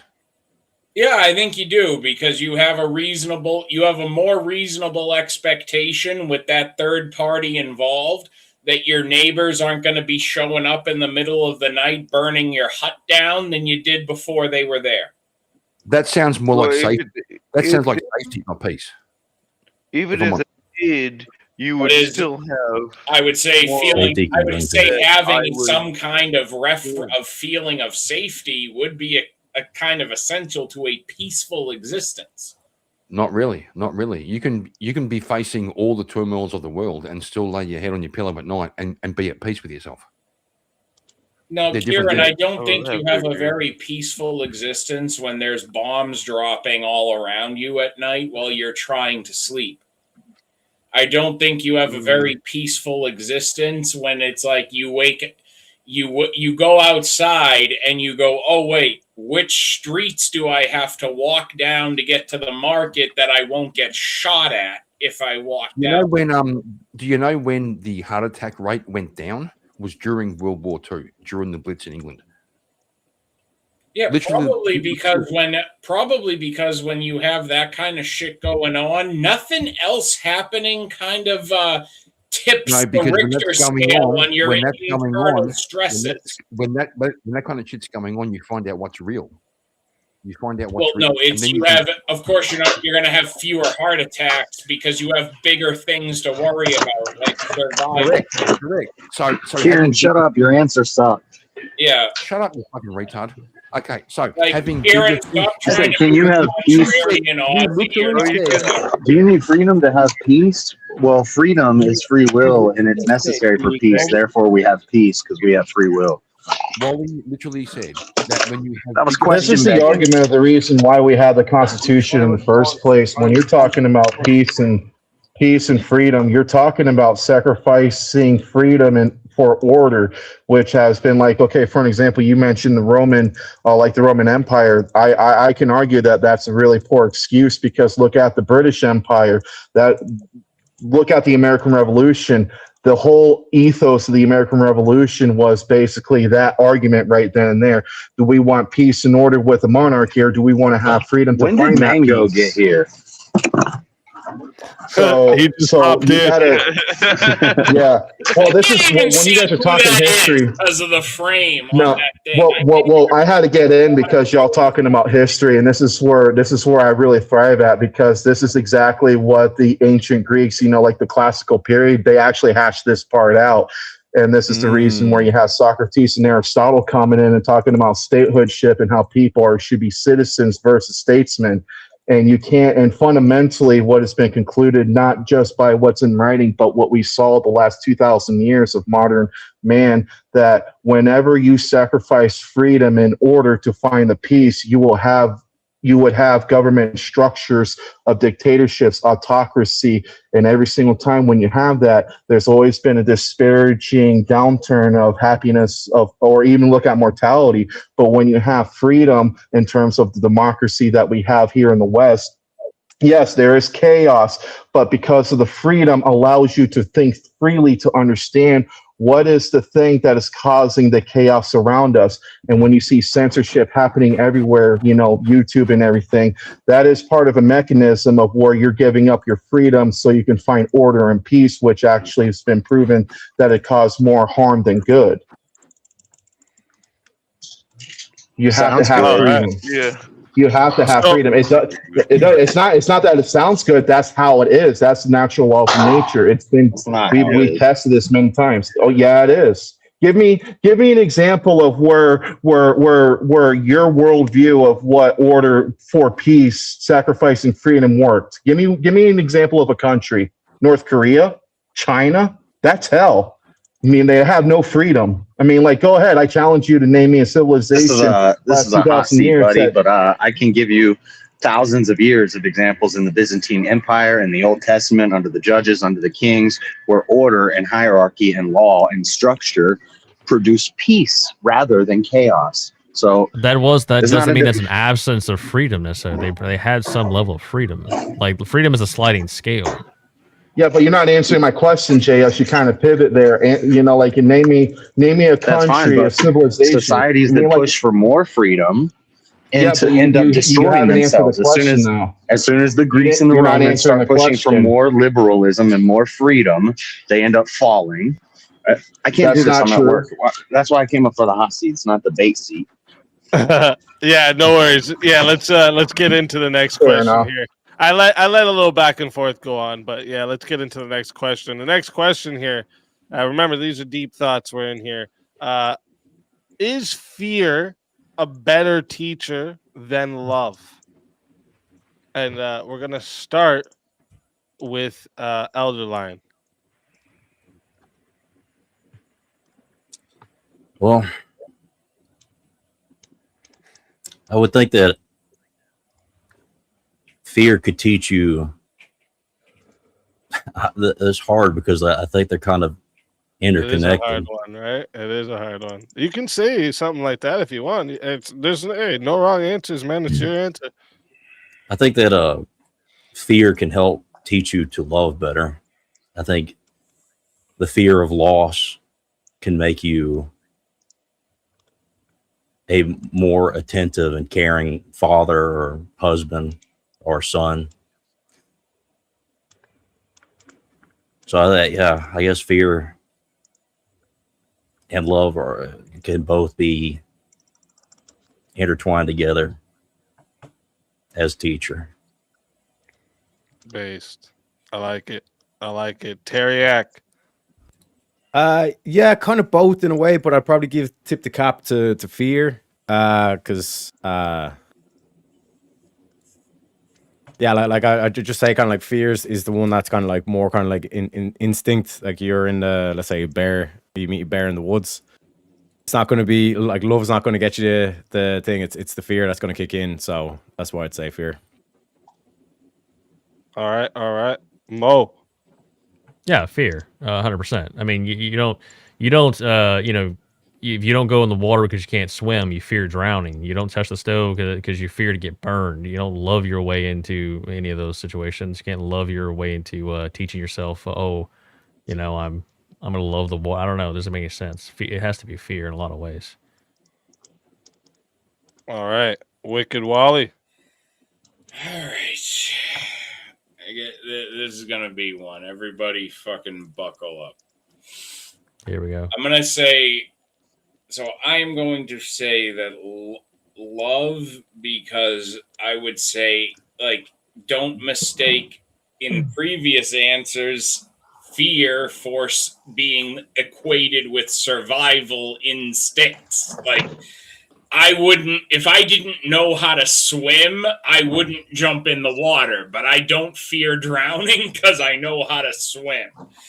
But on a personal level, like everyday life level, I have made more mistakes out of fear than I have made mistakes out of doing something for like my love of my son, or like making better choices because I am with somebody who actually like loves me the way I've been told for 40 years somebody ought to. Like, I make better decisions under that influence than I make when I'm scared of something.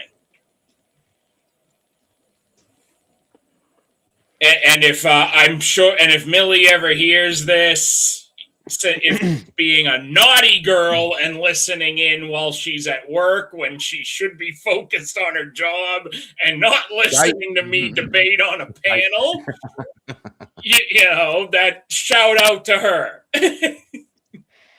But the question was, what's a better teacher? Like how, like yes, love has taught me scared. better. I make better decisions. I would say even in the past, while I have been with her, like I make better decisions for all of us by having her be the way she is towards me.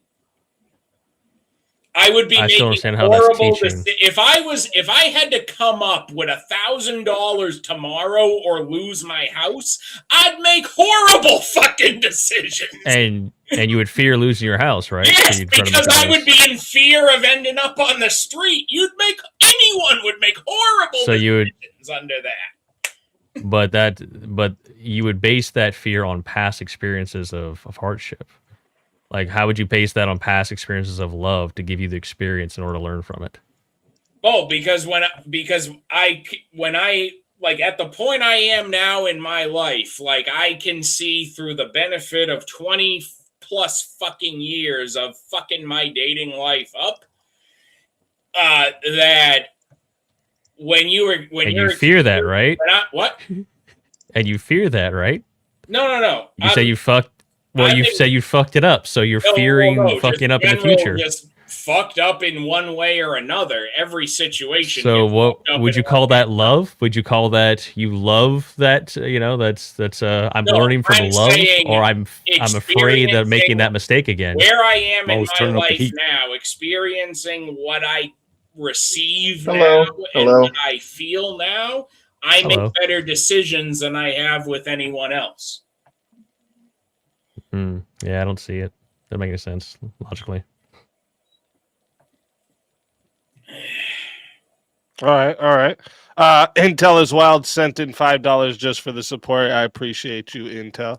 Thank you for that. Next we'll go to Rock Mangoes.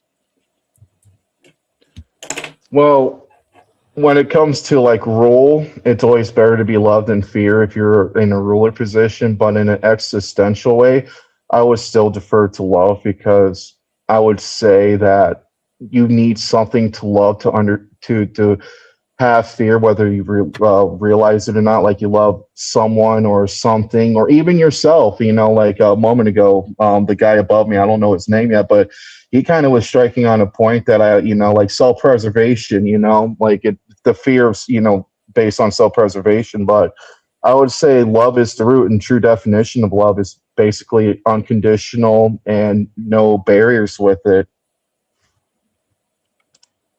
Okay. I like it. Kieran? I hate to fucking do this. I'm going to agree with Wally. It's love. Because Wally, shut up. Okay, because I hate fucking agreeing with Wally. So you run away from things you fear. You run towards things you love. You can't make a goal out of fear. You can make a goal out of love. You run towards it. Your North Star. I Am I like going it. crazy? I The like question it. was, what's a better teacher, right? Like, Yeah. like what's a bit? Okay. Yeah, love's a better teacher. Yeah. JS. I mean, I get what you're saying with their answers, Mo. Yeah. Well, with that one, anyways, I get what you're saying. Okay. I get where you're trying to go. I think, but You ain't teaching me. You ain't teaching me shit. Okay, I've got my North Star. You ain't teaching I me would shit. if you feared me. Shit. JS, what do you think? It's a tough one. I don't think that fear and love are mutually exclusive. Like when we say fear God, it's reverence. So there's different types of fear and there's different types of love. So it's a tough question. But better, I would say fear is more effective in the short term. You learn quicker, but I think love in the long run is the ultimate teacher. Yeah. So the better one. So better, yeah. Yep. Dogs. Love. And because it's like. What'd you say love, at first? Oh, love. Okay. You said love. Okay. Yeah, love. Like it is the best way to go is you love the best you can, even through all your experiences you had previously. To love past that teaches you the best. I like it. Yeah, to be honest, so I do agree with like fear is a great teacher. I think especially when it comes to like starter lessons, right? It's a big part of like starter lessons in life. Yeah, but right. the But I overall, think when it comes down to it, right? Love teaches purpose where a fear would teach like a boundary, right? So the fact in that, like, so like a fear stops you from dying, like Mo was mentioning earlier, right? Like there's things that stop you from dying because you fear this may happen, or stops you from losing a relationship. You fear it may happen, right?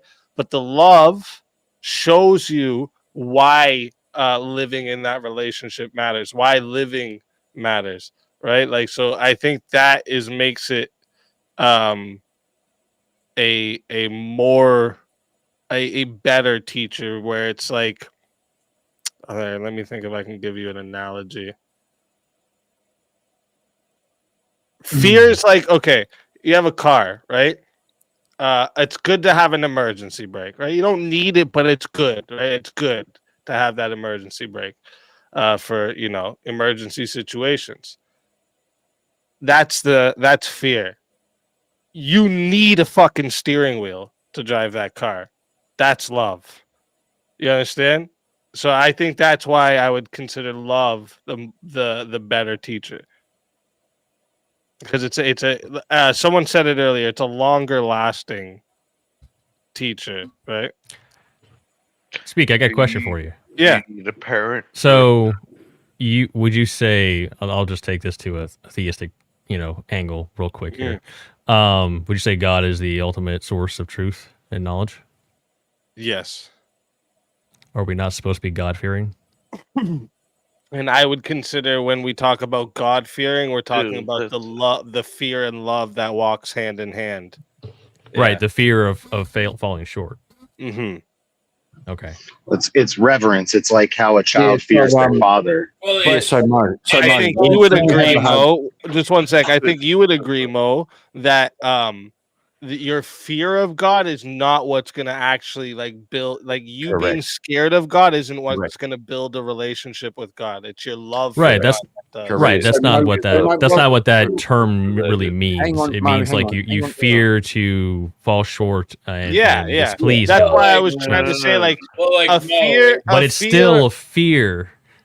Well, no, So, Mo, it's So but if you it's have the, a it's hang the on, boys, context hang on, boys, of hang on, how hang on, it's. hang on. No, it means reverence. Yeah, Mo, it's the you- context. The word fear of when JS is saying, like, when you feel really lost, Mo, and you pray to God, Are you praying through fear, or are you depending on His love? You're Okay, depending thanks on for the mercy of nothing, God. Kieran. You're depending on His love, right? Well, Do you pray like if you're up against it, really hard times, and you're lying in bed and you're going? But again, are you praying on fear or are you praying on love? You're relying on God's love and Correct. sovereign. Again, it's like JS power. was pointing out. It is You're not praying on contextual in fear. the sense You know what of, it is, actually? Yeah, think about that. We fear God's judgment, but we love God. Yes, based. Right? Well, and that's what makes us embrace God. And again, it's kind of like a child with us, right? They fear our punishment, right? But they love us. Well, they also fear displeasing, right? That's what goes hand and in that hand. Right. too. Yeah, they fear judgment. Yeah, like judgment Well, in like, general. Punishment, think of letting us But they're- down, making I mean, us if you cry. teach it All to the these. right, they know that, But- that well, you like, can't. think of the fear. Well, I in think But that's they're a both separate. My interconnected. point is that's a separate thing from love, right? Love is really kind of a separate thing from that. Well, no, because That's my point. I was trying to get at Mo. I think I can convince you, Mo, because almost with the same question you asked me. Like, so wouldn't you say God is love? Of course. And would you say that God is the ultimate teacher? Of course. Love is the ultimate teacher. Cooked. Right, but what we're talking about That's is what I was learning, trying to too. say without saying it. We're talking about learning, like Yeah, but learning, Mo, right? So when we talk, you can't. So the point is, like, you how do people learn, right? You go through life, you experience something, and that's why they say experience is the best teacher. You either have a bad outcome or a good outcome. If you have a bad outcome, you fear making that decision again in the future. So you learn from it. That is a teacher, and that is the case through your entire But what makes life. you continue doing something? Can you learn from a good outcome? Fear makes you stop doing things. You would- What makes you continue doing them? Sure, Kieran, you would fear not doing the good outcome. You would want to do the good outcome. You can say that worked out well. Fuck, I'll do it again. That's not fear. Sure. Even you would within- know the inverse of that would be bad. But So it's again, still Mo, fearing to have you the were bad giving- outcome. Mo, you No, were giving bullshit, examples earlier that. Yeah, that's what makes you behave, Mo. But love makes you become something. Like love makes you go for. Like we have doctors because they loved to be a doctor. We have singers and rappers. Right, and those doctors fear metal killing a artists patient, so because they want to be loved good at their being job. An artist, they loved music. So love makes you pursue things. Fear forms a behavior of avoidance. Not necessarily. No, fear doesn't necessarily make a behavioral avoidance. again- It teaches you lessons in life, and you know which path to take. That's not a fear of Bro, avoidance. That's again, just you knowing. love- Yeah, which- you know which paths Hold to on. take, but love is the one that makes you choose which path. Sorry, Wally, I But- cut you off a couple And times. again, Like, go ahead. Mo, from the very beginning, before I made my response, like I said, you were really giving examples where you're conflating what would be basic survival instincts and. That was an common example to sense for most simplify it. people I with- just demonstrated over the course of a lifetime, you but- have many different cases where you learn different ways, or different. You learn different from different situations. Bad But you outcome, could good outcome, still- yeah, and that's the case through exactly. your entire life. Like so you're gonna really try to take the like Go ahead, take your time. right. What if I did it like this? Fear is right. Fear is what's necessary to protect you and establish boundaries, where love is necessary to motivate you and guide your growth. Not necessarily, because think about it this way: it could be a career path, right? You have experience in a certain career, and you have some big decisions because you're the head of the family, you're the dad, and you have to support your family. You would fear making the bad decision, so you would consider it very closely, and you would make a better decision from that. If you were reckless and you had no fear, you could put your family at risk. But you could still potentially do it out of love. That's the whole literally thing. Without the love, you They- don't have the family, right? Yeah. Literally a stupid. Well, not necessarily. Love Someone and in the- duty can be two different So things. how do you learn forgiveness through fear? How do you learn sacrifice through fear? How do you learn courage through fear? How do you learn? Well, how do you learn trust? Through forgiveness. I mean, you could just say all the forgive. things I mean, you really need in life. bro. Those are all things you actually need to get through. so forgiveness. Sacrifice, If you don't courage, forgive, if you don't trust. forgive others, they won't forgive you when it's your time. You fear not having to forgive Mario, yourself. No, it's the fear that the lack of forgiveness will consume you. Mario, That you'll feel with resentment. Can you hear That yourself? too. You're literally shoehorning in the fear, right? No. We're all making arguments for what drives you in life. No, all I hear is a bunch of eat, pray, love bullshit on here. That's why I'm trying to get you guys to understand. That's not the reality. Well, no, Listen. I'm saying when it comes to like the important things in life, purpose, loyalty, trust, courage, forgiveness, empathy, these things that you would probably say that's what makes us human. These things are taught by love. It's not taught by fear. You don't learn trust through fear, right? I would say a lot of the things, in at least from a man's paradigm, it comes under duties. We have duties before God to do certain things. That's why a lot of things like fear That's a whole can different be very thing. Dude, we were talking about when JS was No, he's talking about duty to forgive, duty to provide, duty to have empathy. That's love. Duty comes from love. Duty, you don't get duty out of fear. That's the original. Duty I didn't say that. from love. No, I'm saying that you were listing these things. I'm saying they don't necessarily. I mean, love. Don't get me wrong. Well, I'm not what's saying. the I'm not life saying. lessons? I'm not saying love is. There's a. Life is void of love. I'm not saying What's that. the I'm life just saying. lessons you get from fear? Self-protection. Just take the L. No, I just explained. Avoidance, obedience, Mo. survival, It's not all about caution. survival. All the animalistic shit is what you learn from fear. Love is what teaches you the shit. Is what makes us human. So if you don't have any fear and you have a house you're Nobody responsible said- for nobody financially, Nobody would said. and you are more reckless, then how is the fear not a good thing to take in consideration? Oh, of I didn't fearing say that- it's not a good thing. I said when we're talking about what's a better teacher. I'm saying when we're comparing the like you're looking at like self empathy empathy versus self protection or urgency versus patience. These are the things you'd have to look at as what the lessons you learn out of fear or out of love. Forgiveness versus avoidance, right? Like the things you learn out of fear are actually not as good as the things you like. Think about responsibility, right? Do you learn responsibility out of love, or do you learn obedience or out of fear? Because I think fear you learn obedience rather than responsibility, right? Say that one more time. I lost fucked you. up when I was saying it. So you have responsibility on the love side, and you have obedience on the fear side. Like you don't learn responsibility from fear. Well, you're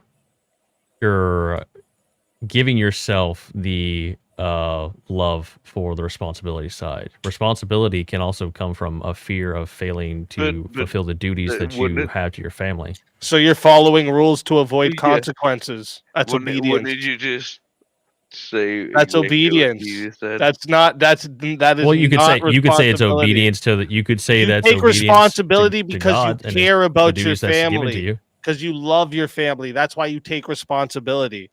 The avoiding consequences part is out of fear.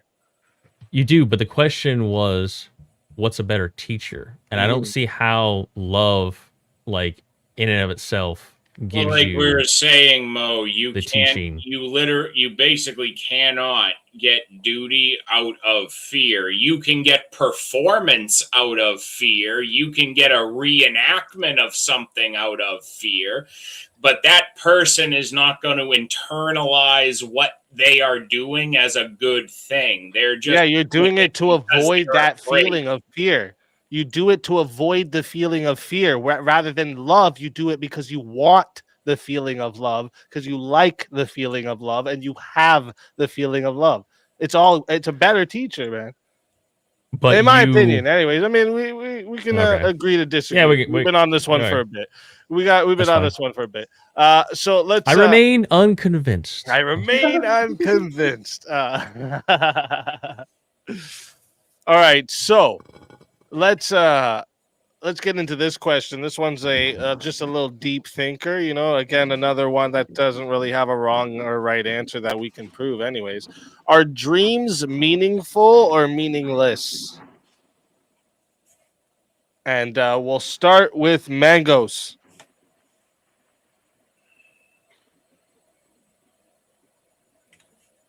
Mangoes, you're muted. Mango, come out. It wouldn't be a speakeasy show without being muted, right? Muting yourself, right?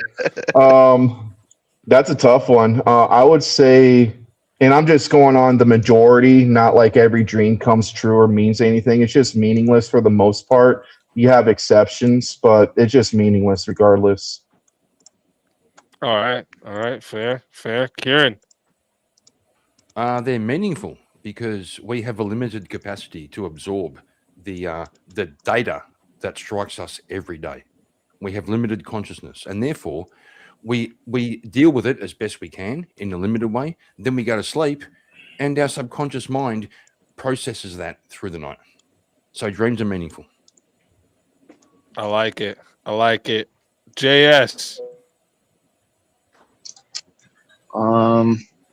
I think it could be both. I think you could have some crazy off the wall, whacked out dreams that are just like brain mush. But also, I'm going to lean towards meaningful because maybe it's what you're going through in your life, what you're thinking about a lot. That stuff will creep into your dreams. They'll say sleep on it. If you have problems, you sleep on it. And then you like figure out how to solve the problem while you're sleeping. And I've had some like prophetic dreams. So with like, I think this is going to happen, and then it happens. So I'm not saying I'm like a future teller or whatever, but I think meaningful. All right.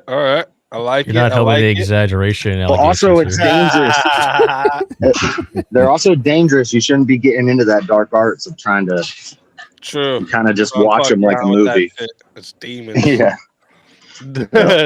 Dogs.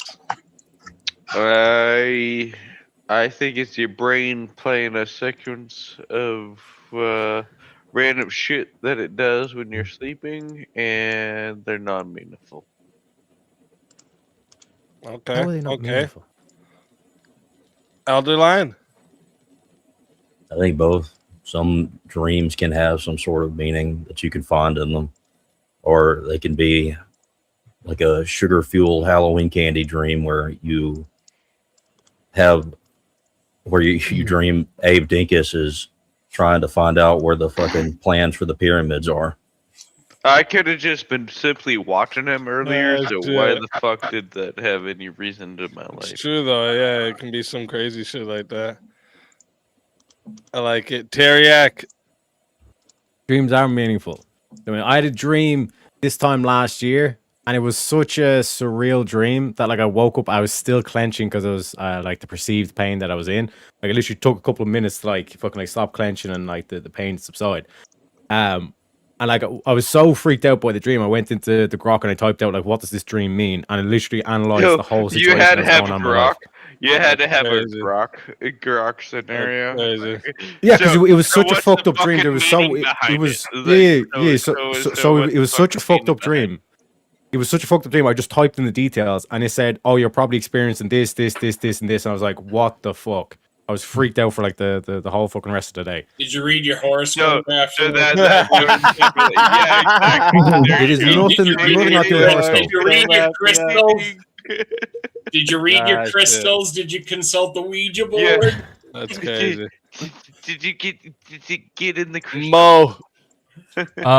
I think like if we're going by just kind of the strict meanings of the words, you could make an argument that dreams have a meaning as far as like health of the brain and things like that. But from I guess you could say a deeper level, or what I think the question, the spirit of the question is, no, I think they're meaningless. I think it's just the mind having a nice little happy party when you're sleeping with a collective of all the thoughts and things you've done that day or past week, and it's just like Months, it's just years, mostly meaningless. Yeah. Word. Word. I like it.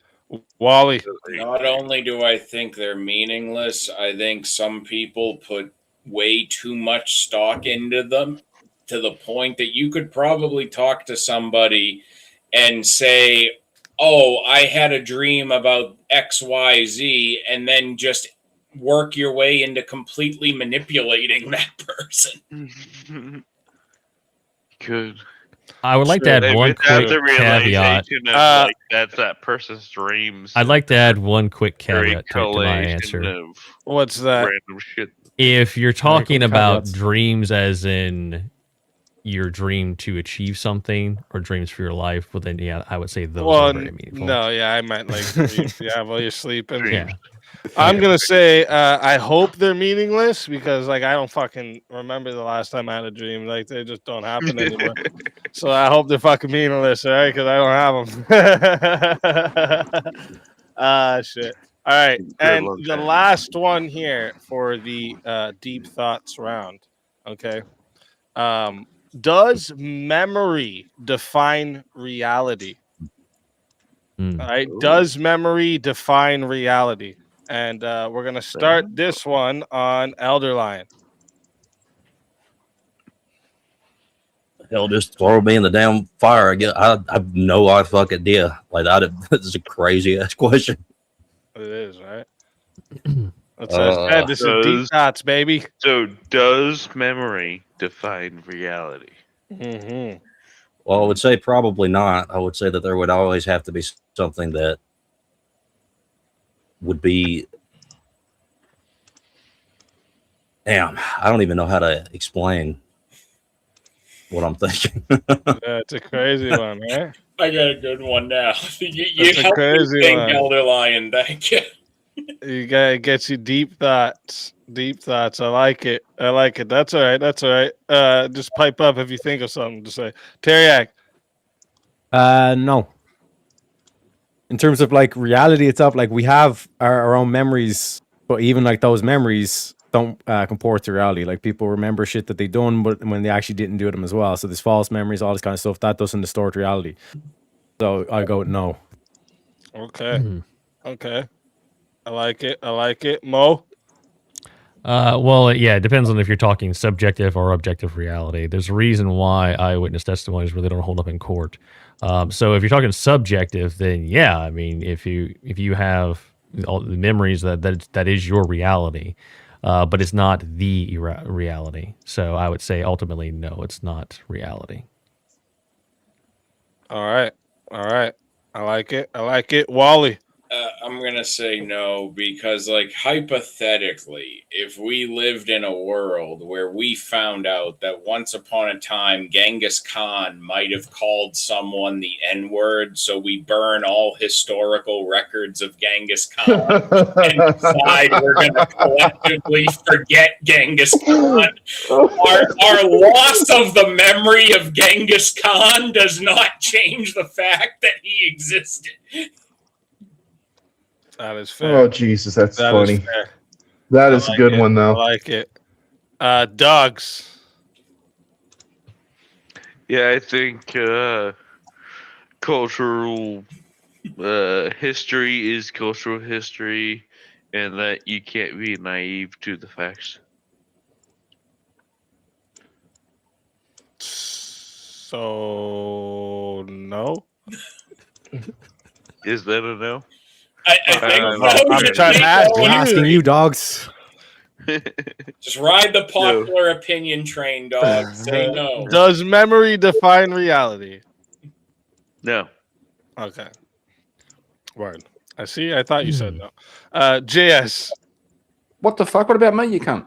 What the fuck? Yes, in front of you. Yes. You're in Australia. You go first. Dogs after JS. I'm going across the bottom. Mangoes. Sorry. What those mangoes? Yes, memories define reality, and this is why I have never exaggerated a story because that's just how I remember it, and that's the way it was. So I like the callback. I like the callback. The Donald Trump Checkmate over there. I like it. I like it. Kieran. No, because you literally can't touch the past. You can't touch the future. you can touch the present. Memories of the future.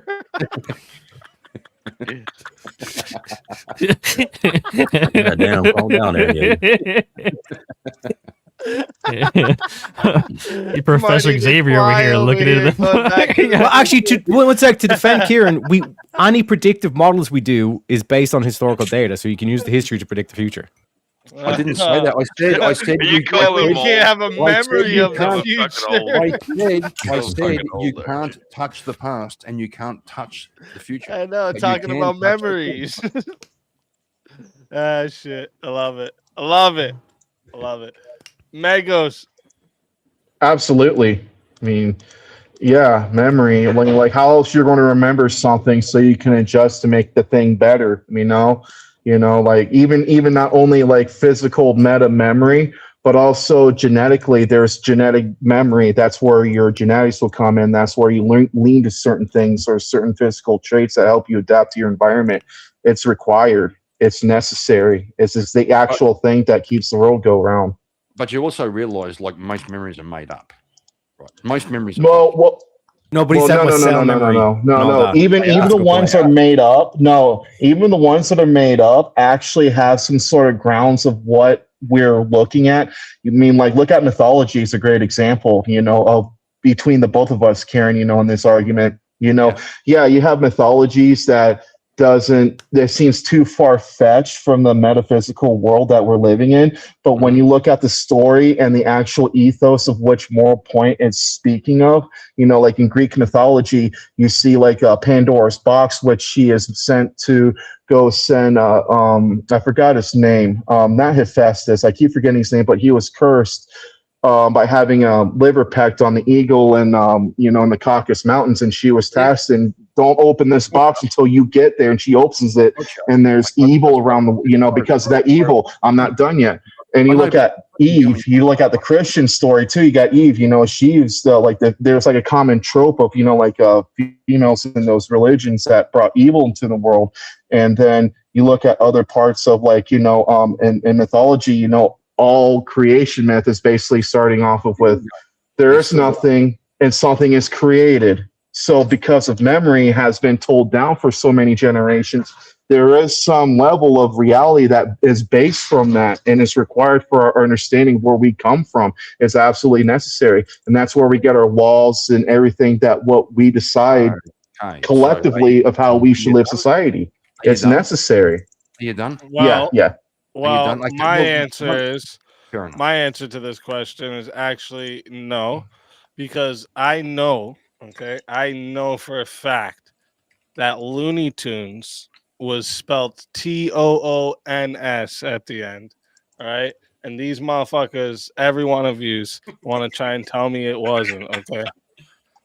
I know it was spelled with like tunes.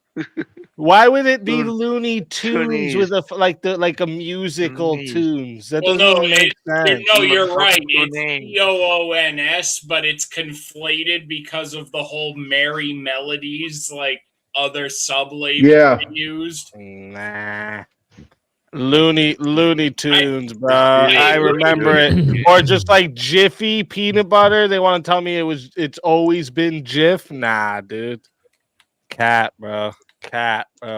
You're talking about the Mandela effect. You're mixing Skippy. That's what I'm saying. Mixing There's Skippy literally and Jif. like people are like collectives of people around the world that remember shit the same way. I personally believe the Mandela effect is a Memory psyop to does fuck with people. not shape fucking reality because bro. Even I'm Fruit Loops, anti-Mandela bro.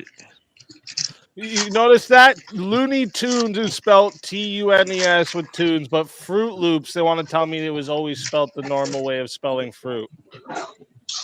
The wrong way of spelling fruit with two O's. You could just see them. No, it wasn't that. Anyways, Yeah, my answer is no. Before we go to the next question, I'm going to throw myself under the bus. Like I put it in chat. I don't know if I should be relieved that I fell out of my chair and we all just walked past it, or I sad didn't even because see. it was really funny and I was laughing at it myself. I didn't even see it. Shit. I I wish went I to did. so I went to pick up my fucking stupid vape stick off the ground, off the rug, and when I went back to sit in my chair, I fell up. I fell back out, and like my feet were up in the air on camera. I got back up in my chair, and I was I like, thought you were just "I'm doing okay." calisthenics. He was just.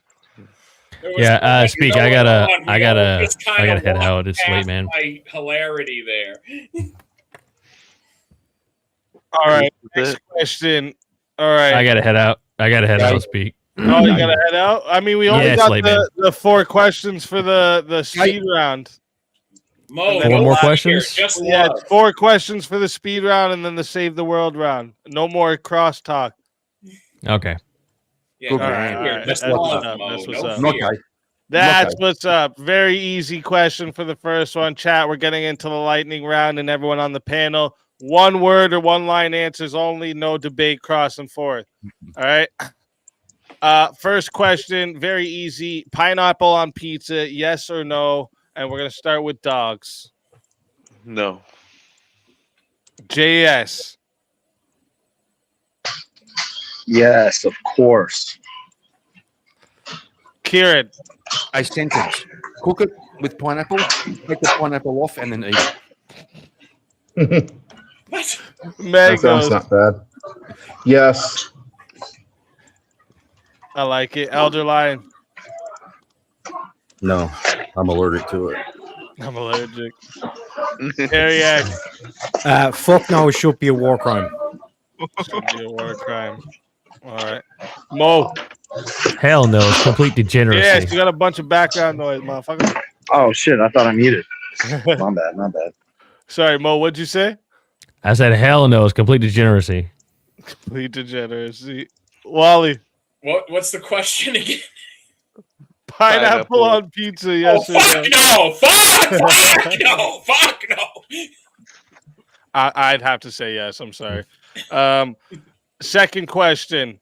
Very easy. Android or iPhone? And we're gonna start with Wally. Droid. Nice. Mo. Blackberry. Ooh, Android. None of the so above. edgy. You got more Terry, edges Android. than a 3-sided blade. I'd probably go for Apple. Or Apple. what Okay. Elder Lion. You. Whichever one's cheaper. Base. I like it. Fair. Mangoes. Android. Actually. What'd you say, Mangoes? Oh, Android. Okay. Kieran. iPhone's gay. Okay. What? So that's the one you pick. JS. No, fuck off. Android. You fucker. Fuck off. Android, specifically Samsung Galaxies. Base. I like it. Dogs. Android. All right. I like it. I have to go with the iPhone though. Everything else I like not Apple, but I just can't get over the phone. It's the texting, man. It's the texting. Right, so you're 5% gay, right? Yes. No. For third question. Dream debate opponent. All right. Who's your dream debate opponent? All right. We're gonna start this one with Elder Lion. Myself, and I'm living that dream every day. Shit. Let's go. Terriac. Sorry, I just got a message. What was the question again? Dream debate opponent. Oh shit! So at least you just had Jim Bob.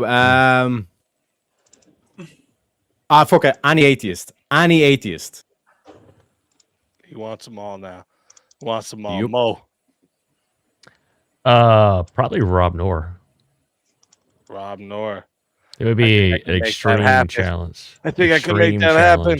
challenge. Wally. And he's good at all my where I think I'm weak, so it would be very challenging. Oh, this is the easiest question I could ever be asked. I want to debate feminism with Stardust and Nina. Nice. Nice. I like it. Next, dogs. Fuck. I'm just randomly doing this. Fuck, Teriyaki. Teriyaki, give it to me. Taste. I like it. I like Whoa. it. JS. Oh, whoa now. Did you say Terriat? That's your dream debate opponent? Attaboy, We aim low. fuck with each other all the time. Let the man We fuck with each dream. other. Let the boy aim Shoot, low. I'm stuck between two, Alex O'Connor or Hassan. Probably Hassan. I like it. I like it. I like it. Kieran. Wally. Wally. Aw, I like it. ain't you That's sweet? beautiful. Kieran. I think I could make that happen. I think I could make that happen. Mangoes. Andrew Wilson. Andrew Wilson. Hey man, I think I could make that happen maybe too. No, Be willing. let me build up my skills. As soon as I first. can make it happen. No, I was already joking. When I get to that skill Wait, level, when I get to that skill level. Welcome our I'm surprise being- guest. Mine since JS already mentioned. Since, No, I have a lot of respect for Andrew Wilson. So I mean, hold up. go Hold on. up. We don't want to go too long on this. Since Fair enough. JS You took too. Alex O'Connor, all right. Mine would be a 2v1, me versus Parker and Dean. All right, that's what I would want. fuck. Right? I want a Yeah. 2v1 with those two fucking slime balls at the same I time. debated Parker once before. And I just, he They give them the smack around they deserve.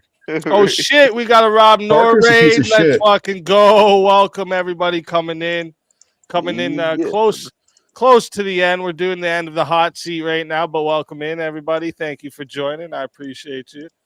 But yeah, that's who it would be. So that was number 3 for the lightning round. Last one for the lightning round.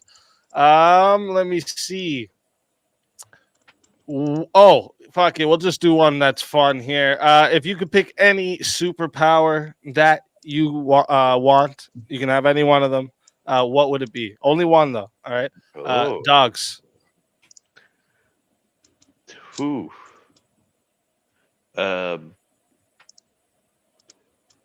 Intelligence to the stream guard.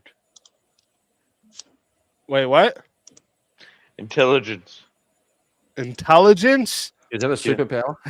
Intelligence? Yeah. Have you heard of books? Like you're super intelligence. Like Okay.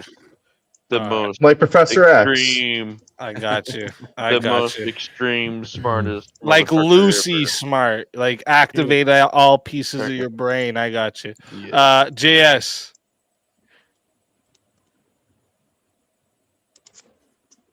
You're muted, JS. Sorry. Shoot. I don't want to do the same as last time. I want to be invisible. Fuck you. That's my answer to you, asshole. I like it. I like it. Bye bye. See you later. I like it. Kieran? Yeah, invisible. Of course. Imagine Invisible. the possibilities if you're invisible. Imagine Yeah, the possibilities. if both I don't dudes wanna could be know what invisible, then you- you could boom I in don't the want to corner. know Up here then. if he could get Mangoes. Oh, definitely superpower. I would love to be a Saiyan, so I can just unlimitedly power. Get more power. Superpower. This Over super- 9,000. You. I like it. I like it. I would say that, but I didn't know that was fair. That's like a bunch Elder of Lion. powers. No, that is. I'd like to be able to control lightning, because so every time somebody says "God strike me down now" if I'm wrong, it'd be a great joke to just hit them every time. Adeline wants that Zeus. That's so That's good. great. That's so Be good. back, Yeah. foul degenerate, or I will smite thee. Teriak. In my intelligence. Immortality, because it'd be fucking hilarious. Immortality. The immortal leprechaun. No. Sounds Oh, like you a mean horror like movie. Deadpool type thing, you know? Yeah, Is yeah. that what Because you like, mean? think about it. Like, if you got involved with the mafia and all this shit, you could take on a load of debt, and then they'll do the thing where they hang you out the balcony and be like, "Yeah, drop me. See what happens." I've never done this before. Let's see. Forget What it. if they put you in cement? Yeah, You would then you're automatically- yeah, underwater then for you just think, 10,000 years. Literally somebody stuck text for you the out. rest Well, of your there's life. I there's guess a I catch movie when I'm about reading that. it, you know? Like, There's something out there where this woman she never dies. So one time they Damn it. Pause. I don't want to do too much crosstalk. Who was that? Pause. Dariak? Yes. Okay, Mo. Speedster, Flash. It's the most overpowered superpower if you think about it. Even has time travel built in. Yep. Wally. I want the lantern rings because I want to combine the lantern core abilities with my imagination. I like Of course it. you do. It- Of course you do. Intelligence. I like it. I like it. And yeah, Mo said the one I would pick too, Speedster. They just have so many other powers granted to them just based off the fact that they're just faster than everything. So yeah, I would have to pick a Speedster too. Now last round here, quick. Not This too round bad. here is called Save the World. All right, this is gonna be right now. I want you all to just really imagine every single person in the world can listen to you right now. All right, every single one is listening to you right now. And the question for you, from everyone in the world, is how should people define success? All right, and we're gonna start this one with Mangoes. Oh man, I was hoping to go last on this one. I would say define success as know your spiritual health. All right, Kieran. Living a righteous life. Living a righteous life. Mhm. I like it. JS. Yeah, I'd say just living pleasing to God, Okay. like Kieran said, basically. Okay. I like it. Dogs. To always strive to teach people better. Always have this stance that even though your life might suck, you're always trying to encourage people to do better than you. I like it. Elder Lion. I just tell everyone to stop being a bitch. You could start by demonstrating for it. Aced. I like it. I've not been a bitch one day in my life, Karen. I'd say wisdom. The more wisdom you accumulate, the more successful you'll be. I like it. Mo. Interesting question. I would say off the top of my head, a really good one would be the culture and future we leave to our children, and how well those children turn out to be. I like it. Wicked Wally. Success is ultimately a journey, and there's no better way to end that journey than to be able to go out surrounded by your loved ones and at peace with your own existence. He said journey. It is You a can't do journey. that, bro. Success You is can't say not journey. a That's destination, Kieran.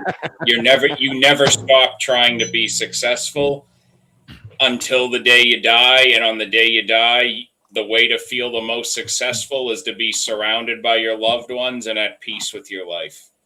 That's fair. That is fair. I like it. I'm gonna say success isn't what you can show off. It's who you become when nobody can see you. All right, that's success. Think about it. You'll understand.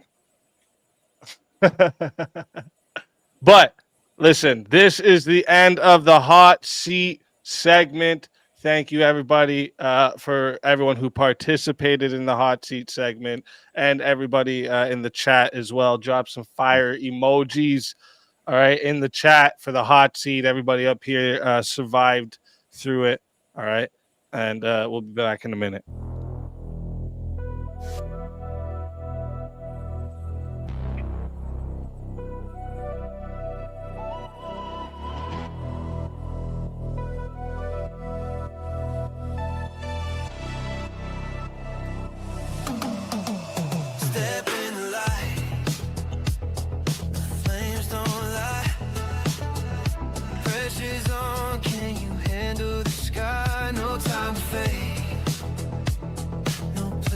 you hide.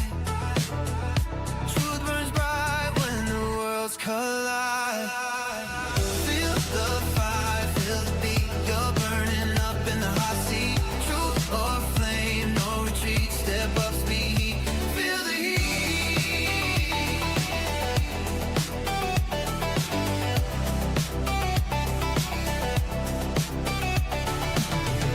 Clock's ticking, clock's dripping, lights so loud. One shot, one truth, make your words proud. Crowds leaning in, the moment sweet. Now show the world you can stand the heat.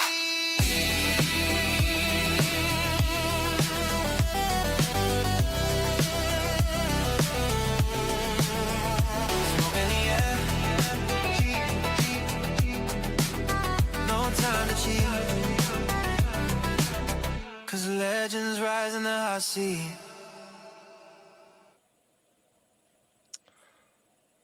Let's fucking go. All right, boys. I love y'all. It is time for me to go to bed, though. I got work in like 3 hours. So Goodbye, letter T. See you later. Yeah. I love you guys. Thank you for the debate, and it was fun to talk to y'all. Yeah, man. Later, bro. Hey, Easy, I connected my stream to your stream for that debate tomorrow, and I did the portrait and horizontal, and it says I have 2 streams ready to go live. Is that why there's 2? Is because one's vertical and one's... because you're doing one vertical and one. Yeah. Okay, and they'll just both start automatically when you start? Yep. They're both just gonna start up when I start. Yep. I love. All right, I'm gonna jump out of here. I just wanted to do the hot seat, but I'll see you guys later. Yes, sir. Thanks for Take coming. it easy, JS. Stay safe out there, my friend. Later.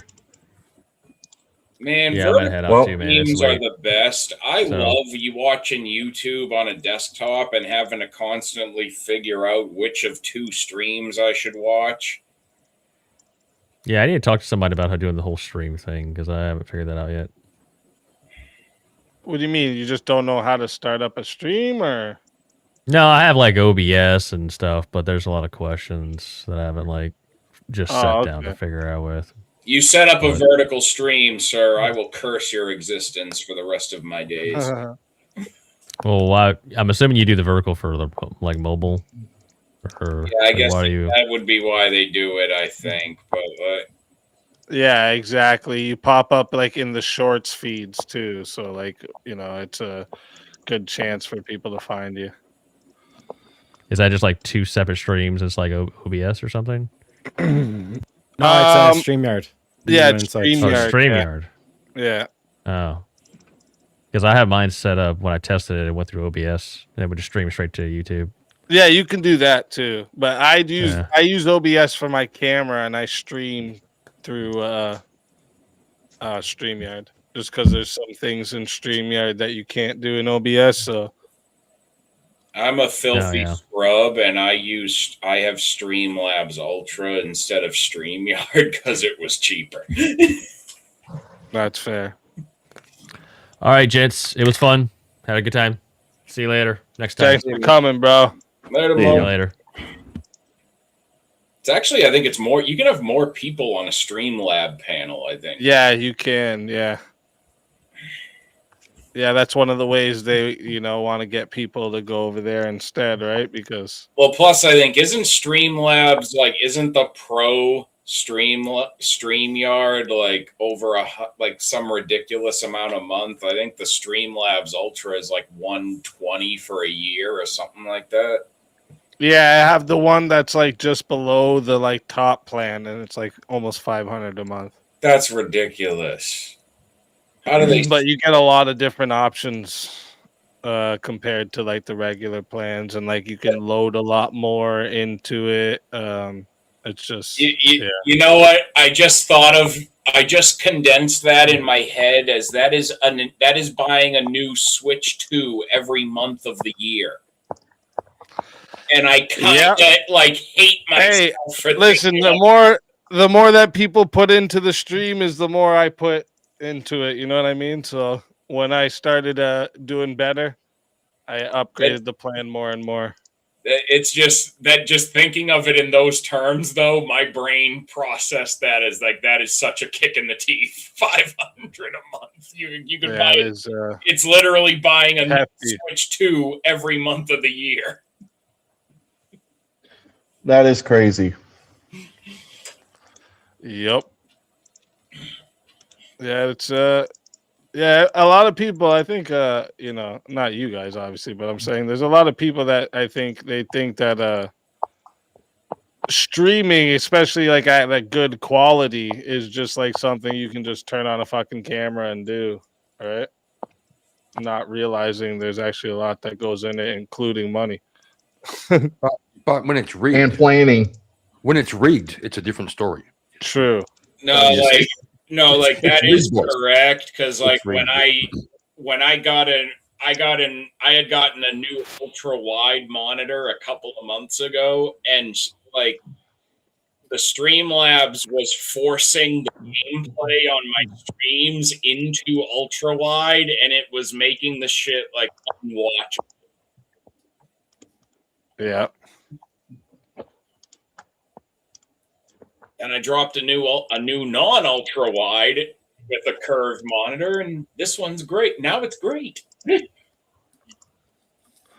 Yeah, I have two curved monitors, and they're like they're close enough that it just looks like one big one.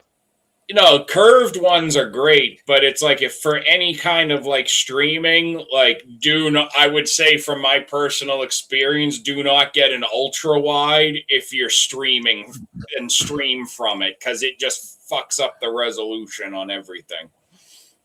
Oh, I could see what you're meaning. Yeah. Yeah, that'd be no good. That would be no good. Let me see. What time is it? All right, 3:35. So I'm gonna wrap this one up here. Before we do, though, Wally, tell everyone again one more time where they find you. You can find me at wicked_Wally on YouTube. Probably going to be doing a Friday morning stream. I was considering coming back and doing another one in the morning, but I don't know how late I'm going to sleep now tomorrow. But yeah, we're doing more. I'm trying to do more of the at least on my days off, doing more fuck around daytime streams because there generally isn't much else going on YouTube that I pay attention to. So yeah, the if you're daytime bored during the day, come on and chill, and we just fuck around doing whatever while Millie's sleeping. That's what's up. That's what's up. Everybody go and sub. Wait, where'd everybody go? What the fuck? Oh, everyone go and sub up. All right. Make sure you guys go show some love. Pleasure to be back. My first one-on-one in a while. It was fun. Nice. And yeah, that one went really good, actually. I like that one. Hopefully, we'll see what happens with next week's one. I'll be hoping to give all you fine people another bloodbath. Facts. That's what's up. And anyone else have some any words for the chat before I kick you all off the lawn? I do. I'm not going to listen. Bye, Kieran.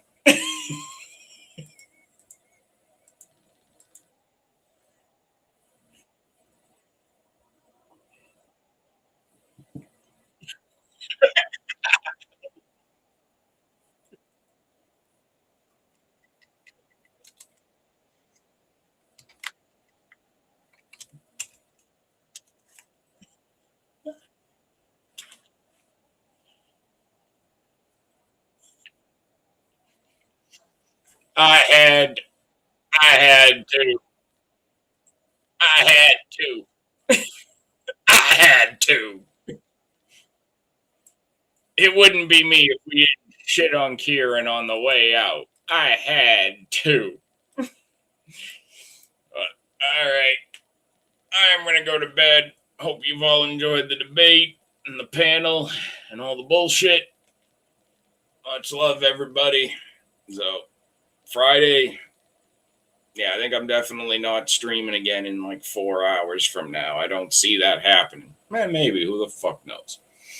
But most likely, yeah, Friday, we're going to try to do a morning massacre again on Friday and bring it back. And we'll see. And try to start going a little harder with this shit as we get into the new year, especially now that I got my lovely Millie to help me out with shit. So, much love, everybody. Signing off from Axeman Central Command. Take care.